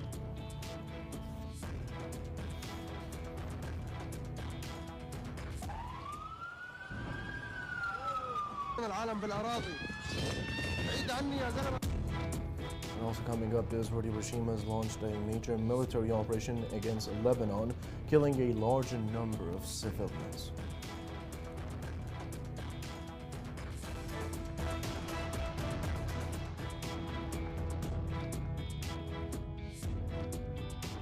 Hello and welcome. This is Press TV World News. Iran says the U.S. has accepted its 10-point proposal submitted via Pakistan as the basis for the talks to end the U.S. and Israeli war on Iran. Iran's Supreme National Security Council has issued a statement on the proposed 15-day ceasefire between Tehran and Washington. It says the enemy has been seeking a ceasefire for over a month, stressing that most war objectives have been achieved and describing the outcome as a historic defeat for the U.S. The Council stressed that Tehran will continue fighting until its gains are fully secured. According to the statement, the upcoming talks are aimed at turning battlefield gains into political results. However, Iran emphasized that negotiations do not signal the end of the war. Talks are set to begin on April the 10th in Islamabad and may be extended. The Council warned that unless all terms are finalized, fighting may continue and any hostile action will be met with a strong response. Iran has released its 10-point plan submitted to the United States to end the war on Iran. Tehran emphasized key points in the proposal included continued Iranian control over the Strait of Hormuz in coordination with the country's armed forces. The proposal called for the acceptance of Iran's uranium enrichment and the removal of all primary and secondary sanctions. It also stated that Washington will pay war compensation for the extensive damage that inflicted on Iran's infrastructural facilities. The document said U.S. combat forces will withdraw from all bases and positions in the region, pledging no new aggression against Iran. The U.S. must also end all UN Security Council resolutions related to Iran, as well as all IAEA's Board of Governors resolutions. The proposal also called for ceasing all wars on all fronts, including against the heroic Islamic resistance of Lebanon. The UN Secretary-General Antonio Guterres has welcomed the newly announced two-week ceasefire between the US and Iran, calling it a crucial step toward reducing violence in the region. Guterres urged all parties to respect international law and comply with the ceasefire terms, stressing the importance of halting hostilities to protect civilians and ease the humanitarian crisis. He also praised diplomatic efforts, particularly those led by the Pakistani mediators and other nations, in brokering the ceasefire. Japan also welcomed the agreement, saying the importance of safe passage through the Strait of Hormuz and emphasized Japan's ongoing diplomatic efforts to reach a final agreement swiftly.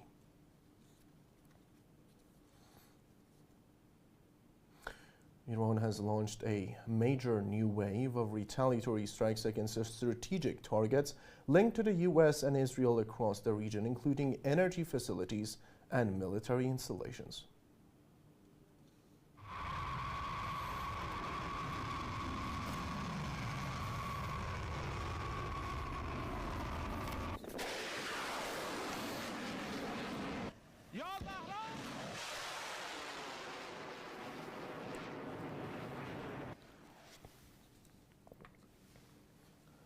Islamic Revolutionary Guards Corps has confirmed the conduct of the 100th wave of Operation True Promise 4 in response to the recent aggressions. The attacks targeted 25 critical sites, including energy infrastructure and military facilities in Saudi Arabia, Bahrain, Kuwait, and the Israeli-occupied territories. Among the key hits were several oil refineries as well as military complexes. The IRGC also targeted Israeli and U.S. military assets, including naval vessels in the Mediterranean and a key U.S. airbase in Kuwait. These in direct responses to ongoing hostile actions against Iran's interests. The IRGC has warned that any further attacks on Iranian assets will face greater consequences.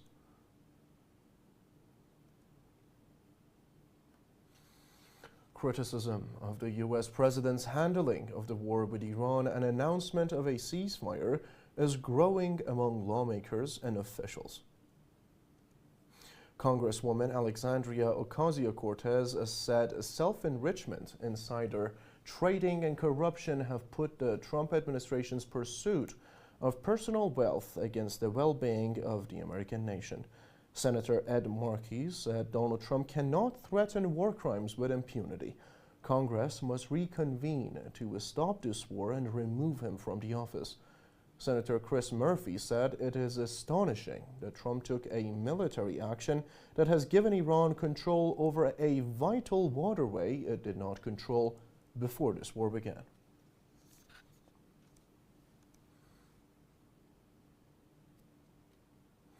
Press TV has obtained information about the recent U.S. and Israeli operation in Isfahan. The information reveals the enemy's true intention was not what they've reported. According to the evidence, the failed operation has nothing to do with the so-called rescue operation for an American airman.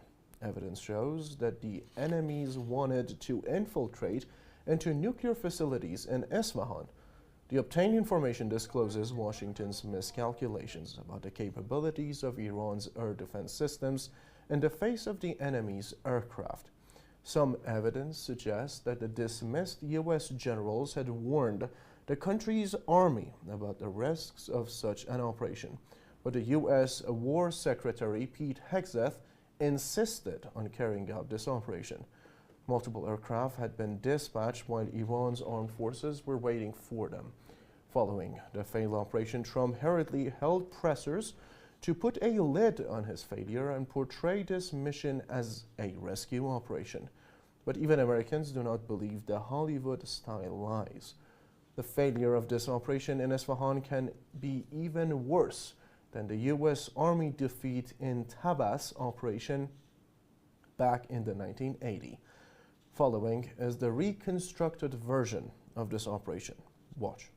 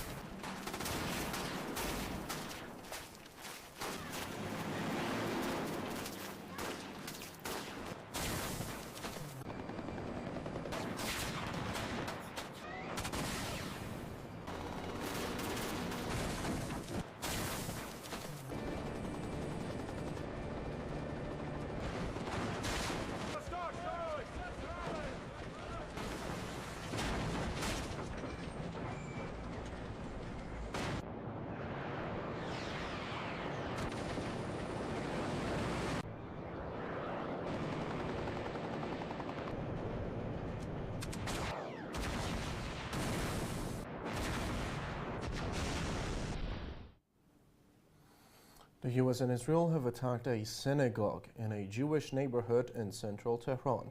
The attack happened early Tuesday. It completely destroyed the Rafi'inia synagogue, a site used by the Jewish community for nearly 70 years. Press TV's Moeen Amini reports from Tehran. I am in the central part of Tehran, and what you see behind me is what is left of a synagogue that was earlier targeted by the US and the Israeli regime. And right here, there is a sacred Jewish text that I found in the middle of the rubble. The US and the Zionist regime's attack on a synagogue in a Jewish neighborhood in central Tehran, the Rafi'inia synagogue, a place known for its stance against Zionism. The satanic US Zionist coalition destroying everyone who stands for freedom, regardless of their faith. The Zionist regime, together with the US, have destroyed one of our main places of worship. The position of Iranian Jews has always been anti-Zionist, and they condemn the actions of the Zionist regime against Palestine and other oppressed countries. That is why they are hostile toward us and have begun to destroy our religious sites. During various wars, the Zionist regime has destroyed religious sites, including churches, mosques, and synagogues. We continue to condemn these actions. Hopefully, the Islamic Republic will prevail, and we can witness peace and tranquility in the world. For nearly 70 years, this synagogue was a home for the Jewish community of Tehran. Muslims, Jews and Christians in Iran have lived together peacefully for decades. In the view of Iranian Jews, the Zionist regime merely exploits Judaism and links itself to Jews to advance its sinister goals. It took me 50 years to finally build my own house, but the enemies of God ruined it in a moment. These days, Iran's freedom-seeking people, a nation of diverse faiths and ideas, are reminded more than ever of their own liberating values. As Imam Hussein said, if you have no religion and no faith, and you fear not the day of judgment, then at least be a free person in this world. Moeen Amini, Press TV, Tehran. India and China have started ordering immediate shipments of Iranian crude after the announcement of a 2-week ceasefire agreement between Tehran and Washington. Independent Chinese refiners have begun securing Iranian crude shipments. This after Brent crude futures fell below $100 a barrel, marking their lowest level since March. Chinese refiners, who had largely stayed away from Iranian oil since the US-Iran war began, are now showing renewed interest as global oil prices have eased. In India, the first shipment of Iranian crude in 7 years is expected this week, marking a significant shift. The cargo bound for India's east coast was purchased by a state-run Indian Oil Corporation. The Israeli regime has launched its largest wave of attacks across Lebanon since this war began, bombing around 100 sites in 10 minutes, that according to an Israeli military spokesman.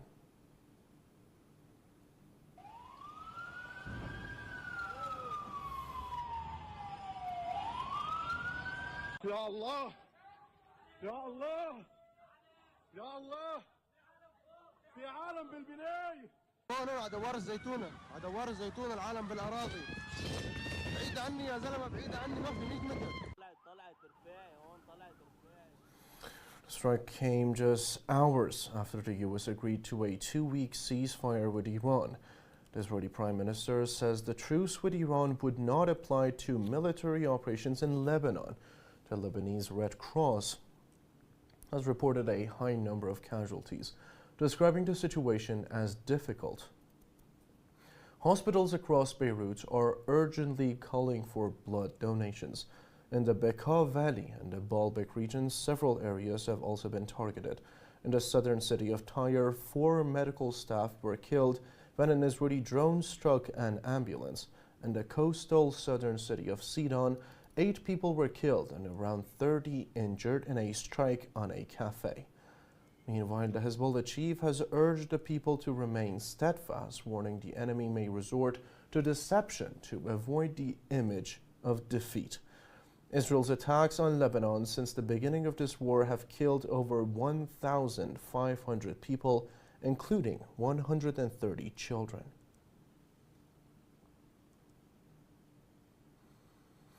People in Venezuela have held a vigil in the capital, Caracas, in solidarity with Iran.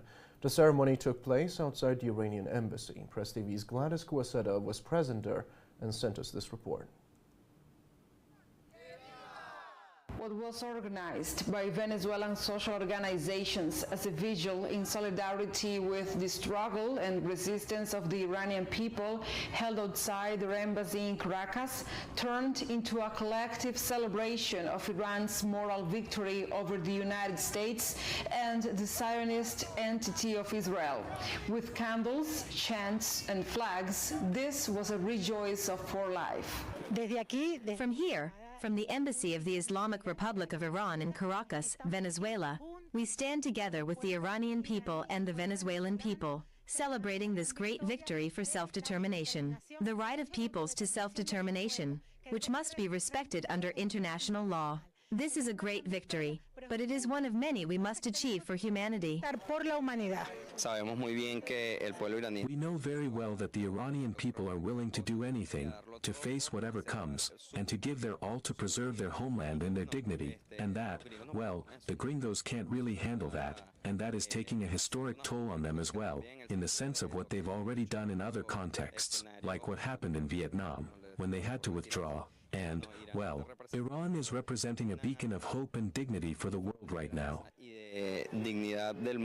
For others, it was a moment to make common cause amongst the peoples who resist and to recognize that there are still battles to be fought. Solamente la humanidad podría estar en paz sin Trump. Only humanity could be at peace without Trump, by stopping Trump, and by standing in solidarity with Iran and the peoples of the Middle East, standing in solidarity with the sister people, with civilization, with all of humanity, because they have been dignified and because dignity unites us. And because we here have also been violated. We have been violated by the United States, by President Trump. Estados Unidos por el presidente Trump. We are here supporting free peoples, peoples who do not submit to any imperialist yoke, such as the people of Iran, who have fought with resilience and have been struggling against the Yankee Empire and the Israeli Empire, which want to destroy everything good and sincere that exists on planet Earth. In addition to that, well, as Venezuelans we feel a deep connection because on January 3rd we suffered an imperial attack, a bombing, which continues to affect us to this very day.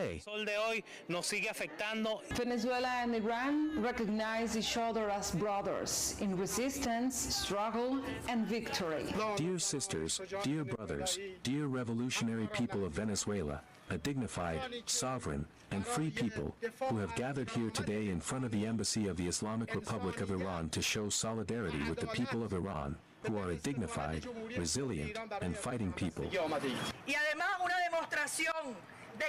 A demonstration that indeed, when peoples rise up, when peoples demonstrate their dignity, when peoples refuse to kneel, conditions change. That is why we are here. Long live Iran. Long live the courage and gallantry of Iran. Long live the peoples of the world united. Down with Yankee imperialism. Down with Zionism, the murderer of Palestinian children. Venezuelan social organizations gathered here in the Iranian embassy in Caracas to show their support now in victory to the Iranian people and to support also their struggle. Reporting for Press TV, Gladys Quesada, Caracas, Venezuela. Amid the conflicts across the West Asia region, concerns have grown over what is seen as the weakening of international law. A conference in southern Spain has addressed that matter, calling for accountability in the face of war and occupation. Press TV's Alberto Garcia reports from Cordoba.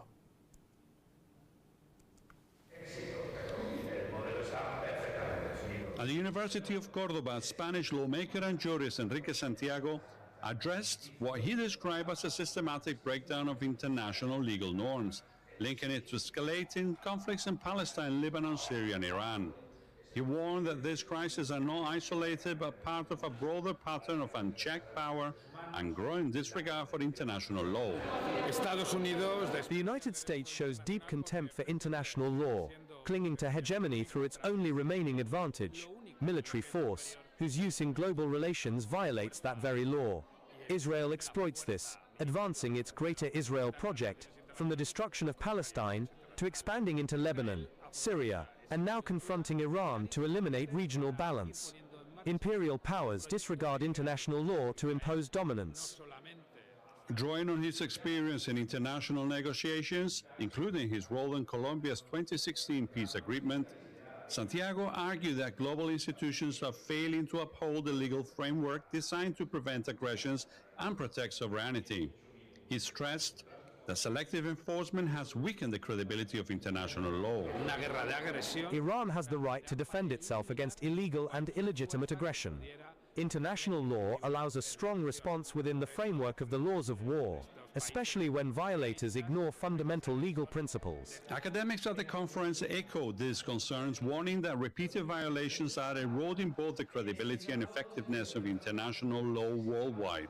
They argued that this ongoing erosion is creating a dangerous vacuum where accountability is increasingly absent and violations continue without consequence. International criminal law and humanitarian law still exist on paper, but they've been shattered by powerful states, led by the United States, which undermine the very principles they claim to defend. This collapse has destroyed global trust. In this context, resistance isn't just justified, it's a moral and legal obligation. As global tensions continue to rise, this conference is amplifying criticism against what is described as double standards in the application of international law. Spanish MP Enrique Santiago has called for accountability, particularly regarding the actions of the United States and Israel. The demand here is clear. International law must be enforced without exception. Alberto Garcia, Press TV, Córdoba. And that does it for this edition of World News Bulletin. Thank you for being with us, and bye-bye.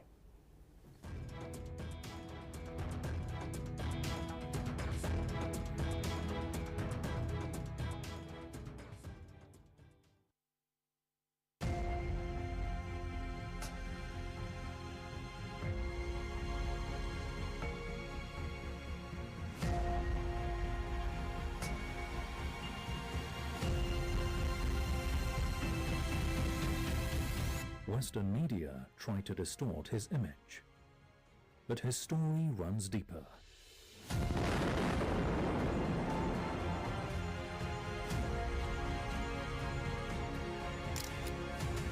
From prison and exile to leadership, he stood for faith and resistance until his final breath.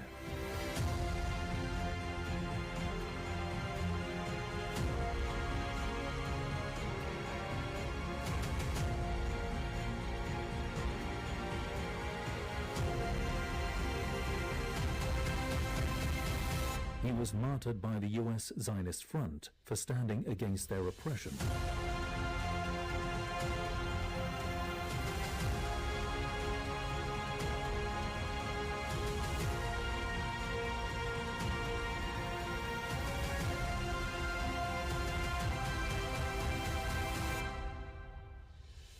Who was he? And why does his legacy still matter?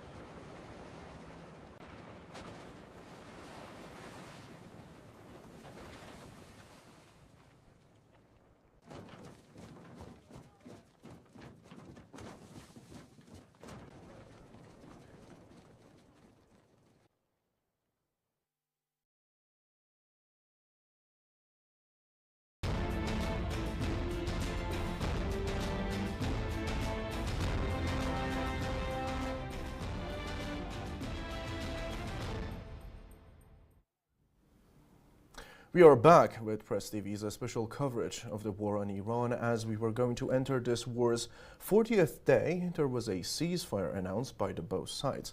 But everything that has been happening in the region point us to the opposite direction of a ceasefire. The Israeli side has been violating this fragile ceasefire that was immediately effective, according to Shehbaz Sharif, the Prime Minister of Pakistan, the mediator of this ceasefire talks so far. Well, joining us live right now is Omar Nashabi, political analyst, joining us from Beirut, and Press TV's political correspondent, Mariam Ozecher, who is going to help us unpack the events that have been happening so far in the region. If I may, I will begin with Mr. Nashabi, joining us from Beirut. Welcome to the program, Mr. Nashabi.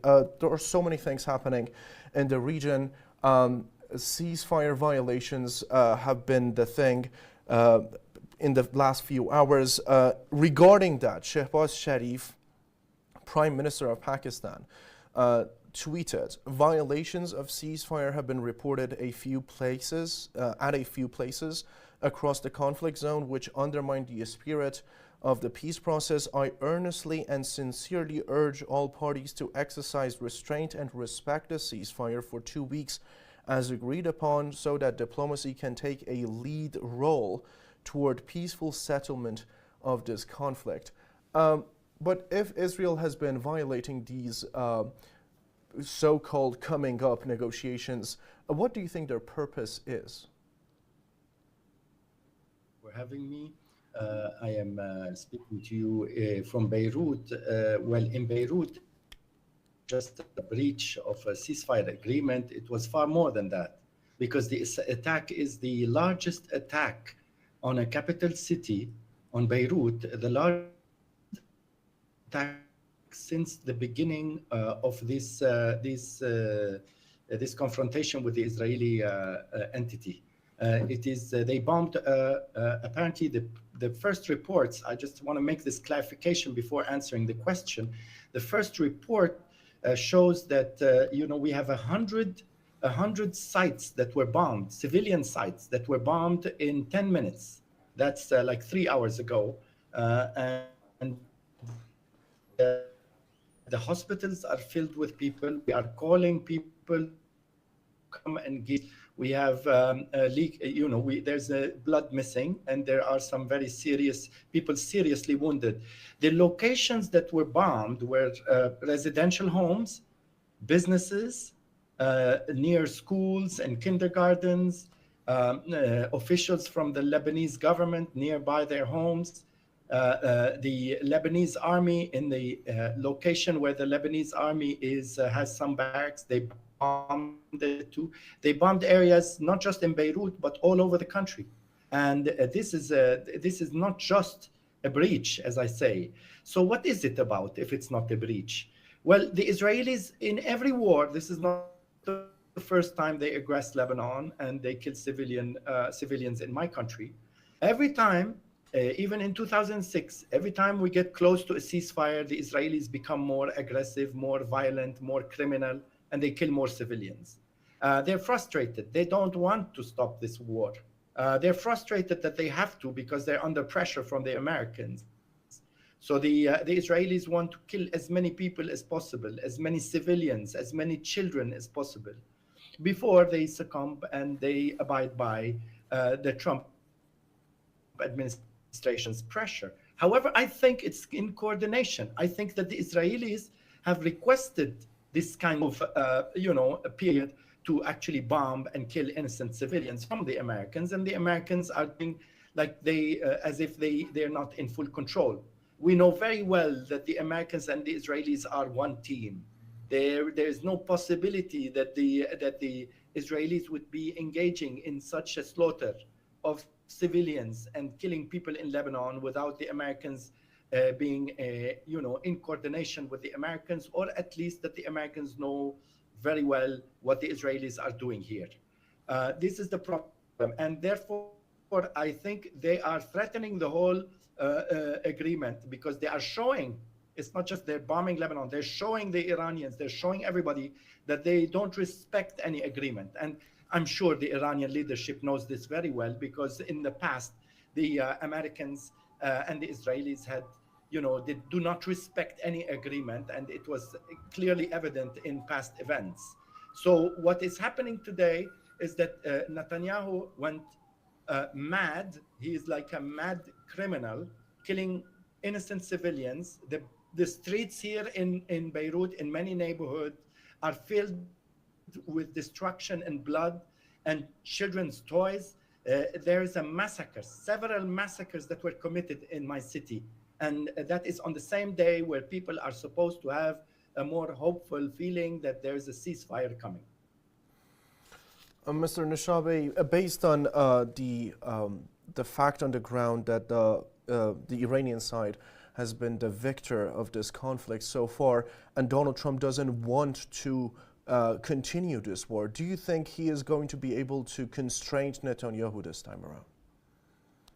Yes, I think so. I think he will constrain him, but however, now the resistance will have to fire back. This is not possible. They cannot bomb Beirut and kill all these people and then get away with it. This is not fair. All right, Mr. Nishabi, so sorry to interrupt, but we have breaking news coming in. I'm asked to read this. A senior security official just told Press TV today that the entire world is witnessing the Zionist regime breaking a fragile and temporary ceasefire, that Iran could come to its defense at any moment.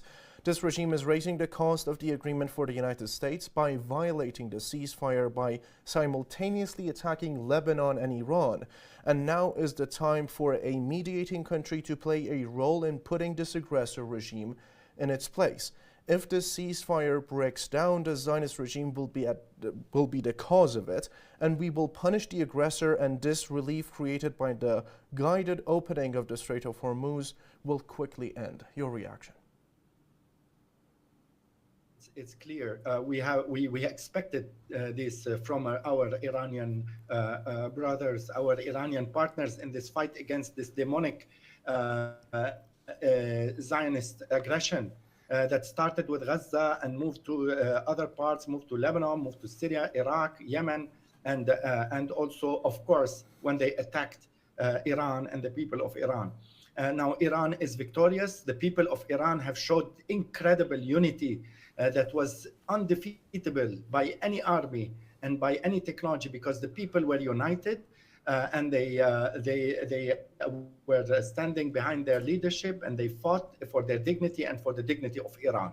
Now that they are victorious, this is a big problem for Israel and Netanyahu, and so therefore the Zionist entity wants to create mayhem, wants to create chaos, wants to deprive the world from a stability, wants to bomb and continue to bomb. They bombed the capital city here. They bombed Beirut very heavily, and there are massacres, and they violated the ceasefire also in Iran, as the statement accurately described.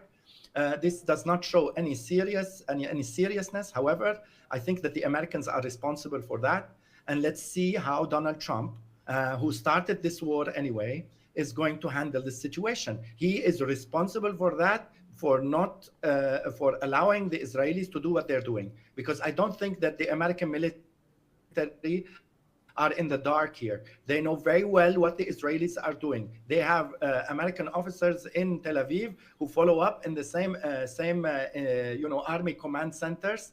There are American officers there, and we have seen that in the past. They actually revealed it in Israeli media, and therefore they are in full coordination with the Israelis. This is really a very big shock. I think that the Pakistanis, our friends in Pakistan, who have worked so hard to reach this kind of agreement that is a very fragile, as you mentioned so accurately. This is a very dangerous situation, because, and it's not the first time the Americans and the Israelis are violating and breaching deals that were done. And therefore, if there's no guarantor, if there's no country that can guarantee that the parties will respect what they agreed upon, then it's a bigger problem and a very serious problem. I think there is a call now for diplomacy, for a call for people to respect their agreement, to respect their commitments. Last night, the whole night, there were talks, and finally, there was an agreement, and this agreement was very hard to get. And now Netanyahu is destroying the agreement by bombing and killing children. I mean, this is the situation, and I think it describes it accurately.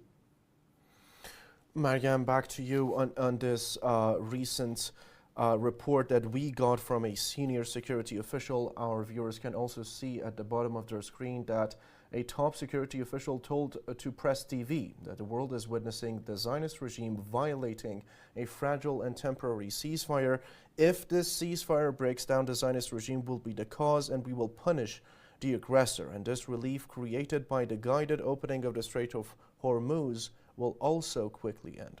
Of course, as Iranian officials have said, it's either ceasefire on all fronts or it's not ceasefire on any front.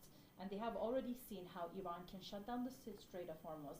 And Iran has said, of course, the mediators the mediator countries.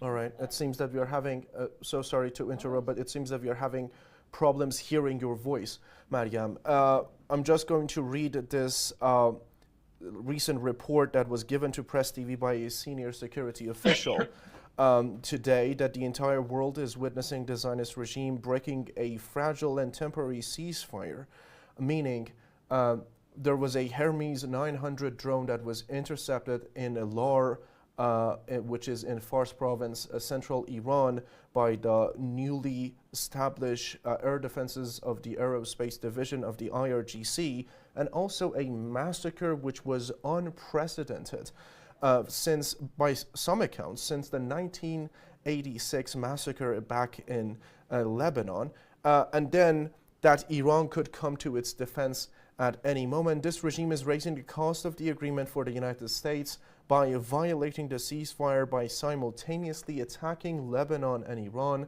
And now is the time for a mediating country to play a role in putting this aggressor regime in its place.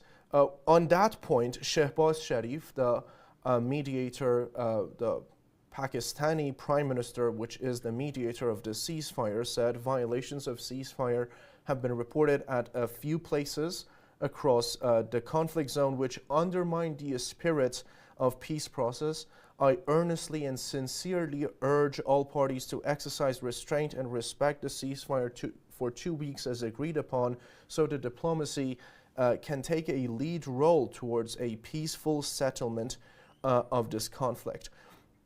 Now, back to you, Mr. Nashabi. One of the questions that I asked you was, do you think that Donald Trump is going to be able to restrain and constrain Netanyahu this time around for a ceasefire to finally take hold and not be like in the previous times? Do you think that that is going to be the likely scenario? Well, I think in the end, there's a big price to pay by the Americans and by the international, by many countries that are, all around the world and in the West, if the war keeps going on. I mean, they need a ceasefire. The Americans were pleading for a ceasefire because they can't take it. They can't take all the losses they are suffering from.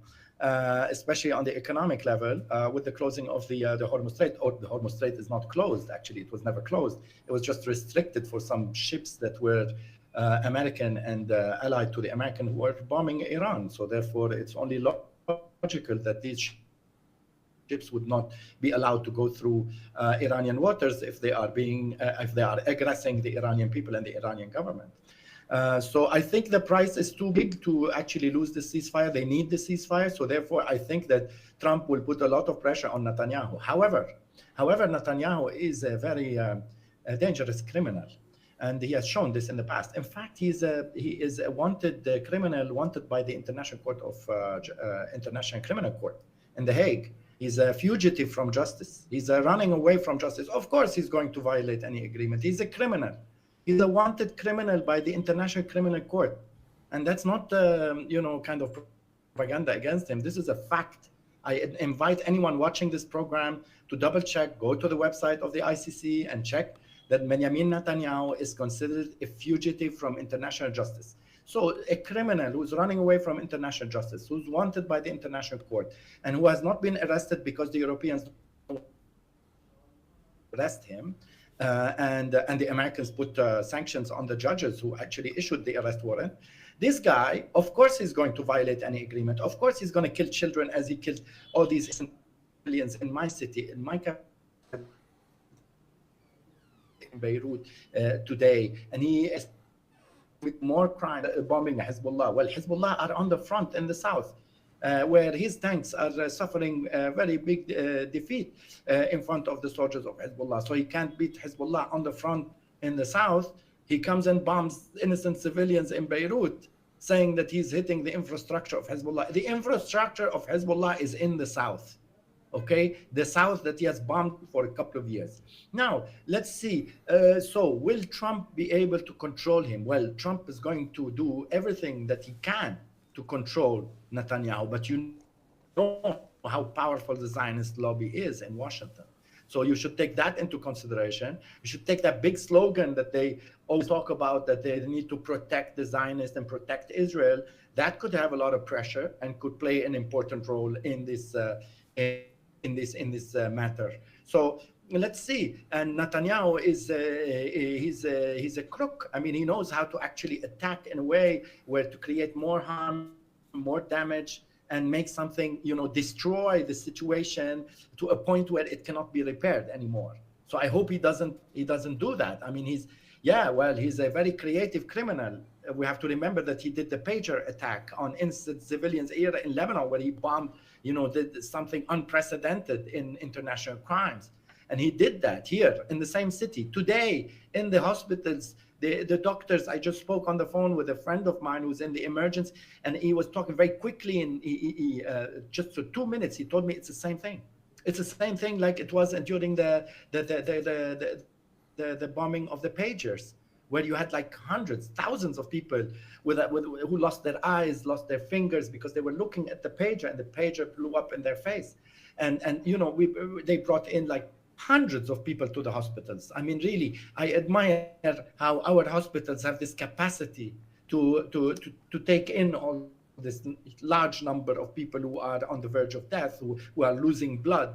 So I repeat the call. We repeated it, of course, in local media here, to call upon all youth who can give blood to go to the blood donation centers here in Beirut, because there are so many people in the emergency hospitals. Now, the pressure is going to be difficult, but in the end, I think that the pressure will be successful, and because there's no other choice to go up again. And this is a very big problem for someone who is claiming he wants to make America great again, when people can't go in the car anymore. In many of the American cities and states, they can't even move their trucks, move their cars. You see, in the United States, the network of roads is one of the most important features. People take their cars, they move around. And if they don't have enough money to fill it with gas, because the 1 liter is costing more than $5, this is a problem. This is a very big problem for the Trump administration and for his slogan, and he has elections coming up. So therefore, I think he will put all pressure. He will stop Netanyahu. Thank you so much, Mr. Nashawi. I will come back to you. In the meantime, Maryam, your thoughts on the same thing that we were just discussing. A senior security official told Press TV that the entire world is witnessing the Zionist regime is again doing what it does best, breaking ceasefires, temporary, fragile ones, right here, and that Iran could come to its defense at any moment. Your thoughts on the recent massacre that happened today in Lebanon? And also, a Hermes 900 drone was intercepted in central parts of Iran. Of course, so what Iran had said all along, since the actually victory of the Islamic Revolution, Imam Khomeini said that the Israeli regime is a cancerous tumor. You have to remove this tumor, or it will not suffice to Palestine. It will take over Lebanon, Syria, and more. And that's exactly what we see has happened after the, some 4 decades. And of course, they're talking about the map of the greater Israel, and that's what they're trying to actually make happen. They're trying to be the hegemon of the region, and for that reason they wanted to actually pull the US into this war, that they succeeded, and they wanted the US and Iran to actually be at war so that they can be the ones intact. However, that did not happen. Iran did target the Israeli regime time and again, and now they have suffered so many losses that they want to make something out of it. And of course, Iranian officials have said either we have a ceasefire on all fronts, or we're not going to have a ceasefire on any front. Thank you so much, Zainab. Mr. Nashabe, if negotiations take place this Friday in Islamabad, what are going to be the differences between these negotiations that are going to take place between Iran and the US? Of course, we have news coming in that Donald Trump said J.D. Vance is not going to attend the Pakistan talks due to possible security concerns, but we are not hearing any confirmations or rejections of this news yet. These negotiations that are going to take place in Islamabad this Friday compared to the negotiations that took place before this war began in February 28th and the war back in June? Yes, well, the negotiation, well, Iran had agreed to negotiations only on one topic, which is the nuclear civilian program. That was the official position of the Iranian government, and there was a discussion. The discussion was going very well, according to Iranian foreign minister. And they were reaching an agreement, however, and they were talking about the technical sides, and that's the proof that they were reaching an agreement. And, you know, in the midst of this, as they were scheduling appointment for another time, they started this plot, and they killed all the children in Minab, and they assassinated the Supreme Leader. So therefore, this first of all, this negotiations does not a program is solved. I mean, a part of the conditions were that the Iranians will maintain their right under international law to have a civilian nuclear program for electricity. This is a basic right guaranteed in international law. No one has a right to deprive Iran from the basic right, and Iran will not give up that basic right, as it has repeated so often. The most important thing of these negotiations, according to the Americans, is the Hormuz Strait. So they're going to be wanting to talk about the Hormuz and how how the Iranians actually put a plan forward with their counterpart, with the Omani, that they plan to actually sell their services, not take fees just for passage. They sell the services for security. So any ship that passes through the Hormuz is going to have to pay for its security. So that is something that is completely legal according to international law. Well, but the Iranians would want something else, and it's very clear. The Iranians want reparations. They want compensation for all the destruction by whoever started this war. They want recognition of responsibility. Who started this war? Let them stop these lies that are fabricated and that are spreading around international media as if Iran is the aggressor. Iran was aggressed. Iran defended itself, and it defended itself successfully. Thanks to its unity, thanks to its resolution, thanks to its courage and the courage of its people. And therefore, the negotiations are completely different. After they killed all the innocent civilians, they are completely different than what had been the case before. And these negotiations come, and I'm sure that the Iranians will be looking at the Americans and say, so when we finish this talk, or indirectly, are you going to leave this room and then bomb us again and kill all our children? Is this what you're going to do? Because we're used to that. I mean, from now on, I mean, we are used to this attitude by the Americans that every time we are in negotiations, you breach it and you actually violate it, and you bomb and you kill innocent people. So these are the points that are very important, I think. And it's very important, of course, the first thing perhaps that will be talked about are the breaches, are the violations, is the bombing, the violent bombing of civilians on the same day the ceasefire was announced, whether civilians in Lebanon or civilians in Iraq. This is unacceptable, and I'm sure that it's not going to be acceptable, and the Americans, the Iranians and the Iranian delegation will make that very clear in the negotiations that will take place, hopefully, inshallah, it will take place on a Friday, because it's important to have this. It's important Yes. to stop the war. However, it was not Iran who started the war. Those who started the war are going to have to work very hard to end it. Omar Nashabe, political analyst, joining us from the city of Beirut, and also our political correspondent, Mariam Azarche, joining us in our Tehran studios. Thank you both, and that brings us to the end of this special coverage, but don't go away as we are going to bring you up to speed on the latest news this hour.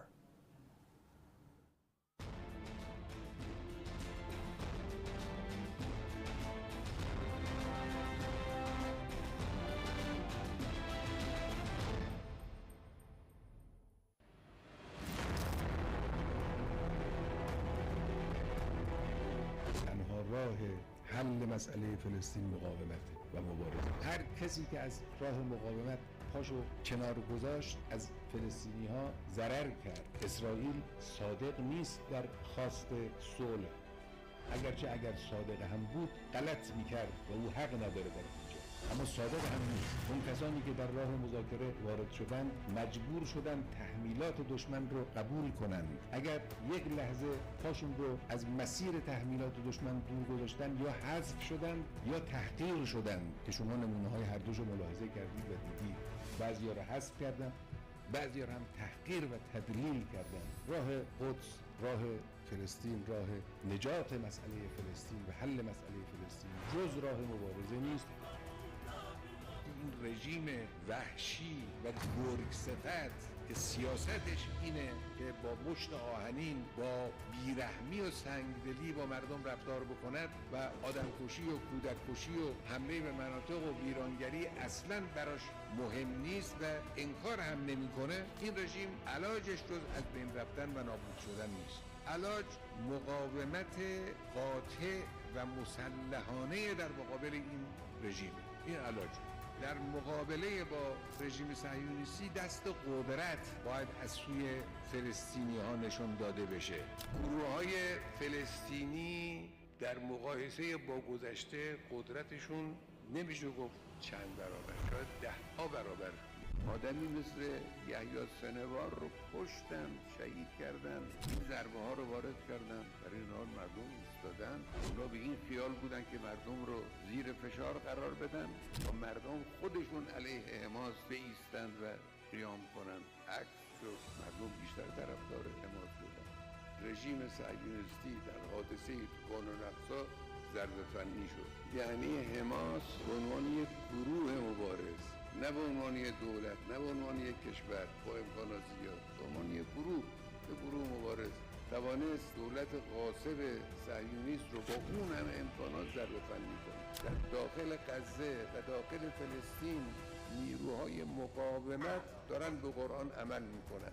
مقاومت در داخل غزه در حال ایستادگی در مقابل دشمن. اذن للذین یقاتلون بانهم ظلموا و ان الله علی نصرهم لقدیر. خدای متعال انشاءالله نصرتن خواهد داد به اونها و ما از مقاومت حمایت میکنیم، از مقاومت در غزه، از مقاومت در